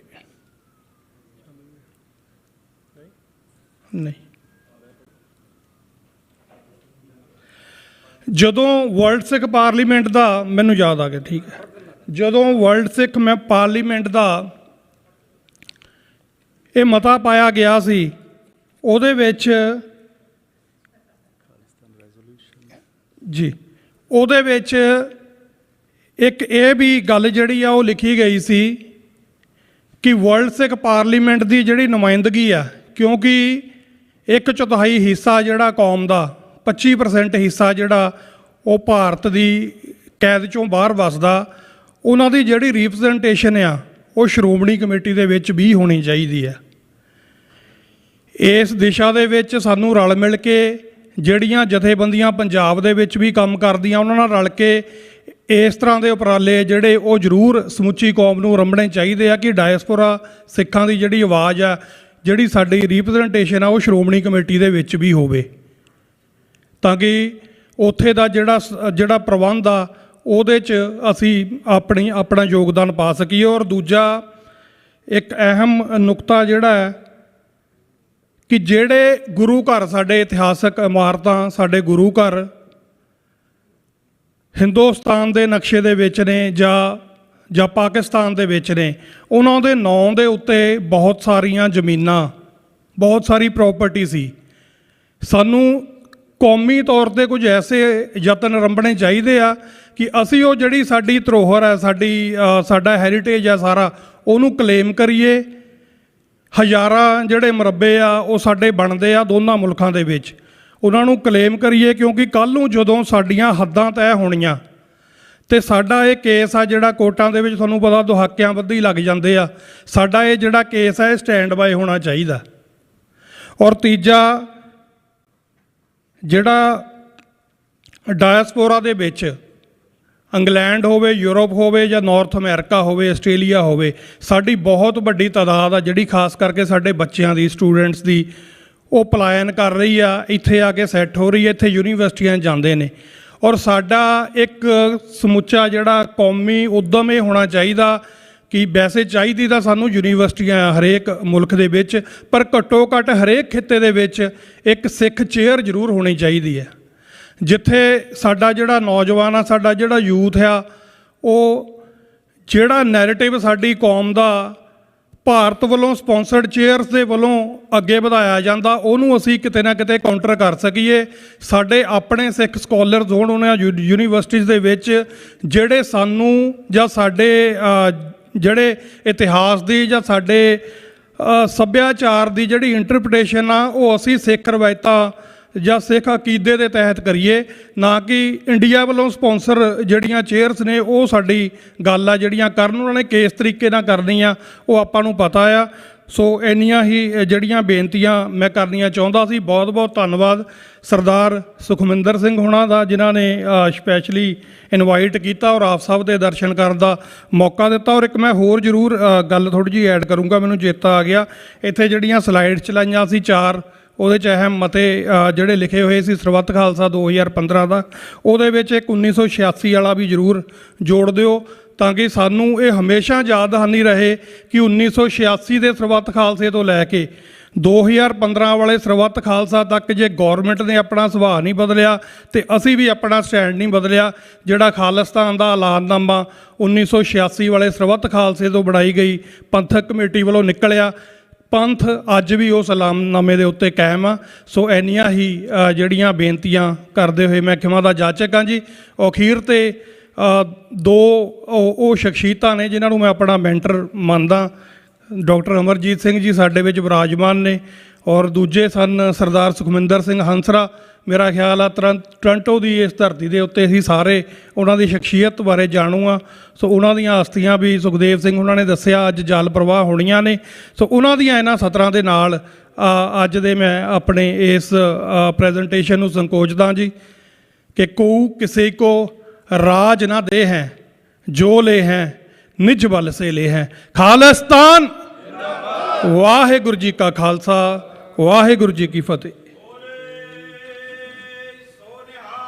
ਸਤਿ ਸ੍ਰੀ ਅਕਾਲ। ਬਹੁਤ ਬਹੁਤ ਧੰਨਵਾਦ ਮਰਵੀਰ ਵੀਰ ਜੀ। ਅਤੇ ਜਿਹੜੀ ਆਪਾਂ ਜਗਦੀਪ ਵੀਰ ਜੀ ਉਹਨਾਂ ਨੇ ਸੋਲ ਸਲਾਟਰ ਐਗਜ਼ੀਬਿਸ਼ਨ ਦੀਆਂ ਸਲਾਈਡਸ ਸ਼ੇਅਰ ਕੀਤੀਆਂ ਸੀ, ਖਾਸ ਕਰਕੇ ਜਿਹੜੇ ਵੀਰ ਭੈਣਾਂ ਕੈਨੇਡਾ ਤੋਂ ਬਾਹਰੋਂ ਆਏ ਆ, ਜੇ ਤੁਸੀਂ ਆਪਣੇ ਕੰਟਰੀ ਦੇ ਵਿੱਚ ਉਹ ਐਗਜ਼ੀਬਿਸ਼ਨ ਲਾਉਣੀ ਚਾਹੁੰਦੇ ਹੋ, ਕਿਉਂਕਿ ਇਹ ਇੱਕ ਪੰਥ ਦਾ ਉਹਨਾਂ ਨੇ ਇਸ ਨੂੰ ਪ੍ਰੋਜੈਕਟ ਬਣਾਇਆ ਹੋਇਆ। ਸੋ ਤੁਸੀਂ ਵਰਲਡ ਸਿੱਖ ਪਾਰਲੀਮੈਂਟ ਦੇ ਕਿਸੇ ਵੀ ਮੈਂਬਰ ਤੋਂ ਉਹਨਾਂ ਦਾ ਲਿੰਕ ਲੈ ਸਕਦੇ ਹੋ। ਉਹ ਡਾਊਨਲੋਡ ਕਰਕੇ ਤੁਸੀਂ ਸਲਾਈਡਸ, ਉਹ ਪੈਨਲਸ ਆਪਣੇ ਕੰਟਰੀ ਦੇ ਵਿੱਚ ਪ੍ਰਿੰਟ ਕਰਕੇ ਉੱਥੇ ਡਿਸਪਲੇ ਕਰ ਸਕਦੇ ਹੋ। ਅਤੇ ਉਹ ਕਿਸ ਤਰੀਕੇ ਨਾਲ ਡਿਸਪਲੇ ਕਰਨੇ ਨੇ ਉਹਦੇ ਵਿੱਚ ਅਸੀਂ ਪੂਰੀ ਤੁਹਾਨੂੰ ਗਾਈਡ ਕਰਾਂਗੇ ਅਤੇ ਸਾਰਾ ਕੁਝ ਸਮਝਾਵਾਂਗੇ। ਅਤੇ ਹੁਣ ਮੈਂ ਬੇਨਤੀ ਕਰਦਾ ਵੀਰ ਜੀ ਭਗਤ ਸਿੰਘ ਜੀ ਓਟਵਾ ਤੋਂ, ਜਿਹੜੇ ਕਿ ਲੰਬੇ ਸਮੇਂ ਤੋਂ ਜਿੱਥੇ ਪੰਥ ਨਾਲ ਜੁੜੇ ਹੋਏ ਨੇ, ਉੱਥੇ ਵਰਲਡ ਸਿੱਖ ਪਾਰਲੀਮੈਂਟ ਦੇ ਨਾਲ ਵੀ ਪਹਿਲੇ ਦਿਨ ਤੋਂ ਮੋਢੇ ਨਾਲ ਮੋਢਾ ਲਾ ਕੇ ਤੁਰੇ ਹੋਏ ਨੇ, ਅਤੇ ਓਟਵਾ ਦੇ ਵਿੱਚ ਗੁਰਦੁਆਰਾ ਸਾਹਿਬ ਦੀ ਕਮੇਟੀ ਦੇ ਵਿੱਚ ਵੀ ਸੇਵਾਵਾਂ ਨਿਭਾਉਂਦੇ ਰਹਿੰਦੇ ਨੇ। ਸੋ ਉਹ 2 ਮਿੰਟ ਦੇ ਲਈ ਜਿੱਥੇ ਆਏ ਹੋਏ ਵੀਰਾਂ ਭੈਣਾਂ ਦਾ ਧੰਨਵਾਦ ਕਰਨਗੇ, ਅਤੇ ਉੱਥੇ ਨਾਲ ਦੀ ਨਾਲ ਵਰਲਡ ਸਿੱਖ ਪਾਰਲੀਮੈਂਟ ਦੇ ਜੋ ਅਸੀਂ ਫਿਊਚਰ ਦੇ ਵਿੱਚ ਜਾਂ ਓਟਵਾ ਦੇ ਵਿੱਚ ਜੋ ਜਿੰਨੇ ਕੁ ਵੀ ਉਪਰਾਲੇ ਚੱਲ ਰਹੇ ਨੇ ਉਹਨਾਂ ਦੇ ਬਾਰੇ ਕਹਿ ਲਓ ਚਾਨਣਾ ਪਾਉਣਗੇ ਜੀ। ਵਾਹਿਗੁਰੂ ਜੀ ਕਾ ਖਾਲਸਾ, ਵਾਹਿਗੁਰੂ ਜੀ ਕੀ ਫਤਿਹ।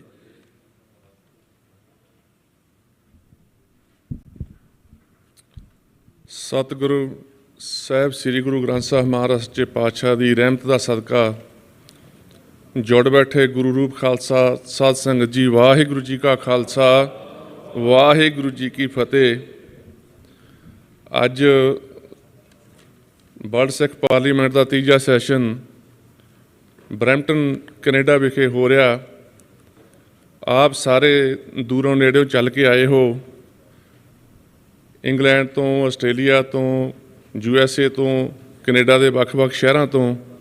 ਆਪ ਸਾਰਿਆਂ ਦਾ ਕਦਮ ਕਦਮ ਸਾਡੇ ਸਿਰ ਮੱਥੇ 'ਤੇ, ਅਤੇ ਅਸੀਂ ਆਪ ਸਾਰਿਆਂ ਨੂੰ ਜਿਉ ਆਇਆਂ ਕਹਿੰਦੇ ਹਾਂ ਅਤੇ ਬਹੁਤ ਬਹੁਤ ਧੰਨਵਾਦ ਵੀ ਕਰਦੇ ਹਾਂ ਕਿ ਤੁਸੀਂ ਹਾਜ਼ਰੀ ਭਰ ਕੇ ਇਸ ਸੈਸ਼ਨ ਨੂੰ ਕਾਮਯਾਬ ਬਣਾਇਆ ਹੈ। ਅਤੇ ਬਾਕੀ ਸਾਡੀ ਲੋਕਲ ਟੀਮ ਜਿਹੜੀ ਹੈਗੀ ਟੋਰਾਂਟੋ ਏਰੀਏ ਦੀ, ਇਹਨਾਂ ਦਾ ਵੀ ਬਹੁਤ ਬਹੁਤ ਧੰਨਵਾਦ ਕਿ ਬੜੇ ਸ਼ਾਰਟ ਨੋਟਸ ਦੇ ਉੱਤੇ ਬਹੁਤ ਕੰਮ ਕਰਕੇ ਇਹਨੀ ਉਪਰਾਲਾ ਕਰਕੇ ਬੜਾ ਵਧੀਆ ਸਿਸਟਮ ਤਿਆਰ ਕਰਕੇ ਅਤੇ ਇਸ ਸੈਸ਼ਨ ਨੂੰ ਨੇਪਰੇ ਜਾਣ ਦੀ ਕੋਸ਼ਿਸ਼ ਕੀਤੀ ਹੈ। ਹੁਣ ਖਾਲਸਾ ਪੰਥ ਦੇ ਦਰਪੇਸ਼ ਜਿਹੜੀਆਂ ਮੁਸ਼ਕਲਾਂ ਹਨ ਉਹਨਾਂ ਨੂੰ ਹੱਲ ਕਰਨ ਵਾਸਤੇ ਹਰੇਕ ਸਿੱਖ ਕਿਸੇ ਨਾ ਕਿਸੇ ਰੂਪ ਦੇ ਵਿੱਚ ਜਦੋਜਹਿਦ ਕਰ ਰਿਹਾ ਹੈ। ਵਰਲਡ ਸਿੱਖ ਪਾਰਲੀਮੈਂਟ ਦਾ ਜਿਹੜਾ ਕਨਸੈਪਟ ਹੈ ਉਹ ਛੋਟੇ ਛੋਟੇ ਉਪਰਾਲੇ ਜਿੱਥੇ ਹੋ ਰਹੇ ਹਨ ਉਹਨਾਂ ਨੂੰ ਇੱਕ ਸਾਂਝਾ ਪਲੇਟਫਾਰਮ ਦੇ ਕੇ ਉਹਨਾਂ ਦੀ ਇੱਕ ਦੂਸਰੀ ਪਾਰਟੀ ਤੋਂ ਸਪੋਰਟ ਲੈ ਕੇ ਇਕੱਠੇ ਹੋ ਕੇ ਚੱਲਣ ਵਿੱਚ ਮਦਦ ਕਰਨ ਦਾ ਸਾਡਾ ਮਕਸਦ ਹੈ। ਜਥੇਬੰਦੀਆਂ ਆਪਣੀ ਹੋਂਦ ਨੂੰ ਕਾਇਮ ਰੱਖਦੇ ਹੋਏ ਵੀ ਵਰਲਡ ਸਿੱਖ ਪਾਰਲੀਮੈਂਟ ਦਾ ਹਿੱਸਾ ਬਣ ਕੇ ਸਾਂਝੇ ਤੌਰ 'ਤੇ ਕੰਮ ਕਰ ਸਕਦੇ ਹਨ। ਅਤੇ ਕਈ ਵਾਰੀ ਇੱਦਾਂ ਹੁੰਦਾ ਵੀ ਕੋਈ ਗੱਲ ਨਹੀਂ ਜੀ, ਹਜੇ ਟਾਈਮ ਨਹੀਂ, ਹਜੇ ਦੇਖਦੇ ਹਾਂ, ਸੋਚਦੇ ਹਾਂ। ਹੁਣ ਇਹ ਨਹੀਂ ਵੀ ਕੀ ਕਰਨਾ ਕੀ ਨਹੀਂ ਕਰਨਾ, ਕਰਨ ਦਾ ਵੀ ਪਤਾ ਆ ਅਤੇ ਟਾਈਮ ਵੀ ਹੋਣੀ ਆ। ਅਤੇ ਜਿਹੜੇ ਹਜੇ ਵੀ ਦੁਬਿਧਾ ਦੇ ਵਿੱਚ ਆ ਉਹ ਗੁਰਬਾਣੀ ਦੇ ਵਾਕ ਹਨ, ਸੂਰ ਕੇ ਸਨਮੁਖ ਰਣ ਤੇ ਡਰ ਪੈ, ਸਤੀ ਕੇ ਸੰਚੈ ਭਾਂਡੇ। ਹੁਣ ਭਾਂਡੇ ਸਾਂਭਣ ਦਾ ਟਾਈਮ ਨਹੀਂ ਹੈਗਾ। ਹੁਣ ਅੱਗੇ ਵੱਧ ਕੇ ਸਾਨੂੰ ਕਿਸੇ ਨਾ ਕਿਸੇ ਤਰੀਕੇ ਨਾਲ ਆਪਣਾ ਯੋਗਦਾਨ ਪਾਉਣ ਦਾ ਟਾਈਮ ਹੈਗਾ ਯਾਰ। ਜਿੰਨੀਆਂ ਵੀ ਜਥੇਬੰਦੀਆਂ ਕੰਮ ਕਰ ਰਹੀਆਂ ਹਨ, ਭਾਵੇਂ ਉਹ ਰੈਫਰੈਂਡਮ ਦਾ ਕੰਮ ਹੋਵੇ, ਤੁਹਾਡਾ ਟੋਰਾਂਟੋ ਵਾਲਿਆਂ ਦਾ ਬਹੁਤ ਬਹੁਤ ਤਹਿ ਦਿਲਾਂ ਤੋਂ ਧੰਨਵਾਦ ਕਰਦੇ ਹਾਂ, ਜਿਹੜੇ ਕਿ ਕਰੀਬ ਇੱਕ ਸ਼ਹਿਰ ਦੇ ਵਿੱਚੋਂ 2 ਲੱਖ ਦੇ ਕਰੀਬ ਵੋਟ ਪੈ ਜਾਣੀ। ਇਹ ਤੁਹਾਡੀ ਵਡਿਆਈ ਹੈ ਜੀ, ਇਹ ਤੁਹਾਡੀ ਦੇਣ ਹੈ, ਤੁਹਾਡਾ ਵੱਡਾਪਨ ਹੈ। ਇੱਥੋਂ ਪਤਾ ਲੱਗਦਾ ਹੈ ਕਿ ਕਿੰਨੇ ਕੁ ਲੋਕ ਖਾਲਿਸਤਾਨ ਦੇ ਹੱਕ ਦੇ ਵਿੱਚ ਹਨ। ਅਤੇ ਸਾਨੂੰ ਹੁਣ ਇਹ ਨਹੀਂ ਵੀ ਸਮਝੌਤਿਆਂ ਵਾਲੀ ਗੱਲ ਜਿਹੜੀ ਆ ਉਹ ਬਹੁਤ ਪਿੱਛੇ ਰਹਿ ਗਈ ਆ, ਸੋਚਾਂ ਵਿਚਾਰਾਂ ਦੀ ਗੱਲ ਪਿੱਛੇ ਰਹਿ ਗਈ ਆ। ਸਾਡਾ ਇੱਕੋ ਹੀ ਇੱਕ ਏਮ ਹੋਣਾ ਚਾਹੀਦਾ ਕਿ ਸਾਡੇ ਘਰ ਖਾਲਿਸਤਾਨ ਤੋਂ ਬਿਨਾਂ ਸਾਡਾ ਗੁਜ਼ਾਰਾ ਕੋਈ ਨਹੀਂ ਹੈਗਾ ਜੀ। ਅਤੇ ਬਾਕੀ ਜ਼ਰੀਆ ਭਾਵੇਂ ਕੋਈ ਵੀ ਬਣ ਜਾਏ, ਅਤੇ ਕਾਰਜ ਜਿਹੜੇ ਹੈਗੇ ਉਹ ਸਤਿਗੁਰਾਂ ਨੇ ਕਰਨੇ ਹਨ। ਜਿਸ ਕਾ ਕਾਰਜ ਤਿਨ ਹੀ ਕੀਆ, ਮਾਨਸ ਕਿਆ ਵਿਚਾਰਾ ਰਾਮ।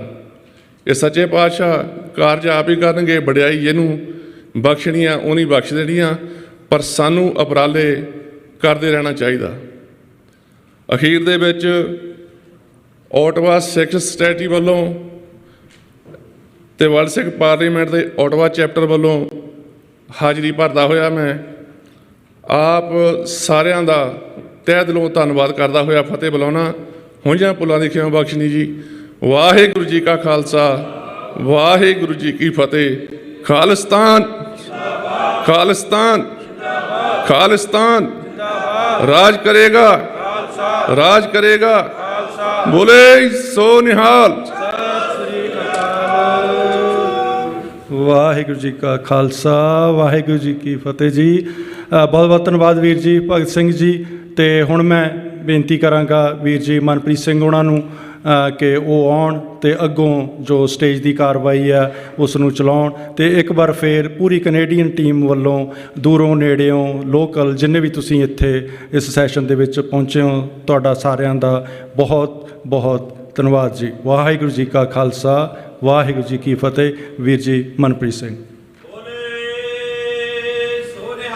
ਸਤਿ ਸ੍ਰੀ ਅਕਾਲ। ਬਹੁਤ ਬਹੁਤ ਧੰਨਵਾਦੀਆਂ ਭਾਈ ਸੁਖਵਿੰਦਰ ਸਿੰਘ ਜੀ ਨੇ, ਜਿਨ੍ਹਾਂ ਨੇ ਬੜੇ ਸੁਚੱਜੇ ਢੰਗ ਨਾਲ ਜਿਹੜੇ ਸਾਡੇ ਕੈਨੇਡਾ ਦੇ ਗੁਰਦੁਆਰਿਆਂ ਦੇ ਮੁਖੀ, ਆਰਗੇਨਾਈਜੇਸ਼ਨਸ ਦੇ ਮੁਖੀ, ਉਹਨਾਂ ਨੇ ਜਿਨ੍ਹਾਂ ਨੇ ਸਪੋਰਟ ਕੀਤਾ ਹੈ ਪਾਰਲੀਮੈਂਟ ਨੂੰ ਇਨ ਸਪਿਰਿਟ ਇਨ ਵਰਕ, ਉਹਨਾਂ ਨੇ ਇੱਥੋਂ ਸਟੇਜ ਤੋਂ ਮੁਖਾਤਬ ਹੋਏ। ਸਾਡੇ ਅਗਲੇ ਬੁਲਾਰੇ ਨੇ ਹੁਣ ਅਸੀਂ ਜਿਹੜੇ ਪਾਰਲੀਮੈਂਟ ਨੇ ਜਿਹੜਾ ਕੱਲ੍ਹ ਸੈਸ਼ਨ ਹੋਇਆ ਸੀ, ਜਿਹੜੇ ਉਹਦੇ ਵਿੱਚ ਰੈਜ਼ੋਲਿਊਸ਼ਨ ਪਾਸ ਹੋਏ, ਅਸੀਂ ਹੁਣ ਵਾਪਸ ਉਹਨਾਂ ਸਿੰਘਾਂ ਨੂੰ ਇਨਵਾਈਟ ਕਰਾਂਗੇ ਕਿ ਉਹ ਆਪਣੀ ਕਾਊਂਸਲ ਦੀ ਵਿਜ਼ਨ ਅਤੇ ਜਿਹੜਾ ਵੀ ਉਹਨਾਂ ਨੇ ਕੰਮ ਅੱਗੋਂ ਕਰਨੇ ਨੇ ਉਸ ਵਿਜ਼ਨ ਨੂੰ ਜਿਹੜਾ ਸੰਗਤਾਂ ਦੇ ਸਾਹਮਣੇ ਰੱਖਣ। ਅਤੇ ਐਂਡ 'ਤੇ ਸਾਡੇ ਕੋਲ ਕਰੀਬਨ 6 ਤੋਂ 7 ਬੁਲਾਰੇ ਨੇ, ਅਤੇ ਅਸੀਂ ਕੋਸ਼ਿਸ਼ ਕਰਨੀ ਹੈ। ਭਾਈ ਜਗਜੀਤ ਸਿੰਘ ਜੀ ਨੇ 10 ਤੋਂ 15 ਮਿੰਟ ਜਿਹੜਾ ਮੁਖਾਤਬ ਹੋਣਾ ਆਪ ਜੀ ਦੇ, ਅਤੇ ਉਸ ਤੋਂ ਬਾਅਦ ਅਸੀਂ ਕੋਸ਼ਿਸ਼ ਕਰਨੀ ਹੈ ਵੀ 5-5 ਮਿੰਟ ਦੇ ਵਿੱਚ ਸਾਡੇ ਜਿਹੜੇ ਪਾਰਲੀਮੈਂਟ ਦੇ ਬੁਲਾਰੇ ਨੇ ਉਹ ਆਪਣੇ ਆਪ ਨੂੰ ਸੰਕੋਚਣਗੇ, ਤਾਂ ਜੋ ਅਸੀਂ ਜਿਹੜਾ ਸਾਡਾ ਪ੍ਰੈਸ ਕਾਨਫਰੰਸ ਦਾ ਟਾਈਮ ਸੀ ਉਹ 3 ਤੋਂ 4 ਦਾ ਸੀ, ਤਾਂ ਅਸੀਂ ਕੋਸ਼ਿਸ਼ ਕਰੀਏ ਕਿ 3 ਵਜੇ ਅਸੀਂ ਸਪੀਕਰ ਸਾਹਿਬ ਤੋਂ ਜਿਹੜੇ ਰੈਜ਼ੋਲਿਊਸ਼ਨਸ ਪਾਸ ਹੋਏ ਨੇ ਕੱਲ੍ਹ ਅਤੇ ਅੱਜ ਦੇ ਇਸ ਪੂਰੇ ਇਜਲਾਸ ਦੇ ਵਿੱਚ, ਉਹ ਸੰਗਤਾਂ ਨੂੰ ਉਹ ਪੜ੍ਹ ਕੇ ਸੁਣਾਉਣਗੇ। ਸੋ ਬੇਨਤੀ ਹੈ ਭਾਈ Jagjit Singh ji, coordinator education council world Sikh parliament.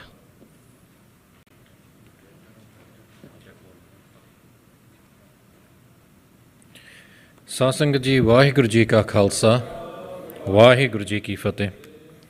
So before I talk about the Education Council, ਥੋੜ੍ਹਾ ਜਿਹਾ ਤੁਹਾਡੇ ਨਾਲ ਵਿਚਾਰਾਂ ਸਾਂਝੀਆਂ ਕਰਨੀਆਂ, because we need a wake up call। ਸਾਨੂੰ ਥੋੜ੍ਹਾ ਜਿਹਾ ਜਾਗਣ ਦੀ ਲੋੜ ਹੈ ਨਾ, ਬਿਕਾਜ਼ ਅਸੀਂ ਨਾਰੇ ਲਾਈ ਜਾਂਦੇ ਆ ਖਾਲਿਸਤਾਨ ਖਾਲਿਸਤਾਨ ਖਾਲਿਸਤਾਨ, ਹੈ ਨਾ।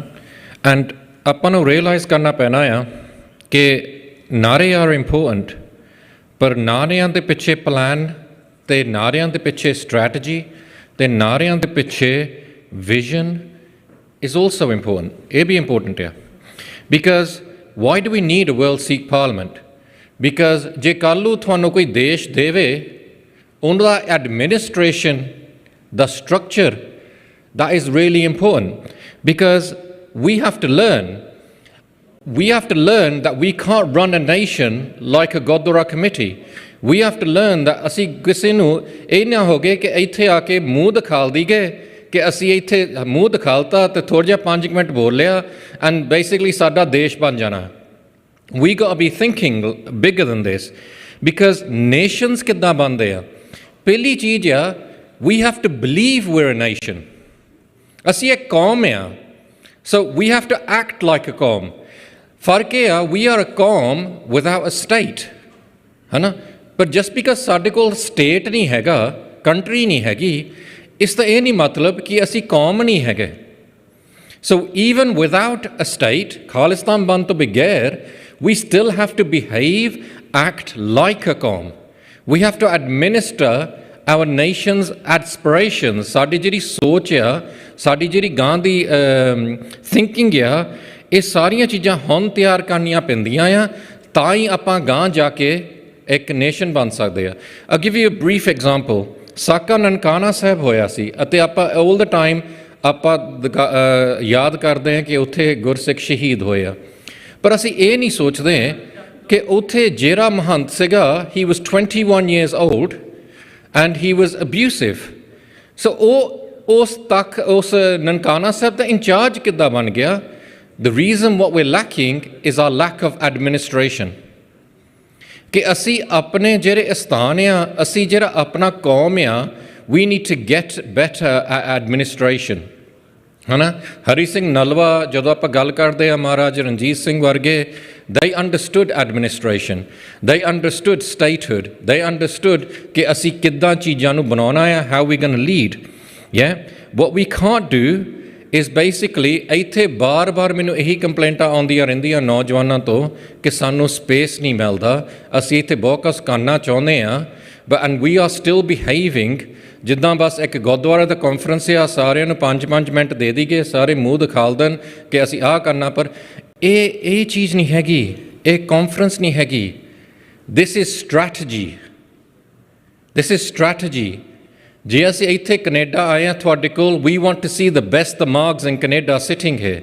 If we go to Australia, we want to see the best the Margs in Australia sitting there, so that we can think, how as a nation are we going to basically put all the building blocks, ਸਾਰੇ ਜਿਹੜੇ blocks ਆ, ਕਿ ਅਸੀਂ ਕਿੱਦਾਂ ਆਪਣੇ ਆਪ ਨੂੰ ਸਹੀ ਤਰ੍ਹਾਂ ਐਡਮਿਨਿਸਟ੍ਰੇਸ਼ਨ ਬਣਾਉਣੀ ਆ। So this is important, because ਜਿੱਦਾਂ ਮੈਂ ਕੱਲ੍ਹ ਕਿਹਾ ਸੀਗਾ ਕਿ ਆਪਾਂ ਯਹੂਦੀਆਂ ਵੱਲ ਦੇਖਦੇ ਆ, but we don't realize the Jews been doing it for 100 years. The World Sikh Parliament is only at its birth, है ना। We need the Naujwans of Canada to be saying, I'm gone past the narebaji, I've now voted in the referendum, but now I need to think about, how am I going to run my qawm? How am I going to run my religion? Are you comfortable with the SGPC in Punjab running your religion? What kind of Sikhi are you going to pass on to your children? ਤੁਸੀਂ ਕਿੱਦਾਂ ਦੀ ਸਿੱਖੀ ਆਪਣੇ ਗਾਂ ਬੱਚਿਆਂ ਨੂੰ ਦੇਣੀ ਆ? ਉਹੀ ਦੇਣੀ ਆ ਜਿਹੜੇ ਬਾਦਲਾਂ ਨੇ ਤੁਹਾਨੂੰ ਬਾਰ-ਬਾਰ ਲਿਫਾਫਿਆਂ 'ਚ ਦੇਣੀ ਆ? You know, we have to take responsibility. ਜਿੰਨੇ ਚਿਰ ਅਸੀਂ ਆਪਣੇ ਮੋਢਿਆਂ ਦੇ ਵਿੱਚ ਜ਼ਿੰਮੇਵਾਰੀਆਂ ਨਹੀਂ ਲੈਣੇ, and this is why we got to think big. Because ਜਦੋਂ ਸ਼੍ਰੋਮਣੀ ਕਮੇਟੀ ਵੀ ਬਣਾਈ ਸੀਗੀ, 100 ਸਾਲ ਹੋ ਗਿਆ ਸ਼੍ਰੋਮਣੀ ਕਮੇਟੀ ਬਣਾਈ ਨੂੰ, they don't care about you. Let me famous, ਉਹ ਤੁਹਾਡੇ ਬਾਰੇ ਕੇਅਰ ਨਹੀਂ ਕਰਦੇ, because ਜੇ ਉਹ NRIਆਂ ਨੂੰ ਕੇਅਰ ਕਰਦੇ ਹੁੰਦੇ, they would have had NRI in the Shiromani committee.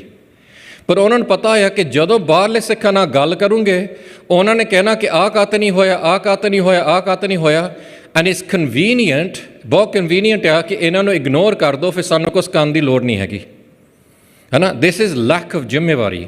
ਸੋ ਉਹ ਵੀ ਸੋਚਦੇ ਹੁੰਦੇ, ਜਿਹੜੇ ਬਜ਼ੁਰਗਾਂ ਨੇ ਸ਼੍ਰੋਮਣੀ ਕਮੇਟੀ ਬਣਾਈ ਸੀਗੀ, ਉਹ ਵੀ ਸੋਚਦੇ ਹੋਣੇ ਕਿ 100 ਸਾਲਾਂ ਦੇ ਵਿੱਚ ਸਿੱਖਾਂ ਨੇ ਇਹ ਤੋਂ ਗਾਹਾਂ ਹੋਰ ਵੀ ਕੁਛ ਸੋਚਣਾ, ਐਂਡ ਦ ਰਿਐਲਿਟੀ ਇਜ਼ ਹਜੇ ਵੀ ਅਸੀਂ ਸ਼੍ਰੋਮਣੀ ਕਮੇਟੀ ਤੱਕ ਹੀ ਬੈਠੇ ਹਾਂ ਕਿ ਸ਼੍ਰੋਮਣੀ ਕਮੇਟੀ ਦੀ ਜ਼ਿੰਮੇਵਾਰੀ ਆ, ਇਹਦੀ ਜ਼ਿੰਮੇਵਾਰੀ ਆ। ਨਹੀਂ, ਐਵਰੀ ਸਿੱਖ ਦੀ ਜ਼ਿੰਮੇਵਾਰੀ ਆ। ਪੰਥ ਐਵਰੀ ਸਿੱਖ ਦੀ ਜ਼ਿੰਮੇਵਾਰੀ ਆ। ਗ੍ਰੰਥ ਐਵਰੀ ਸਿੱਖ ਨੇ ਉਹਦੇ ਸਾਹਮਣੇ ਮੱਥਾ ਟੇਕਣਾ ਆ, ਉਹਦਾ ਸਤਿਕਾਰ ਐਵਰੀ ਸਿੱਖ ਦੀ ਜ਼ਿੰਮੇਵਾਰੀ ਆ। So we have to think bigger because we need seek human cooperation. ਜਦੋਂ ਦਾ ਵਰਲਡ ਸਿੱਖ ਪਾਰਲੀਮੈਂਟ ਬਣੀ ਆ, the projects that we have, ਜਿੱਦਾਂ ਸਾਡਾ ਸਿੱਖ ਪੈਰੈਂਟਿੰਗ ਕੋਰਸ, ਜਿਹੜੇ ਬੁੱਕਸ, the resources, ਜਿਹੜੇ ਅਸੀਂ ਗੱਲ ਕਰਦੇ ਹਾਂ, we've now benefited from that because ਸਾਡੇ ਕੋਲ ਹੁਣ ਇੱਕ ਵਰਲਡ ਵਾਈਡ ਪਲੇਟਫਾਰਮ ਆ। ਨਹੀਂ ਤਾਂ ਮੈਂ ਕਦੀ ਨਹੀਂ ਕੈਲੀਫੋਰਨੀਆ ਜਾਣਾ ਸੀਗਾ, ਨਹੀਂ ਤਾਂ ਮੈਂ ਕਦੀ ਨਹੀਂ ਨਿਊਯਾਰਕ ਜਾਣਾ ਸੀਗਾ, ਨਹੀਂ ਤਾਂ ਮੈਂ ਕਦੀ ਨਹੀਂ ਆਸਟ੍ਰੇਲੀਆ ਜਾਣਾ ਸੀਗਾ, because ultimately we were busy enough in UK and Europe, ਪਰ ਤੁਸੀਂ you gave us the gateway।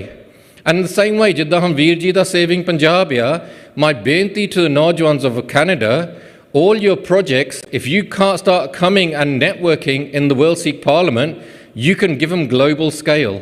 ਤੁਸੀਂ ਉਹਨਾਂ ਨੂੰ ਗਲੋਬਲਾਈਜ਼ ਕਰ ਸਕਦੇ ਆ। ਐਂਡ ਇਹ ਬਹੁਤ ਇੰਪੋਰਟੈਂਟ ਆ ਬਿਕਾਜ਼ ਅਸੀਂ ਇੱਕ ਪੰਥ ਦੇ ਵਿੱਚ we need to think global, because ਅਸੀਂ ਹਜੇ ਵੀ ਸੀਮਤ ਆ ਕਿ ਆਹ ਸਾਡਾ ਸ਼ਹਿਰ ਆ, ਆਹ ਸਾਡਾ ਗੁਰਦੁਆਰਾ ਆ, ਆਹ ਸਾਡਾ ਜਥੇਬੰਦੀ ਆ ਅਤੇ ਉਹਦੇ ਵਿੱਚ ਅਸੀਂ ਕੰਮ ਕਰੀ ਜਾਏਗੇ ਬਸ ਠੀਕ ਆ। ਨਹੀਂ,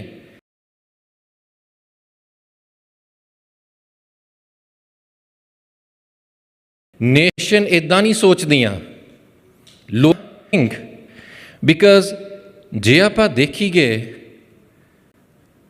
ਕਈ ਗੁਰਸਿੱਖ ਨਾ ਜਦੋਂ ਚੜ੍ਹਾਈ ਕਰਦੇ ਆ, ਐਂਡ ਦਿਸ ਇਜ਼ ਬਹੁਤ ਇੰਪੋਰਟੈਂਟ ਗੱਲ ਆ, ਜ਼ਰੂਰ think about this very carefully.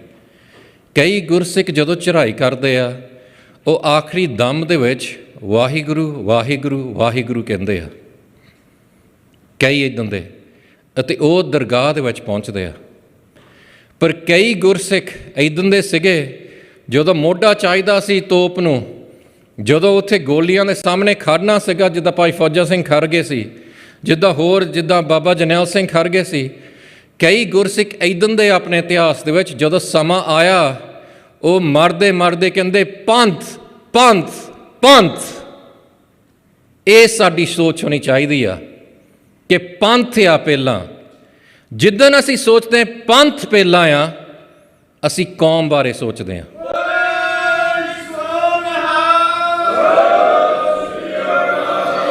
ਇਤਿਹਾਸ ਉਹੀ ਬਣਾਉਂਦੇ ਆ ਜਿਹੜੇ ਕੌਮ ਬਾਰੇ ਸੋਚਦੇ ਆ।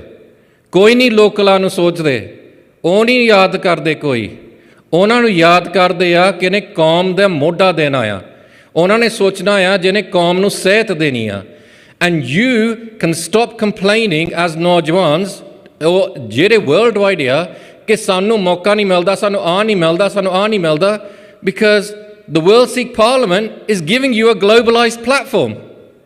We're saying to you, come here, ਆਪਣੇ projects ਲਿਆਓ and let's globalize them, because you've got all the gurdwaras, you've got all the nations, you've got all the countries, and ਉਹ ਕਹਿੰਦੇ ਆ ਕਿ ਆਪਾਂ ਰਲ ਕੇ ਕੁਛ ਕਰੀਏ, because ਸਾਨੂੰ ਸ਼ਾਇਦ 20 ਸਾਲ ਲੱਗ ਜਾਏਗੇ ਖਾਲਿਸਤਾਨ ਬਣਾਉਣ ਨੂੰ, ਸਾਨੂੰ ਸ਼ਾਇਦ 50 ਸਾਲ ਲੱਗ ਜਾਵੇ ਖਾਲਿਸਤਾਨ ਬਣਾਉਣ ਨੂੰ, ਪਰ ਜਿਹੜਾ ਕੰਮ ਕੌਮ ਦੀ ਸੋਚ ਆ ਉਹ ਅਸੀਂ ਅੱਜ ਬਣਾਉਣੀ ਆ।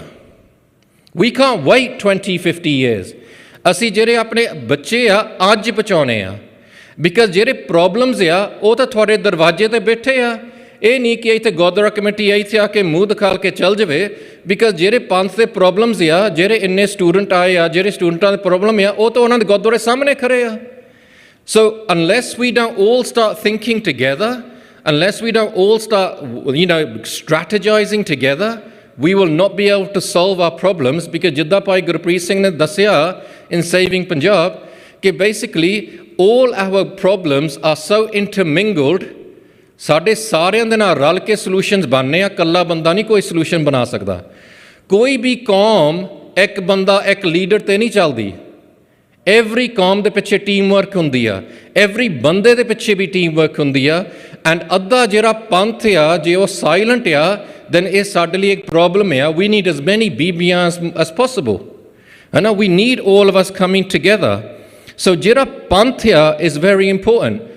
Why is the World Sikh Parliament a very important project, probably the most important project for our generation? ਕਾਤੇ And I will explain that from the Muslim experience. कल भी मैं जिक्र कीता सीगा मुसलमान कौम, the Islamic कौम was dying, वो मर रही सीगी, है ना? They were having wars with each other, and the wars were on Ottoman and Saudi, who's going to control the Islamic world.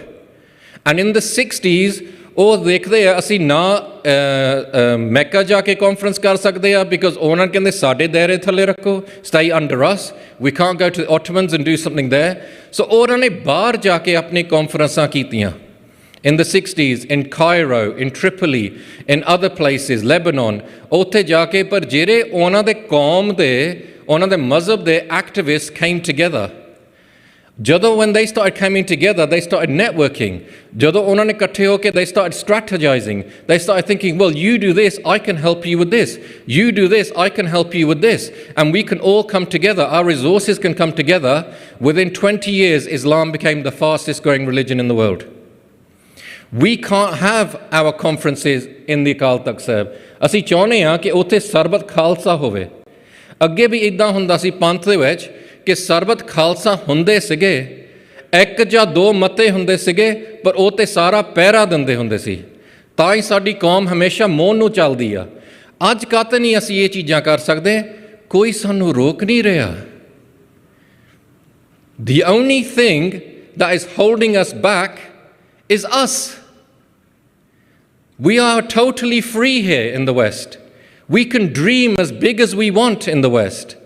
And ਸਾਡਾ ਡ੍ਰੀਮ ਇਹ ਨਹੀਂ ਕਿ ਅਸੀਂ ਇੱਕ ਨੇਸ਼ਨ ਬਣਾਉਣਾ, ਉਹ ਤੋਂ ਵੀ ਵੱਡੀ ਸਾਡੀ ਸੋਚ ਹੋਣੀ ਚਾਹੀਦੀ ਆ ਕਿ ਅਸੀਂ ਇੱਕ ਨੇਸ਼ਨ ਬਣਾ ਕੇ ਉਹਨੂੰ ਪ੍ਰਫੁੱਲਤ ਕਰਨਾ, ਇੰਨਾ ਸਟਰੋਂਗ ਬਣਾਉਣਾ ਆ ਕਿ ਦੁਨੀਆ ਸਾਰੇ ਉਹ ਨੇਸ਼ਨ ਨੂੰ ਦੇਖੇ। At the same time, ਅਸੀਂ ਆਪਣੇ ਸਾਰੇ ਬੱਚਿਆਂ ਨੂੰ, we're going to have them at the highest levels of society, but at the same time, we're going to have them spiritually balanced. So this is our thing. We can dream big because nothing is stopping us. So the key thing here is, how are we going to move forward? ਅਸੀਂ ਕਿੱਦਾਂ we going to move forward? We have to stop behaving the way we did before, and we have to start behaving as a nation building community. ਅਸੀਂ ਇੱਕ nation ਬਣਾਉਣੀ ਆ। So that's the seva that I've been given is an education. And when I looked at the whole thing, the thing for education, I realized that in many cities, in many countries, we have a major Sikh identity crisis in our Naujwans. Jere sade Gurdware are, we're only talking to 10% of our Sangat. And ਉਹ 10% ਚ only 5% Amritdhari, and ਉਹ ਅੰਮ੍ਰਿਤਧਾਰੀਆਂ ਦੇ ਵਿੱਚ ਸਿਰਫ ਸ਼ਾਇਦ 1 ਜਾਂ 2% ਕਿਸੇ ਜਥੇਬੰਦੀ ਨਾਲ ਜੁੜਿਆ। ਅਤੇ ਸਾਡੀ ਸਾਰੀ ਸੋਚ ਆ ਜਥੇਬੰਦੀਆਂ 'ਚ ਕਿਹੜਾ ਗੁਰਦੁਆਰਾ, ਜਿਹੜਾ 90% ਨਾਲ ਅਸੀਂ ਸੋਚਦੇ ਨਹੀਂ, ਜਿਹੜੇ ਗੁਰਦੁਆਰੇ ਆਉਂਦੇ ਨਹੀਂ, ਅਤੇ ਜਿਹੜੇ ਅਸੀਂ ਬਾਕੀ ਜਿਹੜੇ % ਆ ਜਿਹੜੇ ਗੁਰਦੁਆਰੇ ਜਥੇਬੰਦੀ ਨਾਲ ਰਲੇ ਨਹੀਂ ਹੈਗੇ, ਉਹਨਾਂ ਦੇ ਬਾਰੇ ਸਾਡੀ ਕੋਈ ਸਟ੍ਰੈਟਜੀ ਨਹੀਂ ਹੈਗੀ। So we have to think bigger. So when I looked at this identity crisis, and I realized it's not as big as in UK, maybe not so big in Canada, but it's massive in America. It's massive in America. Australia is now getting better because ਉੱਥੇ ਜਾ ਕੇ when I start speaking to the Naujwans, you can tell where they think. You can tell their aspirational level. And so our target over the next year is mainly going to be America, but we will be coming to Canada and we will be coming to Australia at the same time. We will be doing the Sikh parenting course. 10,000 Sangat have already done the Sikh parenting course. Jinne bhi ithe Gurdware baithe a, or those people listening on TV, if you're from the Brampton area, next Saturday we're going to be at Khalsa Community School, Othe aapa karna hai, and next Sunday we're going to do it at Brampton City Hall. We've got 500 spaces, of which almost 100 have already gone. And you've got this week to basically fill your space. What is the Sikh parenting course? We basically look at why have our children got problems? What is our communication gaps in our families? Kaate sade generation ek duje naal gal nahi karde? Why are our children struggling with social media? And here, is it on? Yeah, it's on. So here, I'm also going to show you a brief trailer, a promo video. But the key thing here is, we have to get better at mass education. ਅਸੀਂ ਸੋਚਦੇ ਹਾਂ ਕਿ ਇੱਕ ਮਾਰ ਜਾ ਗੁਰਦੁਆਰਾ ਗ੍ਰੰਥੀ ਨੂੰ ਇੱਥੇ ਲਿਆ ਕੇ ਹੈ ਨਾ ਕਿ ਸਾਡੇ ਉੱਤੇ ਪ੍ਰੋਬਲਮ ਸੋਲਵ ਹੋ ਜਾਣੇ, ਕਿ ਮਾਰ ਜਾ ਬੱਚਿਆਂ ਨੂੰ ਪੰਜਾਬੀ ਸਕੂਲ ਭੇਜ ਕੇ ਹੈ ਨਾ ਸਾਡੇ ਬੱਚਿਆਂ ਨੇ ਸਿੱਖੀ ਨਾਲ ਜੁੜ ਜਾਣਾ। No, human beings are far more complex. ਬੱਚੇ are far more intelligent than we give them credit for. ਹੈ ਨਾ, if you have intelligent ਬੱਚੇ, you got to do intelligent ਪ੍ਰਚਾਰ। You can't have people that don't come from the same backgrounds as your ਬੱਚੇ doing ਪ੍ਰਚਾਰ to your ਬੱਚੇ, because they will never understand how your ਬੱਚੇ think. So we have to create pracharaks. So we have a pracharak program where I can train pracharaks. And there's other sanstha out there that do that as well. We have to create a raft of, in America, Canada, Naujawans, ਜਿਹਦੇ ਉੱਚੇ ਸੁੱਚੇ ਜੀਵਨ ਆ, sings and singing that can do prachar. But firstly, let's start with our individual towns. So over 10,000 people have done it already, the Sikh parenting course, but over the next I'm going to be in Vancouver. In January I'm going to be in Frankfurt, and then we're going to be going over summer, we're going to be in California, etc. We're going to try and hit East Coast as well at some point during the year. We've already sorted out September, we're going to be in Ottawa and Montreal, and it goes like that. And in December we're going to be in Melbourne and New Zealand. So Ejiri Laria is going to keep going, and it's going to keep going. To briefly understand the Sikh parenting course, please watch this. This is a mother's role. This is what this is called. What he's saying is, "Aa duniya kal jo gaya, nera aaya, par maa da kam hai कि ਉਹਨੇ ਆਪ spiritually ਉੱਡਣਾ ਆ, and ਬੱਚੇ ਨੂੰ ਸਿਖਾਉਣਾ ਕਿ ਤੂੰ spiritually ਕਿੱਦਾਂ ਉੱਡਣਾ ਹੈ।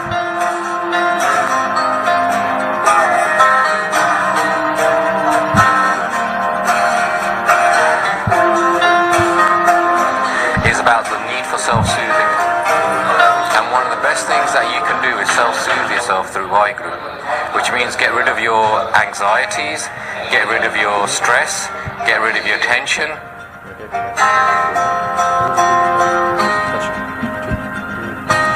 Because unless you don't study happiness, unless you don't study spirituality, and the Guru Granth Sahib is the essence of it.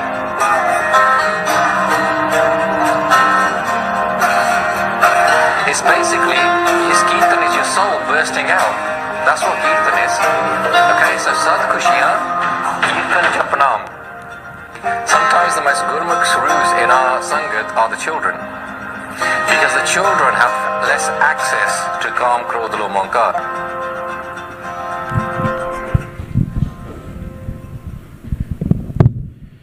So ਆਪਾਂ ਗੱਲ ਕਰਦੇ ਆ ਕਿ ਉੱਥੇ ਭਾਈ ਅੰਮ੍ਰਿਤਪਾਲ ਸਿੰਘ ਉੱਥੇ ਲਹਿਰ ਚਲਾ ਰਹੇ ਅੰਮ੍ਰਿਤਧਾਰੀਆਂ ਦੀ, ਉਹ ਆ ਹੋ ਰਿਹਾ।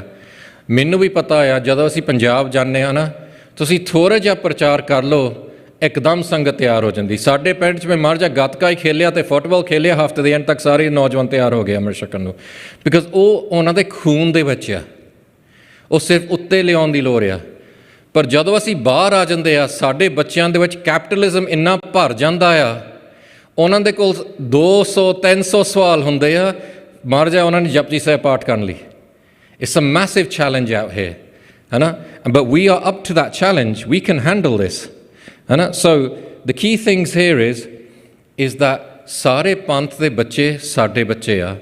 Every child living in all of these Western countries, we got to have a strategy for that child, because COVID ਦੇ ਵਿੱਚ ਬਹੁਤ ਸਾਰੇ ਬੱਚਿਆਂ ਨੇ 2 ਸਾਲ ਆਪਣੇ ਗਵਾ ਲਏ। They have not matured the way they should have matured. The amount of parents ਜਿਹੜੇ ਮੈਨੂੰ ਕਹਿੰਦੇ ਆ, my child's gone quiet during COVID, and parents don't know how to cope. And so I've got that in the Sikh parenting course. ਬਹੁਤ ਸਾਰੇ parents are that saying, my ਬੱਚੇ, they can't get off social media. We've got that in the Sikh parenting course. ਬਹੁਤ ਸਾਰੇ parents are ਜਿਹੜੇ ਕਹਿੰਦੇ, I'm thinking about getting divorced. We've got solutions for that in the Sikh parenting course. So everything that we have got going on in our society, until we don't start creating our education towards that, we as a qawm, ਜਿਹੜੇ ਕੌਮ ਹੁੰਦੇ ਆ ਨਾ, they're problem solving. And ਆਪਾਂ list ਕਰੀ ਜਾਂਦੇ ਆ ਨਾ ਕਿ problems ਕੀ ਆ, problems ਕੀ ਆ, problems ਕੀ ਆ। What the World Sikh Parliament is not about repeating problems, it's about what are the solutions. So we have created free apps. मैं कल थोड़े दिखा ले सके some of the apps. Simran Reminder on your phone is free, so people can get off their mobile phones and start doing more Simran. We've got Learn Gurmukhi, where we can teach Punjabi in 2 weeks.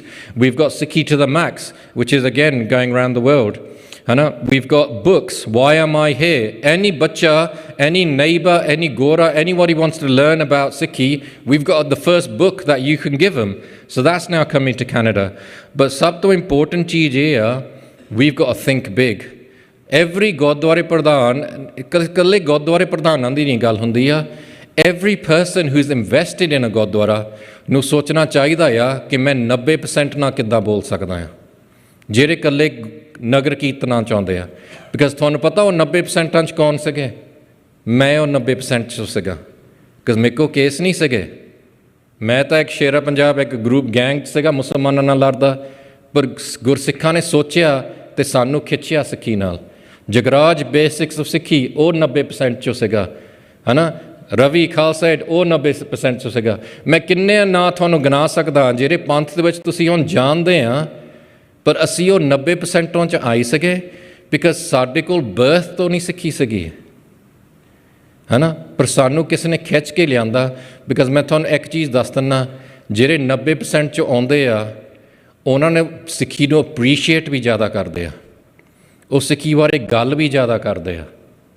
ਹੈ ਨਾ because ਉਹਨਾਂ ਨੂੰ ਪਤਾ ਆ ਕਿ ਇਹ ਕਿੰਨੀ ਮਹਿੰਗੀ ਚੀਜ਼ ਆ so we have a big task world Sikh parliament ਤਾਂ ਇਹ ਨਾ ਸੋਚੋ ਕਿ ਇਹ ਬਸ ਹੁਣ ਥੋੜ੍ਹੇ ਜਿਹੇ ਆ ਗਿਆ ਸਾਡੇ ਸ਼ਹਿਰ 'ਚ ਚਲ ਗਿਆ ਅਤੇ ਬਸ ਪਤਾ ਨਹੀਂ ਹੁਣ 4-5 ਸਾਲਾਂ ਨਹੀਂ ਸੁਣੋਗੇ ਬਿਕਾਜ਼ ਜਦੋਂ ਤੱਕ ਵਰਲਡ ਵਾਈਡ ਆਊਗੀ ਤਾਂ ਫਿਰ ਉਹ ਤਾਂ 5 ਸਾਲਾਂ 'ਚ ਫੇਰ ਕਰੂਗੇ no what you got to realise is this is the biggest project of our generation.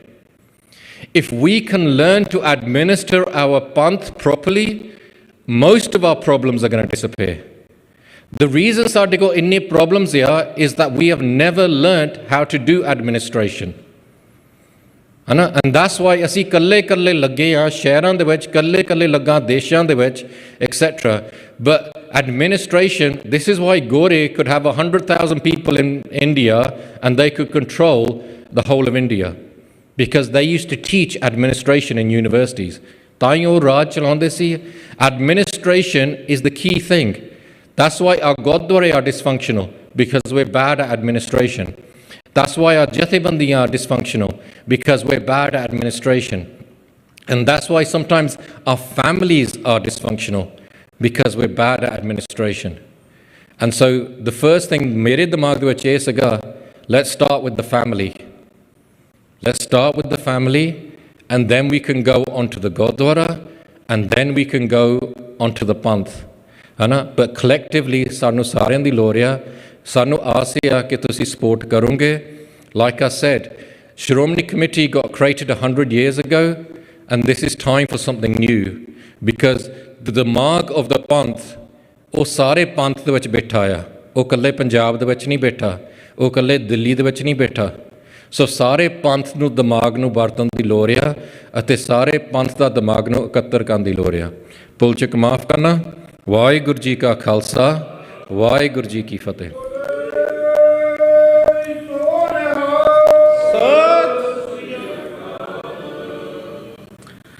ਬਹੁਤ ਬਹੁਤ ਧੰਨਵਾਦ ਭਾਈ ਜਗਜੀਤ ਸਿੰਘ ਜੀ ਦਾ ਜੋ ਕਿ ਐਜੂਕੇਸ਼ਨ ਕਾਉਂਸਲ ਦੇ ਮੁਖੀ ਹੋਣ ਦੇ ਨਾਤੇ ਬਹੁਤ ਸਾਰੇ ਪ੍ਰੋਜੈਕਟਸ ਕਰ ਰਹੇ ਨੇ ਟਰੈਵਲ ਕਰ ਰਹੇ ਨੇ ਆਈ ਥਿੰਕ ਪਿਛਲੇ 3-4 ਮਹੀਨਿਆਂ 'ਚ ਹੀ I think he is been to 4 different countries to run the parenting course ਜਿਹੜੀ ਪੈਰੈਂਟਿੰਗ ਕੋਰਸ ਹੈ ਇਹ ਇਕੱਲਾ ਬੱਚਿਆਂ ਵਾਸਤੇ ਇੰਪੋਰਟੈਂਟ ਨਹੀਂ ਪੇਰੈਂਟਸ ਵਾਸਤੇ ਵੀ ਉਨਾ ਇੰਪੋਰਟੈਂਟ ਹੈ ਜਦੋਂ ਕਿਸੇ ਇੱਕ ਸਿੱਖ ਪ੍ਰਚਾਰਕ ਨੂੰ ਕਿਸੇ ਨੇ ਪੁੱਛਿਆ ਵੀ ਜੇ ਬੱਚੇ ਨੂੰ ਸਿੱਖੀ 'ਚ ਰੱਖਣਾ ਹੋਵੇ ਤਾਂ ਕਦੋਂ ਤੋਂ ਸ਼ੁਰੂਆਤ ਕਰੀਏ ਅਤੇ ਉਹ ਕਹਿੰਦੇ ਬੱਚੇ ਦੇ ਪੈਦਾ ਹੋਣ ਤੋਂ 18-19 ਸਾਲ ਪਹਿਲਾਂ ਉਹ ਹੈਰਾਨ ਹੋ ਗਏ ਵੀ ਇਹ ਕੀ ਗੱਲ ਕਰ ਰਹੇ ਨੇ ਪਰ ਉਹ ਕਹਿੰਦੇ ਵੀ ਉਸ ਮਾਂ ਨੂੰ ਤਿਆਰ ਕਰਨਾ ਪੈਣਾ ਪਹਿਲਾਂ ਜਿਹਦੀ ਕੁੱਖ ਵਿੱਚ ਉਸ ਬੱਚੇ ਨੇ ਆਉਣਾ ਜੇ ਮਾਂ ਸਿੱਖੀ 'ਚ ਹੋਏਗੀ ਅਤੇ ਫਿਰ ਕੱਲ੍ਹ ਨੂੰ ਬੱਚਾ ਵੀ ਸਿੱਖੀ 'ਚ ਰਹੇਗਾ ਜੇ ਮਾਈ ਭਾਗ ਕੌਰ ਜੀ ਨਾ ਹੁੰਦੇ ਅਤੇ 40 ਮੁਕਤਿਆਂ ਦਾ ਉਹ ਲਾਸਾਨੀ ਇਤਿਹਾਸ ਨਹੀਂ ਸੀ ਬਣ ਸਕਦਾ ਅੱਜ ਜੇ ਮਾਵਾਂ ਨਾ ਹੁੰਦੀਆਂ ਅਤੇ ਅੱਜ ਸਿੱਖਾਂ ਦੇ ਪੁੱਤ ਜਿਹੜੇ ਕਫਨ ਸਿਰ 'ਤੇ ਬੰਨ੍ਹ ਕੇ ਸ਼ਹੀਦ ਹੋਏ ਨੇ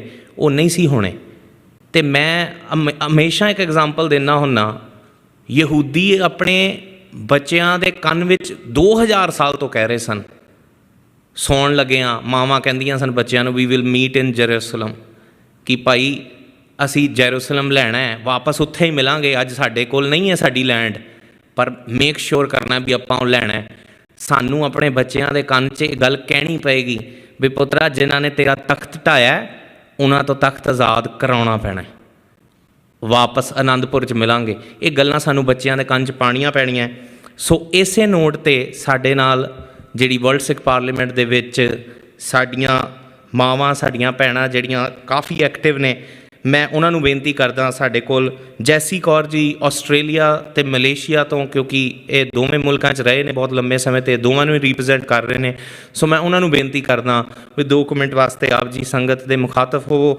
ਉਸ ਤੋਂ ਬਾਅਦ ਸਾਡੇ ਕੋਲ ਕਰੀਬਨ 6 ਸਪੀਕਰਸ ਰਹਿ ਗਏ ਨੇ। ਮੇਰੀ ਬੇਨਤੀ ਹੈ ਪਲੀਜ਼ ਆਪਾਂ ਟਾਈਮ ਦਾ ਖਿਆਲ ਰੱਖੀਏ, ਕਿਉਂਕਿ ਅਸੀਂ ਕਾਫੀ ਅੱਗੇ ਚਲੇ ਗਏ ਹਾਂ। ਔਰ ਉਸ ਤੋਂ ਬਾਅਦ ਜਿਹੜਾ ਭਾਈ ਹਰਦਿਆਲ ਸਿੰਘ ਜੀ ਨੇ ਸਮ ਅਪ ਕਰਨਾ ਹੈ, ਅਤੇ ਸਾਡੇ ਕੋਲ ਜਥੇਦਾਰ ਜਗਤਾਰ ਸਿੰਘ ਹਵਾਰਾ ਜੀ ਦਾ ਸੰਦੇਸ਼ ਹੈ ਜੋ ਕਿ ਭਾਈ ਹਿੰਮਤ ਸਿੰਘ ਜੀ ਨੇ ਪੜ੍ਹਨਾ ਹੈ, ਅਤੇ ਉਸ ਤੋਂ ਬਾਅਦ ਸਾਡੇ ਰੈਜ਼ੋਲਿਊਸ਼ਨ ਸਾਡੇ ਮਾਣਯੋਗ ਸਪੀਕਰ ਸਾਹਿਬ ਸੁਨੀਤ ਸਿੰਘ ਜੀ ਤੁੱਲੀ ਜਿਹੜਾ ਉਹ ਸਟੇਜ ਤੋਂ ਸੁਣਾਉਣਗੇ। ਜੈਸੀ ਕੌਰ ਜੀ, ਧੰਨਵਾਦ।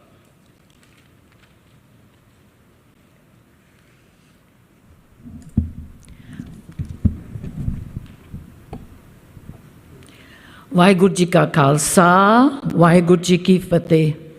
Taking Agya from my seat. I'm going to say a few words in English. This is the message. We are all Akal Purkh ki Fauj. To remember, we have been talking of responsibility. Waheguru ne sanu bahut bakshish ਕੀਤੀ ਆ. We are all global citizens. Saying that, I'm going to say, I would like to acknowledge the ancestors of this land, the First Nations people, and convey our apologies for all the atrocities that has been happening, not just in Canada, around the world. Our apologies. On behalf of the Parliament of World Sikhs, also on behalf of the Akal Purkh ki Fauj, we are sorry. We are all victims of the invaders. Let's not be invaders anymore, but be the brothers and sisters that we are. That's the little message I got. Saying that, I'm a world peace and a rights activist. I will say rights activist simply because every atom, every virus is part of us. And it's my responsibility as a Sikh, as an Akal Purkh ki Fauj, to sincerely honor and respect that atom. That's the message of our gurus. We were all told by our Guruji, ਅਸੀਂ ਉਜੜੇ ਪਿੰਡ ਤੋਂ ਆਏ ਹਾਂ। ਉਹਦਾ ਕੀ ਮਤਲਬ ਸੀ? that the whole globe is to become ਖਾਲਸ। ਜਿੱਥੇ ਜਿੱਥੇ ਅਸੀਂ ਹੈਗੇ ਹਾਂ ਵੀ ਅਸੀਂ ਆਪ ਖਾਲਸ ਬਣੀਏ ਔਰ ਸਾਰੀ ਧਰਤੀ ਖਾਲਿਸਤਾਨ ਬਣੇ। ਵਾਹਿਗੁਰੂ ਜੀ ਕਾ ਖਾਲਸਾ, ਵਾਹਿਗੁਰੂ ਜੀ ਕੀ ਫਤਿਹ। ਸੋ ਇਹ ਸਨ ਸਾਡੇ ਭੈਣ ਜੀ ਜੈਸੀ ਕੌਰ ਜੀ। ਮੇਰੀ ਬੇਨਤੀ ਹੈ, ਸਾਡੇ ਕੋਲ ਬੱਚੀ ਹਰਮਨ ਕੌਰ ਕਾਫੀ ਆਈ ਥਿੰਕ ਯੰਗੈਸਟ ਪਾਰਲੀਮੈਂਟ ਦੇ ਮੈਂਬਰ ਨੇ ਔਰ ਇੰਨੀ ਸ਼ਿੱਦਤ ਨਾਲ ਕੰਮ ਕੀਤਾ ਸਟੇਟਸ ਦੇ ਨਾਲ ਰੈਜ਼ੋਲਿਊਸ਼ਨ ਪਾਸ ਕਰਨ ਲਈ, ਇਸ ਏਜ 'ਤੇ ਇੰਟਰੈਕਟ ਕਰਨਾ। ਜੇ ਮੈਂ ਸੋਚਾਂ ਨਾ ਕਿ ਹਰ ਸਿੱਖ ਆਪਣੇ ਆਪ ਨੂੰ ਖਾਲਿਸਤਾਨ ਦਾ ਅੰਬੈਸਡਰ ਸਮਝਣਾ ਸ਼ੁਰੂ ਕਰ ਦੇਵੇ ਅਤੇ ਕੰਮ ਕਰਨਾ ਸ਼ੁਰੂ ਕਰ ਦੇਵੇ, ਅਤੇ ਮੇਰੇ ਕੋਲ ਇਹਨਾਂ ਦਾ ਐਗਜ਼ਾਮਪਲ ਮਾਈਂਡ 'ਚ ਆਉਂਦਾ ਕਿ ਇੰਨੀ ਛੋਟੀ ਉਮਰ ਤੋਂ ਹੀ ਖਾਲਿਸਤਾਨ ਦੀ ਬਲਾਕ ਬਿਲਡਿੰਗ ਲਈ ਕੰਮ ਕਰ ਰਹੇ ਨੇ, ਸਿੱਖ ਕੌਮ ਦੀ ਬਲਾਕ ਬਿਲਡਿੰਗ ਲਈ ਕੰਮ ਕਰ ਰਹੇ ਨੇ। ਸੋ ਮੈਂ ਬਹੁਤਾ ਸਮਾਂ ਨਾ ਲੈਂਦਿਆਂ ਹੋਇਆਂ ਹਰਮਨ ਕੌਰ ਜੀ USA ਰੀਜਨ ਤੋਂ ਅਤੇ ਨਾਲ ਹੀ ਨਾਲ civil and human rights council ਦੇ ਵਿੱਚ ਸੇਵਾ ਨਿਭਾ ਰਹੇ ਨੇ। ਹਾਂਜੀ।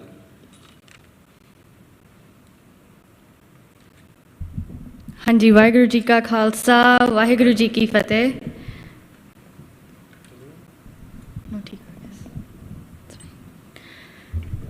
ਠੀਕ ਆ ਗਿਆ, ਓਕੇ। ਹਾਂਜੀ, ਵਾਹਿਗੁਰੂ ਜੀ ਕਾ ਖਾਲਸਾ, ਵਾਹਿਗੁਰੂ ਜੀ ਕੀ ਫਤਿਹ। I want to thank everyone for having me and giving me this opportunity. World Sikh Parliament ਨੇ ਮੈਨੂੰ ਇਹ opportunity ਦਿੱਤੀ ਆ, ਇੱਕ space ਦਿੱਤੀ ਆ ਕਿ ਮੈਂ ਆਪਣੇ skill set ਇਸ stage 'ਤੇ ਲੈ ਕੇ ਆ ਸਕਾਂ। ਅਤੇ ਅੱਜ ਆਪਾਂ ਬਹੁਤ ਸਾਰੇ ਗੱਲ ਕੀਤੀ ਹੈ ਕਿ ਆਪਣੀ ਜਿਹੜੀ ਕਮਿਊਨਿਟੀ ਆ ਉਹਨੂੰ ਕਿਹੜੇ ਇਸ਼ੂਜ਼ ਫੇਸ ਹੋ ਰਹੇ ਨੇ। And I think so, from my perspective, that we need to change how we think. It depends on our mindset. ਜਿਹੜਾ ਕੋਈ ਵੀ revolution ਹੁੰਦਾ ਆ ਉਹ mindset ਤੇ ਬਹੁਤ depend ਕਰਦਾ ਕਿ ਆਪਣੇ ਪੰਥ ਦੀ ਸੋਚ ਕਿੱਦਾਂ ਦੀ ਆ. So we talked about ਕਿ ਆਪਣੇ ਕਿੰਨੇ ਸਾਰੇ issues ਹੈ ਤੇ ਉਹ issues ਦਾ ਜਿਹੜਾ solution ਆ ਉਹ ਹੈ sovereign nation. So ਜੇ ਆਪਣਾ sovereign nation ਇੱਕ solution ਆ, do we have a sovereign mindset? And I remember in 2019, when I was introduced to the concept of World Sikh Parliament, I was so attracted to it because it had a mindset of being sovereign. Parliament ਦਾ ਮਤਲਬ ਹੈ ਕਿ ਆਪਾਂ ਪਹਿਲਾਂ ਹੀ ਇੱਕ government ਖੜੀ ਕਰ ਚੁੱਕੇ ਹਾਂ ਤੇ ਆਪਣੀ ਇਹ ਇੱਕ ਇੱਦਾਂ ਦੀ ਸੋਚ ਹੈ ਕਿ ਆਪਾਂ ਇੱਕ ਜਥੇਬੰਦੀ ਤੱਕ ਲਿਮਿਟਡ ਨਹੀਂ ਹੈਗੇ. ਬਹੁਤ ਸਾਰੀ ਜਥੇਬੰਦੀਆਂ ਨੇ ਜਿਨ੍ਹਾਂ ਨੇ ਕੰਮ ਕੀਤਾ, they're doing amazing work. But now it's time that we think about, you know, how we're going to run as a sovereign nation. Jada apne ek apna ghar milega. We need a structure. I had so many conversations with our community members. They ask ki, okay, tanu je apna ghar mil jayega, tusi onu chalana kidda ya? And ਉਹ ਉਹਨਾਂ ਦਾ ਇੱਕ ਨਾ ਡਿਸਕਰੇਜਿੰਗ point ਲੈ ਕੇ use ਕਰਨਾ ਚਾਹੁੰਦੇ ਆ ਕਈ ਵਾਰ ਕਿ ਤੁਸੀਂ ਤੁਹਾਨੂੰ ਚਲਾਉਣਾ ਤਾਂ ਆਉਂਦਾ ਨਹੀਂ ਹੈਗਾ. So I think so we're already building the structures, you know, so many years. We don't know ਕਿ ਆਪਾਂ ਨੂੰ ਆਪਣਾ ਘਰ ਕਦ ਮਿਲਣਾ ਆ. But whenever do we get it, we are going to have a structure to hand it over to whoever, you know, our coming generations are going to have this. And another thing, so yeah, when in 2019 I joined World Sikh Parliament, I am really passionate about Civil and Human Rights Council. So World Sikh Parliament gave me that stage to talk about these, you know, topics. And I encourage every youth who is here that if you're interested in anything, you know, any topic, we have 10 councils. ਅੱਜ ਜਿਹੜੇ ਤੁਹਾਡੇ ਅੱਗੇ files ਪਈਆਂ ਨੇ ਇਹਦੇ ਵਿੱਚ councilor ਦੀ list ਦਿੱਤੀ ਹੋਈ ਆ. And you have all the members from the World Sikh Parliament. If you are interested and you want to work in that council, you should go talk to that person. You have Himmat Uncle and all the different coordinators from around the globe over here. And they're happy to take you in. And jad civil and human rights di gal aandi a, we did a event in Washington DC, and ithe apa ki ਕੀਤਾ ਸੀਗਾ ਕਿ we were trying as a parliament to talk to the world leaders ਕਿ ਜਿਹੜੇ ਆਪਣਾ ਸਿੱਖ ਜਿਹੜੇ ਹੈਗੇ ਆ ਉਹਨਾਂ ਨਾਲ ਕਿਹੜੇ ਹਿਊਮਨ ਰਾਈਟਸ ਦੀ ਵਾਇਓਲੇਸ਼ਨਾਂ ਹੋ ਰਹੀਆਂ ਨੇ. ਤੇ ਉਹਨਾਂ ਨੇ ਇੱਕ ਸਮਿਟ ਕੀਤੀ ਸੀਗੀ ਇੰਟਰਨੈਸ਼ਨਲ ਰਿਲੀਜਨ ਫਰੀडम ਸਮਿਟ. ਇਹ DC 'ਚ ਹੁਣੀ ਜੁਲਾਈ ਦੇ ਵਿੱਚ ਹੋ ਕੇ ਹਟੀ ਆ. And we went there. ਅਸੀਂ ਦੀਪ ਸਿੱਧੂ ਅਤੇ ਸਿੱਧੂ ਮੂਸੇਵਾਲਾ ਅਤੇ ਸੰਦੀਪ ਨੰਗਲ ਦੀ ਫੋਟੋਆਂ ਲਾਈਆਂ ਸੀਗੀਆਂ ਅਤੇ ਅਸੀਂ ਦੱਸ ਰਹੇ ਸੀਗੇ ਕਿ ਇਹ ਦੇਖੋ ਵੀ ਇਹ ਜਿਹੜੇ ਸਾਡੇ ਨੌਜਵਾਨ ਆ ਪੰਜਾਬ ਦੇ ਵਿੱਚ ਉਹਨਾਂ ਨੂੰ ਮਾਰਿਆ ਜਾ ਰਿਹਾ. ਐਂਡ ਉਹਦੇ ਵਿੱਚ ਕੀ ਹੋਇਆ ਸੀ, ਜਿਹੜੇ ਪਹਿਲੇ ਦਿਨ ਗਏ ਆ ਉੱਥੇ there were like other minority religions too, like Christians ਸੀਗੇ, ਦੂਜੇ minority ਸੀ ਜਿਹੜੀ ਗੱਲ ਕਰ ਰਹੇ ਕਿ ਸਾਡੇ ਨਾਲ ਕਿੱਦਾਂ ਦੀ persecution ਹੁੰਦੀ ਆ. So everyone was given an equal stage. But ਉੱਥੇ ਕੀ ਹੋਇਆ ਕਿ ਉੱਥੇ there was like someone from the, you know, Indian agency or something ਜਿਨ੍ਹਾਂ ਨੇ ਸਾਡੀ ਫੋਟੋ ਖਿੱਚ ਕੇ ਪਾਤੀ ਹੈ ਕਿ ਅਸੀਂ ਜਿਹੜੇ ਹੈਗੇ ਉਹ ਨੈਰੇਟਿਵ ਸੈੱਟ ਕਰਨ ਦੀ ਕੋਸ਼ਿਸ਼ ਕਰ ਰਹੇ ਸੀਗੇ ਕਿ ਅਸੀਂ ਸਾਡਾ ਜਿਹੜਾ ਹੈਗਾ ਆ ਰਿਲੇਸ਼ਨ ਉਹ ਆਈਸਿਸ ਦੇ ਨਾਲ, ਅਸੀਂ ਟੈਰਰਿਸਟ ਹਾਂ ਅਤੇ ਸਾਨੂੰ ਫੰਡਿੰਗ ਪਾਕਿਸਤਾਨ ਤੋਂ ਆਉਂਦੀ, ਆਈਸਿਸ ਤੋਂ ਆਉਂਦੀਆਂ ਨੇ. So I think so we also talked about, I think so one of the VGs talked about ਕਿ ਆਪਾਂ ਨੂੰ ਜਿਹੜਾ ਨੈਰੇਟਿਵ ਪਹਿਲਾਂ ਹੀ ਸੈੱਟ ਕਰਨਾ ਪੈਣਾ ਆ ਕਿ ਉਹ ਤੋਂ ਪਹਿਲਾਂ ਜਿਹੜੀ ਇੰਡੀਅਨ ਗਵਰਨਮੈਂਟ ਆ ਕੇ ਸਾਡਾ ਨੈਰੇਟਿਵ ਸੈੱਟ ਕਰੇ. We have to tell our stories to these people. ਜਿਹੜੀ ਬਲੈਂਕ ਸਲੇਟ ਆ ਆਪਾਂ ਨੂੰ ਆਪਣੀ ਸਟੋਰੀ ਪਹਿਲਾਂ ਹੀ ਉਹਨਾਂ ਨੂੰ ਜਾ ਕੇ ਦੱਸਣੀ ਪੈਣੀ ਆ ਕਿ ਸਾਡੀ ਸਟੋਰੀ ਕੀ ਆ, so that whenever the Indian agencies do try to tell that, you know, we are terrorist or, you know, ਸਾਨੂੰ ਬਦਨਾਮ ਕਰਨ ਦੀ ਕੋਸ਼ਿਸ਼ ਕਰਦੇ ਆ, ਸਾਡੀ ਸਟੋਰੀ ਪਹਿਲਾਂ ਹੀ ਉਹਨਾਂ ਨੂੰ ਪਤਾ ਹੋਵੇ. They don't believe these agencies. So civil and human rights ਦੀ ਜਿਹੜੀ ਕਾਊਂਸਲ ਆ ਉਹਦਾ ਇੱਕ ਇਹੀ ਏਜੰਡਾ ਸੀਗਾ ਕਿ ਆਪਾਂ ਇਹ ਜਿਹੜੇ ਕਮਿੰਗ ਈਅਰਸ ਹੈਗੇ ਆ ਆਪਾਂ ਡਿਫਰੈਂਟ ਨੇਸ਼ਨਸ ਦੇ ਜਿਹੜੇ ਡਿਪਾਰਟਮੈਂਟ ਹੁੰਦੀਆਂ, ਜਿਵੇਂ ਅਮਰੀਕਾ 'ਚ US ਸਟੇਟ ਡਿਪਾਰਟਮੈਂਟ ਆ ਐਂਡ ਕੈਨੇਡਾ ਦਾ ਵੀ ਇੱਕ ਡਿਪਾਰਟਮੈਂਟ ਹੋਏਗਾ ਜਿਹੜੇ ਫੋਰਨ ਪੋਲਿਸੀ ਦੇ ਨਾਲ ਯੂ ਨੋ ਗੱਲਬਾਤ ਕਰਦਾ ਹੋਏਗਾ. We are going to make sure that we build that dialogue with them, we do that lobbying with them and tell that, you know, who we are and what our story is. And if you do need help, you don't know how to do that, and if you want to do that with your communities or your officials, you know, seek the help of World Sikh Parliament. You know, we have, you know, people working around the globe and, you know, people who have those connections with those world leaders. So ਜੇ ਤੁਸੀਂ ਆਪਣੀ community 'ਚ ਇੱਦਾਂ ਦਾ ਕੰਮ ਕਰਨਾ ਚਾਹੁੰਦੇ ਹੋ, do reach out to them because that's one of our important agenda. So at the end, I will just like to sum it up is that, solution to a sovereign nation is sovereign thinking and free thinking. And this thinking is the biggest threat to any government. Jad bhi koi revolution chalda, free thinking is the most dangerous thing towards a government. So naal de naal ਆਪਾਂ ਨੂੰ ਇੱਕ sovereign nation ਦੀ ਇੱਕ ਲੜਾਈ ਲੜਨ ਦੇ ਨਾਲ ਆਪਾਂ ਨੂੰ ਆਪਣੀ thinking ਵੀ sovereign ਕਰਨੀ ਪੈਣੀ ਆ। ਬਸ ਇੰਨੀ ਕੀ ਗੱਲ ਕਹਿਣੀ ਸੀਗੀ। ਵਾਹਿਗੁਰੂ ਜੀ ਕਾ ਖਾਲਸਾ, ਵਾਹਿਗੁਰੂ ਜੀ ਕੀ ਫਤਿਹ। ਸਤਿ ਸ੍ਰੀ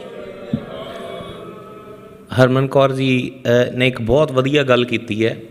ਜਿਹੜਾ ਮੁਲਕ ਹੈ ਉਹ ਸਭ ਤੋਂ ਪਹਿਲਾਂ ਇਨਸਾਨ ਦੇ ਦਿਲ 'ਚ ਬਣਦਾ, ਫਿਰ ਜ਼ੇਨ 'ਚ ਬਣਦਾ, ਫਿਰ ਧਰਤੀ 'ਤੇ ਬਣਦਾ। ਸੋ ਸਾਨੂੰ ਸਾਰਿਆਂ ਨੂੰ ਇੱਕ ਗੱਲ ਰੀਅਲਾਈਜ਼ ਕਰਨੀ ਪਏਗੀ ਸੂਨਰ ਔਰ ਲੇਟਰ ਵੀ ਤੁਸੀਂ ਆਪਣੇ ਆਪ ਨੂੰ ਮੁਲਕ ਸਮਝ ਕੇ ਕੰਡਕਟ ਕਰਨਾ ਸ਼ੁਰੂ ਕਰੋ।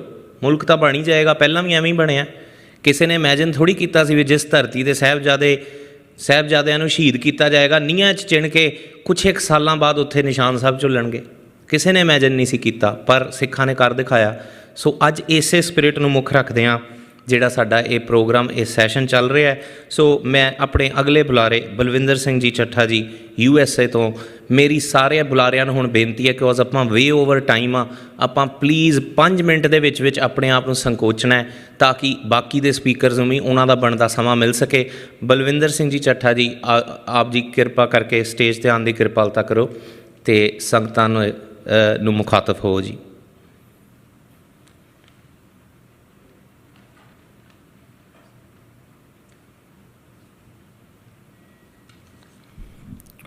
ਵਾਹਿਗੁਰੂ ਜੀ ਕਾ ਖਾਲਸਾ, ਵਾਹਿਗੁਰੂ ਜੀ ਕੀ ਫਤਿਹ। ਵਰਲਡ ਸਿੱਖ ਪਾਰਲੀਮੈਂਟ ਦੇ ਤੀਜੇ ਸੈਸ਼ਨ ਜੋ ਕਿ ਅੰਟੇਰੀਓ ਕੈਨੇਡਾ, ਟੋਰਾਂਟੋ ਕੈਨੇਡਾ ਵਿੱਚ, ਬਰੈਂਪਟਨ ਸ਼ਹਿਰ ਵਿੱਚ ਹੋ ਰਿਹਾ ਹੈ। ਆਪ ਸਾਰੇ ਵਰਲਡ ਸਿੱਖ ਪਾਰਲੀਮੈਂਟ ਦੇ ਮੈਂਬਰ ਸਾਹਿਬਾਨ ਅਤੇ ਹੋਰ ਆਏ ਪਤਵੰਤੇ ਸੱਜਣਾਂ ਨੂੰ ਮੈਂ ਜੀ ਆਇਆਂ ਕਹਿੰਦਾ ਹਾਂ। ਮੈਂ ਪਿਛਲੇ ਕਾਫੀ ਸਮੇਂ ਤੋਂ ਜੋ ਸਾਡੇ ਬੁਲਾਰੇ ਹਨ ਉਹਨਾਂ ਨੂੰ ਸੁਣ ਰਿਹਾ ਹਾਂ, ਔਰ ਇਹ ਜੋ ਬੁਲਾਰੇ ਹਨ ਇਹਨਾਂ ਨੇ ਬਹੁਤ ਮਿਹਨਤ ਕੀਤੀ ਹੈ। ਆਪਣਾ ਜੋ ਪ੍ਰੈਜੈਂਟੇਸ਼ਨ ਦੇ ਰਹੇ ਹਨ, ਖਾਸ ਕਰਕੇ ਜੋ ਇੰਗਲੈਂਡ ਦੀ ਟੀਮ ਆਈ ਹੈ, ਸਰਦਾਰ ਜਗਜੀਤ ਸਿੰਘ ਜੀ ਹੁਣੀ, ਗੁਰਪ੍ਰੀਤ ਸਿੰਘ ਜੀ ਹੁਣੀ, ਜੋ ਇਹ ਮਟੀਰੀਅਲ ਲੈ ਕੇ ਆਏ ਹਨ, ਚਾਹੀਦਾ ਹੈ ਕਿ ਸਾਨੂੰ ਆਪਣੇ ਸਾਰੇ ਹੀ ਗੁਰਦੁਆਰਾ ਸਾਹਿਬਾਨ ਦੇ ਵਿੱਚ ਸਾਰੀਆਂ ਹੀ ਸਿੱਖ ਸੰਗਤਾਂ ਨੂੰ ਇਹ ਪ੍ਰੈਜੈਂਟੇਸ਼ਨ ਉਹਨਾਂ ਨੂੰ ਦੱਸੇ ਜਾਣ, ਉਹਨਾਂ ਨੂੰ ਐਜੂਕੇਟ ਕੀਤੇ ਜਾਣ। ਕਿਉਂਕਿ ਜੋ ਇਹ ਸੇਵਿੰਗ ਪੰਜਾਬ ਦਾ ਪ੍ਰੋਜੈਕਟ ਲੈ ਕੇ ਆਏ ਹਨ ਵੀ ਗੁਰਪ੍ਰੀਤ ਸਿੰਘ ਜੀ ਹੁਣੀ, ਇਹ ਜੇ ਤੁਸੀਂ ਵਹਿੰਦੇ ਹੋ ਤਾਂ ਇਹਦਾ ਵੇਖ ਕੇ ਲੂੰ ਕੰਡੇ ਖੜੇ ਹੋ ਜਾਂਦੇ ਹਨ ਕਿ ਪੰਜਾਬ ਵਿੱਚ ਕੀ ਹੋ ਰਿਹਾ ਹੈ, ਪੰਜਾਬ ਨੂੰ ਕਿਸ ਤਰ੍ਹਾਂ ਧੱਕਿਆ ਗਿਆ ਹੈ, ਪੰਜਾਬ ਨਾਲ ਕੀ ਬੇਇਨਸਾਫੀਆਂ ਕੀਤੀਆਂ ਗਈਆਂ ਹਨ, ਸਿੱਖ ਨੇਸ਼ਨ ਨੂੰ ਕਿਸ ਤਰ੍ਹਾਂ ਕਰਜ਼ਾਈ ਕੀਤਾ ਗਿਆ ਹੈ। ਸੋ ਇਹ ਜੋ ਪ੍ਰੈਜੈਂਟੇਸ਼ਨਸ ਹਨ ਇਹਨਾਂ ਨੂੰ ਵੱਖ-ਵੱਖ ਥਾਵਾਂ ਵਿੱਚ ਮੈਂ ਬੇਨਤੀ ਕਰਾਂਗਾ ਕਿ ਮੈਂ ਵਾਸ਼ਿੰਗਟਨ DC ਤੋਂ ਹਾਂ। ਸੋ ਇਹ ਜੋ ਪ੍ਰੈਜੈਂਟੇਸ਼ਨ ਜਗਜੀਤ ਸਿੰਘ ਹੁਣੀ ਔਰ ਗੁਰਬੀਰ ਸਿੰਘ ਹੁਣੀ ਜੋ ਸੇਵਿੰਗ ਪੰਜਾਬ ਦੇ ਅੰਦਰ ਲੈ ਕੇ ਆਏ ਹਨ, ਉਹ ਉੱਥੇ ਵੀ ਇਹਨਾਂ ਨੂੰ ਪ੍ਰੈਜੈਂਟ ਕੀਤਾ ਜਾਏ। ਅਸੀਂ ਇਹਨਾਂ ਨੂੰ ਆਪਣੇ ਵੱਲੋਂ ਸੱਦਾ ਦਿੰਦੇ ਹਾਂ। ਦੂਸਰੀ ਗੱਲ, ਮੈਂ finance and world bank council the member ਹਾਂ। ਆਪ ਸਾਰਿਆਂ ਨੇ ਬਹੁਤ ਚੰਗੀਆਂ ਗੱਲਾਂ ਕੀਤੀਆਂ ਹਨ ਕਿ ਸਿੱਖ ਨੇਸ਼ਨ ਹੋਣਾ ਚਾਹੀਦਾ ਹੈ, ਸਿੱਖ ਦੇਸ਼ ਹੋਣਾ ਚਾਹੀਦਾ ਹੈ, ਖਾਲਿਸਤਾਨ ਸਾਡਾ ਦੇਸ਼ ਹੋਣਾ ਚਾਹੀਦਾ ਹੈ। ਕਿਉਂ ਨਹੀਂ ਹੋਣਾ ਚਾਹੀਦਾ? ਬਿਲਕੁਲ ਅਸੀਂ ਚਾਹੁੰਦੇ ਹਾਂ ਕਿ ਅੱਜ ਹੀ ਸਾਨੂੰ ਸਾਡਾ ਦੇਸ਼ ਮਿਲ ਜਾਏ। ਔਰ ਅਸੀਂ ਇਹ ਵੀ ਗੱਲਾਂ ਕੀਤੀਆਂ ਹਨ ਕਿ ਪੰਜਾਬ ਕਰਜ਼ਾਈ ਹੈ, 8000 ਕਿੰਨੇ ਕਰੋੜ ਦਾ ਪੰਜਾਬ ਕਰਜ਼ਾਈ ਹੈ। ਕਿਉਂ ਹੈ? ਕਿਉਂਕਿ ਪੰਜਾਬ ਕੋਲ ਪੈਸਾ ਨਹੀਂ ਹੈ। ਪੰਜਾਬ ਦੇ ਉੱਤੇ ਉਹ ਬਰਡਨ ਸੁੱਟ ਦਿੱਤਾ ਗਿਆ, ਜਿਹੜੀ ਹਿੰਦੁਸਤਾਨ ਦੀ ਮਿਲਟਰੀ ਦਰਬਾਰ ਸਾਹਿਬ 'ਤੇ ਅਟੈਕ ਕਰਨ ਆਈ ਸੀ, ਅਕਾਲ ਤਖਤ ਸਾਹਿਬ ਨੂੰ ਢਾਇਆ ਗਿਆ ਸੀ, ਉਸ ਦਾ ਜੋ ਖਰਚਾ ਹੈ ਉਹ ਵੀ ਪੰਜਾਬ ਦੇ ਉੱਤੇ ਪਾ ਦਿੱਤਾ ਗਿਆ। ਪੰਜਾਬ ਜੋ ਕਿ ਬ੍ਰੈਡ ਬਟਰ ਸੀ ਹਿੰਦੁਸਤਾਨ ਦੀ, ਉਸ ਨੂੰ ਇੱਕ ਕੰਗਾਲੀ ਵੱਲ ਤੋਰ ਦਿੱਤਾ ਗਿਆ ਹੈ। ਇਹ ਸਾਰੇ ਜੋ ਹਨ ਸਿੰਪਟਮਸ, ਇਹ ਇੱਕਦਮ ਇਕੱਠੇ ਨਹੀਂ, ਇੱਕਦਮ ਨਹੀਂ ਹੋ ਗਏ। ਇਹ ਬੜੇ ਪਿਛਲੇ ਪੁਰਾਣੇ ਬਹੁਤ ਸਮੇਂ ਤੋਂ 1947 ਤੋਂ ਹੀ ਜਦੋਂ ਹਿੰਦੁਸਤਾਨ ਆਜ਼ਾਦ ਹੋਇਆ ਅਤੇ ਸਿੱਖ ਕੌਮ ਇੱਕ ਵਾਰ ਫਿਰ ਗੁਲਾਮ ਹੋ ਗਈ, ਉਦੋਂ ਤੋਂ ਹੀ ਇਹ ਸਿੰਪਟਮ ਚੱਲ ਰਹੇ ਹਨ। ਅਸੀਂ ਸਮਝ ਨਹੀਂ ਸਕੇ, ਕੁਝ ਨਾ ਸਾਨੂੰ ਸਮਝਾਇਆ ਗਿਆ ਔਰ ਕੁਝ ਇਹ ਹਿਡਨ ਰੱਖੇ ਗਏ। ਇਹ ਇਸ ਤਰ੍ਹਾਂ ਸਾਰਾ ਕੁਝ ਤੋਰਿਆ ਗਿਆ ਕਿ ਸਿੱਖਾਂ ਨੂੰ, ਬਹੁਤੇ ਜੋ ਆਮ ਸਿੱਖ ਹਨ ਉਹਨਾਂ ਨੂੰ ਤਾਂ ਇਹਨਾਂ ਗੱਲਾਂ ਦਾ ਪਤਾ ਨਹੀਂ ਲੱਗ ਸਕੇ ਕਿ ਸਿੱਖਾਂ ਨਾਲ ਅਸੀਂ ਕੀ ਕਰਨ ਜਾ ਰਹੇ ਹਾਂ। ਸੋ ਇਹ ਜਿਹੜੀਆਂ ਸਾਰੀਆਂ ਬਿਮਾਰੀਆਂ ਹਨ, ਇਹਨਾਂ ਦਾ ਇੱਕੋ ਇੱਕ ਹੱਲ ਹੈ ਕਿ ਸਿੱਖ ਆਪਣਾ ਆਜ਼ਾਦ ਮੁਲਕ, ਆਪਣਾ ਆਜ਼ਾਦ ਦੇਸ਼ ਪੰਜਾਬ, ਜਿਸ ਦਾ ਕਿ ਨਾਂ ਖਾਲਿਸਤਾਨ ਹੈ, ਉਸ ਨੂੰ ਆਜ਼ਾਦ ਕਰਾਉਣ। 100 ਹੱਥ ਰੱਸਾ ਸਿਰੇ 'ਤੇ ਗੰਢ, ਆਜ਼ਾਦੀ ਹੀ ਇੱਕ ਸਿੱਖਾਂ ਦਾ ਹੱਲ ਹੈ। ਲੇਕਿਨ ਫਿਰ ਵੀ ਸਾਨੂੰ ਜੋ ਅਸੀਂ ਇਹ ਸਟੈਪ ਚੁੱਕ ਰਹੇ ਹਾਂ, ਜੋ ਸਿੱਖ ਆਪਣੇ ਆਪ ਦੇਸ਼ ਨੂੰ ਆਜ਼ਾਦੀ ਵਾਸਤੇ ਤਿਆਰ ਕਰ ਰਹੇ ਹਨ, ਉਹ ਉਸਦਾ ਸਹਿਯੋਗ ਦੇਣਾ ਚਾਹੀਦਾ ਹੈ। ਵਰਲਡ ਸਿੱਖ ਪਾਰਲੀਮੈਂਟ ਜੋ ਕਿ ਇੱਕ ਅੰਬਰੇਲਾ ਆਰਗੇਨਾਈਜੇਸ਼ਨ ਦੇ ਤੌਰ 'ਤੇ ਹੋਂਦ ਵਿੱਚ ਆਈ ਹੈ, ਮੈਂ ਚਾਹੁੰਦਾ ਹਾਂ ਕਿ ਇਸ ਦੇ ਅੰਡਰ ਸਾਰੀਆਂ ਆਰਗੇਨਾਈਜੇਸ਼ਨ ਆਉਣ ਔਰ ਇਸ ਨਾਲ ਮੋਢੇ ਨਾਲ ਮੋਢਾ ਜੋੜ ਕੇ ਕੰਮ ਕਰਨ। ਜੋ ਵੀ ਸਿਵਲ ਰਾਈਟਸ ਆਰਗੇਨਾਈਜੇਸ਼ਨ ਹੈ, ਉਹਨਾਂ ਨੂੰ ਬੇਨਤੀਆਂ ਹਨ ਕਿ ਆਓ ਸਾਰੇ ਇਕੱਠੇ ਹੋ ਕੇ ਹਮਲਾ ਮਾਰੀਏ ਔਰ ਵਰਲਡ ਸਿੱਖ ਪਾਰਲੀਮੈਂਟ ਦੇ ਅੰਡਰ ਇਕੱਠੇ ਹੋ ਕੇ ਆਪਣਾ ਦੇਸ਼ ਆਜ਼ਾਦ ਕਰਾਈਏ। ਮੈਂ ਜਿਸ ਤਰ੍ਹਾਂ ਕਿ ਕਿਹਾ ਹੈ ਕਿ ਪੰਜਾਬ ਕਰਜ਼ਾਈ ਹੋਇਆ ਹੈ, ਉਹ ਕਿਉਂਕਿ ਉਹਨਾਂ ਕੋਲ ਪੈਸਾ ਨਹੀਂ ਹੈ। ਮੈਂ ਪਿਛਲੇ 2 ਦਿਨ ਤੋਂ, ਕੱਲ੍ਹ ਤੋਂ ਆਇਆ, ਪਰਸੋਂ ਤੋਂ ਇਹ ਸੁਣ ਰਿਹਾ ਹਾਂ ਕਿ ਵਰਲਡ ਸਿੱਖ ਪਾਰਲੀਮੈਂਟ ਬਹੁਤ ਚੰਗਾ ਕੰਮ ਕਰ ਰਹੇ ਹਨ, ਦਿਸ ਕਰ ਰਹੇ ਹਨ, ਉਹ ਕਰ ਰਹੇ ਹਨ। ਲੇਕਿਨ ਮੈਂ ਫਾਈਨੈਂਸ ਕਮੇਟੀ ਦਾ ਮੈਂਬਰ ਹਾਂ, ਲੇਕਿਨ ਮੈਂ ਇੱਕ ਵੀ ਕਿਸੇ ਕੋਲੋਂ ਨਹੀਂ ਸੁਣਿਆ ਕਿ ਆਪਾਂ ਨੂੰ ਵਰਲਡ ਸਿੱਖ ਪਾਰਲੀਮੈਂਟ ਦੀ ਫਾਈਨੈਂਸ਼ੀਅਲ ਸਿਚੁਏਸ਼ਨ ਕੀ ਕਰ ਰਹੇ ਹਾਂ। ਨਾ ਹੀ ਮੈਂ ਅੱਜ ਤੋਂ ਕੁਛ ਕੀਤਾ ਹੈ। ਇਹ ਗੱਲਾਂ ਕੀਤੀਆਂ ਹਨ ਕਿ ਤੁਸੀਂ ਫਾਈਨੈਂਸ ਕਮੇਟੀ ਦੇ ਮੈਂਬਰ ਹੋ, ਲੇਕਿਨ ਅਸੀਂ ਕਦੇ ਵੀ ਕੋਈ ਵਰਲਡ ਸਿੱਖ ਪਾਰਲੀਮੈਂਟ ਨੂੰ, ਹਾਂ ਕਦੀ ਕਦਾਈ ਕੋਈ ਇਹੋ ਜਿਹਾ ਮੌਕਾ ਆ ਜਾਂਦਾ ਹੈ ਜਦੋਂ ਹਿੰਮਤ ਹੁਣੀ ਕਹਿਣਗੇ ਵੀ ਇਸ ਤਰ੍ਹਾਂ ਆਹ ਕੋਈ ਪ੍ਰੋਜੈਕਟ ਹੈਗਾ, ਤੁਸੀਂ ਮਾਇਆ ਦੇ ਦਿਓ ਜਾਂ ਕੁਛ, ਉਹ ਕੰਮ ਕੀਤੇ ਹਨ। ਲੇਕਿਨ ਸੋਲਿਡ ਤੌਰ 'ਤੇ ਅੱਜ ਤੱਕ ਅਸੀਂ ਕੋਈ ਵੀ ਵਰਲਡ ਸਿੱਖ ਪਾਰਲੀਮੈਂਟ ਵਾਸਤੇ ਜੋ ਫਾਈਨੈਂਸ ਹੈ, ਜੋ ਮਾਇਆ ਹੈ, ਉਹ ਇਕੱਠੀ ਨਹੀਂ ਕੀਤੀ। ਸੋ ਮੈਂ ਚਾਹੁੰਦਾ ਹਾਂ, ਮੇਰੇ ਨਾਲ ਸਾਡੇ ਡਾਕਟਰ ਹਰਜਿੰਦਰ ਸਿੰਘ ਆਜ਼ਾਦ ਹੁਣੀ ਮੈਂਬਰ ਹਨ, ਉਹ ਇਸ ਕਮੇਟੀ ਦੇ ਕੋਆਰਡੀਨੇਟਰ ਹਨ। ਅਸੀਂ ਚਾਹੁੰਦੇ ਹਾਂ ਕੋਈ ਇਹੋ ਜਿਹਾ ਸੋਲਿਡ ਪ੍ਰੋਗਰਾਮ ਬਣਾਇਆ ਜਾਵੇ ਕਿ ਵਰਲਡ ਸਿੱਖ ਪਾਰਲੀਮੈਂਟ ਫਾਈਨੈਂਸ਼ੀਅਲੀ ਤੌਰ 'ਤੇ ਸੋਲਿਡ ਹੋਵੇ, ਆਪਣੇ ਪੈਰਾਂ 'ਤੇ ਖੜੀ ਹੋਵੇ, ਤਾਂ ਕਿ ਜੋ ਆਹ ਪ੍ਰੋਜੈਕਟ ਅਸੀਂ ਬਣਾਏ ਹਨ, ਇਹਨਾਂ ਨੂੰ ਮਾਇਆ ਚਾਹੀਦੀ ਹੈ, ਇਹਨਾਂ ਨੂੰ ਚਲਾਉਣ ਵਾਸਤੇ ਮਾਇਆ ਦੀ ਲੋੜ ਹੈ। ਸੋ ਮੇਰੀ ਇਹ ਬੇਨਤੀ ਪ੍ਰਵਾਨ ਕੀਤੀ ਜਾਵੇ, ਕੋਈ ਬੈਠ ਕੇ ਕੋਈ ਇਹੋ ਜਿਹਾ ਸੋਲਿਊਸ਼ਨ ਬਣਾਇਆ ਜਾਵੇ ਕਿ ਵਰਲਡ ਸਿੱਖ ਪਾਰਲੀਮੈਂਟ ਦੀ ਫਾਈਨੈਂਸ਼ੀਅਲ ਸਿਚੁਏਸ਼ਨ ਜੋ ਹੈ ਸਟਰੋਂਗ ਕੀਤੀ ਜਾਵੇ ਔਰ ਮਾਇਆ ਇਕੱਠੀ ਕੀਤੀ ਜਾਵੇ। ਇੰਨੀਆਂ ਕੀ ਬੇਨਤੀਆਂ ਪ੍ਰਵਾਨ ਕਰਨੀਆਂ ਜੀ। ਵਾਹਿਗੁਰੂ ਜੀ ਕਾ ਖਾਲਸਾ, ਵਾਹਿਗੁਰੂ ਜੀ ਕੀ ਫਤਿਹ। ਇੱਕ ਵਾਰ ਫਿਰ ਆਪ ਸਾਰੇ ਸੰਗਤਾਂ ਦਾ ਧੰਨਵਾਦ। ਵਾਹਿਗੁਰੂ ਜੀ ਕਾ ਖਾਲਸਾ, ਵਾਹਿਗੁਰੂ।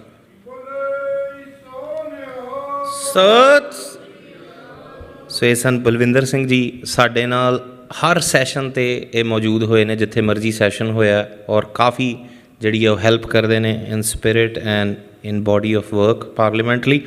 ਸੋ ਬੇਨਤੀ ਹੈ ਜੀ, ਸਾਡੇ ਅਗਲੇ ਬੁਲਾਰੇ ਦਲਜੀਤ ਸਿੰਘ ਜੀ ਸਟਾਕਟਨ ਤੋਂ, ਰਿਲੀਜੀਅਸ ਕਾਉਂਸਲ ਵਿੱਚ ਉਹ ਜਿਹੜਾ ਸੇਵਾ ਨਿਭਾਉਂਦੇ ਨੇ। ਸੋ ਉਹਨਾਂ ਨੂੰ ਬੇਨਤੀ ਕਰਦੇ ਹਾਂ ਵੀ ਸੰਗਤਾਂ ਦੇ ਉਹ ਮੁਖਾਤਬ ਹੋਣ। ਸਟਾਕਟਨ ਜਿਹੜੀ ਹੈ, ਸਾਨੂੰ ਸਾਰਿਆਂ ਨੂੰ ਪਤਾ ਗਦਰੀ ਬਾਬਿਆਂ ਦੀ ਧਰਤੀ ਹੈ, ਅਤੇ ਜ਼ਰੂਰ ਉੱਧਰੋਂ ਜਿਹੜੀ ਹੈ ਆਵਾਜ਼ ਉਹ ਵੀ ਜਿਹੜੀ ਹੈ ਸਿੱਖ ਕੌਮ ਲਈ ਆਉਣੀ ਚਾਹੀਦੀ ਹੈ। ਸੋ ਭਾਈ ਦਲਜੀਤ ਸਿੰਘ ਜੀ।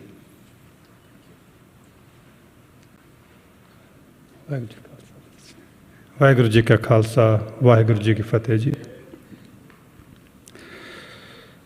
ਭਾਈ ਸਾਹਿਬਾਨਾਂ ਨੇ ਇੱਕ ਗੱਲ ਕੀਤੀ ਸੀਗੀ ਕਿ ਜਿਹੜੇ ਪ੍ਰਾਤਨ ਜੋ ਆਪਣੇ ਯੋਧੇ ਹੁੰਦੇ ਸੀਗੇ, ਅਤੇ ਉਹ ਜਦੋਂ ਵੀ ਉਹਨਾਂ ਨੇ ਗੱਲ ਕਰਨੀ ਅਤੇ ਪੰਥ ਪੰਥ ਪੰਥ। ਮੇਰੀ ਹੱਡ ਬੀਤੀ ਆ ਕਿ ਜਦੋਂ ਭਾਈ ਸਾਹਿਬ ਹੋਣਾ ਦੀ, ਜਹੇਦਾਰ ਸਾਹਿਬ ਹੋਣਾ ਦੀ ਲੱਕ ਦੇ ਵਿੱਚ ਬਹੁਤ ਪ੍ਰੋਬਲਮ ਸੀ ਅਤੇ ਤੁਰਨਾ ਮੁਸ਼ਕਿਲ ਹੋ ਗਿਆ ਉਹਨਾਂ ਨੂੰ ਬਹੁਤ ਜ਼ਿਆਦਾ। ਅਤੇ ਉਹਨਾਂ ਨੂੰ ਜਦੋਂ ਕੋਟ ਖੜਨਾ ਤਾਂ ਉਹਨਾਂ ਦੇ ਬੇੜੀਆਂ ਲੱਗੀਆਂ ਹੁੰਦੀਆਂ ਪੈਰਾਂ ਨੂੰ। ਤਾਂ ਉਹਨਾਂ ਦਿਨਾਂ ਦੀ ਗੱਲ ਆ, ਅਤੇ ਮੌਕਾ ਮਿਲਿਆ ਗੱਲ ਕਰਨ ਦਾ ਜਹੇਦਾਰ ਸਾਹਿਬ ਬਣਨਾ। ਅਤੇ ਮੈਂ ਸਾਹਿਬ ਪੁੱਛ ਬੈਠਾ, ਮੈਂ ਜਹੇਦਾਰ ਸਾਹਿਬ ਤੁਹਾਡੀ ਸਿਹਤ ਕਿੱਦਾਂ? ਅਤੇ ਮੈਨੂੰ ਕਹਿੰਦੇ ਕਿ ਸਿਹਤ ਕਹਿੰਦੇ ਘੋੜੇ ਵਰਗੀ ਇਹ। ਮੈਂ ਕਿਹਾ ਮੈਂ ਤੁਹਾਡੇ ਦਰਸ਼ਨ ਕੀਤੇ, ਲੱਗਾ ਨਹੀਂ ਮੈਨੂੰ। ਕਹਿੰਦੇ ਮੇਰੀ ਗੱਲ ਛੱਡ, ਦੱਸ ਪੰਥ ਦਾ ਕੀ ਹਾਲ ਆ? ਉਹ ਜਦੋਂ ਭਾਈ ਸਾਹਿਬ ਗੱਲ ਕਰ ਰਹੇ ਤਾਂ ਮੇਰੇ ਦਿਮਾਗ 'ਚ ਉਹ ਪੂਰੀ ਗੱਲ ਚੱਲ ਗਈ ਕਿ ਵਾਕਈ ਜਿਹੜੀ ਆਪਾਂ ਗੱਲ ਸੁਣਦੇ ਸੱਚ ਆ, ਅੱਜ ਵੀ ਹੈਗੀ ਹੈ ਗੱਲ ਵੀ ਜਿਹੜੇ ਪੰਥ ਨੂੰ ਪਰਨਾਏ ਲੋਕ ਆ ਨਾ, ਉਹ ਸ਼ਦਾਈ ਹੋਏ ਫਿਰਦੇ ਪੰਥ ਵਾਸਤੇ, ਉਹਨਾਂ ਨੂੰ ਹੋਰ ਕੁਝ ਦਿਖਦਾ ਨਹੀਂ। ਜਦੋਂ ਇਹਨਾਂ ਨੇ ਜੇਲ੍ਹ ਤੋਂ ਨਿਕਲਿਆ ਬਾਹਰ ਸੁਰੰਗ ਪੁੱਟ ਕੇ, ਅਤੇ ਜਿਹੜੇ ਸਿੰਘ ਇਹਨਾਂ ਦੇ ਨੇੜੇ ਸੀ, ਇਹਨਾਂ ਨੂੰ ਕਿਹਾ ਸੀਗਾ ਕਿ ਤੁਸੀਂ ਇੱਥੋਂ ਚਲੇ ਜਾਓ ਅਤੇ ਪਾਕਿਸਤਾਨ ਆ ਜਾਓ। ਤਾਂ ਕਹਿੰਦੇ ਮੈਂ ਇਸ ਵਾਸਤੇ ਜੇਲ੍ਹ 'ਚੋਂ ਨਹੀਂ ਆਇਆ ਕਿ ਮੈਂ ਇੱਥੋਂ ਨਿਕਲਣਾ ਅਤੇ ਮੈਂ ਆਪਣੀ ਜਾਨ ਬਚਾਉਣੀ ਆ। ਅੱਜ ਜਿੰਨੇ ਇੱਥੇ ਬੰਦੇ ਬੈਠੇ ਆ, ਜਿਨ੍ਹਾਂ ਦਾੜੀ ਚਿੱਟੀਆਂ ਹੋਈਆਂ, ਇਹਨਾਂ 'ਚੋਂ ਕੋਈ ਨਹੀਂ ਸੀ ਬਚਣਾ ਜੇ ਹਵਾਰਾ ਜੇਲ੍ਹ 'ਚੋਂ ਆਣ ਕੇ ਅਤੇ ਪਾਕਿਸਤਾਨ ਜਾਂਦਾ, ਸਾਡੇ ਨੂੰ ਅਮਰੀਕਾ ਆ ਜਾਂਦਾ। ਜੇ ਇਹਨਾਂ ਨੇ ਆਪਣੀ ਜ਼ਿੰਦਗੀ ਜੇਲ੍ਹ 'ਚ ਕੱਢੀ ਆ, ਕਿਉਂਕਿ ਬੇਅੰਤੇ ਦਾ ਮਰਨਾ ਬੜਾ ਜ਼ਰੂਰੀ ਸੀਗਾ ਉਸ ਟਾਈਮ ਦੇ ਉੱਪਰ, ਇਹਨਾਂ ਨੇ ਆਪਣਾ ਪੂਰਾ ਜੀਵਨ ਲਾ ਕੇ ਅਤੇ ਸਾਨੂੰ ਸਾਰਿਆਂ ਨੂੰ ਬਚਾਇਆ। ਸਾਨੂੰ ਬਹੁਤਾਤ ਵਿੱਚ ਗੱਲ ਸੁਣਨ ਨੂੰ ਮਿਲਦੀ ਆ ਕਿ ਸਾਡੇ ਜਿਹੜੇ ਲੀਡਰ ਆ, ਸਾਨੂੰ ਚੰਗਿਆ ਨਹੀਂ ਗਾ ਮਿਲਿਆ। ਅਤੇ ਮੈਨੂੰ ਲੱਗਦਾ ਵਾ ਕਿ ਜਿਹੜੀ ਵਰਲਡ ਸਿੱਖ ਪਾਰਲੀਮੈਂਟ ਆ, ਇਹਦੇ ਜਿਹੜੇ ਮੋਢੀ ਆ ਉਹ ਜਹਦਰ ਹਵਾਰਾ ਵਾ, ਉਹਨਾਂ ਦੀ ਸੋਚ ਸੀਗੀ ਆ ਜਿਹੜੀ ਆ ਵੀ ਹਾਂ ਆਹ ਕੰਮ ਹੋਣਾ ਚਾਹੀਦਾ, ਅਤੇ ਵਰਲਡ ਵਾਈਡ ਜਿੰਨੇ ਸਿੱਖ ਆ ਉਹ ਸਾਰੇ ਇਕੱਠੇ ਹੋਣੇ ਚਾਹੀਦੇ ਆ। ਮੇਰੇ 'ਚ ਬਹੁਤ ਕਮੀਆਂ ਹੋ ਸਕਦੀਆਂ,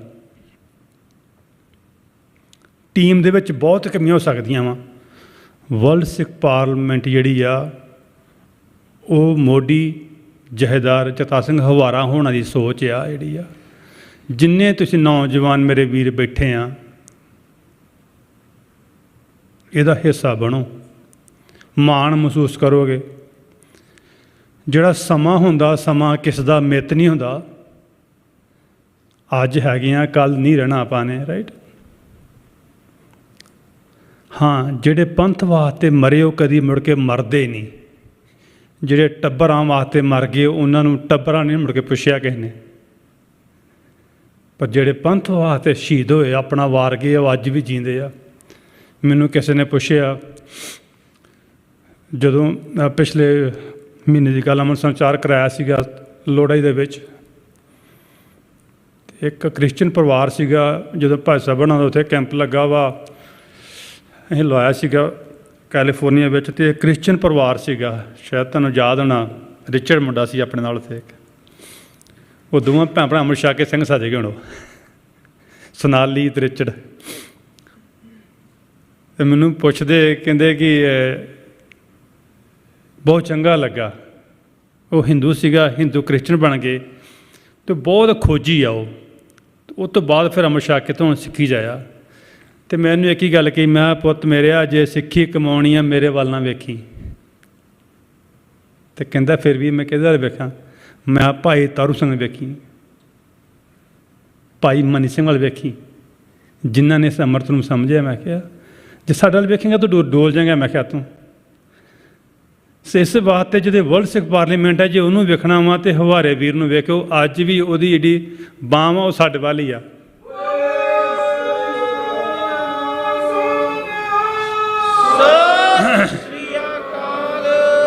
ਆ ਕਹਿਣਾ ਜਿਹੜਾ ਬਹੁਤ ਸੌਖਾ ਵਾ ਕਿ ਪੰਥ ਵਸੇ ਮੈਂ ਉਜੜਾਂ, ਸਾਰੇ ਕਹਿੰਦੇ ਅਸੀਂ, ਪਰ ਕਰਕੇ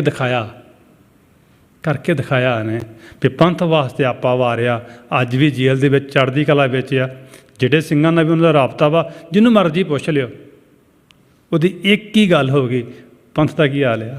ਪੰਥ ਚੜ੍ਹਦੀ ਕਲਾ ਵਿੱਚ ਆ। ਉਹ ਜੇਲ੍ਹ 'ਚ ਬਹਿ ਕੇ ਵੀ ਪੰਥ ਦੀ ਗੱਲ ਕਰਦੇ ਆ, ਅਸੀਂ ਬਾਹਰ ਵਿਚਰ ਕੇ ਵੀ ਪੰਥ ਨੂੰ ਵੇਚਣ ਦੀ ਗੱਲ ਕਰਦੇ ਹਾਂ, ਪੰਥ ਨੂੰ ਡੋਬਣ ਦੀ ਗੱਲ ਕਰਦੇ ਹਾਂ, ਚਾਹੇ ਮੰਨੀਏ ਚਾਹੇ ਨਾ ਮੰਨੀਏ। ਅਸੀਂ ਕਦੀ ਨਹੀਂ ਸੋਚਿਆ ਇਸ ਚੀਜ਼ ਨੂੰ ਕਿ ਜਿਹੜਾ ਮੇਰੇ ਬੱਚੇ ਆ ਉਹ ਮੇਰੇ ਨਹੀਂ ਗੇ, ਉਹ ਪੰਥ ਦੀ ਇਮਾਨਤ ਆ, ਅਤੇ ਮੈਂ ਉਹਨਾਂ ਨੂੰ ਪੰਥ ਵਾਸਤੇ ਤਿਆਰ ਕਰਨਾ। ਆਪਾਂ ਉਹਨੂੰ ਡਾਕਟਰ ਬਣਾ ਕੇ ਪੈਸਾ ਤੇ ਕਮਾਉਣਾ ਸਿਖਾਉਂਦੇ ਉਹਨੂੰ, ਪਰ ਉਹਨੂੰ ਆਹ ਨਹੀਂ ਦੱਸਿਆ ਕਦੀ ਅਸੀਂ ਕਿ ਭਾਈ ਤਾਰੂ ਸਿੰਘ ਦੀ ਜਿਹੜੀ ਭੈਣ ਸੀ ਨਾ, ਜਿਹੜੀ ਮਾਤਾ ਸੀਗੇ, ਉਹ ਕੱਲਾ ਕੱਲਾ ਪੁੱਤ ਅਤੇ ਕੱਲਾ ਕੱਲਾ ਭਰਾ ਸੀਗਾ ਭੈਣ ਦਾ। ਅਤੇ ਮਾਂ ਨੇ ਆਹ ਗੱਲ ਕਹੀ ਸੀਗੀ ਕਿ ਮੈਨੂੰ ਪਤਾ ਵਾ ਕਿ ਲਾਹੌਰ ਗਿਆ ਜੀਂਦਾ ਨਹੀਂ ਮੁੜ ਕੇ ਆਉਣਾ, ਪਰ ਪੁੱਤ ਮੈਂ ਤੇਰੀ ਲਾਸ਼ ਵੇਖਣੀ ਮੈਨੂੰ ਮਨਜ਼ੂਰ ਆ। ਮੈਂ ਨਹੀਂ ਚਾਹੁੰਦੀ ਤੂੰ ਜੀਂਦਾ ਆਵੇਂ, ਜੀਂਦਾ ਉਹ ਆਊਗਾ ਜਿਹੜਾ ਧਰਮ ਬਦਲ ਕੇ ਆਊਗਾ। ਇਸਲਾਮ ਕਬੂਲੂਗਾ ਤਾਂ ਜਿੰਦਾ ਬਚੂਗਾ, ਜੇ ਸਿੱਖੀ ਜਿਹੜਾ ਤਾਂ ਜਿੰਦਾ। ਤੇ ਕਹਿੰਦੀ ਮੈਨੂੰ ਤੇਰੀ ਲਾਸ਼ ਮਨਜ਼ੂਰ ਹੈ, ਮੈਂ ਨਹੀਂ ਚਾਹੁੰਦੀ ਤੂੰ ਜਿੰਦਾ ਘਰ ਆਵੇਂ। ਉਹਨਾਂ ਮਾਵਾਂ ਦੇ ਹੀ ਪੋਤਿਆਂ, ਤੁਹਾਨੂੰ ਸਾਰਿਆਂ ਨੂੰ ਸਲੂਟ ਆ। ਤੁਸੀਂ ਜਿਹੜੀ ਵੀਰ ਨੇ ਇੱਕ ਹੁਕਮ ਕੀਤਾ ਤੇ ਇਹਨਾਂ ਵੀਰਾਂ ਨੇ ਰਲ ਮਿਲ ਕੇ ਉਸ ਸੰਸਥਾ ਨੂੰ ਬਣਾਇਆ ਤੇ ਤੋਰਿਆ ਵਾ।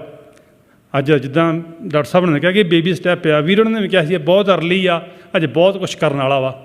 ਅਰਦਾਸ ਕਰਿਓ ਮਾਰਦੇ ਚਰਨਾਂ ਦੇ ਵਿੱਚ, ਸਾਨੂੰ ਸਾਰਿਆਂ ਨੂੰ ਮਾਲਕ ਸਮਤ ਬਖਸ਼ੇ ਤੇ ਜੀਂਦੇ ਜੀ ਕੋਈ ਪੰਥ ਵਾਸਤੇ ਕਰ ਸਕੀਏ।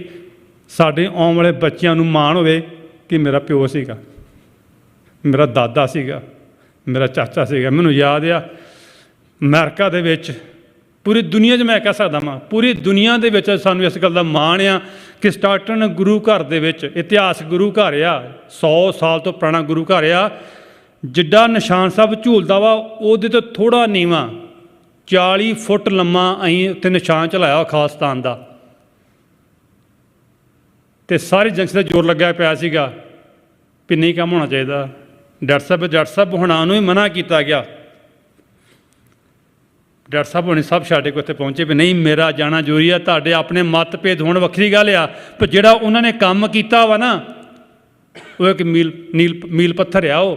ਅਤੇ ਡਾਕਟਰ ਸਾਹਿਬ ਧਾਮ ਸਾਰੇ ਉੱਥੇ ਪਹੁੰਚੇ ਸੀਗੇ। ਉਹ ਇਸ ਕਰਕੇ ਕਿ ਜਿਹੜੀ ਧਰਤੀ ਨੂੰ ਬਿਲੋਂਗ ਕਰਦੇ ਆ ਗਦਰੀ ਬਾਬਿਆਂ ਨੂੰ, ਉਹਨਾਂ ਨੇ ਆਪਣੀਆਂ ਜ਼ਮੀਨਾਂ ਛੱਡ ਕੇ ਆਪਣੀਆਂ ਜਾਨਾਂ ਵਾਰੀਆਂ ਦੇਸ਼ ਪੰਜਾਬ ਵਾਸਤੇ, ਜਿਹਨੂੰ ਆਪਾਂ ਖਾਲਿਸਤਾਨ ਕਹਿੰਦੇ ਹਾਂ। ਆਪਾਂ ਉਹਨਾਂ ਦੇ ਵਾਰਸ ਹਾਂ।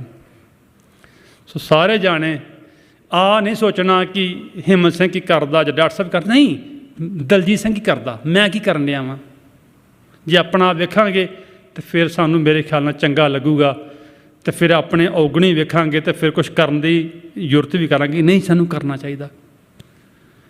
ਬਹੁਤ ਧੰਨਵਾਦ ਆਪ ਜੀ ਨੇ ਸਮਾਂ ਬਖਸ਼ਿਆ। ਬੈਠੇ ਹਾਂ ਭੁੱਲ ਚੁੱਕ ਦੀ ਖਿਮਾ। ਵਾਹਿਗੁਰੂ ਜੀ ਕਾ ਖਾਲਸਾ, ਵਾਹਿਗੁਰੂ ਜੀ ਫਤਿਹ ਜੀ।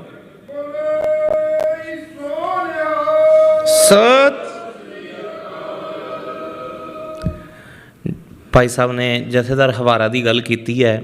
ਮੈਂ ਟੂਕ ਮਾਤਰ ਇੱਕ ਗੱਲ ਕਰਨੀ ਹੈ ਕਿ ਜਦੋਂ ਉਹਨਾਂ ਦਾ ਡਾਕਟਰੀ ਇਲਾਜ ਨਹੀਂ ਸੀ ਹੋ ਰਿਹਾ ਅਤੇ ਭਾਈ ਹਿੰਮਤ ਸਿੰਘ ਨੇ ਉਹਨਾਂ ਤੱਕ ਇੱਕ ਖਬਰ ਪਹੁੰਚਦੀ ਕੀਤੀ ਵੀ ਇੱਦਾਂ ਕਰੋ ਤੁਸੀਂ ਆਪਣੇ ਟੌਰਚਰ ਦੀ ਡੀਟੇਲ ਸਾਨੂੰ ਲਿਖ ਕੇ ਦਿਓ, ਅੱਜ ਤੱਕ ਤੁਹਾਡੇ ਤੋਂ ਕੀ ਟੌਰਚਰ ਹੋਇਆ। ਅਤੇ ਫਿਰ ਅਸੀਂ ਉਸ ਚੀਜ਼ ਨੂੰ ਯੂਨਾਈਟਿਡ ਨੇਸ਼ਨ ਦੇ ਟੌਰਚਰ ਦੇ ਰੈਪਟੋਰ ਕੋਲ ਲੈ ਕੇ ਗਏ। ਉਹ ਅਸੀਂ ਜਨਤਕ ਨਹੀਂ ਕਰ ਸਕਦੇ, ਪਰ ਉਹ 7 ਪੇਜਾਂ ਦੀ ਚਿੱਠੀ 'ਚੋਂ 7 ਲਾਈਨਾਂ ਪੜ੍ਹ ਕੇ ਤੁਹਾਡੇ ਰੂਹ ਕੰਢੇ ਖੜੇ ਹੋ ਜਾਂਦੇ ਨੇ ਕਿ ਇੰਨਾ ਤਸ਼ੱਦਦ, ਇੰਨਾ ਟੌਰਚਰ ਇਸ ਇੰਡੀਅਨ ਸਟੇਟ ਨੇ ਸਾਡੇ ਸਿੱਖਾਂ 'ਤੇ ਕੀਤਾ। ਕਿਵੇਂ ਮੰਨ ਲਈਏ ਇਸ ਤਰ੍ਹਾਂ ਦੇ ਦੇਸ਼ ਨੂੰ ਆਪਣਾ ਦੇਸ਼, ਜਾਂ ਕਿੱਦਾਂ ਇਹਨੂੰ ਰੈਕੋਗਨਾਈਜ਼ ਕਰ ਲਈਏ ਜੇ ਇਹ ਦੇਸ਼ ਨੂੰ ਜਿਹੜੀ ਤੁਹਾਡੀ ਨਸਲਾਂ ਬਰਬਾਦ ਕਰਨ 'ਤੇ ਤੁਲਿਆ ਹੋਇਆ। ਅਤੇ ਉਸ ਵੀਰ ਦੀ ਜੇ ਅੱਜ ਵੀ ਉਹਦੇ ਨਾਲ ਕੋਈ ਗੱਲ ਕਰੇ ਜਾਂ ਉਹਦੀ ਮੁਲਾਕਾਤ ਕਰੇ ਅਤੇ ਉਹਨੂੰ ਪੁੱਛੇ ਵੀ ਤੁਹਾਡਾ ਕੀ ਹਾਲ ਹੈ, ਤੂੰ ਕਹਿੰਦਾ ਮੈਨੂੰ ਕੀ ਹੋਣਾ, ਮੈਂ ਤਾਂ ਬਿਲਕੁਲ ਠੀਕ ਹਾਂ, ਚੜ੍ਹਦੀ ਕਲਾ 'ਚ। ਇਹ ਜਿਹੜੀ ਸਪਿਰਿਟ ਹੈ, ਇਹ ਜਿਹੜੀ ਸਿੱਖੀ ਦੀ ਸਪਿਰਿਟ ਹੈ। ਕਿਸੇ ਨੇ ਪਿਛਲੇ 2-3 ਮਹੀਨੇ ਪਹਿਲੇ ਦੀ ਗੱਲ ਹੈ, ਉਹਨਾਂ ਨੂੰ ਜੇਲ੍ਹ 'ਚ ਮੁਲਾਕਾਤ ਕਰਕੇ ਕਿਹਾ ਤੁਸੀਂ ਆਪਣੀ ਆਟੋਬਾਇਓਗ੍ਰਾਫੀ ਲਿਖੋ। ਕਹਿੰਦਾ ਮੇਰੇ ਕੋਲ ਤਾਂ ਕੋਈ ਟਾਈਮ ਹੀ ਨਹੀਂ ਹੈਗਾ ਆਪਣੇ 'ਤੇ ਕੁਛ ਲਿਖਣ ਲਈ। ਇਹਦੇ ਤੋਂ ਪਤਾ ਲੱਗਦਾ ਵੀ ਜਿੱਦਾਂ ਨਾ ਇੱਕ ਗੁਰੂ ਸਾਹਿਬ ਕਹਿੰਦੇ ਨੇ ਨਾ, ਸਤਿਗੁਰ ਕੀ ਸੇਵਾ ਗਾਖੜੀ ਸਿਰ ਦੀਜੈ ਆਪ ਗਵਾਏ, ਸ਼ਬਦ ਮਿਲੈ ਤਾਂ ਹਰ ਮਿਲੈ, ਸੇਵਾ ਪਵੈ ਸਭ ਥਾਏ। ਇਹ ਜਿਹੜੇ ਕੌਮ ਦੇ ਯੋਧੇ ਨੇ, ਇਹਨਾਂ ਨੇ ਆਪਣੇ ਆਪ ਨੂੰ ਮਾਈਨਸ ਕਰ ਦਿੱਤਾ ਹੈ, ਬਿਲਕੁਲ ਇਹਨਾਂ ਦੀ ਆਪਣੀ ਹੋਂਦ ਖਤਮ ਕਰ ਦਿੱਤੀ ਹੈ। ਪੰਥ ਹੀ ਸਿਰਫ ਇਹਨਾਂ ਲਈ ਸਭ ਕੁਛ ਹੈ। ਔਰ ਮੈਂ ਇੱਕ ਗੱਲ ਕਰਾਂ, ਉਹ ਜੇਲ੍ਹ 'ਚ ਬੈਠੇ ਵੀ ਆਜ਼ਾਦ ਨੇ ਅਤੇ ਅਸੀਂ ਆਜ਼ਾਦ ਬੈਠੇ ਵੀ ਕਿਸੇ ਨਾ ਕਿਸੇ ਤਰੀਕੇ ਦੀ ਗੁਲਾਮੀ ਭੋਗ ਰਹੇ ਹਾਂ। ਸਾਨੂੰ ਇਸ ਚੀਜ਼ ਨੂੰ ਰੀਅਲਾਈਜ਼ ਕਰਨਾ ਪੈਣਾ ਹੈ। ਮੈਂ ਆਪਣੇ ਅਗਲੇ ਬੁਲਾਰੇ ਸੰਤੋਖ ਸਿੰਘ ਜੀ USA ਤੋਂ, ਮੈਂ ਉਹਨਾਂ ਨੂੰ ਬੇਨਤੀ ਕਰਦਾ, ਆਈ ਥਿੰਕ ਉਹ ਬਾਹਰ ਗਏ ਨੇ। ਮੇਰੀ ਬੇਨਤੀ ਹੈ ਜਿਹੜੇ ਸਾਡੇ ਨੈਕਸਟ ਬੁਲਾਰੇ ਨੇ ਡਾਕਟਰ ਹਰਦਮ ਸਿੰਘ ਜੀ ਆਜ਼ਾਦ, ਮੈਂ ਉਹਨਾਂ ਨੂੰ ਬੇਨਤੀ ਕਰਦਾ। ਔਰ ਮੈਂ ਆਜ਼ਾਦ ਸਾਹਿਬ ਬਾਰੇ ਇੱਕ ਗੱਲ ਕਰਨਾ ਚਾਹੁੰਦਾ। ਸਾਡੀ ਕੌਮ ਦੇ ਵਿੱਚ ਬਹੁਤ ਸਾਰੇ ਬਿਜ਼ਨਸਮੈਨ ਨੇ, ਬਹੁਤ ਅਮੀਰਾਂ ਦੇ ਨਾਲ ਭਰੀ ਹੋਈ ਹੈ ਸਾਡੀ ਕੌਮ। ਜੇ ਦੇਖੀਏ ਪਰ ਕੈਪੀਟਾ ਡੋਨੇਸ਼ਨਸ ਨੂੰ ਧਿਆਨ 'ਚ ਰੱਖੀਏ ਤਾਂ ਸਭ ਤੋਂ ਅਮੀਰ ਤੁਹਾਡੀ ਕੌਮ ਹੈ, ਕਿ ਸਭ ਤੋਂ ਜ਼ਿਆਦਾ ਚੈਰਿਟੀ ਤੁਸੀਂ ਕਰਦੇ ਹੋ, ਸਭ ਤੋਂ ਜ਼ਿਆਦਾ ਪੈਸੇ ਪਰ ਕੈਪੀਟਾ ਮੇਰੇ ਖਿਆਲ ਨਾਲ ਤੁਹਾਡੀ ਕੌਮ ਕੋਲ ਹੋਣਗੇ। ਪਰ ਪੰਥ ਦੇ ਦਰਦ ਲਈ ਪੈਸੇ ਖਰਚਣ ਵਾਲੇ ਬਿਜ਼ਨਸਮੈਨ ਬਹੁਤ ਘੱਟ ਨੇ। ਸੋ ਡਾਕਟਰ ਹਰਦਮ ਸਿੰਘ ਆਜ਼ਾਦ ਉਹਨਾਂ ਲੋਕਾਂ 'ਚੋਂ ਇੱਕ ਨੇ ਕਿ ਜਿਹੜੇ ਪੰਥ ਦੇ ਦਰਦ ਨੂੰ ਮਹਿਸੂਸ ਕਰਦੇ ਹੋਏ ਖਾਲਿਸਤਾਨ ਦੀ ਗੱਲ ਨੂੰ ਲੈ ਕੇ ਅੱਗੇ ਜਾ ਰਹੇ ਨੇ। ਮੈਂ ਬਹੁਤਾ ਸਮਾਂ ਨਾ ਲੈਂਦਿਆਂ ਹੋਇਆਂ ਡਾਕਟਰ ਸਾਹਿਬ ਨੂੰ ਬੇਨਤੀ ਕਰਦਾ ਸੰਗਤ ਦੇ ਮੁਖਾਤਬ ਹੋਣ।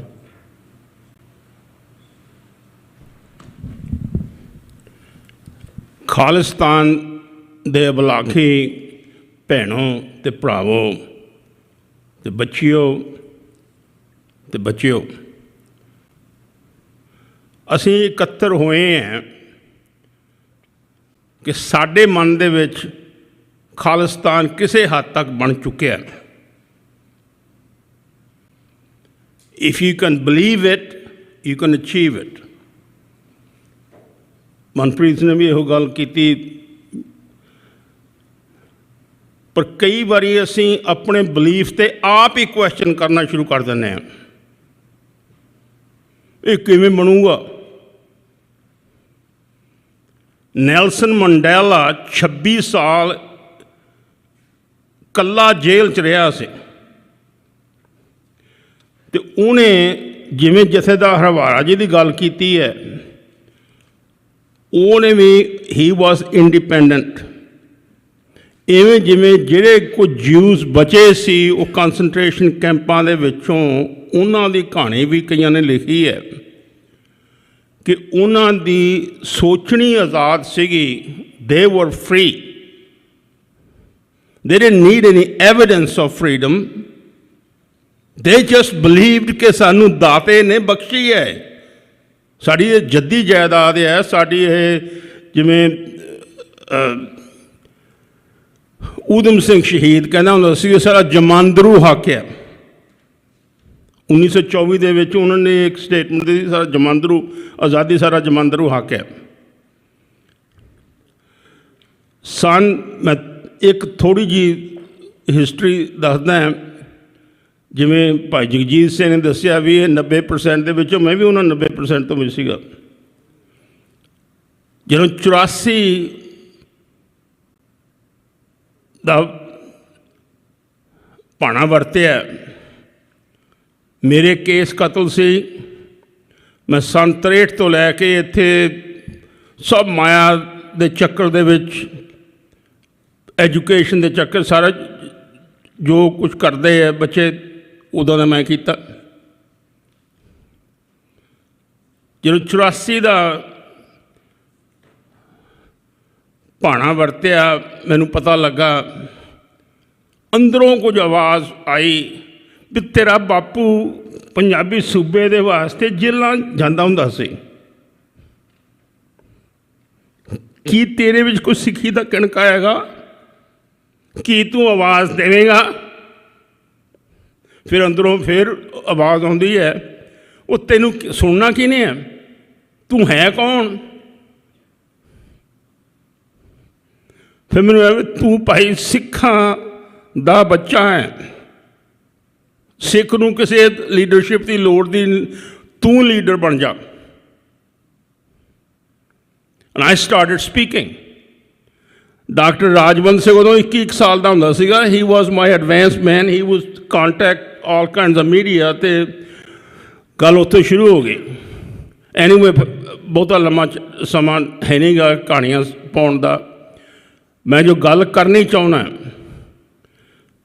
ਮੇਰੇ ਮਨ ਦੇ ਵਿੱਚ ਇਹ ਆ ਕਿ ਉੱਥੋਂ ਖਬਰਾਂ ਆ ਰਹੀਆਂ ਕਿ ਸਾਡੀ ਰੈਫਰੈਂਸ ਲਾਇਬ੍ਰੇਰੀ ਸਾੜਤੀ। ਮੇਰੇ ਮਨ 'ਚ ਆਇਆ ਵੀ ਭਾਈ ਸਾਨੂੰ ਇੱਥੇ reference, maybe it's we have to recreate, do something here. So ਮੇਰੇ ਸਿਰ ਦੇ ਵਿੱਚ ਇਹ ਗੱਲ ਪਈ ਕਿ ਮੈਂ ਇੱਕ ਸਿੱਖਾਂ ਦਾ ਕੌਮੀ ਕੇਂਦਰ ਹਿਊਸਟਨ ਦੇ ਵਿੱਚ ਖੜਾ ਕਰਾਂ, ਅਤੇ ਬੱਚਿਆਂ ਨੂੰ ਪੁੱਛਿਆ 90% ਵਾਲਿਆਂ ਨੂੰ ਵੀ ਉਹ ਗੁਰਦੁਆਰੇ ਦਾ ਨਾਂ ਕੀ ਰੱਖਣਾ। ਬੱਚਿਆਂ ਨੇ ਦੱਸਿਆ ਸਿੱਖ ਨੈਸ਼ਨਲ ਸੈਂਟਰ। ਹੁਣ ਦਾਸ ਮਾਨ ਦੇ ਨਾਲ ਗੱਲ ਕਹਿੰਦਾ ਕਿ ਇਹ ਭਾਈ ਸਿੱਖਾਂ ਦਾ ਕੌਮੀ ਕੇਂਦਰ ਹੈ। ਇੱਕ ਵਾਰੀ ਡਾਕਟਰ ਅਮਰਜੀਤ ਸਿੰਘ ਉੱਥੇ ਗਏ ਅਤੇ ਕਈਆਂ ਲੋਕਾਂ ਨੇ ਘੇਰ ਲਿਆ, ਤੁਸੀਂ ਖਾਲਿਸਤਾਨੀ ਬੰਦੇ ਇਕੱਠੇ ਕਰ ਲਏ ਇੱਥੇ। ਉਹ ਮੈਂ ਸਿੱਖਾਂ ਦਾ ਕੌਮੀ ਕੇਂਦਰ ਬਣਾਇਆ ਕਾਹਦੇ ਵਾਸਤੇ ਹੈ? ਜੇ ਇੱਥੇ ਵੀ ਸਾਨੂੰ ਝਿਜਕਣਾ ਪੈਣਾ ਹੈ ਕਿ ਖਾਲਿਸਤਾਨ ਵੀ ਗਾਲ ਸਮਝਣੀ ਹੈ। ਹੁਣ ਗੱਲਾਂ ਗਈਆਂ, ਉਹ ਭੱਜ ਗਏ। ਉਹ this is what every Gurdwara should be. ਜੇ ਅਸੀਂ ਕਹਿਣਾ ਹੈਗਾ ਵਾਹਿਗੁਰੂ ਜੀ ਕਾ ਖਾਲਸਾ ਤੇ ਵਾਹਿਗੁਰੂ ਜੀ ਕੀ ਫਤਿਹ, ਫਤਿਹ ਗੁਰਦੁਆਰਿਆਂ ਵਿੱਚੋਂ ਹੀ ਮਿਲਣੀ ਹੈ ਸਾਨੂੰ। ਠੀਕ ਹੈ ਵੀ ਅਸੀਂ ਸੰਸਥਾਵਾਂ ਦੇ, ਮੈਂ ਸਿੱਖ ਨੈਸ਼ਨਲ ਸੈਂਟਰ ਦੇ ਵੱਲੋਂ ਦਾਸ ਉਹਦਾ ਪ੍ਰਧਾਨ ਹੈ, ਚੇਅਰਮੈਨ ਆਫ ਦੀ ਬੋਰਡ। ਉਹ ਹੁਣ 35-40 ਮਿਲੀਅਨ ਦਾ ਪ੍ਰੋਜੈਕਟ ਖੜਾ ਕਰ ਦਿੱਤਾ ਔਨ ਬੈਲਟਵੇ 8 ਹੈ। ਉੱਥੇ 4-5 Houston is the 4th largest city in United States. ਮੈਂ ਚਾਹੁੰਦਾ ਸੀ ਕਿ ਉਹਦੇ ਮੁਕਾਬਲੇ ਦਾ ਹੀ ਗੁਰੂ ਘਰ ਬਣੇ, ਜਿੱਥੇ ਕਿ ਇਹਨਾਂ ਲੋਕਾਂ ਨੂੰ ਪਤਾ ਲੱਗੇ ਵੀ ਇਹ ਪਗੜੀਆਂ ਵਾਲੇ ਹੈ ਕੌਣ। ਕੁਝ ਲੋਕਾਂ ਨੇ ਮੇਰੀ ਮੁਖਾਲਫਤ ਕੀਤੀ ਇਸ ਚੀਜ਼ ਦੇ ਉੱਤੇ। ਸਨ 99 ਦੇ ਵਿੱਚ ਜ਼ਮੀਨ ਖਰੀਦੀ ਸੀ 99, ਨਾਲੇ 300 ਸਾਲਾ ਮਨਾਇਆ ਗੁਰੂ ਆਪਣਾ ਸਿੱਖੀ ਦਾ। ਅਤੇ ਉਹਨਾਂ ਦਿਨਾਂ ਵਿੱਚ ਕੁਝ ਵਾਰਤਾਲਾਪ ਚੱਲਿਆ ਵੀ ਤੁਸੀਂ ਪੱਗਾਂ ਵਾਲਿਆਂ 'ਤੇ ਗੋਰੇ ਧੋਰੀਆਂ ਗੋਲੀਆਂ ਮਾਰਨਗੇ, ਇਹ ਆਜ਼ਾਦ ਨੇ ਬੰਦੇ ਮਰਵਾ ਦੇਣੇ ਆ। ਮੈਂ ਕਿਹਾ ਤੁਸੀਂ ਡਾਇਗਨੋਸ ਪ੍ਰੋਬਲਮ ਠੀਕ ਕੀਤੀ ਹੈ, ਜਿਹੜਾ ਤੁਹਾਡਾ ਸਲਿਊਸ਼ਨ ਹੈ ਉਹ ਲੁੱਕ ਕੇ ਰਹਿਣਾ। ਇਹ ਖਾਲਸੇ ਦਾ ਕੰਮ ਨਹੀਂ ਗਾ। ਖਾਲਸਾ ਲੁੱਕ ਕੇ ਨਹੀਂ ਰਹਿੰਦਾ। We tell them who we are. We need to be on the major freeways. ਸੋ ਮੈਂ ਬਹੁਤਾ ਹੋਰ ਸਮਾਂ ਨਾ ਲੈਂਦਾ ਹੋਇਆ ਤੁਹਾਡੇ ਸਾਰਿਆਂ ਦਾ ਬਹੁਤ ਬਹੁਤ ਧੰਨਵਾਦ ਵੀ ਕਰਦਾ। ਅਤੇ ਕਈ ਬੁਲਾਰਿਆਂ ਤੋਂ ਇਸ ਬਿਰਧ ਉਮਰ ਦੇ ਵਿੱਚ ਵੀ ਬੜਾ ਉਤਸ਼ਾਹ ਲੈ ਕੇ ਜਾ ਰਹੇ ਹਾਂ ਕਿ ਉਹ ਅੱਜ ਦੀ ਮਾਈ ਭਾਗੋ ਬੈਠੀ ਹੈ, ਉਹ ਕੱਲ੍ਹ ਆਉਣ ਵਾਲੀ ਮਾਈ ਭਾਗੋ ਬੈਠੀ ਹੈ।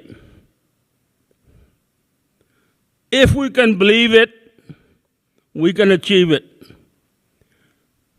There is no reason in the world. ਜਦੋਂ ਮੈਂ ਵੱਡੇ ਗੁਰਦੁਆਰੇ ਦੀ ਗੱਲ ਕੀਤੀ ਉੱਥੇ ਬਣਾਉਣ ਦੀ, ਅਤੇ ਲੋਕਾਂ ਨੇ ਕਹਿੰਦਾ ਵਟ ਇਜ਼ ਦੀ ਫੀਜ਼ੀਬਿਲਿਟੀ। ਇੱਕ ਬੰਦਾ ਇੰਜੀਨੀਅਰਿੰਗ ਡਾਇਰੈਕਟਰ ਸੀਗਾ ਅਤੇ ਉਹਨੇ ਸਵਾਲ ਪੁੱਛਿਆ ਵਜ਼ਾਰ ਸਾਹਿਬ ਤੁਸੀਂ ਦੱਸੋ ਵੀ ਇਹਦੀ ਫੀਜ਼ੀਬਿਲਿਟੀ ਕੀ ਹੈ। ਮੈਂ ਕਿਹਾ ਜੇ ਬੰਦੇ ਬਹਾਦਰ ਨੂੰ ਕਿਸੇ ਨੇ ਪੁੱਛਿਆ ਹੁੰਦਾ ਵੀ ਕੀ ਫੀਜ਼ੀਬਿਲਿਟੀ ਹੈ, ਵੀ ਤੂੰ 5 ਸਿੱਖਾਂ ਦੇ ਨਾਲ ਜਾ ਕੇ ਸਰਹੰਦ ਫਤਿਹ ਕਰ ਲੇਗਾ? ਨਹੀਂ। He created possibility. You are the creators of possibility. So I am very encouraged. I leave here with more conviction than ever that Khalistan is around the corner.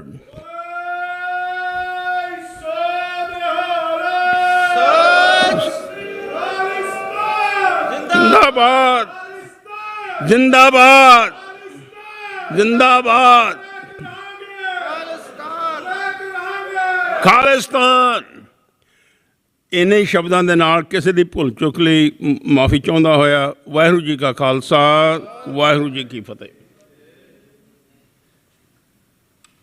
So doctor ਸਾਹਿਬ ਨੇ ਬਹੁਤ ਹੀ ਵਧੀਆ ਤਰੀਕੇ ਨਾਲ ਆਪਣੇ ਜਿੱਥੇ ਦਿਲ ਦੀਆਂ ਭਾਵਨਾਵਾਂ ਨੂੰ ਦੱਸਿਆ, ਨਾਲੇ ਸਾਨੂੰ ਨੌਜਵਾਨਾਂ ਨੂੰ ਬਹੁਤ ਉਤਸ਼ਾਹ ਮਿਲਦਾ ਹੈ ਵੀ ਜਿਨ੍ਹਾਂ ਨੇ ਸਾਰੀ ਜ਼ਿੰਦਗੀ ਲਾ ਦਿੱਤੀ, ਕਿੰਨਾ ਕੁਝ ਗਵਾ ਲਿਆ, ਜੇ ਉਹ ਨਹੀਂ ਆਪਣੇ ਇਰਾਦਿਆਂ ਤੋਂ ਹਿੱਲੇ ਤਾਂ ਸਾਡੀ ਤਾਂ ਹਲੇ ਜਿੰਨੀ ਵੀ ਮਹਾਰਾਜ ਦੀ ਦਇਆ ਦੇ ਨਾਲ ਜਿੰਨੀ ਵੀ ਉਮਰ ਪਈ ਹੈ, ਮਹਾਰਾਜ ਅੱਗੇ ਅਰਦਾਸ ਕਰਦੇ ਹਾਂ, ਤੁਹਾਡੇ ਸਾਰੇ ਬਜ਼ੁਰਗਾਂ ਅੱਗੇ ਅਰਦਾਸ ਕਰਦੇ ਹਾਂ ਵੀ ਸਾਡੇ 'ਤੇ ਥਾਪੜਾ ਦਿਓ ਬਈ ਉਹ ਅਖੀਰਲੇ ਸਾਹ ਤੱਕ ਅਸੀਂ ਖਾਲਿਸਤਾਨ ਲਈ ਲੜਦੇ ਰਹੀਏ, ਦ੍ਰਿੜ ਰਹੀਏ, ਡੋਲੀਏ ਨਾ।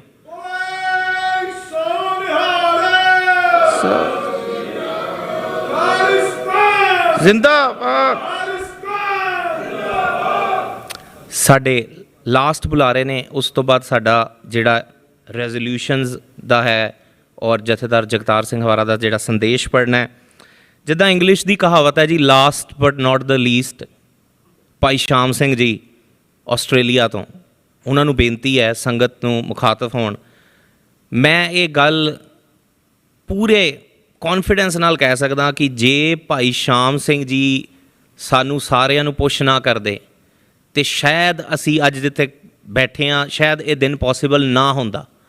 ਭਾਈ ਸ਼ਾਮ ਸਿੰਘ ਜੀ ਨੇ ਇੰਨੀ ਕਨਵਿਕਸ਼ਨ ਦੇ ਨਾਲ ਵੱਖ-ਵੱਖ ਪੰਥਕ ਲੀਡਰਾਂ ਨੂੰ ਇਕੱਠੇ ਕਰਕੇ ਉਹਨਾਂ ਨੂੰ ਇੱਕ ਜਗ੍ਹਾ 'ਤੇ ਬਿਠਾ ਕੇ ਕਿਹਾ ਵੀ ਨਹੀਂ, ਇਹ ਪਾਰਲੀਮੈਂਟ ਦਾ ਸੁਪਨਾ ਜਿਹੜਾ ਸਾਕਾਰ ਕਰਨਾ ਹੀ ਪੈਣਾ।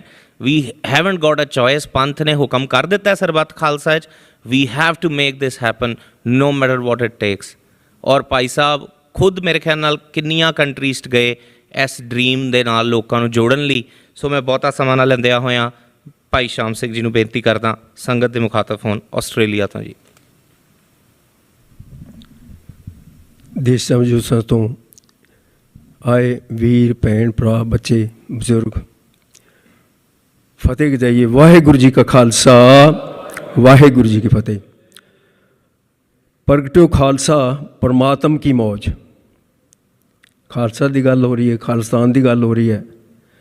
ਜਿਹੜਾ ਪੈਦਾ ਹੀ ਉਹਦੀ ਮੌਜ 'ਚ ਹੋਇਆ ਉਹਨੂੰ ਕੌਣ ਰੋਕ ਸਕਦਾ। ਮੇਰੇ ਵੀਰ ਦਲਜੀਤ ਸਿੰਘ ਨੇ ਬੜਾ ਪਿਆਰ ਨਾਲ, ਮੈਂ ਕਿਉਂਕਿ ਪੰਜਾਬ 'ਚ ਮੇਰੀ ਸਾਰੀ ਲਾਈਫ ਉੱਤੇ ਬੀਤੀ ਹੈ, ਕੀ ਹੋ ਰਿਹਾ, ਸੋਸ਼ਲ ਈਵਲਸ ਬਹੁਤ ਨੇ, ਕਈ ਕੁਛ ਫੈਕਟਰ ਨੇ। ਮੈਂ ਆਪ ਜੀ ਨਾਲ ਜਿਹੜੀ ਟੌਪਿਕ ਕਰਨਾ ਚਾਹੁੰਦਾ ਉਹ ਜ਼ਰੂਰੀ ਹੈ, ਕਿਉਂਕਿ ਇੱਥੇ ਗੁਰਮੁਖ ਪਿਆਰੇ ਇੰਨੀਆਂ ਪਿਆਰੀਆਂ ਰੂਹਾਂ ਦੂਰੋਂ ਦੂਰੋਂ ਆ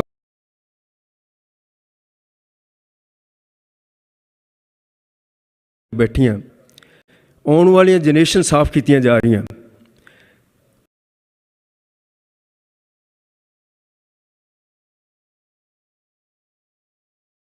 ਆਪਾਂ ਲੜਾਈ ਲੜ ਰਹੇ ਹਾਂ, ਆ ਇੱਕ ਲੜਾਈ ਦਾ ਹਿੱਸਾ ਕਿ ਵਾਰੀਅਰ ਹੈ, ਉਹ ਵਿਨ ਕਰੂਗਾ ਜੇ ਉਹਨੂੰ ਇਹ ਨਹੀਂ ਪਤਾ, ਉਹਨੇ ਆਇਡੈਂਟੀਫਾਈ ਨਹੀਂ ਕੀਤਾ ਕਿ ਮੇਰਾ ਦੁਸ਼ਮਣ ਕੌਣ ਹੈ।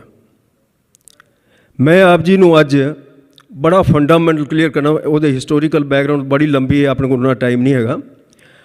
ਆਪਣਾ ਨਾਸ ਕਰਨ ਵਾਲਾ ਉਹਨੂੰ ਆਪਾਂ ਗੁਰਮਤਿ ਦੇ ਲਿਹਾਜ਼ ਨਾਲ ਲਈਏ, ਆਪਾਂ ਬ੍ਰਾਹਮਣ ਵਰਡ ਯੂਜ਼ ਨਹੀਂ ਕਰਾਂਗੇ ਕਿ ਬ੍ਰਾਹਮਣ ਉਹਨਾਂ ਦੀ ਬਾਣੀ ਸਤਿਗੁਰੂ ਗ੍ਰੰਥ ਸਾਹਿਬ ਮਹਾਰਾਜ ਦੇ ਵਿੱਚ ਹੈਗੀ ਹੈ। ਮੈਂ ਬੜਾ ਕੇਅਰਫੁਲੀ ਇਹਨੂੰ ਆਪਾਂ ਆਮ ਗੁਰਸਿੱਖ ਆਪ ਵਰਤਦੇ ਹਾਂ, ਮਨੂਵਾਦ, ਬ੍ਰਾਹਮਣਵਾਦ, ਜਾਂ ਜਿਹਨੂੰ ਆਮ ਸੋਸ਼ਲ ਸਰਕਲ ਦੇ ਵਿੱਚ ਜਾਂ ਪੋਲੀਟੀਕਲ ਅਫੇਅਰ ਦੇ ਵਿੱਚ ਆਪਾਂ ਕਹਿੰਦੇ ਹਾਂ ਨਾਗਪੁਰੀਏ। ਹੁਣ ਸਵਾਲ ਇਹ ਹੈ, ਆਪਾਂ ਜਦੋਂ ਹੁੰਦੇ ਹਾਂ ਜੀ ਇੱਥੇ ਸਾਨੂੰ ਮਾਈਨੋਰਿਟੀ ਨੂੰ ਕੁੱਟਿਆ ਜਾ ਰਿਹਾ, ਸਿੱਖ ਇੰਡੀਆ ਦੇ ਮਾਈਨੋਰਿਟੀਜ਼ ਨੇ ਕੁੱਟੇ ਜਾ ਰਹੇ ਜੀ। ਮੈਂ ਇਹ ਕਨਸੈਪਟ ਦਾ ਬਿਲਕੁਲ ਦੂਰ ਕਰਨਾ ਚਾਹੁੰਦਾ। ਮਨੂਵਾਦੀਆਂ ਦੀ ਟੋਟਲ ਸੰਗਤ ਕਿੰਨੀ ਹੈ? ਸਿਰਫ 3%, ਸਿਰਫ 3% ਮਨੂਵਾਦੀ। ਸਿੰਘ ਬੈਠੇ ਸਾਰੀ ਵਰਡ ਜੇ ਘੁੰਮੇ ਪਏ ਆ, 2.5% ਦਾ ਆਪਾਂ 2.5 ਕਰੋੜ ਆ। ਉਹ ਕੁੱਟ ਕਿਵੇਂ ਰਹੇ ਸਾਨੂੰ? ਉਹ ਜਿਹੜੇ ਕੁੱਟ ਰਹੇ ਹੈ, ਇੱਕ ਬੜਾ ਵੱਡਾ ਉਹਨਾਂ ਕੋਲ ਟੂਲ ਬਣਾਇਆ, ਉਹ ਹੈ ਵਰਡ ਹਿੰਦੂ।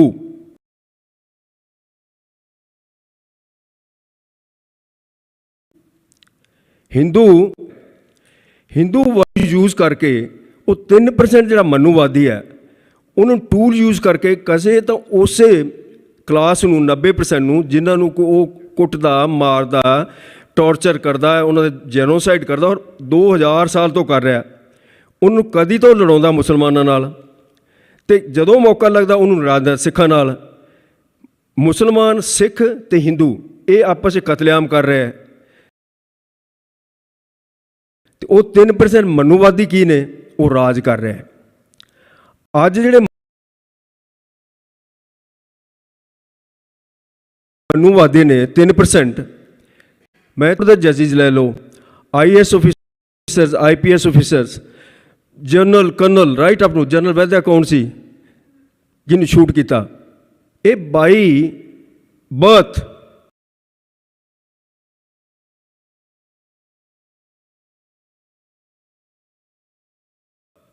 ਮਨੂਵਾਦੀ ਨੇ, ਬ੍ਰਾਹਮਣ ਨੇ। ਅੱਜ ਉਹ ਮਨੂਵਾਦੀ ਕੰਟਰੋਲ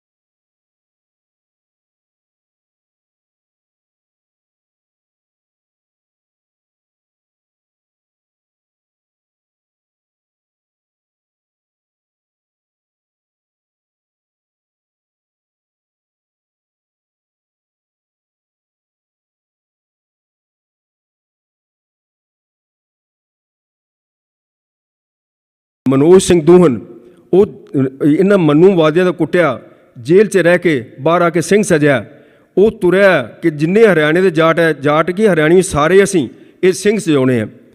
ਇਹ ਤੁਹਾਡੇ ਅੱਜ ਮੇਰੇ ਕੋਲ ਵੀਡੀਓ ਨੇ, ਮੱਲਾ ਹੈ ਜੀਵਨ ਮੱਲਾ ਤਾਮਿਲਨਾਡੂ ਦੇ ਵਿੱਚੋਂ, ਉਹ ਅਨੰਦਪੁਰ ਸਾਹਿਬ ਤੋਂ ਲੈ ਕੇ ਕੰਨਿਆ ਕੁਮਾਰੀ ਤੱਕ ਇੱਕ ਮਾਰਚ ਕੱਢਣਾ ਚਾਹੁੰਦਾ ਕਿ ਅਸੀਂ ਸਾਰਿਆਂ ਨੂੰ ਖਾਲਸੇ ਸਜਾਉਣਾ, ਮਨੂਵਾਦੀਆਂ ਕਰੀਏ। ਇੱਥੇ ਹੀ ਮੇਰੀ ਆਪ ਜੀ ਨੂੰ ਬੇਨਤੀ ਹੈ, ਜਦੋਂ ਆਪ ਜੀ ਕਹਿੰਦੇ ਹੋ ਖਾਲਿਸਤਾਨ ਜਿੰਦਾਬਾਦ, ਮੈਂ ਇਹ ਕਹਿੰਦਾ ਖਾਲਿਸਤਾਨ ਦਾ ਛੋਟਾ ਜਿਹਾ ਪੰਜਾਬ ਨਹੀਂ ਹੈ। ਮੇਰਾ ਖਾਲਿਸਤਾਨ ਮਿਨੀਮਮ ਉਹ ਹੈਗਾ ਹਰਿਆਣਾ, ਰਾਜਸਥਾਨ ਭਰਿਆ ਪਿਆ ਗੰਗਰ ਨਾਲ। ਅਸੀਂ ਹਰਿਆਣੇ 'ਚ ਬੈਠੇ ਹਾਂ, ਯੂਪੀ ਦਾ ਪਾਰਟ, ਦਿੱਲੀ ਇਹਨਾਂ ਦੇ ਪਿਓ ਦੀ ਹੈ, ਦਿੱਲੀ ਸਾਡੀ ਨਹੀਂ। ਇਹ ਮਿਨੀਮਮ ਹੈ ਖਾਲਿਸਤਾਨ। ਅਤੇ ਸੱਚ ਪੁੱਛੋ ਤੇ ਖਾਲਿਸਤਾਨ ਸਾਰਾ ਹਿੰਦੁਸਤਾਨ ਤੋਂ ਉਡੀਕਦਾ। 96 ਕਰੋੜੀ ਖਾਲਸਾ ਬਣਨਾ। ਆਪਾਂ ਸਿੱਖਾਂ ਨੂੰ ਜਿਹੜੇ ਬੰਦੇ ਕੁੱਟੇ ਜਾ ਰਹੇ, ਮੁਸਲਮਾਨਾਂ ਨੂੰ ਹੁਣ ਨੋਟ ਕੀਤਾ ਤੁਸੀਂ, ਉਹ ਜਿਹੜੀ ਬੱਚਿਆਂ ਨੂੰ ਉਹਨਾਂ ਰੇਪ ਕੀਤਾ ਸੀਗਾ ਉਹਨੂੰ ਛੱਡਿਆ ਗਿਆ। ਫੂਲਾਂ ਦੇ ਵੀ ਕਿੱਥੋਂ ਬਣੀ ਸੀ, ਸ਼ੇਰ ਦੀ ਬੱਚੀ, ਔਰ ਉਹ ਸਾਡਾ ਹਿੱਸਾ ਨੇ, ਅਸੀਂ ਉਹਨਾਂ ਨੂੰ ਨਾਲ ਲੈਣਾ। ਇਹ ਖਾਲਸਾ ਰਾਜ ਜਿਹੜਾ 96 ਕਰੋੜੀ ਬਣਨਾ, ਸਾਡੀ ਮਾਈਂਡ ਜਿਹਨੂੰ ਓਪਨ ਸੱਚ ਰੱਖਿਆ, ਹਿੰਦੂ ਸਟੇਟ ਕਰਤੀ ਹੈ, ਮੀਡੀਆ ਦੀ ਸਟੇਟ ਕਰਨੀ, ਸਟੇਟ ਨਹੀਂ ਪਿੱਛੇ ਮਨੂਵਾਦ 3% ਬੈਠਾ। ਸਾਡਾ ਟਾਰਗੇਟ ਮਨੂਵਾਦ ਚਾਹੀਦਾ, ਸਟੇਟ ਨੂੰ ਕੰਟਰੋਲ ਕਰਕੇ ਬੈਠਾ। ਇੰਨੀਆਂ ਬੇਨਤੀਆਂ, ਇਹ ਜਿੰਨੇ ਗੁਰਸਿੱਖ ਵੀਰ ਬੈਠੋ ਬੜੀ ਦੂਰੋਂ ਆਏ, ਇਹੋ ਜਿਹੇ ਵਿਚਾਰ ਖੁੱਲ੍ਹੇ ਹੁੰਦੇ ਨਹੀਂ। ਅਤੇ ਇਹਨਾਂ ਬੋਲਦਾ ਜੇ ਮੈਂ ਘੱਟ ਵੱਧ ਬੋਲ ਗਿਆ ਵਾਂ ਅਤੇ ਮਾਫੀ ਮੰਗਦਾ, ਔਰ ਗੱਜ ਕੇ ਵਜਾਉਂਦੇ ਹਾਂ। ਵਾਹਿਗੁਰੂ ਜੀ ਕਾ ਖਾਲਸਾ, ਵਾਹਿਗੁਰੂ ਜੀ ਕੀ ਫਤਿਹ।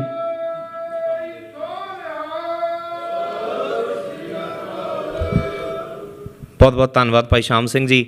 ਮੇਰੀ ਬੇਨਤੀ ਹੈ ਕਿ ਹੁਣ ਮੈਂ ਜਿਹੜੀ ਸਟੇਜ ਹੈ ਉਹ ਅਖੀਰਲੀ ਕਾਰਵਾਈ ਵਾਸਤੇ ਜਿਹੜਾ ਬੇਨਤੀ ਕਰਾਂਗਾ, ਜਿਹੜੇ ਸਾਡੇ ਕ੍ਰਿਟੀਕਲ ਆਬਜ਼ਰਵਰਸ ਨੇ ਉਹਨਾਂ ਨੂੰ ਵੀ ਬੇਨਤੀ ਹੈ ਜੇ ਉਹਨਾਂ ਨੇ ਕੋਈ ਪੁਆਇੰਟ ਰੱਖਣਾ। ਸੋ ਮੈਂ ਡਾਕਟਰ ਸਾਹਿਬ ਜਿਹੜੇ ਡਾਕਟਰ ਅਮਰਜੀਤ ਸਿੰਘ ਜੀ ਉਹਨਾਂ ਨੂੰ ਬੇਨਤੀ ਕਰਦਾ, ਅਤੇ ਹੁਣ ਤੋਂ ਜਿਹੜੀ ਅਖੀਰ ਦੀ ਕਾਰਵਾਈ ਦੀ ਜਿਹੜੀ ਹੈਗੀ ਹੈ ਉਹ ਫਾਰਮੈਲਿਟੀ ਹੈ, ਜੋ ਵੀ ਕਰਨਾ ਹੈ ਉਹ ਮੈਂ ਆਪਣੇ ਜਿਹੜਾ ਸਾਡੇ ਕਾਊਂਟਰ ਪਾਰਟ ਨੇ ਮੇਰੇ ਭਾਈ ਹਰਦਿਆਲ ਸਿੰਘ ਜੀ ਨੂੰ ਬੇਨਤੀ ਕਰਦਾ ਕਿ ਹੁਣ ਤੋਂ ਉਹ ਸਟੇਜ ਦੀ ਕਾਰਵਾਈ ਜਿਹੜੀ ਸੰਭਾਲਣ। ਕੋਈ ਵੀ ਕੰਡਕਟ ਕਰਦੇ ਹਾਂ, 100 ਗਲਤੀਆਂ ਹੋਈਆਂ ਹੋਣੀਆਂ ਨੇ, ਸੰਗਤ ਬਖਸ਼ਣਯੋਗ ਹੈ, ਭੁੱਲਾਂ ਚੁੱਕਾਂ ਦੀ ਖਿਮਾ। ਵਾਹਿਗੁਰੂ ਜੀ ਕਾ ਖਾਲਸਾ, ਵਾਹਿਗੁਰੂ ਜੀ ਕੀ ਫਤਿਹ। ਭਾਈ ਹਰਦਿਆਲ ਸਿੰਘ ਜੀ ਆ ਜਾਓ। तू इधर उधर की बात न कर, तू इधर उधर की बात न कर, तू ये बता कि काफिला क्यों लुटा, ये राहजनों की बात नहीं, तेरी रहबरी का सवाल है। वाहिगुरू जी का खालसा, वाहिगुरू जी की फतेह।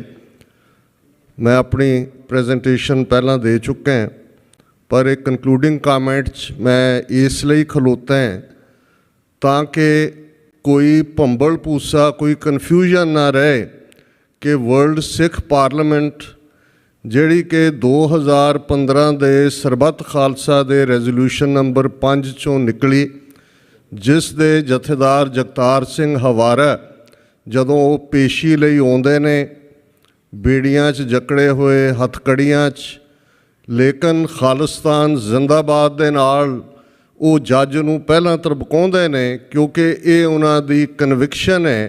और साडे बड़े स्पष्टता दे नाल 26 जनवरी 1986 दे सरबत खालसा वल्लों थापी बाबा गुरबचन सिंह मानोचाल की अगवाई वाली 5 मैंबरी पंथक कमेटी ने 29 अप्रैल 1986 नूं खालिस्तान का ऐलाननामा करके पंथ का सियासी निशाना मिथ्या होया। और इस दे नाल संत जरनैल सिंह खालसा पिंडरां वाले जदों उन्हां दे असीं ये बोल दोहराउंदे, आनंदपुर दे मते लई धर्म युद्ध मोर्चे की शुरुआत हुई, 2 लाख तो ज़्यादा गिरफ्तारियां हुईआं, पर ये सी कि असीं इन्हां दे नाल रहना चाहुंदे, इन्हां ने देखना कि सानू नाल रखना कि नहीं रखना। पर जिस दिन भारती फौज दे पैर दरबार साहब की हदूद विच पे, खालिस्तान की नींह रखी जाएगी।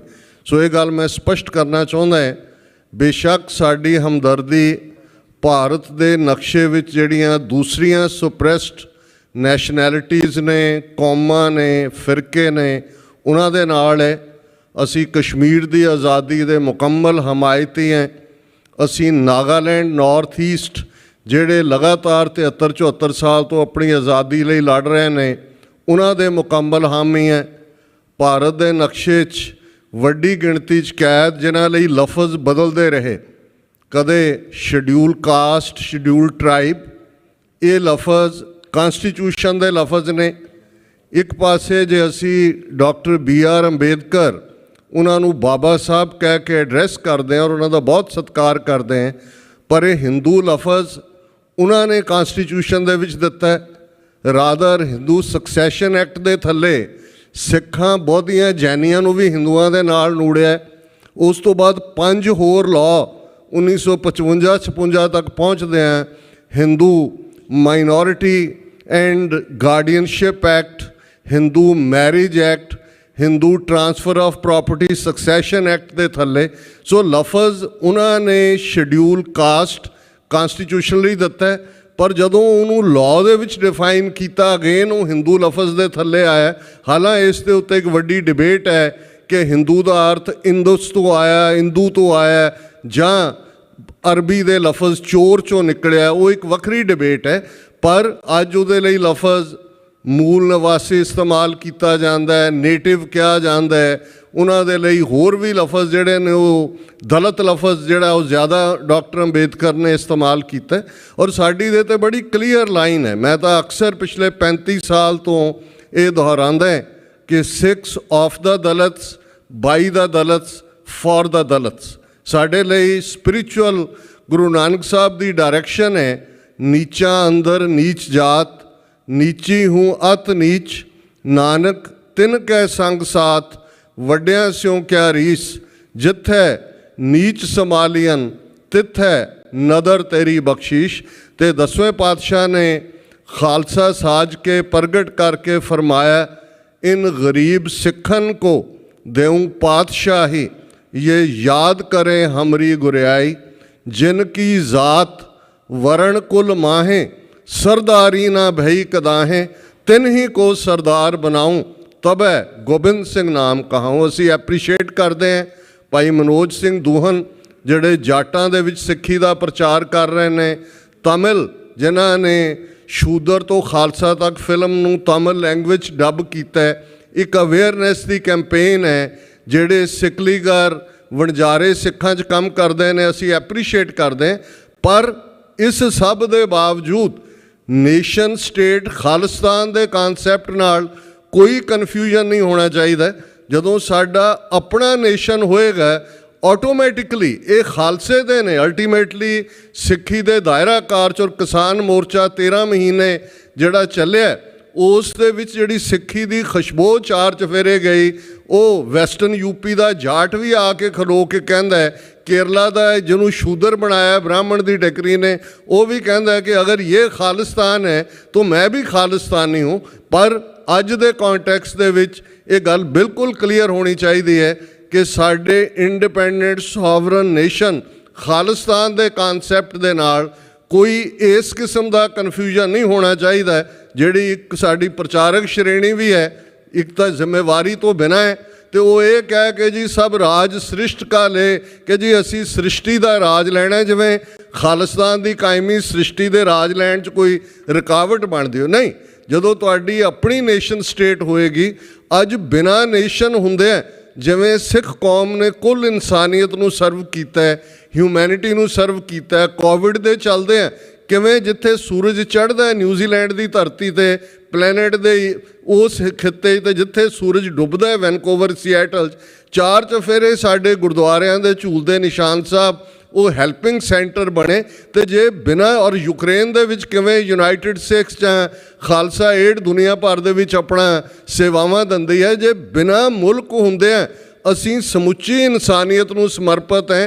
ਤੇ ਇਹ ਗੱਲ ਕਿਉਂ ਕਿਸੇ ਦੇ ਦਿਮਾਗ 'ਚ ਆਇਆ ਜੀ ਮੁਲਕ ਬਣ ਗਿਆ ਤੇ ਫਿਰ ਸਾਡੇ ਕੋਈ ਪ੍ਰਿੰਸੀਪਲ ਸੀਮਤ ਹੋਣਗੇ? ਨਹੀਂ, ਖਾਲਿਸਤਾਨ ਇੱਕ ਉਹ ਰੋਲ ਮਾਡਲ ਸਟੇਟ ਹੋਏਗੀ ਜਿਸ ਦੇ ਮਾਡਲ ਨੂੰ, ਔਰ ਜਦੋਂ ਖਾਲਿਸਤਾਨ ਦਾ ਜੇ ਤੁਸੀਂ ਐਲਾਨਨਾਮਾ ਪੜ੍ਹੋ, ਉਸ ਦੇ ਵਿੱਚ ਬੀਜ ਰੂਪ ਦੇ ਵਿੱਚ ਸਮਾਜਿਕ, ਸਿਆਸੀ, ਆਰਥਿਕ ਢਾਂਚਾ ਦਿੱਤਾ ਹੋਇਆ। ਉਹਦੇ ਬਿਗਨਿੰਗ ਦੇ ਹੀ ਇਹ ਲਫ਼ਜ਼ ਨੇ ਕਿ ਅੱਜ ਤੋਂ ਖਾਲਸੇ ਦਾ ਆਪਣਾ ਘਰ ਖਾਲਿਸਤਾਨ ਹੋਵੇਗਾ, ਜਿੱਥੇ ਖਾਲਸੇ ਦੀਆਂ ਚੌਂਕੀਆਂ ਝੰਡੇ ਬੁੰਗੇ ਜੁਗੋ ਜੁਗ ਅਟਲ ਹੋਣਗੇ ਤੇ 10 ਨੌਆਂ ਦੀ ਕਿਰਤ ਕਮਾਈ ਕਰਨ ਵਾਲਿਆਂ ਦਾ ਰਾਜ ਭਾਗ ਤੇ ਪੂਰਾ ਕੰਟਰੋਲ ਹੋਵੇਗਾ। ਸਾਡਾ ਮਾਡਲ ਨਾ ਕੈਪੀਟਲਿਸਟਿਕ ਹੈ, ਨਾ ਸੋਸ਼ਲਿਸਟਿਕ ਹੈ, ਨਾ ਆਰਟਿਸਟਿਕ, ਨਾ ਜਿਹੜਾ ਉਸ ਨੂੰ ਅਰਿਸਟੋਕ੍ਰੇਸੀ ਦੇ ਨਾਲ ਜੋੜ ਕੇ ਦੇਖਿਆ ਜਾ ਸਕਦਾ ਹੈ, ਨਾ ਮੋਨਾਰਕੀ ਦੇ ਨਾਲ ਜੋੜ ਕੇ ਦੇਖਿਆ ਜਾ ਸਕਦਾ। ਸਾਡਾ ਮਾਡਲ ਇਹੀ ਹੈ, ਨਾਨਕ ਰਾਜ ਚਲਾਇਆ ਸੱਚ ਕੋਟ ਸਤਾਣੀ ਨੀਂਵ ਦੇ। ਸਤਿਗੁਰੂ ਰਹਿਮਤ ਕਰਨ। 5 ਬੁਲੰਦ ਨਾਅਰੇ ਜਦੋਂ ਅਸੀਂ ਅਕਾਲ ਤਖਤ ਸਾਹਿਬ ਦੇ ਜਥੇਦਾਰ ਜਗਤਾਰ ਸਿੰਘ ਹਵਾਰਾ, ਜਿਨ੍ਹਾਂ ਨੂੰ ਲੱਖਾਂ ਦੀ ਗਿਣਤੀ ਦੇ ਵਿੱਚ ਜਿਹੜਾ ਇਤਿਹਾਸਕ ਸਰਬੱਤ ਖਾਲਸਾ ਚੱਬੇ ਦੀ ਧਰਤੀ ਤੇ ਬਾਬਾ ਨੌਧ ਸਿੰਘ, ਬਹੁਤ ਵਾਰ ਸ਼ਹੀਦਾਂ ਦੀ ਗੱਲ ਹੁੰਦੇ ਆ, ਬਾਬਾ ਨੌਧ ਸਿੰਘ ਜਿਹੜੇ ਸ਼ੁਕਰ ਚੱਕੀਆ ਮਿਸਲ ਜਿਹਦੇ ਅੱਗੋਂ ਚੌਥੇ ਵਾਰਿਸ ਨੇ ਕਿੰਨਾ ਵੱਡਾ 1.5 ਲੱਖ ਮੁਰੱਬਾ ਮੀਲ ਦਾ ਰਾਜ ਕਾਇਮ ਕੀਤਾ, ਉਹਦੇ ਬਾਨੀਆਂ 'ਚੋਂ ਸਨ। ਪਰ ਜਦੋਂ 80 ਸਾਲ ਦੀ ਉਮਰ ਕ੍ਰਾਸ ਕੀਤੀ, ਸਭ ਕੁਝ ਹਵਾਲੇ ਕਰਕੇ ਬਾਬਾ ਦੀਪ ਸਿੰਘ ਸ਼ਹੀਦ ਦੇ ਕੋਲ ਦਮਦਮਾ ਸਾਹਿਬ ਆਏ ਔਰ ਜਹਾਨ ਖਾਨ ਦੇ ਹਮਲੇ ਵੇਲੇ, ਜਹਾਨ ਖਾਨ ਅਬਦਾਲੀ ਦਾ ਪੁੱਤਰ ਤੈਮੂਰ ਉਹਦਾ ਅੱਗੋਂ ਲੜਕਾ, ਤੇ ਕਿਵੇਂ ਫਿਰ ਉਸ ਜਥੇ ਦਾ ਹਿੱਸਾ ਸੀ। ਜਦੋਂ ਬਾਬਾ ਦੀਪ ਸਿੰਘ ਨੇ ਖੰਡੇ ਨਾਲ ਲਾਈਨ ਖਿੱਚ ਕੇ ਕਿਹਾ ਸੀ, ਆ ਜਾਓ ਭਾਈ ਜਿਨ੍ਹਾਂ ਨੇ ਜੂਝਣਾ, ਔਰ ਅੰਮ੍ਰਿਤਸਰ ਤਰਨਤਾਰਨ ਦੇ ਵਿਚਾਲੇ ਅੱਜ ਵੀ ਜਦੋਂ ਸਾਰੀਆਂ ਬੱਸਾਂ ਉੱਥੋਂ ਗੁਜ਼ਰਦੀਆਂ ਨੇ, ਬਾਬਾ ਨੌਧ ਸਿੰਘ ਨੇ ਉਸ ਜੰਗ ਦੇ ਵਿੱਚ ਹੀ ਸ਼ਹੀਦੀ ਪਾਈ, ਜਿਹਦੇ 'ਚ ਬਾਬਾ ਦੀਪ ਸਿੰਘ ਸ਼ਹੀਦ ਸਿਰ ਤਲੀ 'ਤੇ ਰੱਖ ਕੇ ਜੂਝੇ। ਔਰ ਉੱਥੋਂ ਹੀ 2015 ਦੇ ਸਰਬੱਤ ਖਾਲਸਾ 'ਚੋਂ ਲੱਖਾਂ ਦੀ ਗਿਣਤੀ 'ਚ ਸਿੱਖ ਸੰਗਤਾਂ ਨੇ, ਔਰ ਤੁਹਾਡੇ ਕੋਲ TV 84 ਨੇ ਉਸ ਸਮਾਗਮ ਨੂੰ ਲਾਈਵ ਕਵਰ ਕੀਤਾ ਸੀ, ਤੁਸੀਂ ਜਾ ਕੇ ਦੇਖ ਸਕਦੇ ਹੋ। ਜਿਉਂ ਹੀ ਨਾਂ ਅਨਾਊਂਸ ਹੋਇਆ ਕਿ ਜਥੇਦਾਰ ਹਵਾਰਾ ਜਥੇਦਾਰ ਹੋਣਗੇ, ਲਗਾਤਾਰ 7-8 ਮਿੰਟ ਜਕਾਰੇ ਗੂੰਜਦੇ ਰਹੇ, ਬੈਠੇ ਲੋਕ ਵੀ ਖੜੇ ਹੋ ਗਏ। ਸੋ ਜਦੋਂ ਅਸੀਂ ਅਕਾਲ ਤਖਤ ਦਾ ਤਸੱਵਰ ਕਰਦੇ ਹਾਂ, ਕੌਣ ਤਨਖਾਹੀਆ ਜਥੇਦਾਰ ਹੈ, ਕੌਣ ਬਾਦਲਾਂ ਦੇ ਲਿਫਾਫੇ 'ਚੋਂ ਨਿਕਲਿਆ ਹੈ, ਕੌਣ ਕੱਲ੍ਹ ਨੂੰ, ਇਹ ਮੈਟਰ ਨਹੀਂ ਕਰਦਾ। ਅਕਾਲ ਤਖਤ ਉਹ ਕਾਨਸੈਪਟ ਹੈ, ਉਹ ਫਰੀਡਮ ਦਾ, ਸੋਵਰਨਿਟੀ ਦਾ, ਜਿੱਥੋਂ ਪਹਿਲਾ ਹੁਕਮਨਾਮਾ 6ਵੇਂ ਪਾਤਸ਼ਾਹ ਨੇ ਦਿੱਤਾ ਸੀ, ਵਧੀਆ ਜਵਾਨੀ, ਵਧੀਆ ਘੋੜਾ, ਵਧੀਆ ਸ਼ਸਤਰ। ਤੇ ਜਿੱਥੇ ਖਲੋ ਕੇ ਸਾਡੇ ਪਹਿਲੇ ਢਾਡੀ ਭਾਈ ਨੱਥਾ ਤੇ ਅਬਦੁੱਲਾ ਨੇ ਵਾਰ ਗਾਵੀ ਸੀ ਕਿ ਉਸ 2 ਤਲਵਾਰੀ ਬੱਧੀਆਂ, ਇੱਕ ਮੀਰੀ ਦੀ, ਇੱਕ ਪੀਰੀ ਦੀ, ਇੱਕ ਅਜ਼ਮਤ ਦੀ, ਇੱਕ ਰਾਜ ਦੀ, ਇੱਕ ਰਾਖੀ ਕਰੇ ਵਜ਼ੀਰ ਦੀ, ਪੱਗ ਤੇਰੀ ਕੀ ਜਹਾਂਗੀਰ ਦੀ। ਸੋ ਜਥੇਦਾਰ ਜਗਤਾਰ ਸਿੰਘ ਹਵਾਰਾ ਉਸ ਅਕਾਲ ਤਖਤ ਦੀ ਸੋਚ ਦੀ ਨੁਮਾਇੰਦਗੀ ਕਰਦੇ ਨੇ। ਸਰਬੱਤ ਖਾਲਸਾ ਦੀ ਐਂਡੋਰਸਮੈਂਟ ਹੈ। ਵਰਲਡ ਸਿੱਖ ਪਾਰਲੀਮੈਂਟ ਵੀ ਉਸ ਸਰਬੱਤ ਖਾਲਸੇ ਦੇ ਮਤੇ 'ਚੋਂ ਨਿਕਲਦੀ ਹੈ। ਅਕਾਲ ਤਖਤ ਨੂੰ ਆਪਣੀਆਂ ਮਨ ਦੀਆਂ ਅੱਖਾਂ ਸਾਹਮਣੇ ਲਿਆਓ, ਔਰ ਮੀਡੀਆ ਵੀ ਆ ਰਿਹਾ। 5 ਬੁਲੰਦ ਨਾਅਰੇ ਜਿਹੜਾ ਕਿ ਮੈਸੇਜ ਜਾਏ ਕਿ ਵਰਲਡ ਸਿੱਖ ਪਾਰਲੀਮੈਂਟ ਦੇ ਟੋਰਾਂਟੋ 'ਚ ਹੋਏ ਤੀਸਰੇ ਸੈਸ਼ਨ ਨੇ ਕਲੀਅਰਲੀ ਆਵਾਜ਼ ਦਿੱਤੀ ਹੈ। ਅੱਜ ਸਾਰੇ ਪਾਸੇ ਫਿਜ਼ਾ 'ਚ ਖਾਲਿਸਤਾਨ ਹੈ, ਖਾਲਿਸਤਾਨ ਰੈਫਰੈਂਡਮ ਨੇ ਡਾਇਸਪੋਰਾ 'ਚ ਮਾਹੌਲ ਸਿਰਜਿਆ ਹੈ। ਵੀਰ ਅੰਮ੍ਰਿਤਪਾਲ ਸਿੰਘ ਹੋਰਾਂ ਦੇ ਪੰਜਾਬ 'ਚ ਐਫਰਟ ਨੇ ਪੰਜਾਬ ਦੀ ਫਿਜ਼ਾ ਦੇ ਵਿੱਚ ਪਾਤਸ਼ਾਹੀ ਦਾਅਵੇ ਦੀ ਗੱਲ ਕੀਤੀ ਹੈ, ਤੇ ਬੜਾ ਕਲੀਅਰ ਮੈਸੇਜ ਆਉਣਾ ਚਾਹੀਦਾ ਹੈ। ਅਕਾਲ ਤਖਤ ਤੋਂ ਆਈ ਆਵਾਜ਼, ਅਕਾਲ ਤਖਤ ਤੋਂ ਆਈ ਆਵਾਜ਼, ਖਾਲਿਸਤਾਨ, ਅਕਾਲ ਤਖਤ ਤੋਂ ਆਈ ਆਵਾਜ਼, ਅਕਾਲ ਤਖਤ ਤੋਂ ਆਈ ਆਵਾਜ਼, ਅਕਾਲ ਤਖਤ ਤੋਂ ਆਈ ਆਵਾਜ਼। ਵਾਹਿਗੁਰੂ ਜੀ ਕਾ ਖਾਲਸਾ, ਵਾਹਿਗੁਰੂ ਜੀ ਕੀ ਫਤਿਹ। ਮੈਂ ਪਹਿਲਾਂ ਤਾਂ ਸਾਰਿਆਂ ਦਾ ਧੰਨਵਾਦ ਕਰਨਾ ਚਾਹੁੰਦਾ ਜਿਹੜੇ ਐਕਟਿਵਿਸਟ ਗੁਰੂ ਘਰ ਤੋਂ, ਜਿਹੜੇ ਕਮੇਟੀ ਦੇ ਮੈਂਬਰ ਆਫ ਪਾਰਲੀਮੈਂਟ, ਹੋਰ ਜਿਹੜੇ ਗੈਸਟ ਆਏ ਨੇ, ਸਟੀਮਡ ਗੈਸਟ, ਤੁਸੀਂ ਸਾਰੇ ਕਾਫੀ ਚਿਰ ਤੋਂ ਸਵੇਰ ਤੋਂ ਬੈਠੇ ਹੋਏ ਹੋ, ਔਰ ਲੰਚ ਵੀ ਤੁਸੀਂ ਮਿਸ ਕੀਤਾ। ਸਾਡਾ ਪ੍ਰੋਗਰਾਮ ਥੋੜ੍ਹਾ ਜਿਹਾ ਚੇਂਜ ਹੋ ਗਿਆ ਸੀ, ਇਸ ਕਰਕੇ ਥੋੜ੍ਹਾ ਐਕਸਟੈਂਡਡ ਹੋ ਗਿਆ, ਅਤੇ ਮੈਂ ਹੁਣੇ ਸਾਰਿਆਂ ਨਾਲ ਗੱਲਬਾਤ ਕੀਤੀ ਹੈ। This programme will continue another for 30 minutes and then we will adjourn. ਮੈਂ ਹੁਣ ਬੇਨਤੀ ਕਰਾਂਗਾ ਕੋਆਰਡੀਨੇਟਰ ਭਾਈ ਹਿੰਮਤ ਸਿੰਘ ਜੀ ਨੂੰ, ਉਹ ਸਟੇਜ ਤੋਂ ਆ ਕੇ ਜਿਹੜਾ ਜਥੇਦਾਰ ਸਾਹਿਬ ਦਾ ਜੋ ਮੈਸੇਜ ਹੈ ਉਹ ਪੜ੍ਹਨ। ਇਸ ਤੋਂ ਉਪਰੰਤ ਜਿਹੜੇ ਸਾਡੇ ਸਪੀਕਰ ਸਾਹਿਬ ਨੇ ਉਹਨਾਂ ਨੂੰ ਰਿਕੁਐਸਟ ਕਰਾਂਗਾ ਕਿ ਵੀ ਉਹ ਆ ਕੇ ਜਿਹੜੇ ਰੈਜ਼ੋਲੂਸ਼ਨਸ ਨੇ ਉਹ ਪੜ੍ਹਨ, ਅਤੇ ਉਸ ਤੋਂ ਬਾਅਦ ਭਾਈ ਲੋਕਪਾਲ ਸਿੰਘ ਜੀ ਨੂੰ ਬੇਨਤੀ ਹੈ ਫਿਰ ਅਰਦਾਸ ਕਰਨਗੇ, ਸੈਸ਼ਨ ਸਾਡਾ ਖਤਮ ਹੋਏਗਾ। ਨਹੀਂ, ਭਾਈ ਹਿੰਮਤ ਸਿੰਘ ਜੀ।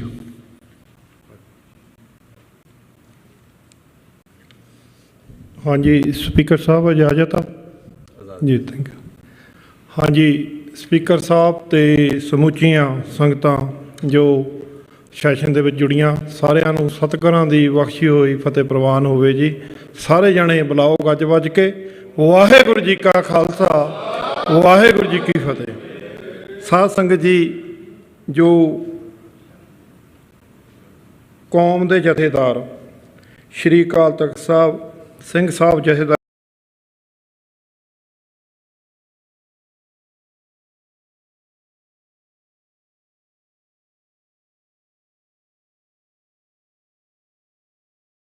ਜਗਤਾਰ ਸਿੰਘ ਹਵਾਰਾ ਜੀ ਦਾ, ਟਰੀ ਸਾਹਿਬਾਨ ਨੇ, ਮੈਂਬਰ ਸਾਹਿਬਾਨ, ਆਪਾਂ ਨੇ ਸਾਰੇ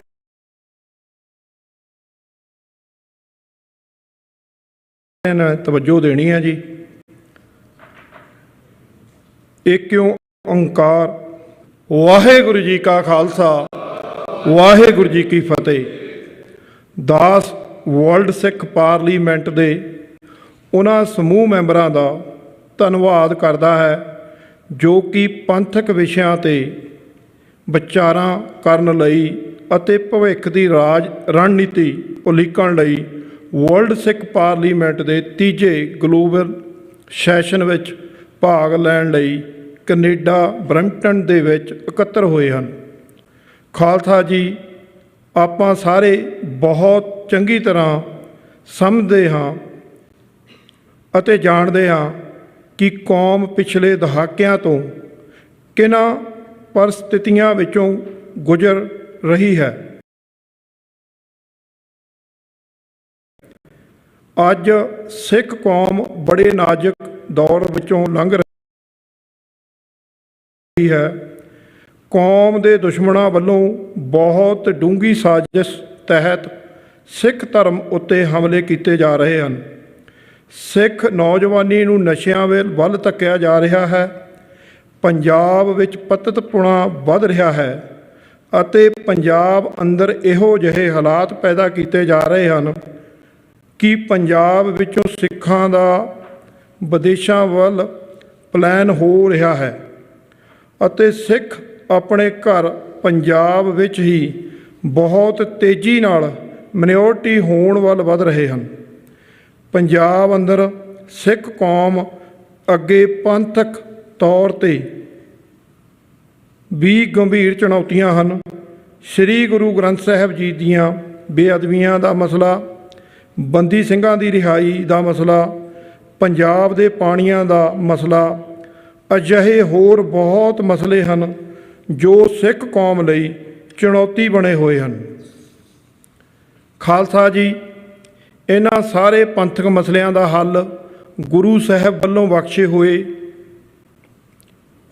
ਇਕੱਤਰ ਮਿਲੋ ਮੇਰੇ ਭਾਈ ਦੁਬਦਾ ਦੂਰ ਕਰੋ ਲਿਵ ਲਾਏ ਦੇ ਗੁਰਵਾਕ ਅਨੁਸਾਰ ਹੀ ਸੰਭਵ ਹੈ।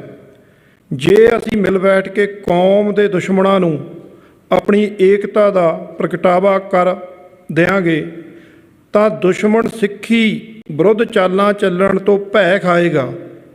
ਇਸ ਲਈ ਆਪਣੀ ਮਤ ਤਿਆਗ ਕੇ ਗੁਰੂ ਦੀ ਮਤ ਧਾਰਨ ਕਰਕੇ ਇੱਕ ਰਾਏ ਬਣਾ ਕੇ ਕੌਮੀ ਸੰਘਰਸ਼ ਨੂੰ ਵਿੰਡਣ ਦੀ ਲੋੜ ਹੈ।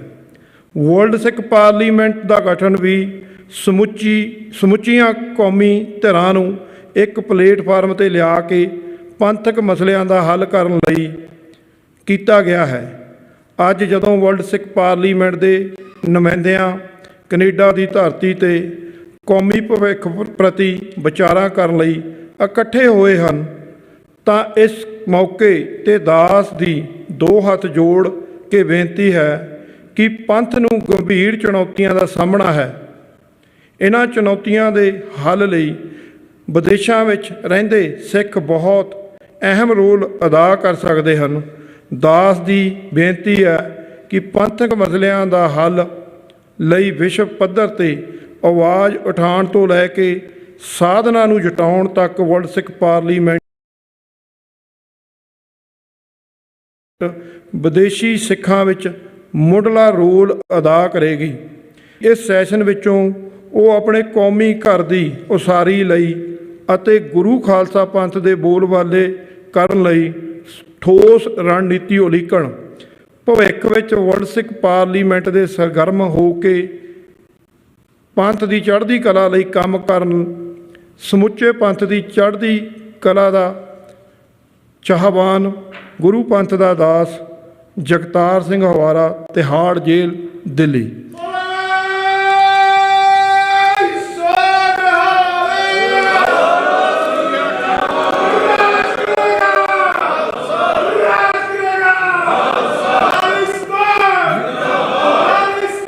ਜਿੰਦਾਬਾਦ।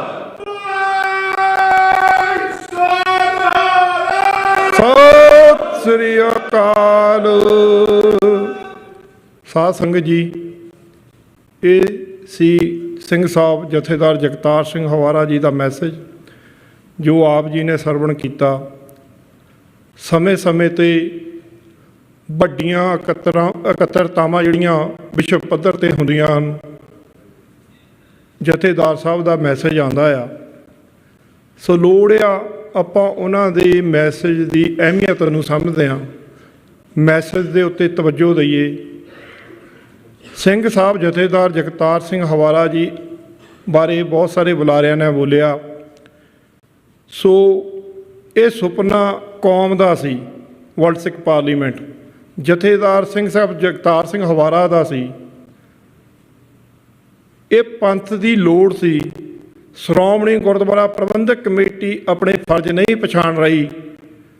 ਅਰਬਾਂ ਖਰਬਾਂ ਦਾ ਬਜਟ, ਅਤੇ ਜਦੋਂ ਅੱਜ ਧਰਮ ਪਰਿਵਰਤਨ ਨਾਂ ਦੀ ਗੱਲ ਪੰਜਾਬ ਦੀ ਧਰਤੀ 'ਤੇ ਚੱਲਦੀ ਆ, ਸਾਡੇ ਨੌਜਵਾਨ ਜਿਹੜੇ ਵਿਦੇਸ਼ਾਂ ਵੱਲ ਨੂੰ ਰੁੱਖ ਕਰ ਰਹੇ ਹਨ, ਸ਼੍ਰੋਮਣੀ ਗੁਰਦੁਆਰਾ ਪ੍ਰਬੰਧਕ ਕਮੇਟੀ ਦਾ ਫਰਜ਼ ਬਣਦਾ ਸੀ ਉਹਨਾਂ ਨੌਜਵਾਨਾਂ ਨੂੰ ਜੋਬਸ ਜਿਹੜੀਆਂ ਆ ਉਹ ਪ੍ਰੋਵਾਈਡ ਕਰਦੀਆਂ, ਸਕੂਲਾਂ ਦੇ ਵਿੱਚ ਵਧੀਆ ਐਜੂਕੇਸ਼ਨ ਪ੍ਰੋਵਾਈਡ ਕਰਦੀਆਂ। ਉਹਨਾਂ ਨੇ ਇਸ ਕਾਰਜ 'ਤੇ ਕੰਮ ਨਹੀਂ ਕੀਤਾ। ਤਾਂ ਅੱਜ ਜਿਹੜੀ ਵਰਲਡ ਸਿੱਖ ਪਾਰਲੀਮੈਂਟ ਦੇ ਆ ਤੁਹਾਡੇ ਸਾਹਮਣੇ ਫੋਲਡਰ ਪਏ ਆ, ਜਿੰਨੇ ਸਾਡੇ ਅੱਜ ਮੀਡੀਆ ਵਾਲੇ ਵੀਰ ਜਾਂ ਪਤਵੰਤੇ ਵੀਰ ਆਏ ਹਨ, ਉਹ ਇਹਨਾਂ ਫੋਲਡਰਾਂ ਨੂੰ ਜ਼ਰੂਰ ਨਾਲ ਲੈ ਕੇ ਜਾਇਓ। ਬੇਸਿਕ ਇਨਫੋਰਮੇਸ਼ਨ ਜਿਹੜੀ ਆ ਵਰਲਡ ਸਿੱਖ ਪਾਰਲੀਮੈਂਟ ਦੀ ਇਹਨਾਂ ਫੋਲਡਰਾਂ ਦੇ ਵਿੱਚ ਹੈ। ਅਗਰ ਤੁਹਾਨੂੰ ਹੋਰ ਲੋੜ ਹੋਵੇ, ਅਸੀਂ ਤੁਹਾਨੂੰ ਪ੍ਰੋਗਰਾਮ ਦੀ ਸਮਾਪਤੀ ਤੋਂ ਬਾਅਦ ਦੇ ਸਕਦੇ ਹਾਂ। ਵਰਲਡ ਸਿੱਖ ਪਾਰਲੀਮੈਂਟ ਬਾਰੇ ਕੱਲ੍ਹ ਦੇ ਸੈਸ਼ਨ ਦੇ ਵਿੱਚ ਵੀ ਬਹੁਤ ਸਾਰੇ ਬੁਲਾਰਿਆਂ ਨੇ ਆਪਣੇ ਆਪਣੇ ਜਿਹੜੇ ਵਿਚਾਰ ਉਹ ਸ਼ੇਅਰ ਕੀਤੇ। ਅੱਜ ਜੋ ਪੰਜਾਬ ਦੀ ਧਰਤੀ 'ਤੇ ਚੁਣੌਤੀਆਂ ਹਨ, ਉਹ ਡਾਇਸਪੋਰਾ ਵਿਦੇਸ਼ਾਂ ਦੇ ਵਿੱਚ ਵੀ ਸਿੱਖ ਕੌਮ ਲਈ ਸਪੈਸ਼ਲੀ ਵੱਧ ਰਹੀਆਂ ਹਨ। ਵਰਲਡ ਸਿੱਖ ਪਾਰਲੀਮੈਂਟ ਜਿਹੜਾ ਇੰਟਰਨੈਸ਼ਨਲ ਲਾ ਆ, ਉਹਦੇ ਅੰਡਰ ਰਹਿ ਕੇ ਜਿਹੜੀ ਆਪਣੀ ਆਵਾਜ਼ ਆ ਕੌਮੀ ਘਰ ਖਾਲਿਸਤਾਨ ਦੀ, ਮਨੁੱਖੀ ਅਧਿਕਾਰਾਂ ਦੀ, ਪੰਜਾਬ ਦੇ ਨਾਲ ਹੋ ਰਹੇ ਧੱਕਿਆਂ ਦੀ, ਉਹ ਗੱਲ ਅਸੀਂ ਜਿਹੜੀ ਆ ਸਾਰੀਆਂ ਜਿਹੜੀਆਂ ਵਰਲਡ ਸਿੱਖ ਪਾਰਲੀਮੈਂਟ ਦੀਆਂ ਕੌਂਸਲਾਂ ਆ, ਵਰਲਡ ਸਿੱਖ ਪਾਰਲੀਮੈਂਟ ਦੀ ਜਿਹੜੀ ਜ਼ਿੰਮੇਵਾਰੀ ਆ, ਉਹਨਾਂ ਕਾਨੂੰਨਾਂ ਦੇ ਉਲੰਘਣਾ ਨਾ ਕਰਕੇ ਅਸੀਂ ਆਵਾਜ਼ ਨੂੰ ਹਰ ਇੱਕ ਖਿੱਤੇ ਵਿੱਚ ਡਾਇਸਪੋਰਾ ਦੇ ਵਿੱਚ ਜਿੱਥੇ ਲਿਜਾਣਾ ਆ, ਉੱਥੇ ਬਹੁਤ ਜਲਦ ਪੰਜਾਬ ਦੀ ਧਰਤੀ ਦੇ ਉੱਤੇ ਦਸਤਕ ਦੇਗੀ ਵਰਲਡ ਸਿੱਖ ਪਾਰਲੀਮੈਂਟ।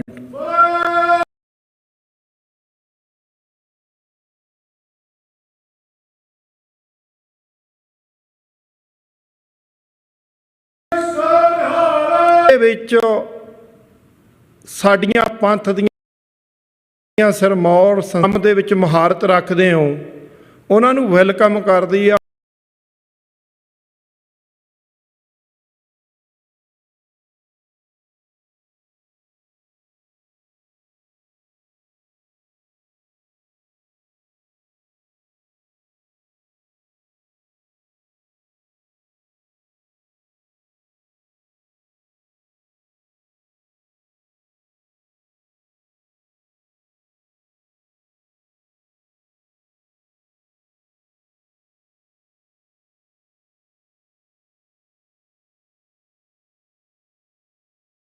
ਜਾਂ ਪ੍ਰਿੰਟ ਮੀਡੀਆ, ਉਹਨਾਂ ਦੇ ਵਿੱਚ ਕਾਂਗਰਸਮੈਨਾਂ ਤੋਂ ਲੌਬਿੰਗ ਕਰਕੇ ਇਹ ਲੈਟਰ ਕਢਾਏ ਭਾਰਤ ਦੀ ਜਿਹੜੀ ਸਟੇਟ ਨੂੰ, ਪ੍ਰਾਈਮ ਮਿਨਿਸਟਰ ਨੂੰ, ਜਦੋਂ ਕਿਸਾਨੀ ਸੰਘਰਸ਼ ਚੱਲ ਰਿਹਾ ਸੀ।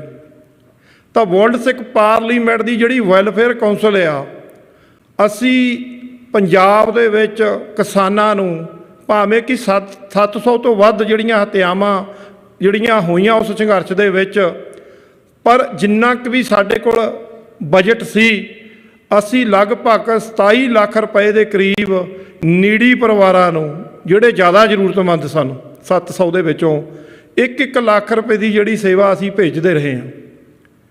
ਔਰ ਅਸੀਂ ਵਿਦੇਸ਼ਾਂ ਦੇ ਵਿੱਚ ਪੂਰੀ ਤਨਦੇਹੀ ਦੇ ਨਾਲ ਆਵਾਜ਼ ਨੂੰ ਬੁਲੰਦ ਕੀਤਾ, ਭਾਵੇਂ ਪੰਜਾਬ ਦੀ ਧਰਤੀ 'ਤੇ ਦਿੱਲੀ ਦੇ ਮੋਰਚੇ ਦੇ ਵਿੱਚ ਸਿੰਘੂ ਬਾਰਡਰ ਤੋਂ ਚੱਲਦਾ ਹੋਇਆ ਦਿੱਲੀ ਦੀ ਧਰਤੀ 'ਤੇ ਗਿਆ, ਉਹਦੇ ਵਿੱਚ ਸੰਦੀਪ ਸਿੰਘ ਸਿੱਧੂ ਦਾ ਜਿਹੜਾ ਅਹਿਮ ਰੋਲ ਰਿਹਾ ਆ, ਅੱਜ ਅਸੀਂ ਉਹਨਾਂ ਨੂੰ ਵੀ ਯਾਦ ਕਰਦੇ ਹਾਂ, ਕਿਉਂਕਿ ਉਸ ਵੀਰ ਨੇ ਸਾਡੇ ਕੌਮ ਨੂੰ, ਸਾਡੇ ਪੰਜਾਬ ਨੂੰ ਜਗਾਇਆ ਕਿ ਗੱਲ ਫਸਲਾਂ ਦੀ ਨਹੀਂ ਇਕੱਲੀ ਰਹਿ ਗਈ, ਗੱਲ ਨਸਲਾਂ ਦੀ, ਤੁਹਾਡੀ ਹੋਂਦ ਦੀ।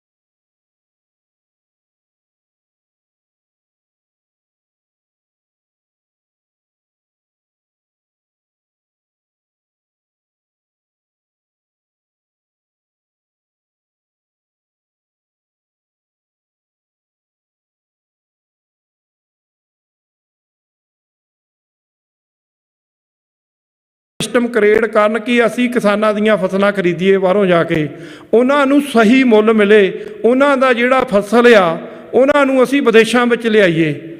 ਅਸੀਂ ਦੂਜੇ ਸਟੋਰਾਂ 'ਤੇ ਜਾ ਕੇ, ਜਿਹੜੇ ਭਾਰਤੀ ਸਟੋਰਾਂ ਤੋਂ ਜਾ ਕੇ, ਅਸੀਂ ਜਿਹੜੇ ਬ੍ਰਾਹਮਣਵਾਦੀ ਹਕੂਮਤ ਦੇ ਜਿਹੜੇ ਬ੍ਰਾਹਮਣ ਜਿਹੜਾ ਏਜੰਡਾ ਲੈ ਕੇ ਤੁਰੇ ਲੋਕ ਆ, ਉਹਨਾਂ ਦੇ ਸਟੋਰਾਂ 'ਤੇ ਜਾਣ ਦੀ ਬਜਾਏ ਅਸੀਂ ਆਪਣੇ ਪੰਜਾਬ ਵਸਦੇ ਭੈਣ ਭਰਾਵਾਂ ਨੂੰ ਕਾਮਯਾਬ ਕਰਨ ਦਾ ਏਜੰਡਾ ਆ ਕਿ ਤੁਸੀਂ ਫਸਲਾਂ ਆਪ ਖਰੀਦੋ। ਉੱਤੇ ਜਿਹੜੇ ਕੋਲਡ ਸਟੋਰ ਆ, ਉਹਨਾਂ ਸਟੋਰਾਂ ਦੇ ਵਿੱਚ ਸਮਾਨ ਉਹਨਾਂ ਨੂੰ ਸਹੀ ਮੁੱਲ ਵਿਕੇ ਮਿਲੇ, ਔਰ ਉਹ ਹੱਤਿਆਵਾਂ ਜਿਹੜੀਆਂ ਖੁਦਕੁਸ਼ੀਆਂ ਕਰਦੇ ਆ ਉਹ ਨਾ ਕਰ ਸਕਣ। ਤਾਂ ਅਸੀਂ ਉਸ ਸੰਘਰਸ਼ ਦੇ ਵਿੱਚ ਵਰਲਡ ਸਿੱਖ ਪਾਰਲੀਮੈਂਟ ਦੀਆਂ ਕੌਂਸਲਾਂ, ਭਾਵੇਂ ਨਿਊਯਾਰਕ ਦੀ ਧਰਤੀ 'ਤੇ ਹੋਵੇ ਜਾਂ ਡਾਇਸਪੋਰਾ UK ਦੀ ਗੱਲ ਹੋਵੇ, ਅਸੀਂ ਅਲੱਗ-ਅਲੱਗ ਜਗ੍ਹਾ 'ਤੇ ਜਿੰਨਾ ਸਾਡਾ ਯੋਗਦਾਨ ਬਣ ਸਕਦਾ ਸੀ ਅਸੀਂ ਪਾਇਆ। ਅਮਰੀਕਾ ਦੇ ਵਿੱਚ ਕਿਉਂਕਿ ਕੁਛ ਮੀਡੀਆ ਵੀਰ ਜੁੜੇ ਹੋਏ ਆ, ਕੁਛ ਨਵੇਂ ਵੀਰ ਸਾਡੇ ਪਤਵੰਤੇ ਅੱਜ ਦੇ ਓਪਨ ਸੈਸ਼ਨ ਦੇ ਵਿੱਚ ਆਏ ਆ, ਮੈਂ ਕੁਛ ਤੁਹਾਡੇ ਨਾਲ ਸ਼ੇਅਰ ਕਰਨਾ ਚਾਹੁੰਦਾ ਆ ਕਿ 29 ਅਪ੍ਰੈਲ 1986 ਖਾਲਿਸਤਾਨ ਦਾ ਐਲਾਨਨਾਮਾ ਹੋਇਆ ਸੀ। ਜਦੋਂ ਅਮਰੀਕਾ ਦਾ ਜਿਹੜਾ 4 ਜੁਲਾਈ ਇੰਡੀਪੈਂਡੈਂਸ ਡੇ ਮਨਾਇਆ ਜਾਂਦਾ ਆ, ਉਸ ਗੱਲ ਦਾ ਵੀ ਜਿਹੜਾ ਮਤਾ ਆ ਉਹ ਫਿਲਾਡੈਲਫੀਆ ਕਿਸੇ ਵੇਲੇ ਅਮਰੀਕਾ ਦੀ ਰਾਜਧਾਨੀ ਹੋਇਆ ਕਰਦਾ ਸੀ, ਉੱਥੇ ਇਹ ਮਤਾ ਰੈਜੂਲੇਸ਼ਨ ਪੈ ਗਿਆ ਸੀ ਕਿ ਅਸੀਂ ਆਜ਼ਾਦ ਹੋਣਾ ਆ। ਤਾਂ ਉਸ ਮਤੇ ਨੂੰ ਆਜ਼ਾਦੀ ਬਾਅਦ ਵਿੱਚ ਮਿਲਦੀ ਆ, ਮਤਾ ਉਹ ਪਹਿਲਾਂ ਪਾਇਆ ਗਿਆ। ਸਾਡੀ ਪੰਥਕ ਕਮੇਟੀ ਨੇ ਉਸ ਵੇਲੇ ਦੇ ਜੁਝਾਰੂਆਂ ਨੇ ਜਦੋਂ ਭਾਰਤੀ ਫੌਜ ਨੇ ਦਰਬਾਰ ਸਾਹਿਬ 'ਤੇ ਅਟੈਕ ਕੀਤਾ, ਉਹਨਾਂ ਨੇ ਫੈਸਲਾ ਕੀਤਾ ਕਿ ਹੁਣ ਅਸੀਂ ਭਾਰਤ ਦੇ ਨਾਲ ਨਹੀਂ ਰਹਿਣਾ, ਕੰਟਰੀ ਦੇ ਨਾਲ। ਸਾਡੇ ਗੁਰਧਾਮਾਂ 'ਤੇ ਅਟੈਕ ਕੀਤਾ, ਸਾਡੀ ਜੈਨੋਸਾਈਡ ਕੀਤੀ ਆ। ਤਾਂ ਫਿਰ 29 ਅਪ੍ਰੈਲ 1986 ਨੂੰ ਐਲਾਨਨਾਮਾ ਕਰ ਦਿੱਤਾ ਖਾਲਿਸਤਾਨ ਦਾ। ਉਸ ਮਤੇ ਨੂੰ ਅਮਰੀਕਾ ਦੀ ਸਟੇਟ ਕਨੈਕਟੀਕਟ ਦੇ ਵਿੱਚ 29ਅਪ੍ਰੈਲ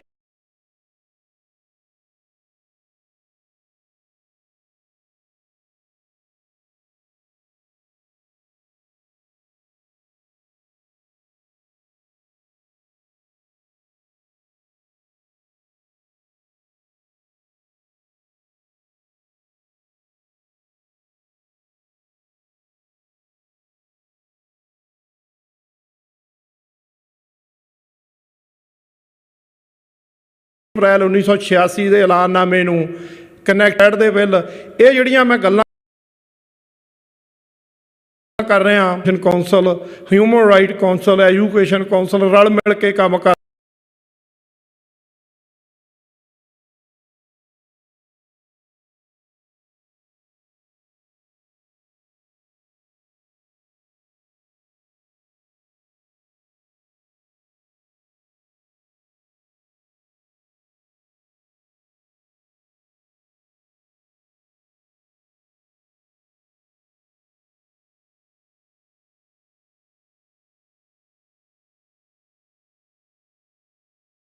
ਰੈਜੂਲੇਸ਼ਨ ਜਿਸ ਤਰੀਕੇ ਨਾਲ ਭਾਰਤੀ ਹਕੂਮਤ ਆਇਆ ਗਿਆ, ਉੱਥੇ ਰੈਜੂਲੇਸ਼ਨ ਹਾਊਸ ਨੇ ਪਾਸ ਕਰ ਦਿੱਤਾ ਵੀ ਹਾਂ ਇਹ ਤੁਹਾਡੀ ਸਿੱਖਾਂ ਦੀ ਜੈਨੋਸਾਈਡ ਕੀਤੀ ਭਾਰਤੀ ਹਕੂਮਤ ਨੇ। ਉਸ ਤੋਂ ਬਾਅਦ ਅਸੀਂ ਰੁਕੇ ਨਹੀਂ, ਪੈਂਸਿਲਵੇਨੀਆ ਸਟੇਟ ਦੇ ਵਿੱਚ ਗਏ, ਉੱਥੇ ਵੀ ਅਪਰੂਵਲ ਜਿਹੜੀ ਕਰਵਾਈ ਗਈ। ਮੈਂ ਨਾਲ ਜ਼ਿਕਰ ਜ਼ਰੂਰ ਕਰ ਦੇਣਾ ਚਾਹੁੰਦਾ ਹਾਂ, ਇਹਨਾਂ ਕਾਰਜਾਂ ਦੇ ਵਿੱਚ ਅਮਰੀਕਨ ਗੁਰਦੁਆਰਾ ਪ੍ਰਬੰਧਕ ਕਮੇਟੀ, ਸਿੱਖ ਕੋਆਰਡੀਨੇਸ਼ਨ ਕਮੇਟੀ, ਈਸਟ ਕੋਸਟ, ਸਿੱਖ ਕਾਕਸ, ਇਹ ਵੀਰਾਂ ਦਾ ਪੂਰਾ ਸਹਿਯੋਗ ਰਿਹਾ। ਯੂਨਾਈਟਿਡ ਸਿੱਖ ਤੋਂ ਸਾਡੇ ਜਨਰਲ ਸੈਕਟਰੀ ਹਰਦਿਆਲ ਸਿੰਘ ਹੋਣੀ, ਇਹਨਾਂ ਦੀ ਪੂਰੀ ਸਪੋਰਟ ਰਹੀ ਆ, ਬਹੁਤ ਸਾਰੇ ਸਿੰਘਾਂ ਦੀ। ਤਾਂ ਅਸੀਂ ਪੈਂਸਿਲਵੇਨੀਆ ਸਟੇਟ ਦੇ ਵਿੱਚ ਵੀ ਉਹ ਰੈਜੂਲੇਸ਼ਨ ਪਾਸ ਹੋਇਆ। ਉਸ ਤੋਂ ਬਾਅਦ ਫਿਰ ਅਸੀਂ ਅੱਗੇ ਵਧੇ ਨਿਊ ਜਰਸੀ ਸਟੇਟ ਦੇ ਵਿੱਚ ਰੀਸੈਂਟਲੀ, ਉੱਥੇ ਵੀ ਸਟੇਟ ਦੇ ਸਾਰੇ ਹਾਊਸ ਦੇ ਜਿਹੜੇ ਮੈਂਬਰ ਆ ਉਹ ਪੂਰੀ ਬਹੁਮਤ ਦੇ ਨਾਲ ਉਹ ਮਤੇ ਨੂੰ ਪਾਸ ਕਰਦੇ ਕਿ ਸਿੱਖਾਂ ਦੀ ਜੈਨੋਸਾਈਡ ਹੋਈ ਆ। ਤਾਂ ਜਦੋਂ ਇਹ ਮਤੇ ਪਾਸ ਹੁੰਦੇ ਆ ਤਾਂ ਨੈਚੁਰਲੀ ਭਾਰਤੀ ਮੀਡੀਆ ਬੁਖਲਾਹਟ ਦੇ ਵਿੱਚ ਆਉਂਦਾ ਆ। ਉਹਨਾਂ ਦੇ ਜਿਹੜੇ ਏਜੰਸੀਆਂ ਦੇ ਏਜੰਟ ਆ ਜਾਂ ਉਹਨਾਂ ਦੇ ਜਿਹੜੇ ਕੌਂਸੂਲੇਟ ਆ ਐਮਬੈਸੀਆਂ ਦੇ ਵਿੱਚ ਬੈਠੇ, ਉਹ ਹਾਏ ਕਲਾਟ ਮਚਾਉਂਦੇ ਆ। ਉਹ ਜਾ ਕੇ ਕਹਿੰਦੇ ਆ ਵੀ ਤੁਸੀਂ ਇਹ ਕੀ ਕਰਤਾ, ਸਿੱਖਾਂ ਦਾ ਤਾਂ ਜੈਨੋਸਾਈਡ ਹੋਇਆ ਹੀ ਨਹੀਂ, ਉੱਥੇ ਤਾਂ 3-4 ਬੰਦੇ ਮਰੇ ਸੀ। ਸਾਡੇ ਕੋਲ ਐਵੀਡੈਂਸ ਪਏ ਆ, ਜਿਹੜੇ ਈਮੇਲ ਕਰਦੇ ਆ ਜਿਹੜੇ ਕੌਂਸੂਲੇਟ ਇੰਡੀਆ ਨੂੰ, ਇਹਨਾਂ ਦੇ 3-4 ਬੰਦੇ ਮਰੇ ਸੀ, ਇਹਨਾਂ ਦਾ ਜੈਨੋਸਾਈਡ ਨਹੀਂ ਹੋਇਆ, ਇਹ ਟੈਰੋਰਿਸਟ ਅੱਤਵਾਦੀ ਲੋਕ ਆ। ਤਾਂ ਫਿਰ ਉਸ ਗੱਲ ਨੂੰ ਪ੍ਰੂਵ ਕਰਕੇ ਦਿਖਾਉਣ ਅਮਰੀਕਾ ਦੀ, ਕਿਉਂਕਿ ਇਹਨਾਂ ਕੰਟਰੀਆਂ ਦੇ ਵਿੱਚ ਝੂਠ ਨਹੀਂ ਚੱਲਦਾ, ਭਾਰਤ ਦੇ ਵਿੱਚ ਝੂਠ ਚੱਲਦਾ ਆ, ਧੱਕਾ ਚੱਲਦਾ ਆ, ਤੁਹਾਨੂੰ ਇਨਸਾਫ ਨਹੀਂ ਮਿਲਦਾ। ਤੇ ਫਿਰ ਜਦੋਂ ਹੁਣ ਕੌਮੀ ਘਰ ਖਾਲਿਸਤਾਨ ਦੀ ਗੱਲ ਹੁੰਦੀ ਆ, ਜਿਹੜੀਆਂ ਰਾਜ ਦੀਆਂ ਬਰਕਤਾਂ ਤੇ ਤੁਹਾਡੇ ਕਿਸਾਨਾਂ ਦੀਆਂ ਫਸਲਾਂ ਰੁਲਦੀਆਂ ਖੁਦਕੁਸ਼ੀਆਂ ਕਰਦੇ ਆ, ਪਰ ਜਿਨ੍ਹਾਂ ਦਾ ਰਾਜ ਆ ਉਹਨਾਂ ਦੀਆਂ ਗਾਵਾਂ ਦਾ ਜਿਹੜਾ ਪਿਸ਼ਾਬ ਆ, ਉਹਨਾਂ ਦਾ ਗੋਬਰ ਆ, ਉਹ ਬੋਤਲਾਂ 'ਚ ਪੈਕ ਹੋ ਕੇ ਬਾਹਰ ਵਿਦੇਸ਼ਾਂ 'ਚ ਆਉਂਦਾ। ਉਹਨਾਂ ਦੀਆਂ ਗਾਵਾਂ ਦਾ ਗੋਹਾ ਪਿਸ਼ਾਬ ਜਿਹੜਾ ਆ ਉਹ ਵੀ ਵਿਕਦਾ ਆ। ਤੁਹਾਡੀਆਂ ਕਿਸਾਨਾਂ ਦੀਆਂ ਫਸਲਾਂ ਦਾ ਵੀ ਤੁਹਾਨੂੰ ਮੁੱਲ ਨਹੀਂ ਮਿਲਦਾ। ਅਸੀਂ ਇਹਨਾਂ ਗੱਲਾਂ ਨੂੰ ਅਵੇਅਰਨੈਸ ਜਿਹੜੀ ਆ ਸਾਡੀਆਂ ਕੌਂਸਲਾਂ ਉਹ ਪੰਥ ਦੇ ਵਿੱਚ ਨੌਜਵਾਨਾਂ ਨੂੰ ਐਜੂਕੇਟ ਕਰ ਰਹੀਆਂ ਆ। ਤਾਂ ਮੈਂ ਜ਼ਿਆਦਾ ਸਮਾਂ ਨਾ ਲੈਂਦਾ ਹੋਇਆ, ਅੰਮ੍ਰਿਤਪਾਲ ਸਿੰਘ ਪੰਜਾਬ ਦੀ ਧਰਤੀ ਤੇ ਪਹਿਲਾਂ ਦੀਪ ਸਿੰਧੂ, ਉਹਨਾਂ ਨੇ ਕੌਮ ਦੇ ਵਿੱਚ ਆਪਣੀ ਅਵੇਅਰਨੈਸ ਪੈਦਾ ਕੀਤੀ। ਹੁਣ ਅੱਜ ਕੱਲ੍ਹ ਪੰਜਾਬ ਦੀ ਧਰਤੀ ਤੇ ਅੰਮ੍ਰਿਤਪਾਲ ਸਿੰਘ ਗਿਆ। ਸਾਨੂੰ ਕਈ ਵਾਰੀ ਮੀਡੀਆ ਦੇ ਵਿੱਚ ਸੁਣਨ ਨੂੰ, ਸੋਸ਼ਲ ਮੀਡੀਆ 'ਤੇ ਬਹੁਤ ਕੁਝ ਮਿਲਦਾ ਵੀ ਤੁਸੀਂ ਖਾਲਿਸਤਾਨ ਦੀ ਗੱਲ ਵਿਦੇਸ਼ਾਂ 'ਚ ਬੈਠ ਕੇ ਕਰਦੇ ਆ, ਇੱਥੇ ਆਓ ਪੰਜਾਬ ਦੀ ਧਰਤੀ ਤੇ। ਤੇ ਅੱਜ ਪੰਜਾਬ ਦੀ ਧਰਤੀ ਤੇ ਜਿਹੜਾ ਆ ਉਹ ਨੌਜਵਾਨ ਗਿਆ ਅੰਮ੍ਰਿਤਪਾਲ ਸਿੰਘ, ਵਿਦੇਸ਼ਾਂ 'ਚੋਂ ਹੀ ਗਿਆ, ਤੇ ਉਹਦੇ ਨਾਲ ਤੁਰ ਪਾਓ। ਤਾਂ ਜਾਂ ਉਹ ਫਿਰ ਕੇਸ ਪਾ ਦਿੰਦੇ ਆ ਝੂਠੇ, ਤੇ ਅੱਜ ਉਸ ਧਾਰਨਾ ਨੂੰ ਵੀ ਅੰਮ੍ਰਿਤਪਾਲ ਸਿੰਘ ਨੇ ਖਤਮ ਕੀਤਾ ਆ। ਤਾਂ ਅਸੀਂ ਜਿਹੜਾ ਬਹੀਰ ਜਿਹੜੀ ਆ ਅਕਾਲ ਤਖਤ ਸਾਹਿਬ ਤੋਂ ਚੱਲ ਕੇ ਅਨੰਦਪੁਰ ਸਾਹਿਬ ਤੱਕ ਆਉਣੀ ਆ, ਅਸੀਂ ਉਸ ਗੱਲ ਦੀ ਵੀ ਸਪੋਰਟ ਕਰਦੇ ਆ। ਸਾਡੇ ਵੱਲੋਂ ਜਿੰਨੇ ਵੀ ਅਸੀਂ ਕੋਈ ਮਾਈਕ ਤੌਰ 'ਤੇ ਮੋਰਲ, ਸਾਡੇ ਪਿੰਡਾਂ ਦੇ ਵਿੱਚ ਤੁਸੀਂ ਅੱਜ ਗੱਲ ਸੁਣ ਰਹੇ ਹੋ, ਆਪਣੇ ਪਿੰਡਾਂ ਦੇ ਵਿੱਚ ਪਿੱਛੇ ਪੰਜਾਬ ਦੇ ਵਿੱਚ ਕਾਲਾਂ ਕਰੋ, ਵੱਧ ਤੋਂ ਵੱਧ ਉਸ ਗੁਰਭਾਈ ਲਹਿਰ ਦੇ ਵਿੱਚ ਜੁੜੀਏ, ਵੱਧ ਤੋਂ ਵੱਧ ਨੌਜਵਾਨ ਖੰਡੇ ਬਾਟੇ ਦੀ ਪਹੁਲ ਸਕਣ, ਨਸ਼ਿਆਂ ਤੋਂ ਦੂਰ ਹੋਣ, ਇਹਦੇ ਉੱਤੇ ਆਪਾਂ ਪਹਿਰਾ ਦਈਏ। ਅਸੀਂ ਭਾਈ ਅੰਮ੍ਰਿਤਪਾਲ ਸਿੰਘ ਦੀ ਸਪੋਰਟ ਕਰਦੇ ਹਾਂ। ਤੇ ਨਾਲ ਮੈਂ ਇਹ ਵੀ ਗੱਲ ਕਹਿੰਦਾ ਆ, ਅਸੀਂ ਕੱਲ੍ਹ ਜਦੋਂ ਡਿਸਕਸ਼ਨ ਕਰਦੇ ਕਿ ਗੁਰਦੁਆਰੇ ਜਿਹੜੇ ਵਿਸ਼ਵ ਦੇ ਰਜਿਸਟ੍ਰੇਸ਼ਨ ਕਰਨੀ ਆ, ਅਸੀਂ ਵਰਲਡ ਸਿੱਖ ਪਾਰਲੀਮੈਂਟ ਉਹਨਾਂ ਨੂੰ ਇਕੱਠੇ ਕਰਨ ਦੀ ਕੋਸ਼ਿਸ਼ ਕਰੇਗੀ। ਭਾਵੇਂ ਕਿ ਸੰਸਥਾਵਾਂ ਆਪਣੇ ਆਪਣੇ ਕਾਰਜ ਹਰ ਕੰਟਰੀ 'ਚ ਆਪਣੇ ਤਰੀਕੇ ਨਾਲ ਕਰਦੀਆਂ, ਅਸੀਂ ਇੱਕ ਯੂਨਿਟੀ ਦਿਖਾਉਣੀ ਚਾਹੁੰਦੇ ਹਾਂ, ਇਕੱਠੇ ਚੱਲਣਾ ਚਾਹੁੰਦੇ ਹਾਂ। ਸਾਰਿਆਂ ਨੂੰ ਅਧਿਕਾਰ ਆਪਣੀ ਗੱਲ ਰੱਖਣ ਦਾ, ਸਵਾਲ ਕਰਨ ਦਾ। ਤਾਂ ਉਸ ਕੰਮ ਵਾਸਤੇ ਅੱਜ ਹਰਜੀਤ ਸਿੰਘ ਬਾਜਵਾ ਜੀ ਉਹਨਾਂ ਨੇ ਗੱਲ ਕਹਿ ਦਿੱਤੀ ਆ, ਉਹਨਾਂ ਨੇ ਆਪਣਾ ਪਹਿਲਾ ਫਾਰਮ ਉਹ ਭਰ ਦਿੱਤਾ ਆ। ਤਾਂ ਹਰਦਮ ਸਿੰਘ ਜੀ ਆਜ਼ਾਦ ਸਿੱਖ ਨੈਸ਼ਨਲ ਸੈਂਟਰ ਹੂਸਟਨ ਦੇ ਵਿੱਚ ਉਹ ਵੀ ਫਾਰਮ ਭਰ ਰਹੇ ਆ।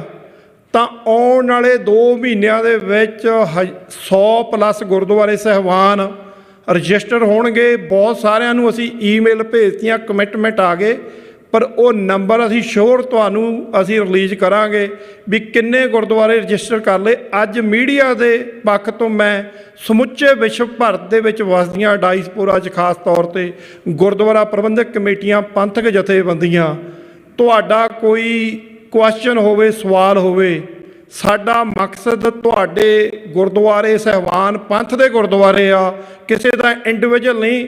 ਅਸੀਂ ਇਹ ਕਹਿਣਾ ਚਾਹੁੰਦੇ ਹਾਂ ਵੀ ਅਸੀਂ ਇਕੱਠੇ ਹੋ ਕੇ ਯੂਨਾਈਟ, ਸਾਡੀ ਜਿਹੜੀ ਪਾਵਰ, ਜਿਹੜੀ ਸਾਡੀ ਯੂਨਿਟੀ ਆ ਵਿਖਰੀ ਹੋਈ ਆ, ਉਹਨੂੰ ਇਕੱਠੇ ਕਰੀਏ। ਗੁਰਦੁਆਰਿਆਂ ਦੀ ਪਾਵਰ ਜਿਹੜੀ ਆ ਪੂਰੇ ਵਿਸ਼ਵ ਨੂੰ ਦੇਖੇ, ਸਾਡੀ ਕੌਮ ਦੀ ਇਕੱਠੀ, ਗੁਰਦੁਆਰਿਆਂ ਨੂੰ ਇਕੱਠੇ ਕਰਨ ਦੀ ਮਿਸ਼ਨ ਦੇ ਉੱਤੇ ਅਸੀਂ ਉਹ ਆਉਣ ਵਾਲੇ ਦਿਨਾਂ ਦੇ ਵਿੱਚ ਤੁਹਾਡੇ ਨਾਲ ਸ਼ੇਅਰ ਕਰਾਂਗੇ। ਅਤੇ 100+ ਤਾਂ ਜਿਹੜਾ 2-2.5 ਮਹੀਨਿਆਂ ਦੇ ਵਿੱਚ ਉਹ ਨੰਬਰ ਜਿਹੜਾ ਮਸਟ ਹੋਏਗਾ। ਸਤਿਗੁਰਾਂ ਦੇ ਅੱਗੇ ਅਰਦਾਸ ਕਰਕੇ ਚਰਨਾਂ ਦੇ ਵਿੱਚ ਤੁਰਾਂਗੇ। ਨਾਲ ਜਿਹੜੀ ਬੇਨਤੀ ਆ,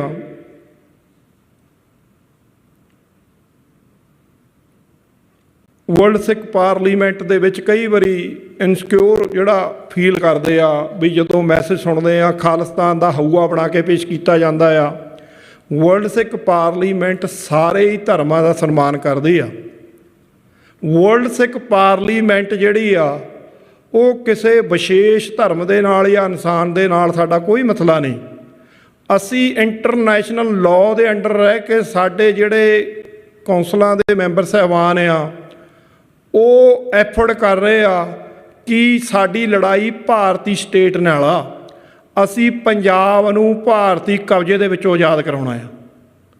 ਸੋ ਨਾਲ 2023 ਦੇ ਵਿੱਚ ਅਸੀਂ ਜਿਹੜਾ ਅਗਲਾ ਸੈਸ਼ਨ ਹੋਏਗਾ ਉਹਦੇ ਉੱਤੇ ਮੈਂ ਸਪੀਕਰ ਸਾਹਿਬ ਤੋਂ ਵੀ ਇਜਾਜ਼ਤ ਮੰਗਾਂਗਾ ਕਿ ਸਰਦਾਰ ਸ਼ਾਮ ਸਿੰਘ ਉਹਨਾਂ ਨਾਲ ਮੈਂ ਬੇਨਤੀ ਕੀਤੀ ਸੀ ਕਿ ਆਪਾਂ ਪਿੱਛੇ ਕੋਵਿਡ ਦੀ ਵਜ੍ਹਾ ਕਰਕੇ ਕੰਮ ਕਾਜ ਦੇ ਵਿੱਚ ਬਹੁਤ ਰੁਕਾਵਟਾਂ ਆਈਆਂ। ਸੋ ਸਤਿਗੁਰਾਂ ਨੇ ਪੂਰੇ ਵਿਸ਼ਵ 'ਤੇ ਬਖਸ਼ਿਸ਼ ਕੀਤੀ ਆ। ਕੋਵਿਡ ਦਾ ਜਿਹੜਾ ਇਹ ਸਮਾਂ ਚੱਲ ਰਿਹਾ ਸੀ, ਨਿਜਾਤ ਮਿਲੀ ਆ। ਅਤੇ ਹੁਣ 2023 ਦੇ ਐਂਡ ਦੇ ਵਿੱਚ ਉਹ ਮਹੀਨਾ, ਉਹ ਡੇਟਾ ਆਪਾਂ ਮੇਕ ਸ਼ੋਰ ਕਰਾਂਗੇ। ਭਾਈ ਮਨਪ੍ਰੀਤ ਸਿੰਘ ਹੋਣੀ ਅਸੀਂ ਉੱਥੇ ਵਿਜ਼ਿਟ ਕਰਾਂਗੇ। ਉਸ ਗੱਲ ਦੇ ਉੱਤੇ ਉਹ ਡੇਟਾਂ ਕਿਹੜੀਆਂ, ਉਹ ਮਹੀਨਾ ਕਿਹੜਾ, ਉਹ ਆਪ ਜੀ ਦੇ ਨਾਲ ਸਾਰਿਆਂ ਦੇ ਉਹ ਹੋਏਗਾ ਸਾਲ ਦੇ ਅਖੀਰ ਦੇ ਵਿੱਚ। ਉਹ ਡੇਟਾ ਫਾਈਨਲ ਹੋ ਕੇ ਤੁਹਾਡੇ ਨਾਲ ਆਪਾਂ ਸ਼ੇਅਰ ਕਰਾਂਗੇ।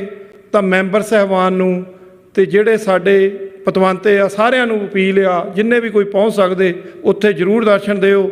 ਇਹ ਜੇ ਇਜਾਜ਼ਤ ਹੋਵੇ ਸਪੀਕਰ ਸਾਹਿਬ, ਆਪਾਂ ਅਗਲਾ ਜਿਹੜਾ 2023 ਦਾ ਆਸਟ੍ਰੇਲੀਆ ਦੇ ਵਿੱਚ ਕਰਨ ਦੀ, ਕਿਉਂਕਿ ਜਿਹੜੇ ਰੀਜਨ ਆ, ਜਿਹੜੇ ਚੈਪਟਰ ਕੈਨੇਡਾ ਜਾਂ ਜਿੱਥੇ ਥੋੜ੍ਹਾ ਜਿਹਾ ਕੰਮ ਅਸੀਂ ਰਫਤਾਰ 'ਚ ਕਰਨਾ ਚਾਹੁੰਦੇ ਹਾਂ, ਉਹਨਾਂ ਸਟੇਟਾਂ, ਕੰਟਰੀਆਂ ਦੇ ਵਿੱਚ ਅਸੀਂ ਜਾਣਾ ਚਾਹੁੰਦੇ ਹਾਂ ਔਰ ਸਾਰੇ ਪੰਥ ਦੇ ਵਿੱਚ ਇਸ ਕੰਸੈਪਟ ਨੂੰ ਰੱਖਣਾ ਚਾਹੁੰਦੇ। ਵਰਲਡ ਸਿੱਖ ਪਾਰਲੀਮੈਂਟ ਦਾ ਇਜਾਜ਼ਤ ਆ ਜੀ। ਮੋਸ਼ਨ ਰੱਖੀ ਜਾਂਦੀ ਹੈ ਜੀ 223 ਦਾ 2023 ਦਾ ਸੈਸ਼ਨ ਆਸਟ੍ਰੇਲੀਆ 'ਚ ਰੱਖਿਆ ਜਾਵੇ। ਧੰਨਵਾਦ ਜੀ। ਬੋਲੇ ਸੋ ਨਿਹਾਲ।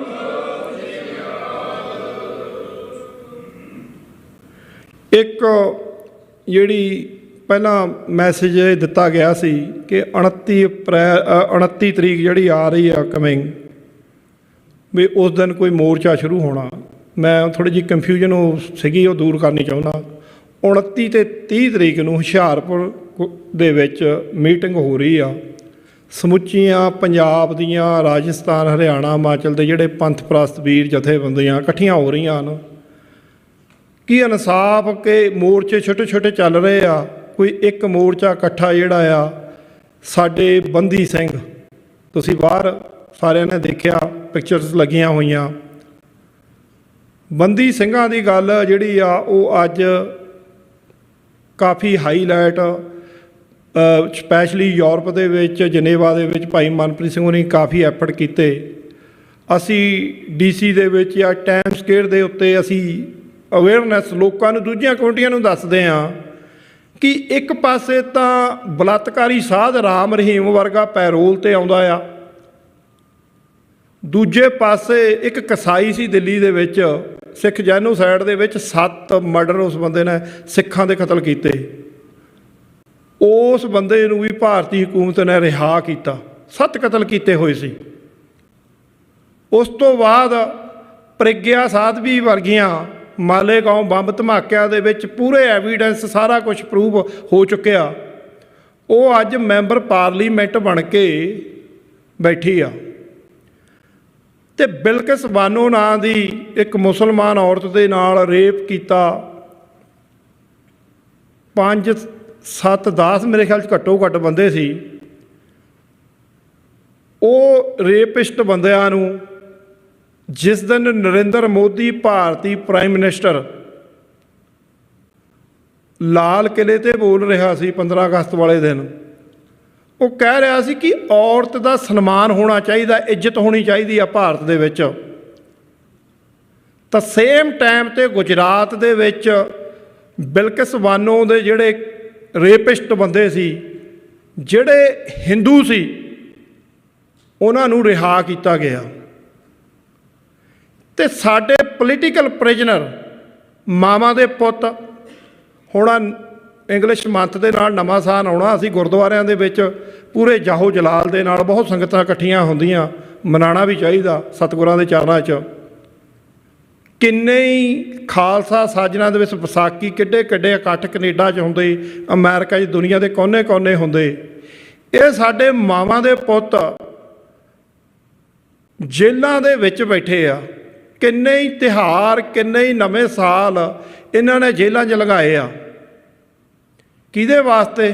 ਤੁਹਾਡੇ ਸਾਡੇ ਵਾਸਤੇ। ਵੀਰ ਜੀ ਉਹਨਾਂ ਨੇ ਪਹਿਲਾਂ ਗੱਲ ਕੀਤੀ ਸੀ ਕਿ ਜਿਹੜੇ ਸਾਡੇ ਵਰਗੇ ਚਿੱਟੀਆਂ ਦਾੜੀਆਂ ਵਾਲੇ ਆ, ਤੇ ਬਿਆਂਤੇ ਬੁੱਚੜ ਦਾ ਜੇ ਸੌਦਾ ਨਾ ਲੱਗਦਾ, ਜਿਹੜਾ ਖਾਲਸਾਈ ਪਰੰਪਰਾ ਦੇ ਮੁਤਾਬਕ, ਤਾਂ ਹੋ ਸਕਦਾ ਉੱਥੇ ਉਹਨਾਂ ਨੇ ਪਤਾ ਨਹੀਂ ਕਿੰਨੇ KPS ਗਿੱਲ ਸਮੇਤ ਸੈਣੀ ਤੇ ਜਿਹੜਾ ਬੁੱਚੜ ਸੀ ਪਿਆਂਤਾ, ਕਿੰਨੇ ਕੁ ਹੋਰ ਨੌਜਵਾਨਾਂ ਦਾ ਜਿਹੜਾ ਕਰਨਾ ਸੀ ਕਤਲ, ਕਿੰਨੇ ਕੁ ਨੌਜਵਾਨਾਂ ਦੇ ਖੂਨ ਦੇ ਨਾਲ ਝੂਠੇ ਮੁਲਕ ਮੁਕਾਬਲੇ ਬਣਾ ਕੇ ਖੂਨ ਦੇ ਨਾਲ ਹੋਲੀ ਖੇਡਣੀ ਸੀ। ਤੇ ਅਸੀਂ ਉਹਨਾਂ ਪੋਲੀਟੀਕਲ ਪ੍ਰਿਜਨਰਾਂ ਬਾਰੇ ਵੀ ਆਵਾਜ਼ ਬੁਲੰਦ ਕਰਨੀ ਆ। ਸਾਡੇ ਕੋਲ PDF ਫਾਈਲ ਹੈਗੀ ਆ ਬਾਹਰ, ਤੁਸੀਂ ਪਿਕਚਰਸ ਦੇਖੀਆਂ। ਜੇ ਕਿਸੇ ਵੀ ਭੈਣ ਭਰਾ ਨੂੰ ਚਾਹੀਦੀ ਹੋਵੇ ਅਸੀਂ ਤੁਹਾਨੂੰ ਦੇਵਾਂਗੇ। ਪਲੀਜ਼ ਸਿੰਘ ਸਾਹਿਬ ਜਥੇਦਾਰ ਜਗਤਾਰ ਸਿੰਘ ਹਵਾਰਾ ਦਾ ਵੀ ਮੈਸੇਜ ਸੀ ਕਿ ਗੁਰਦੁਆਰਿਆਂ ਦੇ ਵਿੱਚ, ਕਿਉਂਕਿ ਉਹ ਮੋਹਰੀ ਹੋ ਕੇ, ਕਿਉਂ ਜਥੇਦਾਰ ਵੀ ਆ ਕੌਮ ਦੇ, ਉਹ ਸਾਰੇ ਪੋਲੀਟੀਕਲ ਪ੍ਰਿਜਨਰਾਂ ਦੀ ਗੱਲ ਕਰਦੇ ਆ ਕਿ ਇਹ ਸਾਰੇ ਮਾਵਾਂ ਦੇ ਪੁੱਤਾਂ ਨੂੰ ਅਸੀਂ ਛਡਾਉਣਾ ਆ। ਹੁਸ਼ਿਆਰਪੁਰ ਦੇ ਵਿੱਚ ਸਾਡੇ 3 ਨੌਜਵਾਨਾਂ ਦੇ ਉੱਤੇ ਇਸ ਗੱਲ ਦਾ ਭਾਰਤੀ ਹਕੂਮਤ ਨੇ ਕੇਸ ਪਾਇਆ ਕਿ ਇਹਨਾਂ ਕੋਲ ਬੁੱਕਸ ਹੈਗੀਆਂ, ਜਿਹੜੀਆਂ ਧਾਰਮਿਕ ਬੁੱਕਾਂ ਪੜ੍ਹਦੇ ਆ ਆਪਾਂ, ਹਿਸਟਰੀ ਦੀਆਂ ਹੋ ਸਕਦੀਆਂ, ਤੇ ਉਹਨਾਂ ਨੂੰ ਉਮਰ ਕੈਦ ਕਰ ਦਿੱਤੀ। ਸੋ ਇੰਨਾ ਧੱਕਾ ਤੁਹਾਡੇ ਨਾਲ ਹੋ ਰਿਹਾ। ਲੋੜ ਆ ਸਾਡੀ ਕਮਿਊਨਿਟੀ ਦੇ ਵਿੱਚ ਐਜੂਕੇਟ ਕਰੀਏ, ਨੌਜਵਾਨਾਂ ਨੂੰ ਦੱਸੀਏ ਵੀ ਤੁਹਾਡੇ ਨਾਲ ਹੋ ਕੀ ਰਿਹਾ। ਤੇ ਅੰਮ੍ਰਿਤਪਾਲ ਸਿੰਘ ਵੀ ਕਾਫੀ ਐਜੂਕੇਟ ਕਰ ਰਿਹਾ, ਦੀਪ ਸਿੱਧੂ ਨੇ ਵੀ ਐਜੂਕੇਟ ਕੀਤਾ। ਤੇ ਅੱਜ ਮੇਰਾ ਜਿਹੜਾ ਅਖੀਰ ਦੇ ਵਿੱਚ ਮੈਂ ਸਮਾਪਤੀ ਜਿਹੜੀ ਕਰਨ ਲੱਗਿਆ, ਅਮਰੀਕਾ ਤੋਂ ਹਰਮਨ ਕੌਰ ਜਨਰਲ ਸੈਕਟਰੀ ਆ ਚੈਪਟਰ ਦੀ, ਬਹੁਤ ਛੋਟੀ ਬੱਚੀ ਆ ਸਾਡੀ ਜਿਹੜੀ ਹਰਮਨ ਕੌਰ ਜੀ। ਤੇ ਇਸ ਬੱਚੀ ਨੇ ਮੈਸੇਜ ਵੀ ਦਿੱਤਾ ਨੌਜਵਾਨਾਂ ਨੂੰ ਵੀ ਵਰਲਡ ਸਿੱਖ ਪਾਰਲੀਮੈਂਟ ਦੇ ਨਾਲ ਜੁੜੋ। ਇਹ ਕਨਸੈਪਟ ਜਿਹੜਾ ਆ, ਕਈ ਵਾਰੀ ਹੁੰਦਾ ਲੋਕਾਂ ਦੇ ਪੁੱਤ ਮਰਾ ਦੇਣੇ, ਕੋਈ ਪੁੱਤ ਮਰਾਉਣ ਦੀ ਗੱਲ ਨਹੀਂ ਆ। ਧਾਰਮਿਕ ਕੌਂਸਲ ਆ, ਜੇ ਕੋਈ ਧਾਰਮਿਕ ਕੰਮਾਂ 'ਚ ਰੁਚੀ ਰੱਖਦਾ, ਐਜੂਕੇਸ਼ਨ ਕੌਂਸਲ ਆ ਜੇ ਉਹਦੇ 'ਚ ਕੋਈ ਮਹਾਰਤ ਰੱਖਦਾ, ਜੇ ਕੋਈ ਵੀਰ ਸਾਡਾ ਮੀਡੀਆ ਕੌਂਸਲ 'ਚ ਕੰਮ ਕਰ ਸਕਦਾ ਸਿੱਖ ਮਸਲਿਆਂ ਨੂੰ ਉਭਾਰਨ ਦੇ ਵਿੱਚ, ਸਾਡੇ ਕੋਲ ਮੀਡੀਆ ਕੌਂਸਲ ਆ, ਇੱਕ ਫਾਈਨੈਂਸ ਕੌਂਸਲ ਆ। ਕੁਝ ਸਿੱਖਾਂ ਦਾ ਇੱਥੇ ਕੈਨੇਡਾ ਦੇ ਵਿੱਚ ਤਾਂ ਮੇਰੇ ਖਿਆਲ 'ਚ ਸਿੱਖਾਂ ਨੇ ਕਾਫੀ ਬੈਂਕ, ਸ਼ਾਇਦ ਕਾਫੀ ਕੁਝ ਬਣਿਆ। ਹੋਰ ਕੰਟਰੀਆਂ ਦੇ ਵਿੱਚ ਵੀ ਪੰਜਾਬ ਐਂਡ ਸਿੰਧ ਬੈਂਕ ਸਿੱਖਾਂ ਦਾ ਸੀ, ਉਹਨੂੰ ਵੀ ਖਤਮ ਕੀਤਾ ਗਿਆ ਸ਼ਾਸਿਤ ਅਧੀਨ। ਸੋ ਇਸ ਤਰ੍ਹਾਂ ਦੀਆਂ ਅਲੱਗ-ਅਲੱਗ ਕੌਂਸਲ ਹੈਗੀ। ਇੱਕ ਸੈਲਫ ਡਿਟਰਮੀਨੇਸ਼ਨ ਕੌਂਸਲ ਆ। ਕਈ ਵੀਰ ਕਹਿੰਦੇ ਵੀ ਅਸੀਂ ਖਾਲਿਸਤਾਨ ਤੋਂ ਘੱਟ ਗੱਲ ਨਹੀਂ ਕਰਨੀ, ਅਸੀਂ ਖੁਦ ਧਾਰਨੀ ਆ, ਤੇ ਉਹਨਾਂ ਨੂੰ ਕਹਿੰਦੇ ਆ ਵੀ ਇਸ ਕੌਂਸਲ 'ਚ ਆ ਜਾਓ। ਤੇ ਇੱਕ ਵੈਲਫੇਅਰ ਕੌਂਸਲ ਆ, ਉਹਦੇ ਵਿੱਚ ਅਸੀਂ ਯੂਨਾਈਟਿਡ ਸਿੱਖ ਨੇ ਲੀਡ ਲਈ ਆ। ਨਿਊਯਾਰਕ ਟਾਈਮਸ ਦੇ ਵਿੱਚ ਤਾਂ ਕਾਫੀ ਵੱਡਾ ਆਰਟੀਕਲ ਲੱਗਿਆ ਸੀ। ਲੰਗਰ ਜਦੋਂ ਕੋਵਿਡ ਦੀ ਫਸਟ ਵੇਵ ਆਈ ਆ 2020 ਦੇ ਵਿੱਚ, ਆਪਾਂ ਲੰਗਰ ਲਾਏ ਸਾਰਿਆਂ ਨੇ। ਤਾਂ ਮੈਂ ਥੋੜ੍ਹੀਆਂ ਜਿਹੀਆਂ ਤੁਹਾਡੇ ਨਾਲ ਸਟਾਰਟਿੰਗ ਡਿਸਕਸ਼ਨ ਕੀਤੀਆਂ ਸੀਗੀਆਂ ਵੀ ਅਸੀਂ ਜੈਨੋਸਾਈਡ ਦਾ ਬਿੱਲ ਜਿਹੜਾ ਕਨੈਕਟੀਕਟ ਸਟੇਟ ਦੇ ਵਿੱਚ ਜਾਂ ਦੂਜੀਆਂ ਸਟੇਟਾਂ 'ਚ ਅਮਰੀਕਾ 'ਚ ਕਰਾਇਆ। ਗੁਰੂ ਨਾਨਕ ਸਾਹਿਬ ਜੀ ਦਾ ਪ੍ਰਕਾਸ਼ ਪੁਰਬ 550 ਸਾਲਾਂ 'ਤੇ ਅਸੀਂ ਵਰਲਡ ਇਕੁਆਲਿਟੀ ਡੇ, ਸਰਬ ਸਾਂਝੀਵਾਲਤਾ ਦਾ ਦਿਨ ਜਿਹੜਾ ਉਹ ਵੀ ਸਟੇਟ ਹਾਊਸ ਦੇ ਵਿੱਚੋਂ ਪਾਸ ਕਰਵਾਇਆ। ਗੁਰੂ ਗ੍ਰੰਥ ਸਾਹਿਬ ਜੀ ਸਿੱਖਾਂ ਦੇ ਲਿਵਿੰਗ ਗੁਰੂ, ਇਹ ਵੀ ਜਿਹੜਾ ਪਾਸ ਹੋਇਆ। ਫਿਰ ਖਾਲਸਾ ਸਾਜਨਾ ਦਿਵਸ ਨੂੰ ਅਲੱਗ-ਅਲੱਗ ਸਟੇਟਾਂ ਦੇ ਵਿੱਚ ਅਪ੍ਰੈਲ ਦਾ ਮਹੀਨਾ ਸਿੱਖ ਅਵੇਅਰਨੈਸ ਮੰਥ, ਸਿੱਖ ਨੈਸ਼ਨਲ ਡੇ 14 ਅਪ੍ਰੈਲ ਉਹ ਅਪਰੂਵ ਕਰਾਇਆ। ਇਹ ਵਰਲਡ ਸਿੱਖ ਪਾਰਲੀਮੈਂਟ ਦੇ ਕੰਮ ਮੈਂ ਗਿਣਾ ਰਿਹਾ।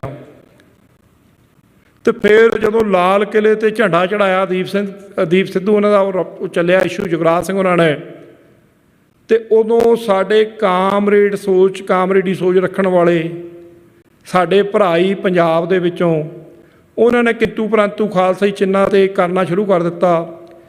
ਤਾਂ ਜਿਹੜਾ ਕੇਸਰੀ ਨਿਸ਼ਾਨ ਸਾਹਿਬ ਆ, ਜਦੋਂ ਲਾਲ ਕਿਲੇ 'ਤੇ ਬਾਬਾ ਬਘੇਲ ਸਿੰਘ ਉਹਨਾਂ ਨੇ ਚੜਾਇਆ ਤਾਂ ਉਹ ਵੀ ਕਨੈਕਟੀਕਟ ਸਟੇਟ ਦੇ ਵਿੱਚ ਅਪਰੂਵ ਹੋਇਆ।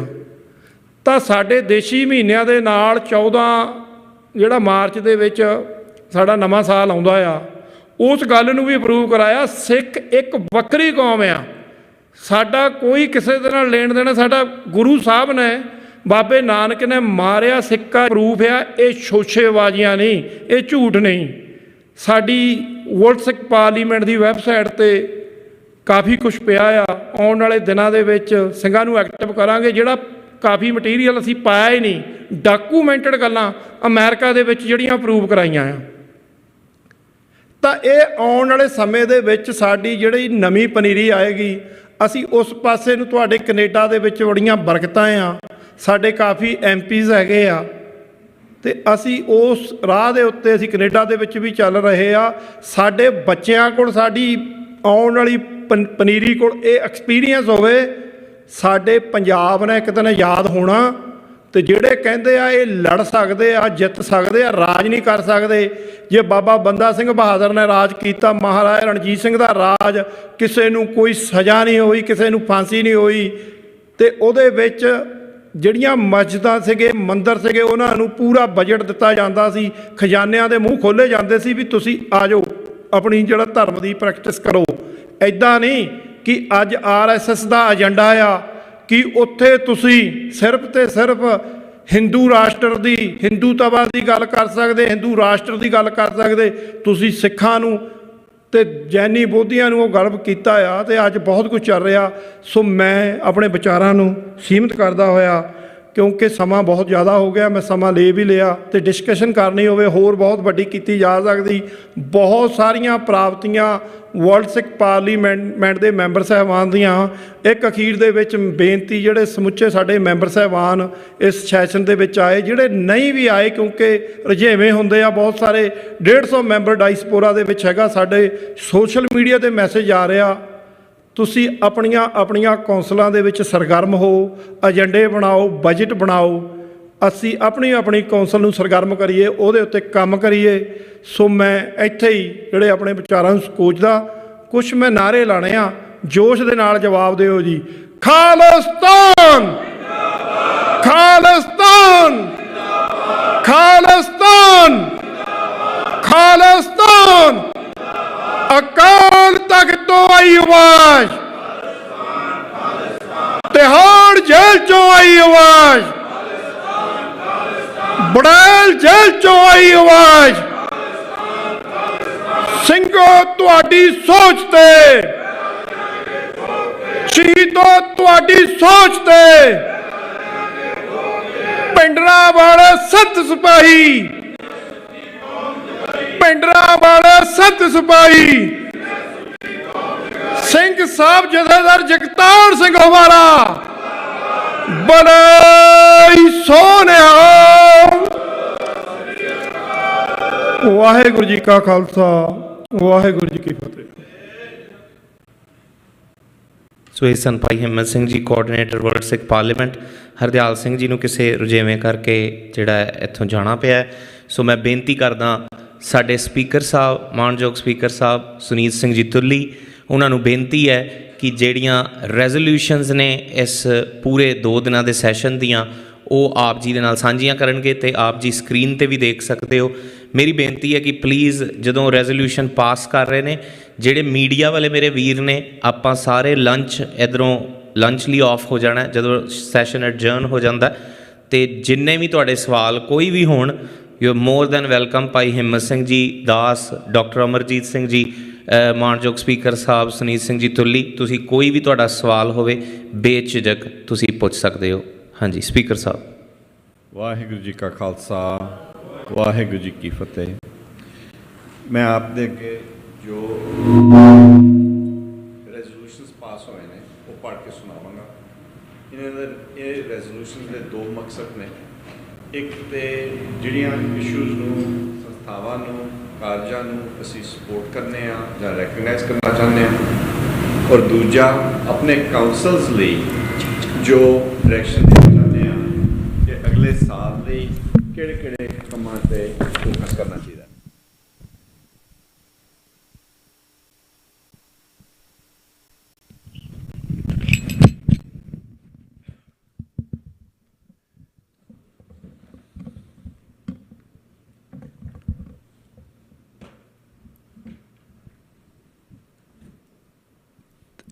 Resolutions अंग्रेजी च ने तो मैं अंग्रेजी च पढ़ांगा। The third global session of the World Sikh Parliament objectives set by the various parliament councils and the general body adopt the following resolutions at the third General Assembly meeting held in Toronto, Canada, 26th and 27th of November 2022. The first resolution: the World Sikh Parliament reinforces the mandate of the Sarbat Khalsa as in 2015, recognizing April 29th as the Sikh Declaration of Independence, by Jagtar Singh Hawara as the Jathedar of Shri Akal Takht Sahib, and aligns firmly with the mission of Sikh sovereignty to self-determinate, a cardinal principle in international law, with the Charter of the United Nations to create an independent state of Khalistan. ਇਹ ਜਿਹੜਾ ਪਹਿਲੀ resolution ਹੈ ਉਹ ਸਰਬੱਤ ਖਾਲਸੇ ਤੋਂ ਜੋ ਸਾਨੂੰ world Sikh parliament ਨੂੰ ਮੈਂਡੇਟ ਮਿਲੀ, ਭਾਈ ਜਗਤਾਰ ਸਿੰਘ ਹਵਾਰੇ ਨੂੰ ਜਥੇਦਾਰ ਸੌਂਪ ਕੇ ਔਰ ਖਾਲਿਸਤਾਨ ਦੀ ਪੂਰਤੀ ਲਈ ਹੁਕਮ ਅਨੁਸਾਰ ਹੋਏ, ਉਹ ਉਸ ਨੂੰ ਰੈਕਗਨਾਈਜ਼ ਕਰਦਾ ਹੈ। Resolution number 2: the World Sikh Parliament will work with the United Nations and its organ bodies, including the world governments, with a mission to promote Sikh self-determination, Sikh civil and human rights, and Sikh economic and environmental rights. Sikhs were a member of the United Nations Unrepresented Nations and Peoples Organization, and in 1993 were systematically removed under pressure by the Indian government. 1993 ਦੇ ਵਿੱਚ UN ਤੇ ਜਿਹੜੀ body ਅਨਰੈਪਰੈਜ਼ੈਂਟਡ nations ਜਿਨ੍ਹਾਂ ਕੋਲ ਹਾਲੇ ਆਪਣੀ ਥਾਂ ਨਹੀਂ ਹੈਗੀ ਜਾਂ ਜਿਨ੍ਹਾਂ ਦੀ ਥਾਂ ਦੂਜੇ ਦੇਸ਼ਾਂ ਦੇ ਕਬਜ਼ੇ 'ਚ ਹੈਗੀ ਹੈ, ਉਹਦੇ ਖਾਲਿਸਤਾਨ ਨੂੰ ਰੈਕਗਨਾਈਜ਼ ਕੀਤਾ ਸੀ 1993 'ਚ, ਔਰ ਸਾਡੀ ਮੈਂਬਰਸ਼ਿਪ ਸੀਗੀ ਉਹਦੇ ਵਿੱਚ। ਅਸੀਂ ਚਾਹੁੰਦੇ ਹਾਂ ਕਿ UN ਦੇ ਨਾਲ ਕੰਮ ਕਰਕੇ ਉਹ ਰੀਐਸਟੈਬਲਿਸ਼ ਕੀਤੀ ਜਾਵੇ ਤਾਂ ਕਿ ਵਰਲਡ ਸਟੇਜ 'ਤੇ ਸਾਡੀ ਸੇ ਹੋਵੇ। Resolution number 3: the World Sikh Parliament, in addition to the cause of the Sikh homeland, recognizes the sovereign rights and freedom of the people of Ukraine, the people of Kashmir and the Nagas, will continue to highlight the cause of the oppressed minority communities such as Dalits and others, hold India accountable in violation of UN's Declaration of the Rights of Persons belonging to national or ethnic, religious and linguistic minorities, while failing to protect and guarantee the basic fundamental rights of the Dalits and other minorities in India. ਇਸ resolution ਵਿੱਚ Ukraine ਦੇ ਨਾਲ ਜੋ Russia ਦੇ ਤੋਂ ਉਹ attack face ਕਰ ਰਿਹਾ ਹੈ ਦੇਸ਼, ਹਿੰਦੁਸਤਾਨ ਦੇ ਵਿੱਚ ਭਾਰਤ ਦੇ ਵਿੱਚ ਹੋਰ ਕਸ਼ਮੀਰੀ ਨਾਗਾਜ਼ ਅਤੇ ਹੋਰ ਲੋਕਾਂ ਨੂੰ ਜਿਹਨਾਂ ਨੂੰ ਸਪਰੈਸ ਕੀਤਾ ਜਾਂਦਾ ਹੈ, ਉਹਨਾਂ ਦੇ ਸਪੋਰਟ ਵਿੱਚ ਅਸੀਂ ਆਵਾਜ਼ ਉਠਾਉਂਦੇ ਹਾਂ। Resolution number 4: the World Sikh Parliament recognizes the needs of the forgotten Sikhligar and Vanjara communities and dutifully requests the community to help settle them in Punjab while addressing their religious, economic and humanitarian needs. ਜੋ ਸਿੱਖ ਪੰਜਾਬ ਤੋਂ ਬਾਹਰ ਸਿਖਲੀਗਰ Vanjara communities ਨੇ, ਉਹ ਭਾਰਤ ਦੇ ਸੰਵਿਧਾਨ ਦੇ ਵਿੱਚ ਤੇ ਹੋਰ ਸਟੈਟਿਸਟੀਕਲ ਜਿਹੜੇ ਸੈਂਸਸ ਲਏ ਜਾਂਦੇ ਨੇ ਉਹਨਾਂ ਨੂੰ ਹਿੰਦੂ ਦੇ ਉਹ ਭਾਰਤ ਦੇ ਸੰਵਿਧਾਨ ਦੇ ਵਿੱਚ ਤੇ ਹੋਰ ਸਟੈਟਿਸਟੀਕਲ ਜਿਹੜੇ ਸੈਂਸਸ ਲਏ ਜਾਂਦੇ ਨੇ ਉਹਨਾਂ ਨੂੰ ਹਿੰਦੂ ਦੇ ਤੌਰ 'ਤੇ ਮੰਨਿਆ ਜਾਂਦਾ ਅਤੇ ਗਿਣਿਆ ਜਾਂਦਾ ਹੈ। ਅਸੀਂ ਚਾਹੁੰਦੇ ਹਾਂ ਕਿ ਵਾਪਸ ਉਹਨਾਂ ਨੂੰ ਪੰਜਾਬ ਲਿਆ ਕੇ ਤੇ ਪੰਜਾਬ ਵਿੱਚ ਸੈਟਲ ਕਰਕੇ ਤੇ ਸਪੋਰਟ ਕਰਨਾ ਚਾਹੀਦਾ। Resolution number 5, the World Sikh Parliament demands the release of the Sikh prisoners of conscience in India who are fighting for their political and religious rights. Many of them are languishing in jails and have covered their terms. The World Sikh Parliament demands that India revokes its unlawful reservation against Article 1 of the International Covenant of Civil and Political Rights, the right of self-determination, release our political prisoners, and agrees to the establishment of an international criminal tribunal to punish those who have carried out genocide against the Sikhs since 1984. It is also imperative that India respects all other internationally accepted human rights standards, including the freedom of expression, instead of routinely criminalizing Sikh self-determinists. ਇਸ resolution ਦੇ ਵਿੱਚ ਜੋ ਸਿੱਖ political prisoners ਨੇ ਜੋ ਜਿਨ੍ਹਾਂ ਨੂੰ ਉਹਨਾਂ ਦੇ ਧਰਮ ਕਰਕੇ ਜਾਂ ਪੋਲੀਟੀਕਲ ਬਲੀਫਸ ਕਰਕੇ ਟੌਰਚਰ ਕਰਕੇ ਜੇਲ੍ਹਾਂ ਵਿੱਚ 20 30 40 ਸਾਲਾਂ ਤੋਂ ਰੱਖਿਆ ਹੋਇਆ ਹੈ ਉਹਨਾਂ ਦੀ ਆਜ਼ਾਦੀ ਲਈ ਅਸੀਂ ਆਵਾਜ਼ ਉਠਾਉਂਦੇ ਹਾਂ। Resolution number 6, the World Sikh Parliament recognizes that there is an ongoing genocide of the Sikhs by the Indian government, disrespect of Sri Guru Granth Sahib, the eternal Guru of the Sikhs in different cities of Punjab and other parts of India, and banning of right to bear arms by passing new laws. ਅਸੀਂ ਸਾਰਿਆਂ ਨੂੰ ਇਸ ਚੀਜ਼ ਤੇ ਸੁਚੇਤ ਕਰਨਾ ਚਾਹੁੰਦੇ ਹਾਂ ਕਿ ਜੋ 84 ਵਿੱਚ ਘੱਲੂਘਾਰੇ ਹੋਏ ਉਹਨਾਂ ਦੀਆਂ ਫਿਰ ਕੱਟੜਵਾਦੀ ਮਨੂਵਾਦੀ ਬ੍ਰਾਹਮਣ ਧਮਕੀਆਂ ਅੱਜ ਦੇ ਰਹੇ ਨੇ ਔਰ ਸਰਕਾਰਾਂ ਉੱਥੇ ਦੀ ਤਿਆਰੀ ਲਈ ਸਿੰਘਾਂ ਨੂੰ ਸ਼ਸਤਰਾਂ ਤੋਂ ਵਖਰਾਵਾ ਕਰਨਾ ਚਾਹੁੰਦੀਆਂ ਨੇ, ਕਾਨੂੰਨ ਬਣਾਉਣਾ ਚਾਹੁੰਦੇ ਨੇ ਕਿ ਤੁਸੀਂ ਆਪਣੇ ਸ਼ਸਤਰ ਨਾ ਰੱਖ ਸਕੋ। ਸ਼ਸਤਰ ਅਧੀਨ ਹੋਣਾ ਸਾਡਾ ਧਰਮ ਹੈ ਔਰ ਅਸੀਂ ਇਸ ਚੀਜ਼ ਦੇ ਉੱਤੇ ਸਿੱਖਾਂ ਨੂੰ ਸੁਚੇਤ ਕਰਨਾ ਚਾਹੁੰਦੇ ਹਾਂ ਕਿ ਇਹ ਕੰਟੀਨਿਊਇੰਗ ਜੈਨੋਸਾਈਡ ਲਈ ਜੋ ਧਮਕੀਆਂ ਦਿੱਤੀਆਂ ਜਾ ਰਹੀਆਂ ਨੇ ਉਹਦੇ ਨਾਲ ਉਹਦੇ ਲਈ ਸੁਚੇਤ ਰਹਿਣ। Resolution number 7, the World Sikh Parliament applauds the sterling efforts of Sikhs and organizations across the globe who advocate and campaign for a national right of self-determination in the form of a sovereign independent state of Khalistan Punjab as mandated by Sarbat Khalsa gatherings of 26th January 1986 and 10th of November 2015. Underpinned by international law that peaceable struggle is the only means of resolving the Indo-Sikh conflict, and we urge the international community to recognize this reality and support us in this role, in this noble, lawful, and ultimately necessary endeavor. The Sikh nation salutes the martyrs of our cause and shall honor them by realizing their God-given right of sovereign independence in our homeland. ਅਸੀਂ ਉਹ ਸ਼ਹੀਦਾਂ ਨੇ ਜਿਨ੍ਹਾਂ ਨੇ ਕੁਰਬਾਨੀਆਂ ਦਿੱਤੀਆਂ ਨੇ ਖਾਲਿਸਤਾਨ ਦੀ vision ਲਈ ਉਹਨਾਂ ਨੂੰ ਪੂਰੇ ਕਰਨ ਲਈ ਅਸੀਂ ਵਚਨਬੱਧ ਹੈਗੇ ਹਾਂ।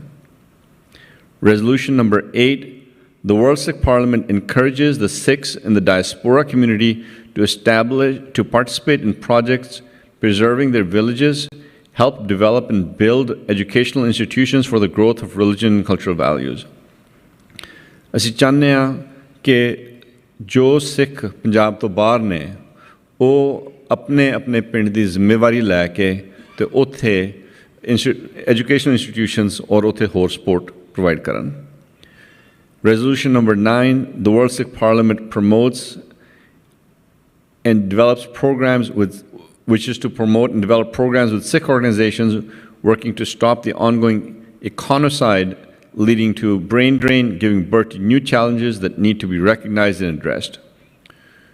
ਜੋ ਮਾਸ ਮਾਈਗ੍ਰੇਸ਼ਨ ਪੰਜਾਬ ਤੋਂ ਬਾਹਰ ਹੋ ਰਹੀ ਹੈ ਬਾਹਰਲੇ ਦੇਸ਼ਾਂ ਵਿੱਚ ਔਰ ਉਹਦਾ ਜੋ ਇਕਨੋਮਿਕ ਇੰਪੈਕਟ ਹੈਗਾ, ਬ੍ਰੇਨ ਡਰੇਨ ਜੋ ਪੰਜਾਬ ਦੇ ਵਿੱਚ ਹੁੰਦਾ ਪਿਆ ਹੈ ਉਹਦੇ ਵਿੱਚ, ਔਰ ਜੋ ਬੱਚੇ ਇਹਨਾਂ ਦੇਸ਼ਾਂ 'ਚ ਆ ਰਹੇ ਨੇ ਉਹਨਾਂ ਦੇ ਸਪੋਰਟ ਦੇ ਵਿੱਚ ਵਰਲਡ ਸਿੱਖ ਪਾਰਲੀਮੈਂਟ ਪ੍ਰੋਗਰਾਮ ਐਲਾਨ ਕਰਨਾ ਚਾਹੁੰਦੀ ਹੈ। Resolution number 10. The World Sikh Parliament dutifully asks the global community to promote, encourage and assist individual activists, Sikh organizations, MPs and congressmen who lead or promote the recognition of Sikh genocide, Khalistan referendum and for self-determination, Hum Rakat Padshahi Dawa, Jaan Itko Jaan Aglo Pawa. Promoting Sikh Amrit Sachar in Punjab and outside in the diaspora, and ask all Sikhs to practice their faith freely without any fear. And the World Sikh Parliament asks the global Sikh community to practice their faith freely without any fear and prejudice.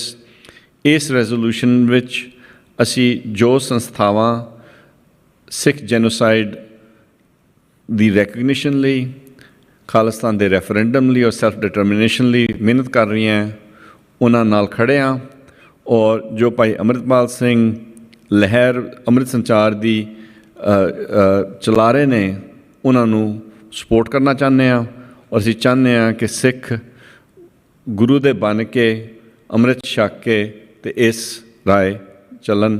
ਇਹ 10 ਰੈਜ਼ੋਲੂਸ਼ਨਸ ਪਿਛਲੇ 2 ਦਿਨ ਦੇ ਜੋ sessions ਹੋਏ ਨੇ ਉਹਨਾਂ ਨਾਲ ਵਿਚਾਰ ਕਰਕੇ ਅਤੇ ਫੈਸਲੇ ਲਏ ਗਏ ਨੇ।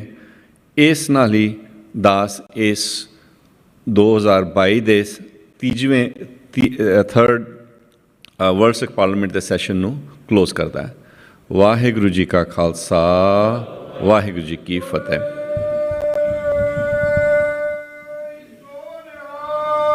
ਸਤਿ ਸ੍ਰੀ ਅਕਾਲ।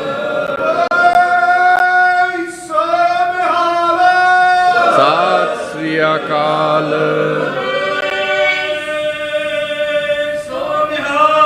ਸਤਿ ਸ੍ਰੀ ਅਕਾਲ ਸਤਿ ਸ੍ਰੀ ਅਕਾਲ। ਅਖੀਰ ਤੇ ਇੱਕ ਵਾਰੀ ਫਿਰ ਸਾਰੇ ਹੀ ਪਾਰਟਿਸਿਪੈਂਟਸ ਦਾ ਧੰਨਵਾਦ ਕਰਦੇ ਹੋਏ ਕੈਨੇਡੀਅਨ ਸੈਸ਼ਨ ਨੂੰ ਕਾਮਯਾਬ ਬਣਾਉਣ ਵਾਸਤੇ ਜੋ ਕੈਨੇਡਾ ਦੇ ਵਰਲਡ ਸਿੱਖ ਪਾਰਲੀਮੈਂਟ ਦੇ ਚੈਪਟਰ ਦੇ ਸੇਵਾਦਾਰਾਂ ਦਾ ਬਹੁਤ ਬਹੁਤ ਧੰਨਵਾਦ। ਖਾਸ ਕਰਕੇ ਜੇ ਗੱਲ ਕਰੀਏ ਭਗਤ ਸਿੰਘ ਜੀ ਕੈਨੇਡਾ ਤੋਂ, ਮਨਵੀਰ ਸਿੰਘ ਜੀ, ਸਾਡੇ ਸੁਖਵਿੰਦਰ ਸਿੰਘ ਜੀ, ਸਾਡੇ ਚਮਕੌਰ ਸਿੰਘ ਜੀ, ਜਿਨ੍ਹਾਂ ਦੇ ਕਾਰਨ ਇਹ ਪੋਸੀਬਲ ਹੋਇਆ।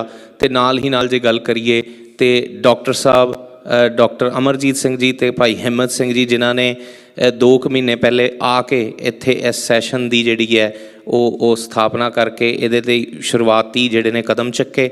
ਸੋ ਨਾਲ ਹੀ ਨਾਲ ਮੀਡੀਆ ਦੇ ਸੱਜਣਾਂ ਦਾ, ਗੁਰਦੁਆਰੇ ਔਰ ਇੰਸਟੀਟਿਊਸ਼ਨ ਦੇ ਲੋਕ ਜਿਹੜੇ ਕਿ ਪਾਰਲੀਮੈਂਟ ਦੇ ਕਈ ਮੈਂਬਰ ਅੱਜ ਨਹੀਂ ਪਰ ਉਹਨਾਂ ਨੇ ਐਸਪੀਰੇਸ਼ਨ ਸ਼ੋਅ ਕੀਤੀ ਹੈ, ਸਪੋਰਟ ਸ਼ੋਅ ਕੀਤਾ, ਉਹਨਾਂ ਦਾ ਬਹੁਤ ਬਹੁਤ ਧੰਨਵਾਦ। ਇਸ ਕੈਨੇਡਾ ਦੀ ਧਰਤੀ ਦਾ ਬਹੁਤ ਬਹੁਤ ਧੰਨਵਾਦ ਜਿਹੜੀ ਕਿ ਸਦਾ ਹੀ ਪੂਰੀ ਦੁਨੀਆ 'ਚ ਸਿਗਨਲ ਦਿੰਦੀ ਹੈ ਕਿ ਜਿਹੜੀ ਸਿੱਖਾਂ ਦੀ ਇੱਕ ਆਜ਼ਾਦ ਹਸਤੀ ਹੈ, ਕਿਸ ਤਰੀਕੇ ਦੇ ਨਾਲ ਉਹਨਾਂ ਨੇ ਇਸ ਕੰਟਰੀ 'ਚ ਆਪਣੀ ਜਗ੍ਹਾ ਬਣਾਈ ਹੈ ਔਰ ਇੰਟਰਨੈਸ਼ਨਲ ਲੈਵਲ 'ਤੇ ਇੱਕ ਕੌਮ ਦੇ ਤੌਰ 'ਤੇ ਉਹ ਵਿਚਰ ਰਹੇ ਨੇ ਇਸ ਫਸਟ ਵਰਲਡ ਕੰਟਰੀ 'ਚ। ਤੁਹਾਡੇ ਸਾਰਿਆਂ ਦਾ ਹੀ ਬਹੁਤ ਬਹੁਤ ਧੰਨਵਾਦ। ਸੋ ਮੈਂ ਹੁਣ ਬੇਨਤੀ ਕਰਦਾ, ਕਿਉਂਕਿ ਸਪੀਕਰ ਸਾਹਿਬ ਨੇ ਜਿਹੜਾ ਸੈਸ਼ਨ ਉਹ ਕਲੋਜ਼ ਕਰ ਦਿੱਤਾ ਹੈ, ਹੁਣ ਆਪਾਂ ਅਰਦਾਸ ਦੇ ਵਿੱਚ ਸ਼ਾਮਲ ਹੋਣਾ ਹੈ। ਭਾਈ ਲੋਕਪਾਲ ਸਿੰਘ ਜੀ ਸਾਡੇ ਕੋਲ ਮੌਜੂਦ ਨੇ, ਉਹਨਾਂ ਨੂੰ ਬੇਨਤੀ ਕਰਨੀ ਹੈ ਕਿ ਉਹ ਅਰਦਾਸ ਕਰਨ ਔਰ ਉਸ ਤੋਂ ਉਪਰੰਤ ਜਿਹੜਾ ਅਸੀਂ ਡਿਸਪਰਸ ਹੋ ਕੇ ਜਿਹੜਾ ਉਹ ਲੰਚ ਜਿਹੜਾ ਉਹ ਤਿਆਰ ਹੈ ਅਤੇ ਉਹ ਛਕਣ ਵਾਸਤੇ ਅਸੀਂ ਵਧਣਾ ਹੈ। ਸੋ ਭਾਈ ਲੋਕਪਾਲ ਸਿੰਘ ਜੀ। ਤੂੰ ਠਾਕੁਰ ਤੁਮ ਪੈ ਅਰਦਾਸ, ਜਿਉ ਪਿੰਡ ਸਭ ਤੇਰੀ ਰਾਸ, ਤੁਮ ਮਾਤ ਪਿਤਾ ਹਮ ਬਾਰਕ ਤੇਰੇ, ਤੁਮਰੀ ਕਿਰਪਾ ਮੈਂ ਸੁਖ ਕਨੇਰੇ, ਕੋਇ ਨਾ ਜਾਣ ਤੁਮਰਾ ਅੰਤ, ਊਚੇ ਤੇ ਊਚਾ ਭਗਵੰਤ, ਸਗਲ ਸਮਗਰੀ ਤੁਮਰੇ ਸੂਤਰ ਧਾਰੀ, ਤੁਮ ਤੇ ਹੋਏ ਸੋ ਆਗਿਆਕਾਰੀ, ਤੁਮਰੀ ਗਤ ਮਿਤ ਤੁਮ ਹੀ ਜਾਨੀ, ਨਾਨਕ ਦਾਸ ਸਦਾ ਕੁਰਬਾਨੀ। ਬੋਲਣਾ ਜੀ ਵਾਹਿਗੁਰੂ ਵਾਹਿਗੁਰੂ ਵਾਹਿਗੁਰੂ ਵਾਹਿਗੁਰੂ ਵਾਹਿਗੁਰੂ। तीने ताप निवारण हारा, दुख हंता सुख रास, ताको बिगन न को लागै, जाकी प्रभ आगे अरदास। एक ओंकार। श्री वाहिगुरु जी की फतेह। श्री भगवती जी सहाय। वार श्री भगवती जी की पातशाही 10वीं। प्रथम भगवती सिमर कै गुरु नानक लई ध्याए, फिर अंगद गुर ते अमरदास, रामदासैं हुई सहाय। अर्जन हर गोबिंदनो सिमरो श्री हर राय, श्री हर कृष्ण ध्याईऐ जिस डठे सब दुख जाए। तेग बहादुर सिमरिया घर नौ निधि आवे धाए, सब थाई होए सहाय। 10वें पातशाह श्री गुरु गोबिंद सिंह साहिब जी सब थाई होए सहाय। 10 पातशाहियां दी जोत धन धन साहिब श्री गुरु ग्रंथ साहिब जी दे पाठ दी दार दा ध्यान धर के खालसा जी साहिब बोलो जी वाहिगुरू। पंजां प्यारियां 4 साहिबजादियां 40 मुक्तियां हठियां जपियां तपियां, जिन्हां नाम जपिया वंड के छकिया। देग चलाई तेग वाही, देख के अणडिठ कीता। तिन्हां प्यारियां सचियारियां दी पवित्र कमाई दा ध्यान धर के खालसा जी साहिब बोलो जी। जिन्हां ਸਿੰਘਾਂ ਸਿੰਘਣੀਆਂ ने धर्म हेत सीस दिते, बंद बंद कटाए, खोपड़ियां लुहाइयां चरखड़ियां ते चढ़े, तन आरियां नाल चिराए। गुरद्वारियां दी सेवा लई कुर्बानियां कीतियां, धर्म नहीं हारिया, सिੱਖੀ केसां ਸਵਾਸਾਂ संग निभाई। तिन्हां दी कमाई दा ध्यान धर के खालसा जी साहिब बोलो जी। पंजां तख्तां सरबत गुरद्वारियां दा ध्यान धर के खालसा जी साहिब बोलो जी। प्रथम में सरबत खालसा जी की अरदास है जी। सरबत खालसा जी को वाहिगुरु वाहिगुरु वाहिगुरु चित आवे। चित आवन का सदका सर्ब सुख होवै। जहाँ जहाँ खालसा जी साहिब तहाँ तहाँ रछया रियायत। देग तेग फतेह बिरद की पैज पंथ की जीत। श्री साहिब जी सहाय खालसा जी के बोल बाले बोलो जी। गुरसिखां नूं सिੱਖੀ दान, केस दान, रहत दान, विवेक दान, विसाह दान, भरोसा दान, दाना सिरदान, नाम दान। श्री अमृतसर साहिब जी के दर्शन इशनान, चौंकियाँ झंडे बुंगे, जुगो जुग अटल, धर्म का जयकार। खालसा साहिब बोलो जी। गुरसिखां दा मन नीवा, मत उच्ची, मत पत दा राखा आप अकाल पुरख वाहिगुरू। हे अकाल पुरख अपने पंथ दे सदा सहाई दा तार जियो। श्री ननकाਣਾ ਸਾਹਿਬ ਤੇ ਹੋਰ ਗੁਰਦੁਆਰਿਆਂ ਗੁਰਧਾਮਾਂ ਨੂੰ ਜਿਨ੍ਹਾਂ ਨੂੰ ਪੰਥ ਤੋਂ ਵਿਛੋੜਿਆ ਗਿਆ ਹੈ, ਖੁੱਲ੍ਹੇ ਦਰਸ਼ਨ ਦੀਦਾਰੇ ਤੇ ਸੇਵਾ ਸੰਭਾਲ ਦਾ ਦਾਨ ਆਪਣੇ ਪਿਆਰੇ ਖਾਲਸਾ ਜੀ ਨੂੰ ਬਖਸ਼ੋ। ਹੇ ਨਿਮਾਣਿਆਂ ਦੇ ਮਾਣ, ਨਿਤਾਣਿਆਂ ਦੇ ਤਾਣ, ਨਿਓਟਿਆਂ ਦੀ ਓਟ, ਸੱਚੇ ਪਿਤਾ ਵਾਹਿਗੁਰੂ ਜੀ। ਧੰਨ ਧੰਨ ਸਾਹਿਬ ਸ੍ਰੀ ਗੁਰੂ ਗ੍ਰੰਥ ਸਾਹਿਬ ਜੀ ਮਹਾਰਾਜ। ਧੰਨ ਧੰਨ ਸਾਹਿਬ ਸ੍ਰੀ ਗੁਰੂ ਗੋਬਿੰਦ ਸਿੰਘ ਸਾਹਿਬ ਜੀ ਮਹਾਰਾਜ। ਧੰਨ ਧੰਨ ਸਾਹਿਬ ਸ੍ਰੀ ਗੁਰੂ ਗ੍ਰੰਥ ਸਾਹਿਬ ਜੀ ਮਹਾਰਾਜ। ਆਪ ਜੀ ਦੇ ਪਾਵਨ ਪੁੱਤਰ ਚਰਨ ਕਮਲਾਂ ਪਾਸ ਅਰਦਾਸ ਬੇਨਤੀ ਜੋਦੜੇ। ਸੱਚੇ ਪਾਤਸ਼ਾਹ ਜੀਓ, ਇਸ ਵੇਲੇ ਵਰਲਡ ਸਿੱਖ ਪਾਰਲੀਮੈਂਟ ਵਿੱਚ ਸਮੂਹ ਸਾਧ ਸੰਗਤ ਆਪ ਜੀ ਦੇ ਚਰਨ ਵਿੱਚ ਅਰਦਾਸ ਬੇਨਤੀ ਕਰਦੀ ਹੈ। ਸੱਚੇ ਪਾਤਸ਼ਾਹ ਜੋ ਆਪ ਜੀ ਨੇ ਇਹ ਪੰਥ ਨੂੰ ਇਕੱਠਾ ਕਰਕੇ ਜੋ ਵੀ ਵਿਚਾਰਾਂ ਹੋਈਆਂ ਉਹਨਾਂ ਦੇ ਵਾਸਤੇ ਸੱਚੇ ਪਾਤਸ਼ਾਹ ਆਪ ਜੀ ਦਾ ਕੋਟਾਨ ਕੋਟ ਸ਼ੁਕਰ ਹੈ। ਮਹਾਰਾਜ ਆਪ ਜੀ ਨੇ ਪਲੇਟਫਾਰਮ ਬਖਸ਼ਿਆ ਤਾਂ ਕਿ ਸਿੱਖ ਸਾਰੇ ਇਕੱਠੇ ਹੋ ਰਹੇ ਹਨ। ਸੋ ਇਹ ਆਪ ਜੀ ਦੇ ਚਰਨਾਂ ਕਮਲਾਂ ਵਿੱਚ ਅਰਦਾਸ ਬੇਨਤੀ ਹੈ। ਸੱਚੇ ਪਾਤਸ਼ਾਹ ਜੀਓ, ਗੁਰਬਾਣੀ ਦਾ ਫਰਮਾਨ ਹੈ, ਜਿਸ ਨੂੰ ਬਖਸ਼ੇ ਸਿਫਤ ਸਲਾਹ ਨਾਨਕ ਪਾਤਸ਼ਾਹੀ ਪਾਤਸ਼ਾਹ। ਜਿਸ ਨਾਮ ਹਿਰਦੈ ਸੋਈ ਵੱਡ ਰਾਜਾ, ਜਿਸ ਨਾਮ ਹਿਰਦੈ ਤਿਸ ਪੂਰਨ ਕਾਜਾ। ਭੂਲੇ ਸਿੱਖ ਗੁਰੂ ਸਮਝਾਏ, ਉੱਜੜ ਜਾਂਦੇ ਮਾਰਗ ਪਾਏ। ਭੂਲੇ ਕੋ ਗੁਰ ਮਾਰਗ ਪਾਇਆ, ਅਵਰ ਤਿਆਗ ਹਰ ਭਗਤੀ ਲਾਇਆ। ਮਹਾਰਾਜ ਸਾਰੇ ਪੰਥ ਨੂੰ ਨਾਮ ਦੀ ਦਾਤ, ਗੁਰਸਿੱਖੀ ਜੀਵਨ, ਸਾਧ ਸੰਗਤ ਦੀ ਦਾਤ ਬਖਸ਼ੋ। ਹੋਈਆਂ ਬੇਅੰਤ ਪ੍ਰਕਾਰ ਦੀਆਂ ਭੁੱਲਾਂ ਚੁੱਕਾਂ ਤਰੁੱਟੀਆਂ ਲਈ ਮੁਆਫੀ ਬਖਸ਼ਣੀ ਜੀ। ਸਹੀ ਪਿਆਰੇ ਮੇਲੋ, ਜਿੰਨਾ ਮਿਲਿਆ ਆਪ ਜੀ ਦਾ ਨਾਮ ਚਿੱਤੇ ਆਵੇ। ਨਾਨਕ ਨਾਮ ਚੜ੍ਹਦੀ ਕਲਾ, ਤੇਰੇ ਭਾਣੇ ਸਰਬੱਤ ਦਾ ਭਲਾ। ਵਾਹਿਗੁਰੂ ਜੀ ਕਾ ਖਾਲਸਾ ਵਾਹਿਗੁਰੂ ਜੀ ਕੀ ਫਤਿਹ। ਦੋਹਰਾ ਆਗਿਆ ਭਈ ਅਕਾਲ ਕੀ, ਤਬੇ ਚਲਾਇਓ ਪੰਥ। ਸਭ ਸਿੱਖਨ ਕੋ ਹੁਕਮ ਹੈ, ਗੁਰੂ ਮਾਨਿਓ ਗ੍ਰੰਥ। ਗੁਰੂ ਗ੍ਰੰਥ ਜੀ ਮਾਨਿਓ, ਪ੍ਰਗਟ ਗੁਰਾਂ ਕੀ ਦੇਹ। ਜੋ ਪ੍ਰਭ ਕੋ ਮਿਲ ਬੋਚ ਹੈ, ਖੋਜ ਸ਼ਬਦ ਮੈਂ ਲੇ। ਰਾਜ ਕਰੇਗਾ ਖਾਲਸਾ, ਆਕੀ ਰਹਿ ਨਾ ਕੋਏ। ਖੁਆਰ ਹੋਏ ਸਭ ਮਿਲੈਂਗੇ, ਬਚੇ ਸ਼ਰਨ ਜੋ ਹੋਏ। ਵਾਹਿਗੁਰੂ ਨਾਮ ਜਹਾਜ ਹੈ, ਚੜੇ ਸੋ ਤਰੇ ਪਾਰ। ਜੋ ਸ਼ਰਦਾ ਕਰ ਸੇਵਦੇ, ਗੁਰ ਪਾਰ ਉਤਾਰਨ ਹਾਰ। ਖੰਡਾ ਜਾ ਕੇ ਹਾਥ ਮੈਂ, ਕਲਗੀ ਸੋ ਹੈ ਸੀਸ। ਸੋ ਹਮਰੀ ਰਚਿਆ ਕਰੇ, ਗੁਰ ਕਲਗੀ ਧਰ ਜਗਦੀਸ਼। ਸੋ ਹਮਰੀ ਰਚਿਆ ਕਰੇ, ਗੁਰ ਕਲਗੀ ਧਰ ਜਗਦੀਸ਼। ਬੋਲੇ ਸੋ ਨਿਹਾਲ ਕਾਲ।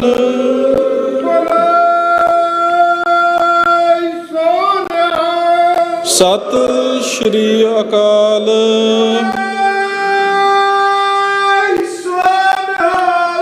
ਸਤਿ ਸ਼੍ਰੀ ਅਕਾਲ। ਸਤਿ ਸ਼੍ਰੀ ਅਕਾਲ। ਸਤਿ ਸ਼੍ਰੀ ਅਕਾਲ।